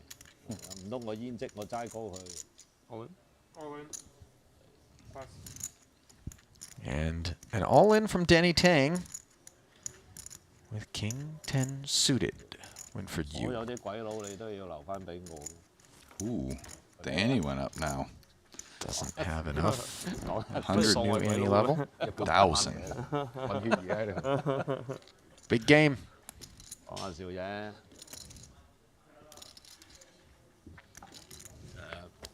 如果下次再講誒啲鬼佬有我搞就有啊，跟住兩隻傾又開出嚟。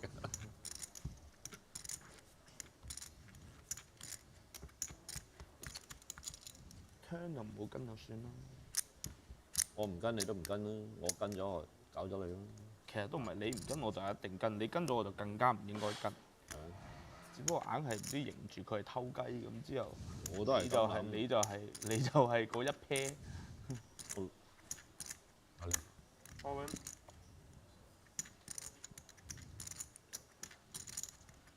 大家都見到佢樣好似偷雞，大家 Another all-in, this time Ivan with the ace-queen and an ace-10 suited on the button for Danny.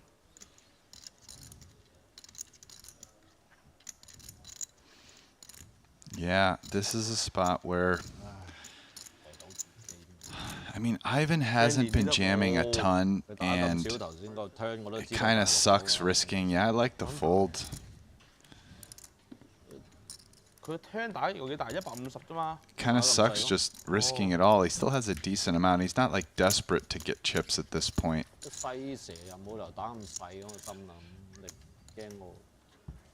一十就 pick up 咗啲，真係有啲。Not even really sure if ace-10 suited's a favorite against Ivan's range as is. 冇咁樣衰。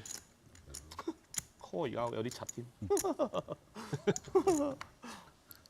可能好似有啲魚魚。係咯。啲魚係咪？ I would suspect it's not, although it's certainly not much of a dog, and maybe a chippy V given the antes out there. It's probably close, but you know, I mean, there's the ICM would lean against it. 你贏。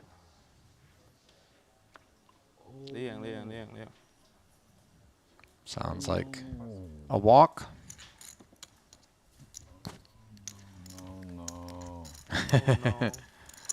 Leah suggesting that he was ready to go for at least a little raise, and then Danny coming with one of those TikTok meme songs. Yeah. 放鬆嘅。冇乜顧慮。我都係咁話。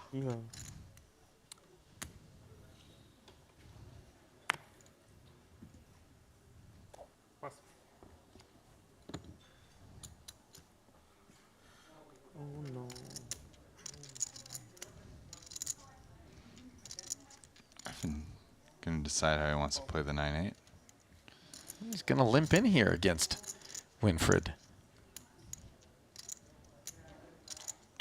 after the Danny departure. The sunglasses are off.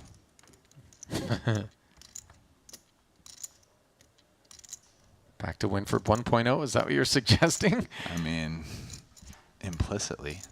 Gut shot straight draw for Liao up against the queens and one of those sevens that Ivan is hunting. Busy in Winford's hand, but what a card that would be for action. Winford with a little too much here to let it go. Queen, spade.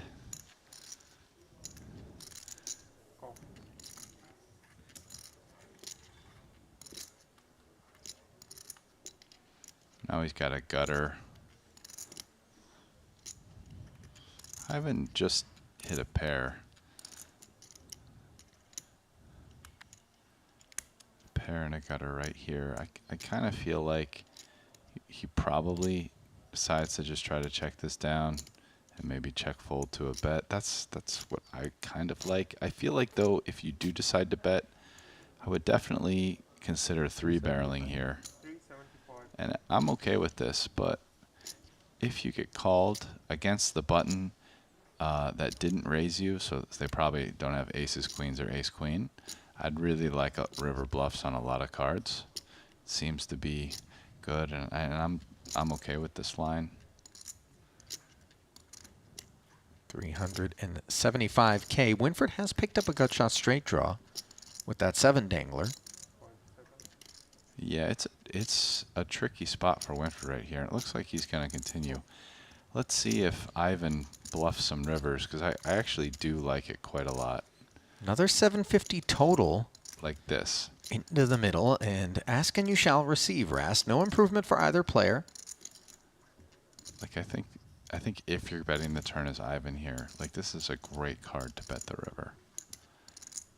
I mean, that doesn't improve a lot of Winford's range, I would guess, like other than maybe 10-jack. Oh no. Yeah, Ivan, this is the 3rd time he hasn't pulled the trigger on the river in a spot where he really has no showdown. I mean, I think a 9-8 here is basically never good. 好 fish 嘅歌 turn 已經好 fish 㗎，之後 river 我想做啊，之後諗下用咗2個 time bank， 唔係喎，好似可以捉雞喎。Winford checking back and getting a look at one pair of 9s. Will happily roll over the 2 queens to take that pot from Ivan Liao. And yeah, we've definitely seen a bit of a trend from Ivan when it seems like he has no showdown value, and conventional wisdom would dictate that we take that side of our range and we bet and try to pick up pots that we know we would never otherwise be able to. Certainly, and even though you don't need to do that every time, but now we're at 0 for 3 since we've been doing this at the final table, and it does seem like it's becoming a bit of a trend. Right, you pass 1, okay, you pass 2, 3? Now it's kind of like, you know, and it's kind of interesting because it seems like Ivan, in a lot of spots on the flop and turn, is kind of willing to bloat pots, bet, try to take it down, mergey stuff, you know, betting with hands that are weak. But then when he gets to the river, he's basically just kind of shut down so far, unless he has a big hand. And you know, lost some decent sized pots there where actually both him and his opponent were quite weak, and he just had no showdown, so couldn't win really. 當我哋細路仔啊！ 200K limp from Ivan. That Jack 6 is basically the 7 deuce of short deck. 你當用啲更唔尊重嘅牌去 call 佢，你當呢度係500蚊 rebuy 啊？你用啲咁嘅招數，我都係想用啲更唔尊重嘅 call 一 call。好驚你，我驚。read 完等於冇 read 即係點啊？ 7x for Danny as we have a mystery side card, and the guys are lightening up a little bit here.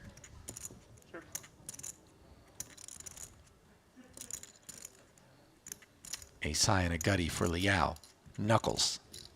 At least a pair of 7s for Tang.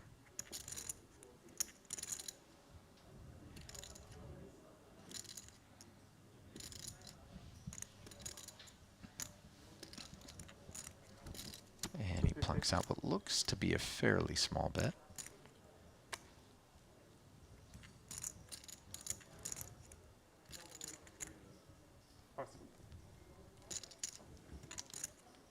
Easy does it.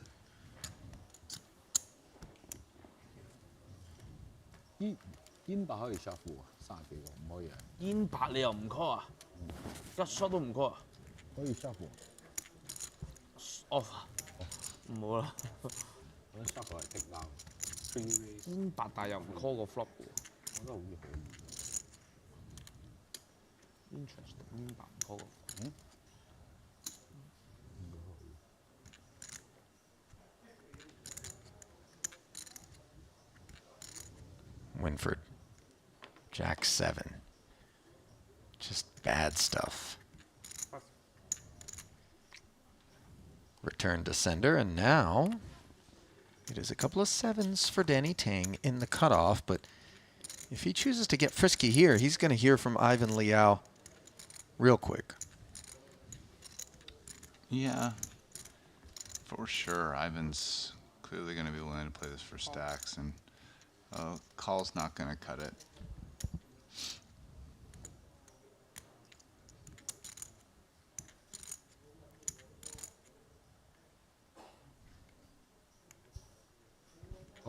And yeah, Liao brings the all in, the 2 7s.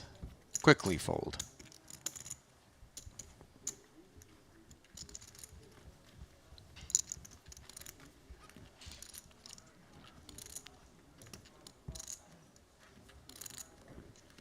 Remember, it's $250,000 plus in pay jump between third place and second place. And of course, the bump from second to first, another $300,000. So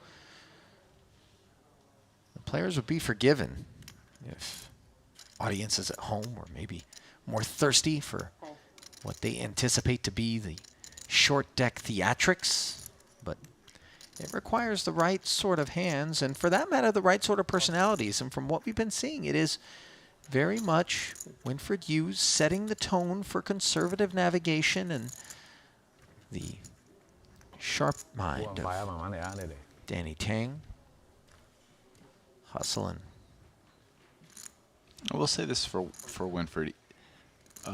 Some of the plus sides, though, is it seems like he's been very good at also like not paying off his opponents.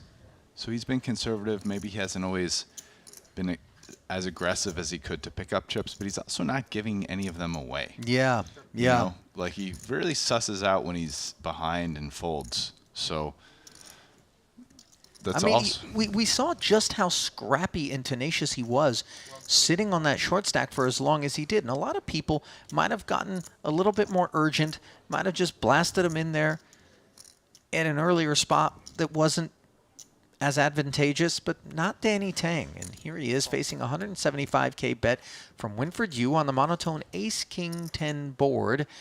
He has called with his pair of aces, which are still behind the Ace-9, as that 9 kicker does play. But the path to a chop is the one of least resistance.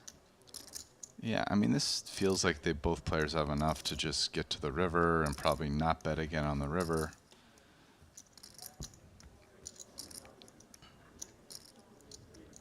Time will tell. Sure. Winfried improves his hand, but happy to just get to showdown with it. So aces and 9s.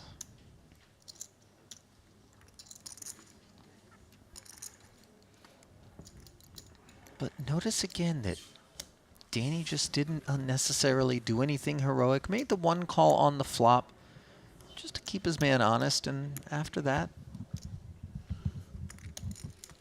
yeah, everybody checked it down, and that was that. Mm-hmm. I mean, that definitely on the flop, I would say the Ace-King-10, 3 hearts, and both guys have aces with kickers below the board. It just feels like that's going to be a pot where just only one bet goes in post-flop. Neither guy. Not that these guys have really been reaching deep for bluffs, but that's one that's not going to get in the bluff cookie jar. even reasonably. I like that, the bluff cookie jar. Yeah. Yeah, I mean, one of the things you'll notice is I keep on looking for ways to put my hands in the bluff cookie jar.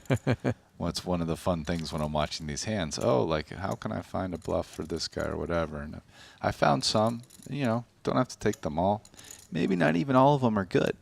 Some of them were surely good. But, ooh. Winford, you laying down the stepping out. 係喎，之後依度見 Laying 到 down the 以為咁樣 hammer. 係女嚟嘅咯，屌六嚟嘅屌。 There we go, Winfred. Danny guiding Winford through the squeeze process that he 唔緊要，啲觀 enjoyed 眾聽唔明嘅好多都。 that pot there. He's got half the chips now. It's about 12 million in play, so 6 million is about half. 人哋不知幾想聽我哋三個講廣東話。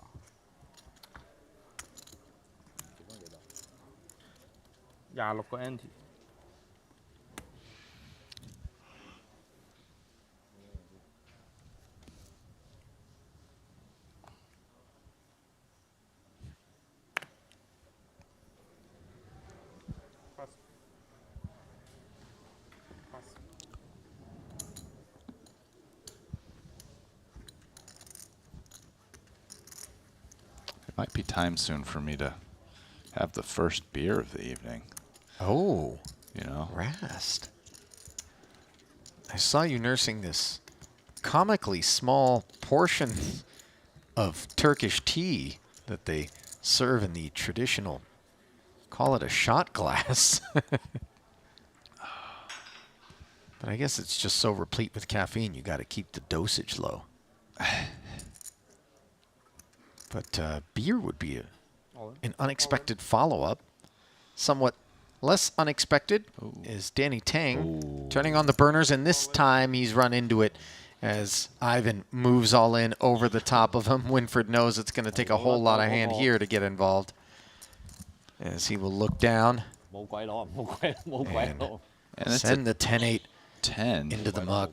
It's bad news for Danny Tang. Well, not that he's going to know, but a 10 being gone is kind of extra bad.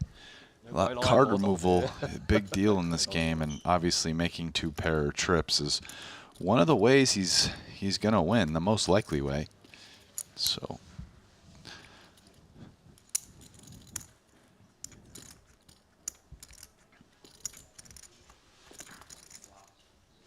to the flop we go. Danny Tang all in and at risk, but flops, top pair, and the gut shot straight draw. Look at that equity, 45%. Looking for 9s, 10s, or queens here. He's fought so hard to this point. The 7 doesn't help him, and what a shame it would be to lose Danny Tang at this point. Your pick to win it, Rast, needs help here. Is it there? 6. And the 6 of clubs is no good. Felt like a 6 was coming. Okay. Okay. Giving a hug to his buddy Ivan Liao.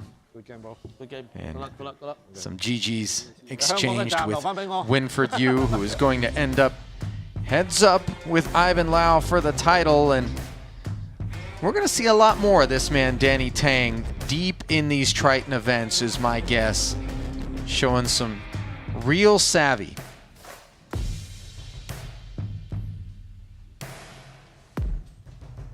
But it was not meant to be for Danny Tang, as he ends up in 3rd place, leaving behind 6.6 and 5.6 roughly to do battle heads up, looking for that $1 million first place prize.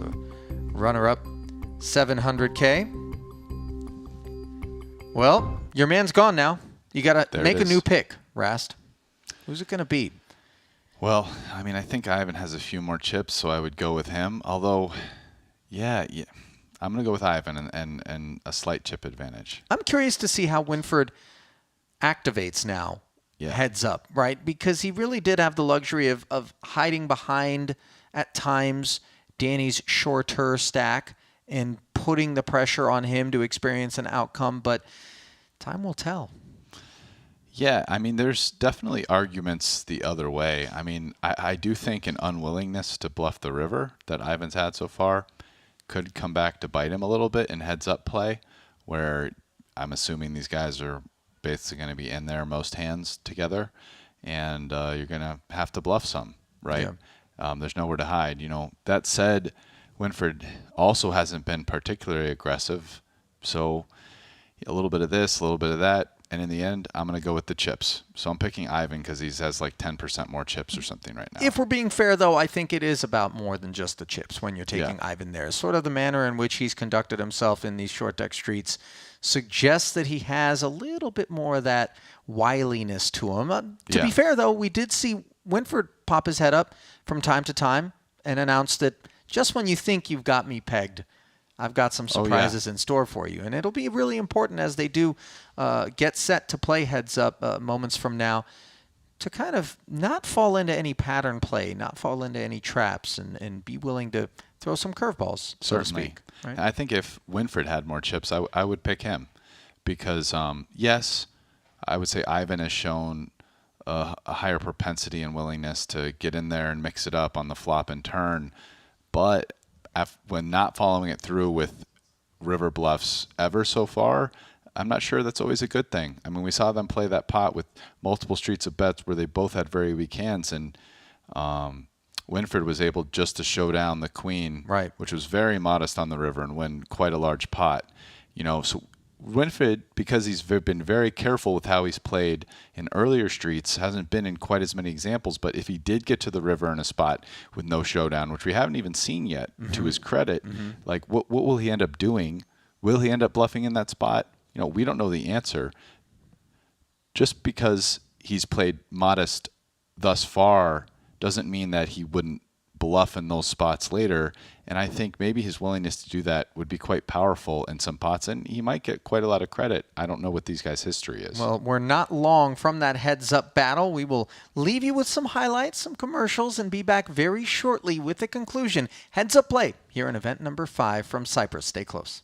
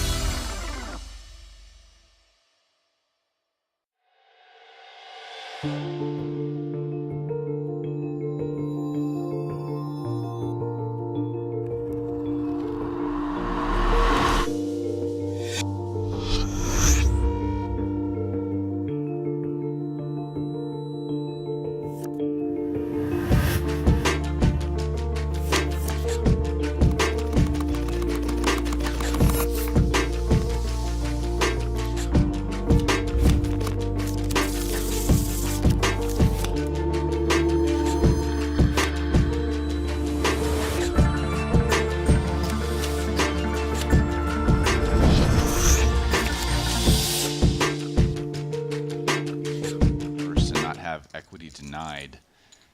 So, for example, Elton Sang is right out of position, and he has a decent amount of chips. And he's got a decent hand here with 2 queens on the button, Brian. And you see him make the call after Wai Xiangyu moved all in with his ace-jack, which has 40% here, a 3-2 dog. 佢又未必去，你肯定去，做咗落去啦，已經即。啱冇錯。 1.7 million in there. Elton always so animated. Praying to the poker gods. And so far so good. No, ace-jack 9, top 2 for Wai Xiangyu. The queens. He's got straight and flush draws and picks up one of them. Yeah, the 7 of clubs on the turn does give Sang a flush draw. Flush is, of course, incredibly difficult to make, given the absence of 4 of every suit. And the river card is a club. And a smile there from Wai Xiangyu, but obviously disappointment, as he will be the bubble boy. Just one hand played, Rast. And Danny's played quite well today.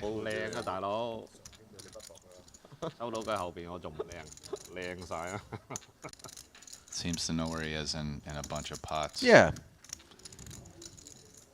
其實我都唔想，起碼冇人敢懟我啫嘛。你喺我保護住我後面，互相保護咧。係啊，我哋互相保護。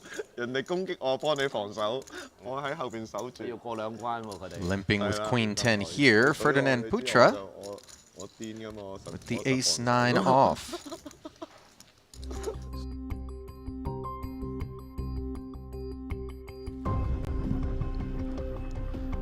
Welcome back for Heads Up Play. It is the finale of the 2022 Triton Poker Cyprus Special Edition, event number 5, the second straight $75,000 buy-in short deck ante-only event, where we find Ivan Lau squaring off with Winfred Yu, looking to add a title to their resumes. Brought to you by GG Poker. We take a look at the chip counts heading into Heads Up Play. It is 6.6 to 5.6 roughly, neck and neck with the 100K ante level.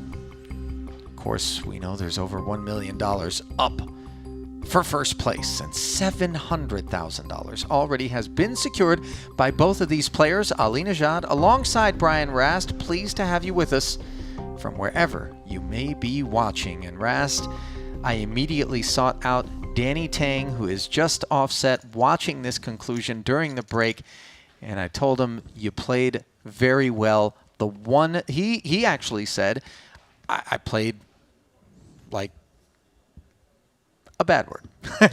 And I said, no, I don't really think so. The only moment that you and I, Ras, questioned was the pocket jacks moment, and what he said was that he called on the turn with the intention of jamming on the river, and there was a short circuit where all of a sudden he decided maybe I can just call instead of try to jam and turn my hand into a bluff. And we've all been there where we nuke it mentally. But I told him not to beat himself up. I think both you and I were pretty proud of what he was doing out there. Obviously, he's a bit disappointed, but hanging out, watching his buddies, and the first hand it'll be a limp from Winfred Yu with the Jack-7. He flops the Broadway gut shot against Ivan Liao, who also has a Broadway gutty and bottom pair here. 400K in the middle.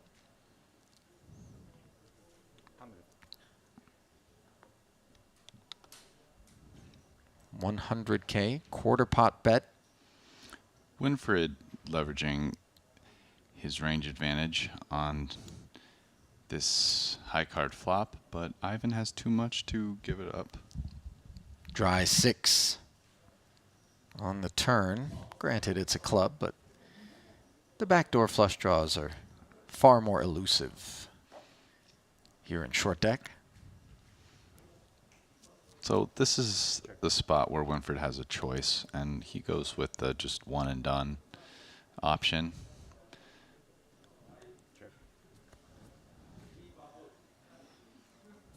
Seven on the turn does pair Winfred. Now it's definitely one and done because he has, not really much showdown. Okay, yeah. Yeah, the 7 does not give him any showdown, and Winfred recognizes that. And bets 2/3 pot here. taking the first pot of heads-up play from Ivan Lau, and I think we've got our answer with respect to Winfred right there, don't we, in terms of what we're going to be able to come to expect from him in contrast, perhaps, to what he showed off during three-handed and beyond. Yeah, in that when he recognizes he has no showdown, he'll take some stabs at winning the pot. And, I mean, just based off of that, you know, I would I mean, they're probably even in chips now. You know, I guess I would go with Winfred. You know, I don't know if I'm allowed to change horses, so to say, but it doesn't really matter. It's more about just at any given time, the snapshot, this is my opinion, and now it would definitely be Winfred that he's given us this information. And it's not just this snapshot, it's the fact that put against us having seen Ivan Lau not take those spots en route to heads-up play where it's going to be very important, it favors Winfred for sure. I mean, I'd imagine it definitely will here. These guys are even. There's going to be a lot of limp check back, especially the way they've been playing. People haven't really been trying to, you know, play aggressive pre-flop, raising, you know, getting people to fold their limps. That hasn't been happening too much. So they're really deep if it's just limp check back, right? I mean, at this current moment in time, there'll be 400,000 out there, and these guys have 6 million behind. So, you know, that's a 15-to-1 stack to pot ratio, and we're getting to a lot of rivers. And so kind of your willingness to mix it up and bluff some rivers when you have no showdown, I mean, we can see how powerful that is. Winfred just won a pot that he should have lost had he checked. You know, accurately perceived that the 7 didn't matter on an ace, king, and queen, and a flopped pair is already bigger than a 7. The heart came just in case the opponent had a flush. Like, really wasn't going to be able to win that river. Ivan flopped himself a gut shot on the king 9-8 board in this limp pot pre. Chose not to bet it. Continues his deference on the turn after the 8 pairs, which has given Winfred trip 8s, and he will fire 325K.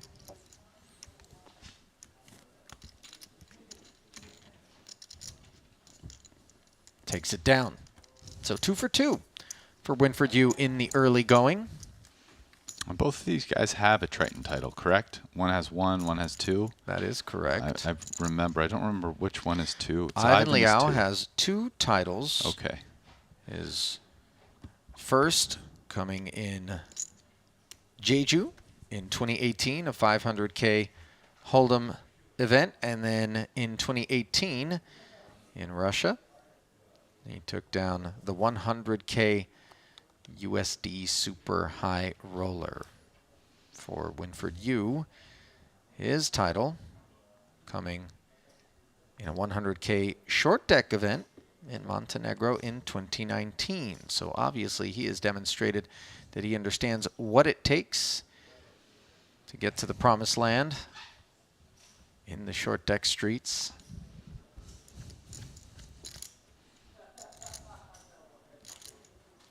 King Jack 8 here. I mean, in another limp pot pre. Winfred with the open ender will check it. Ivan checking back. I'd imagine Winfred's gonna win this almost all the time because he's the he's the person who really has a draw, and at some point will likely bet it. Oh, not even now. Interesting way to play it.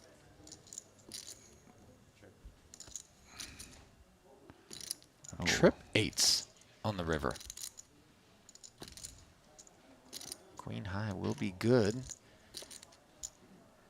Winfred is playing the board. Oh, and we're seeing more of his recognition of these spots, Rast. I mean, basically, Winfred is showing that if he doesn't have showdown, he does bluff. Almost the opposite of what Ivan's been showing.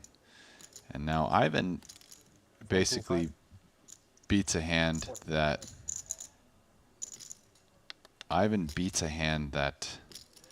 plays the board. He has the next best hand after a hand that plays the board, King Queen high versus King Jack high with trip 8s, and just elects to raise it, which 9's no good. Is an interesting play. You think he should have simply called if he felt as though? Yeah, I mean, given What's his going to fold sizing, also, right? the sizing was so small. I'm not sure what he was targeting to fold. Like, I mean, I guess ace high. I mean, realistically speaking, if Winford had a jack, he's not folding. Not that you would probably get a jack to fold, but for that small sizing, I guess he's targeting ace high, right? To fold. Yeah, to me, I think I just call and hope I'm beating somebody that's betting betting the other one. But you know, Ivan probably has his reasons.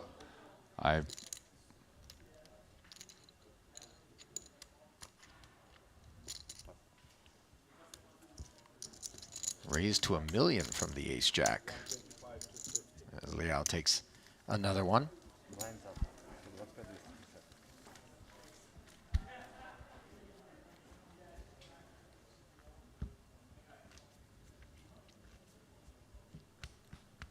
Liao has $5.7 million in career Triton earnings, courtesy of 11 cashes. For Winford Yu, it is over $3.5 million by virtue of 6 total cashes.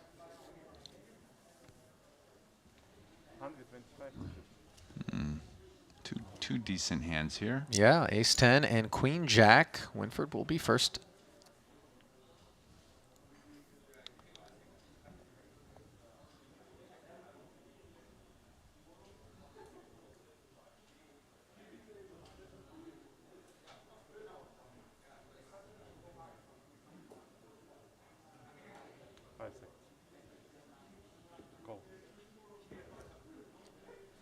Well, Annie just went up. We got 125, 250 now.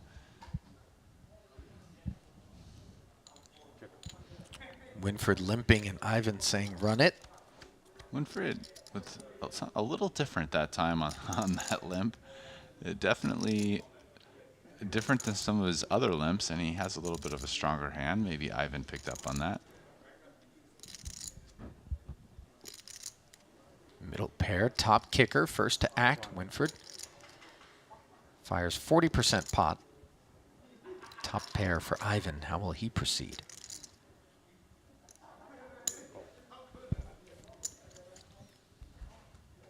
Makes the call. Pot up to 900,000. Now trip queens for Ivan.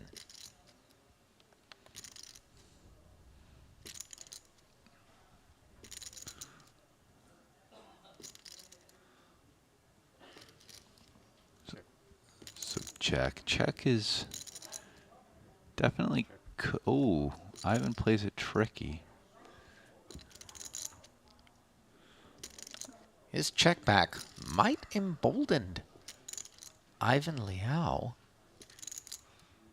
But no, with the board double paired, plays it safe. So now clearly Ivan's going to bet. You know, Winford's probably more worried about a 7 than he is about a queen, but he loses to either one. I said the check might embolden Ivan. In fact, what I meant was it might embolden Winfred with the ace 10. Of course, we know now that it did not as he checks, and now Liao bets 650,000 on the strength of the boat. And this is just a pure bluff catcher at this point.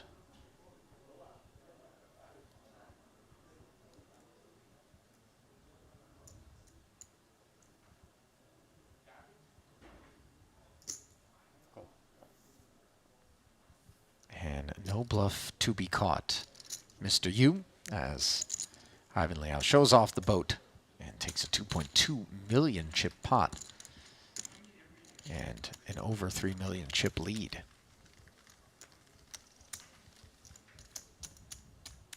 There's a look at the trophy that will go along with the 1.01 million. Headed home with the winner.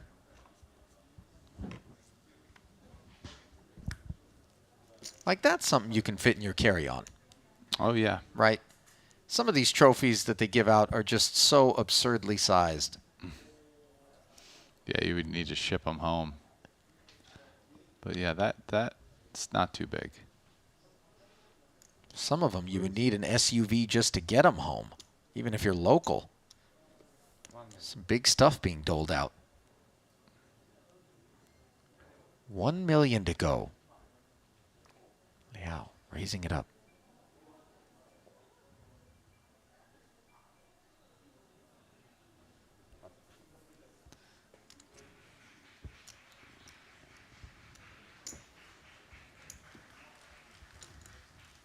Yeah, definitely the one between the two that applies more pre-flop pressure.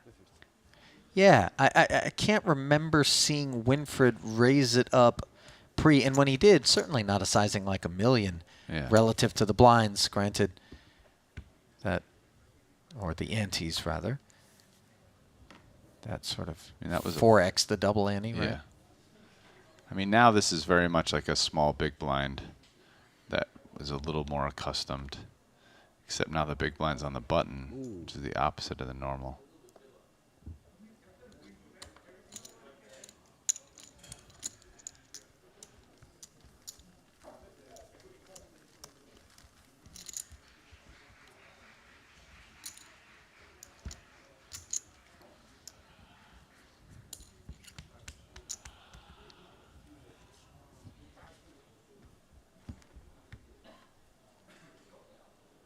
If you had to set an over-under based on the pace of play here, Rast.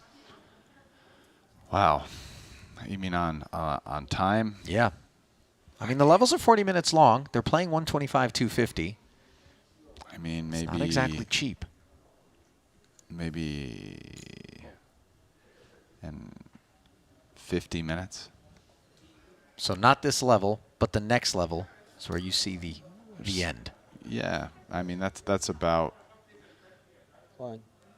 Yeah, it would be like midway through the next level, right? Because this level's hasn't been on for very long. So, 30 minutes of this level, 20 minutes to the next level. By the way, no sooner do we say that Ivan Liao is the guy that's doing the racing pre-flop after he had made it $1 million to go than Winfred, like he can hear us, takes issue and jams on the button. So this one went, what, Ivan limp, Winfred jam? Yep.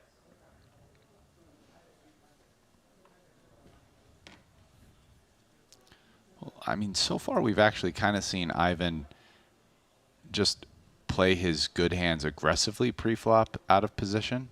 So it would imply that his limping range is weaker.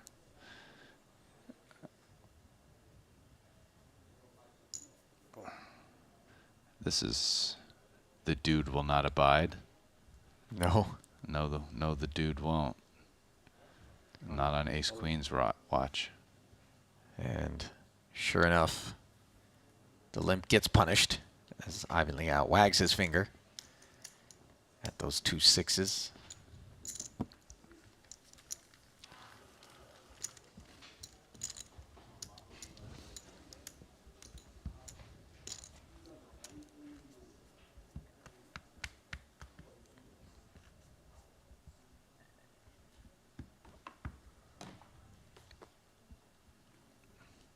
This has been a fairly grueling outing for both of these guys. But they are incentivized to do their best to hold it together and pick up that extra $300K in pay jump. Going to the winner. 2 10s. Limping in. And this time, no all in. So they'll take a flop, and that flop is 8-9 Jack. Open-ender for Ivan Liao. Gut shot and a pair of 9s for Winfred, who needs one of those busy 10s.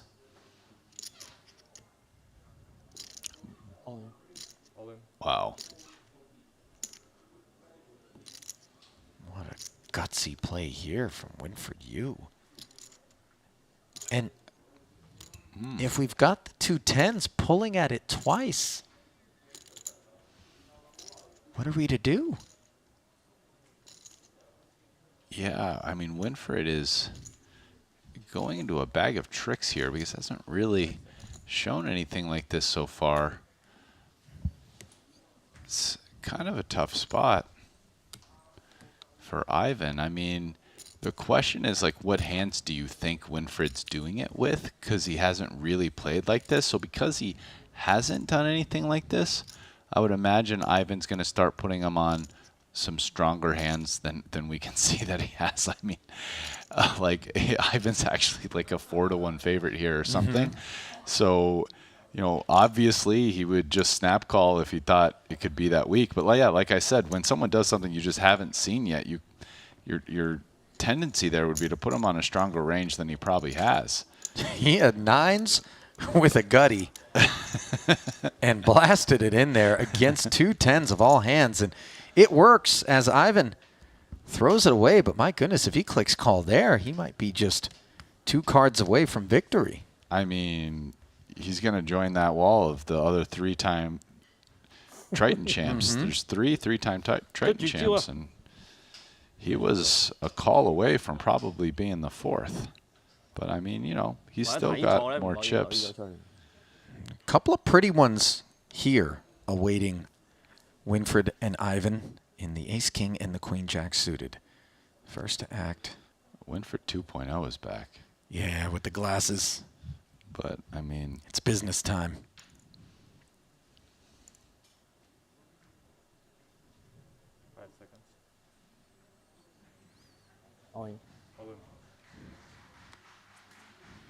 Winfried stuffs it. And Ivan folds with no hesitation. Yeah, you know, I feel like on a few of these, Winfried's doing some. Okay, so on this one, he got out the chip almost like he's about to call, then goes all in. Now he has the ace-king. I mean, does that mean he has a hand that he was thinking about limp trapping with, then just jams it, which makes a lot of sense. I mean, we can see his hand, so it looks like that's what he was going to do. Right. You know, I mean, it felt like a bit of a tell, being able to see his hand. He doesn't do that most of the time. So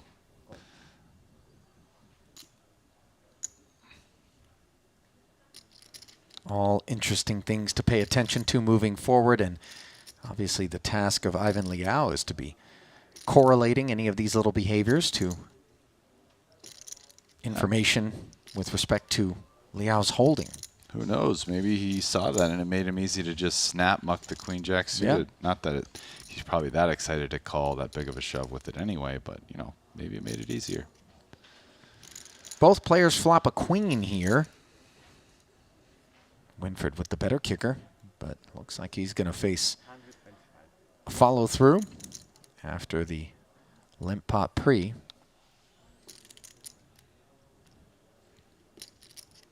$1.25 to go. I mean, Winfried's got a decent holding here considering he didn't raise and certainly is going to call. So we're going to see the turn. Another 250 in the middle, and now Winfried adds a Broadway draw to the arsenal.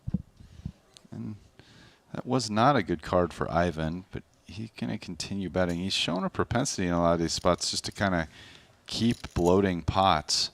And if history has been any indicator, okay, so this time Winfried gives up. Obviously, the curious person inside of me wants to see is he calls and then the river just goes check, check. Right.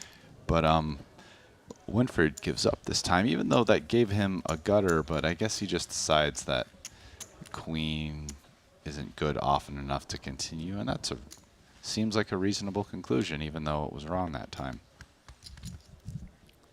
So the aggression of Ivan Liao being rewarded there as he takes the pot with the worst hand. And I think certainly when it comes to flop and turn, pre-flop, flop, and turn aggression, Ivan, I would say, is the more aggressive. But river aggression I would give to Winfried. It does seem that when Winfried goes pre-flop, he's a little more likely to go all in. Although, I mean, they both do that. Ivan does that as well.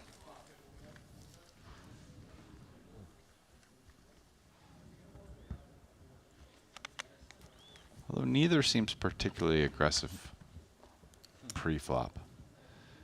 Both are pretty content to play a lot of limp pots, and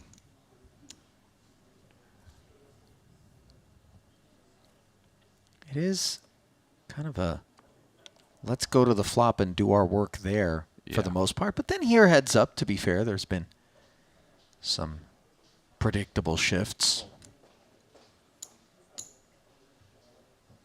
still kind of waiting to see if either of them will just at any point with any particular type of hand that isn't, you know, a big pair or a big ace, kind of just try to steal a pot, one of these limped pre-flop pots with a marginal holding of some sort. Open ender here for Liao on the Queen 8-6 board. Bottom pair for Winfred. 2 checks. Limp pot pre. Now Jackson 6s as a third spade arrives, so Liao adds a flush draw to the mix. And his topside straight draw improving to queen high. Winfred goes 60% pot, and Liao's going to check call. I do wonder, I mean, check call out of position with the 9 high. You know, are there any cards that Liao considers bluffing? Well, the queen is paired on the river, counterfeiting Winfred's Jackson 6s. Okay, here we go. We're seeing Liao give it a shot. He check called and then bets the queen pair. And this is the thing that you wanted to see more of from Ivan. Well, the thing here would be, I mean, he hasn't bluffed a river yet. Okay, so he does get respect now that he did it after, which makes sense. I mean, that means Winfred's kind of been paying attention and noticed Ivan hasn't bluffed, and then when you do, you get some respect. So, cheers, Ivan. If check calling out of position with 9 high and not having any river bluffs on some board changing cards seems a little dicey, but there he goes. Who's having more fun than these two guys who know what it feels like to win a Triton event, but obviously Nobody's would love having to add more fun another. than these two guys right now. not in the Marriott Casino, at least. I mean, admit it. You play some poker, Ali. It'd be pretty fun to be on the table playing for $1 million Are you right kidding now. me? I know you've got the itch, like you alluded to, from having done a couple of days worth of short deck commentary now. By the way, I went out into the casino, I think it was last night, briefly, for the first time since we've been here, and was quite surprised at the number of folks who managed to make their way up here and plunk down some pretty good-sized bets on all manner of pit games. We might be doing it wrong, Rasty. We got to apply for that Cyprus casino license and sail off into the sunset on the Mediterranean on the SSR Rast. That's how we're going to do it. Ivan laying the trap here with the ace-king, but Winfred doesn't have a hand that's going to fall for it. Ooh. Open ender for Winfred. And that's not the texture that ace-king had in mind as it checks.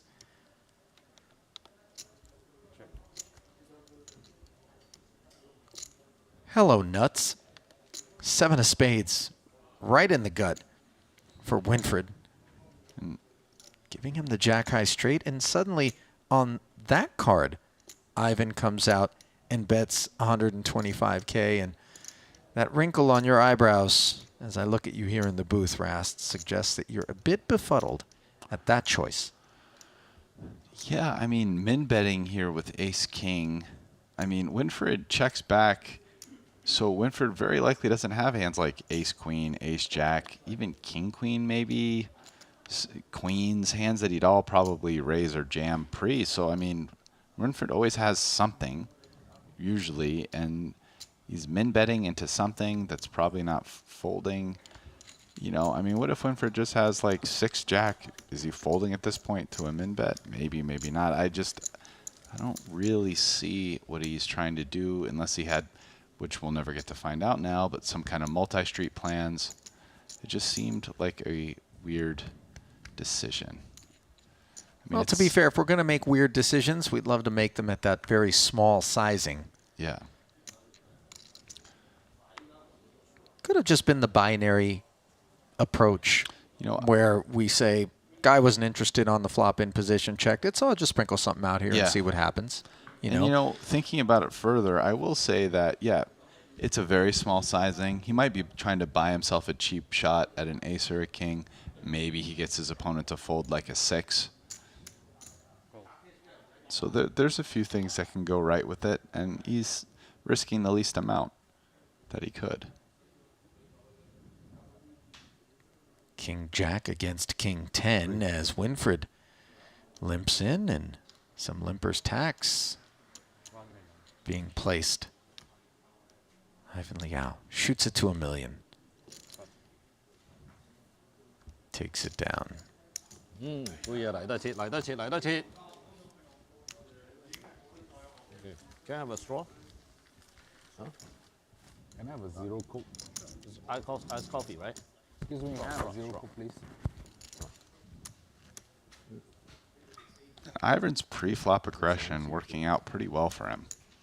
He's definitely taking down some pots without even seeing the flop. Just make it a Milski and win. King Jack offsuit, nothing special. It's all right. Sorry.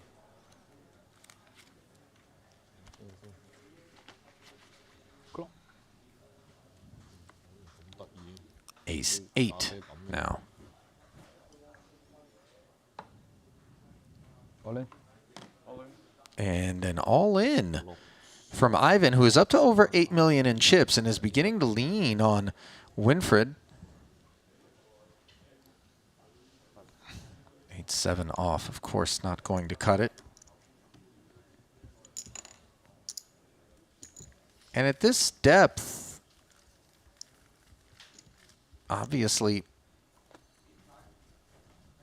he has Winfried well covered and can afford to try to bludgeon. Yeah, more than 2-1 favored in chips. So Winfried under 10 pots at this point. 375 in there. Yeah, about 10 pots. Oi. It feels like the patience is wearing a little thin on these guys. Yeah, I would agree. Right. Suddenly, they're just ready to go. Yeah, they've been sitting there playing a lot of limp pots, and now it's like, nah, we're just going to smash it in. And I mean, to be fair, they're playing 125, 250 now versus maybe, you know, but let's put it in the pots measure that we've been using. Because the amount of antes has gone down, there isn't all the dead antes out there. It's 375K in. And so the short stack now is 10 pots, which is about 25 bigs.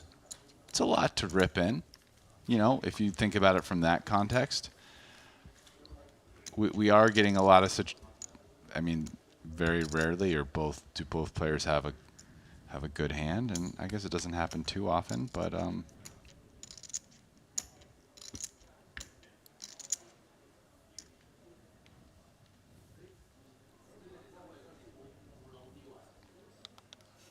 King 8 and Jack 10 on this occasion.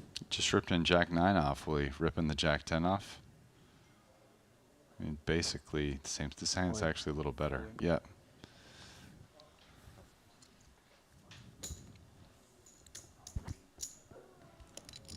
Winfried looking for spins at this depth. Yeah, the tenor's changed a little bit, huh? Mm-hmm.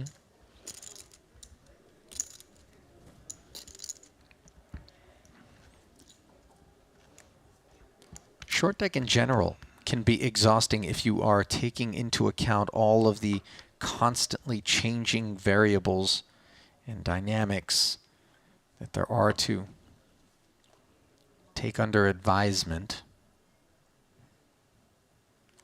as you play your way down. And might the grueling nature of the exercise have finally caught up with these guys.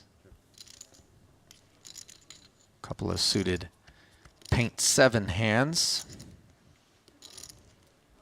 Both players connecting with the 7.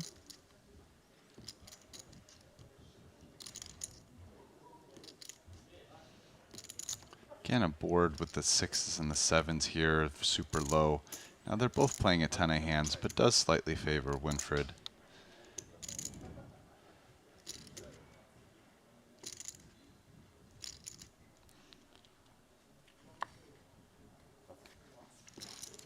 Ivan doesn't even peel there. And Winfried able to rattle his chips, 153 take it. 即係冇乜㗎咯噃，係咪咩意思？有幾多錢啊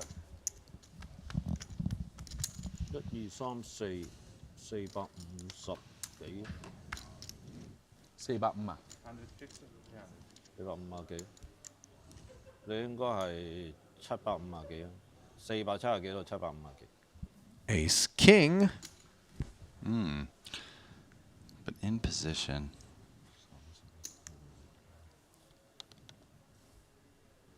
I mean, feels like the way Winfried's been playing, this is very likely going to be a limp, and Ivan probably just goes all in. That's what he's generally been doing, as opposed to making it a million. Maybe he makes it a million. Oh, the blinds went up. Here we go. So this is the level I said it was going to end on. Yeah, 150, 300. And that limp met with the raise that we would predict.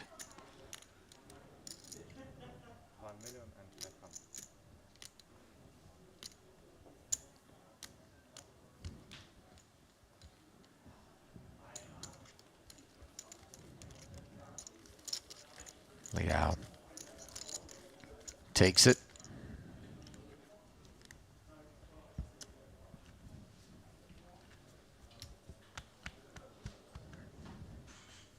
And we feel like we're getting close to the unstoppable force meeting the immovable object. And the chips all finding their way into the middle. And all in from the ace-10. And pocket sixes for Winfried, not nearly as valuable as in their long deck cousin. Nope. Heads up and full deck, long deck, whatever we want to call it. I mean, even the small pairs are pretty good hands. But here we can see small pairs just really, really bad. I mean, at least in terms of putting it all in. Ooh. Jacks against ace-jack suited. I mean, the ingredients feel like they could be there for the fuse to be lit. And an all-in declared by Winfried Yu, 4.1 million. Ivan Liao says call. Note the equities, though. The edge is ever so slight for Ivan, 3%. Winfried giving his man a pound. He is the one in need of help here. And if you wanted to get a sense of just how much support these guys were getting from the remainder of the Triton traveling crew, you feast your eyes on those who have... Wow, the equity stays almost the same on this flop. I mean, didn't move, basically. I mean, I guess, no, Ivan's went up a little bit because there's not many chops, but... Yeah, the Broadway draw doesn't come in on the turn. The jacks are still good. Any ace, king, or 10 for Winfried, however. And he would take this 8.2 million chip pot and flip-flop with Ivan Liao. Anything else? And it is the king counterfeiting the pocket jacks.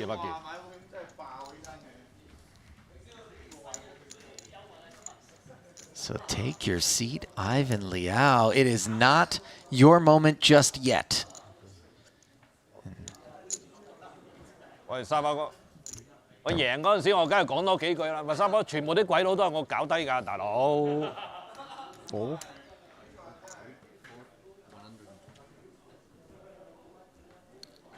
Sure felt like that might have been the moment that Ivan Liao became a 3-time title winner here on the Triton Tour, but denied by Winfried Yu, courtesy of that king on the end, counterfeiting his pocket jacks to pair with the ace kicker. Will haul in a massive 8.2 million plus. And suddenly it is Winford Yu in the driver's seat as Luca Vivaldi finishes up the accounting. And we show you the chip counts. It is official. Better than 2-1 lead for Winford Yu here at this 150 ante level. How much longer can they possibly go?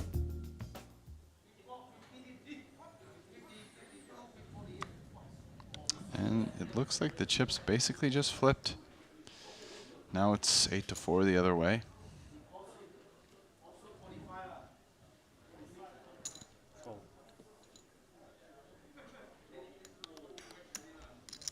Pocket tens here for Winford.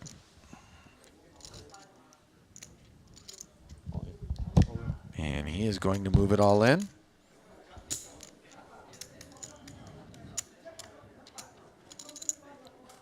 Taking it down.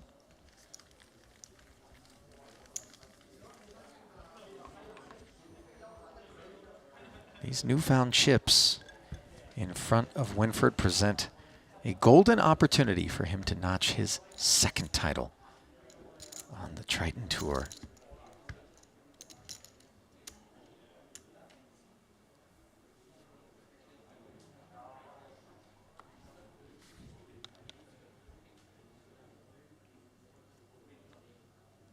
Ace queen here for Winford. Just limps in Ivan Liao with pocket queens. Says all in for his remaining 3.5 million. And the word call was uttered by Winford. Who, generally speaking, is supposed to be in dire straits, but instead has 42% equity. Ace queen offsuit up against 2 queens. Well, I just went and grabbed a beer, Ollie, and I came back and they're already all in. Oh, well, you're ready to celebrate. Although we can't speak too soon because it is Ivan Liao who is the favorite here as the short stack. And the flop is 9-10 jack. Both players have a straight draw. Wow. Wow, looks like the equity is very close on this. That has to be good for queens. Board pairs on the turn, and very much so, as we see Liao. 61% to hang on. And the river is the ace.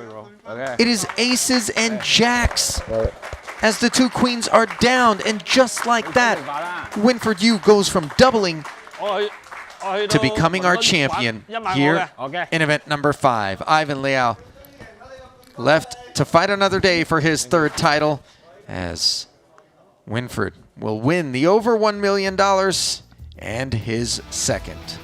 $700,000 going to be heading home with Ivan Liao, and it was an impressive performance by all at that final table.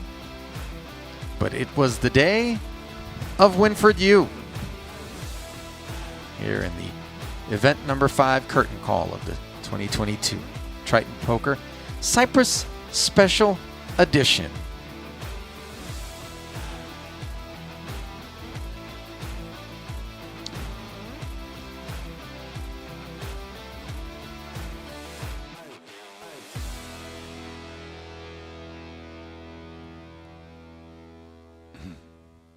Enjoy the moment, Winford Yu, as you look at the final payouts brought to you by GG Poker. All of them have been distributed. It was Ferdinand Putra, followed by Daniel Dvoris, Elton Sang, Danny Tang, and then, of course, you just witnessed Ivan Liao, runner-up to Winford Yu. 2nd of 2 75K short deck events. And Rast, what did you think of that heads-up action? I thought they both played well. They battled for a long time, and both showed the willingness to mix it up, play. Second Triton title, the man, the myth, Winfred Yu gets it done. So many questions, but let's get right to it. Winfred, how did you win against so many great players? How did you come out on top? Well, it was very rusty at the beginning on this series, and this is my fourth tournament, and coming into the second day with the second shortest deck, and pretty well keep my composure and never give up, and got a few good hands at the first round, couple ace kings double and triple me up, and sit tight until here. Well, and I got to ask, playing Ivan Liao heads up, such a great player. How was that to battle? I'm sure you guys have played a lot in cash games and other places. How is it to take him down heads up? Well, Ivan, not only good brother, good buddy, and we play a lot.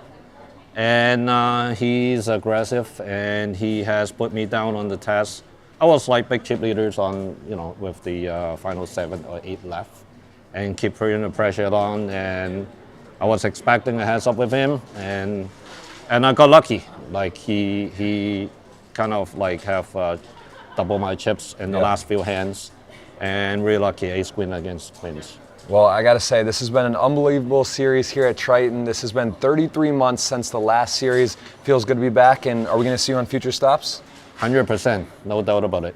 All right, you heard it here. Brian Thank you. and Ali, take it away. This is it for Cyprus, and we'll see you at the next one. Thank you. Thank you, everybody. Congrats.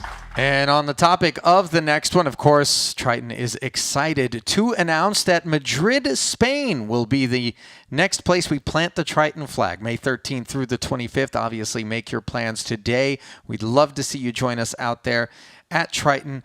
Brian got cut off there, wasn't ready for Jeff, always out there working hard, grabbing Winfred for the interview. But final thoughts on not just this event, but how about the series overall?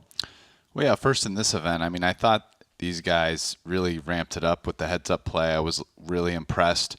I mean, Ivan, who we were talking about, showed a bluff. Winfred, first they're playing slow, then they started playing fast. Just different gears. It was really nice to see. I thought I learned a lot about short deck. And then, all in all, I had never been to Merritt. I'd never been here, but this is a really nice resort. Triton put on a wonderful event. Mm-hmm. You can really see the quality in what they do from all the little things, as we mentioned, the shot clocks, the way the room is set up, what they afford the players, the services. So I've just been really impressed. I'm really grateful for being able to come out here, analyze the game, spend time with you, the rest of the crew, and hopefully you guys at home enjoyed it. And, thank you. Yeah, definitely echo your sentiments in terms of the gratitude to everybody at home who was with us over the last few days of this Triton Poker Cyprus Special Edition. And right around the corner, we'll have another stop. But that's it for this particular stop. The Super High Roller Series will commence. But as far as you and I are concerned, partner, it's time to get packed and get out of here. Let's go. I'm going to go home and watch a little UFC. And actually, I have a high-stakes poker game in about a week that I'll be playing in Las Vegas. There you go. Oh, it'll be a fly on the wall in that room. On behalf of our entire staff here in Cyprus and my partner Brian Rast, I'm Ali Najat saying thanks for joining us, and we'll see you next time in Madrid. Bye-bye.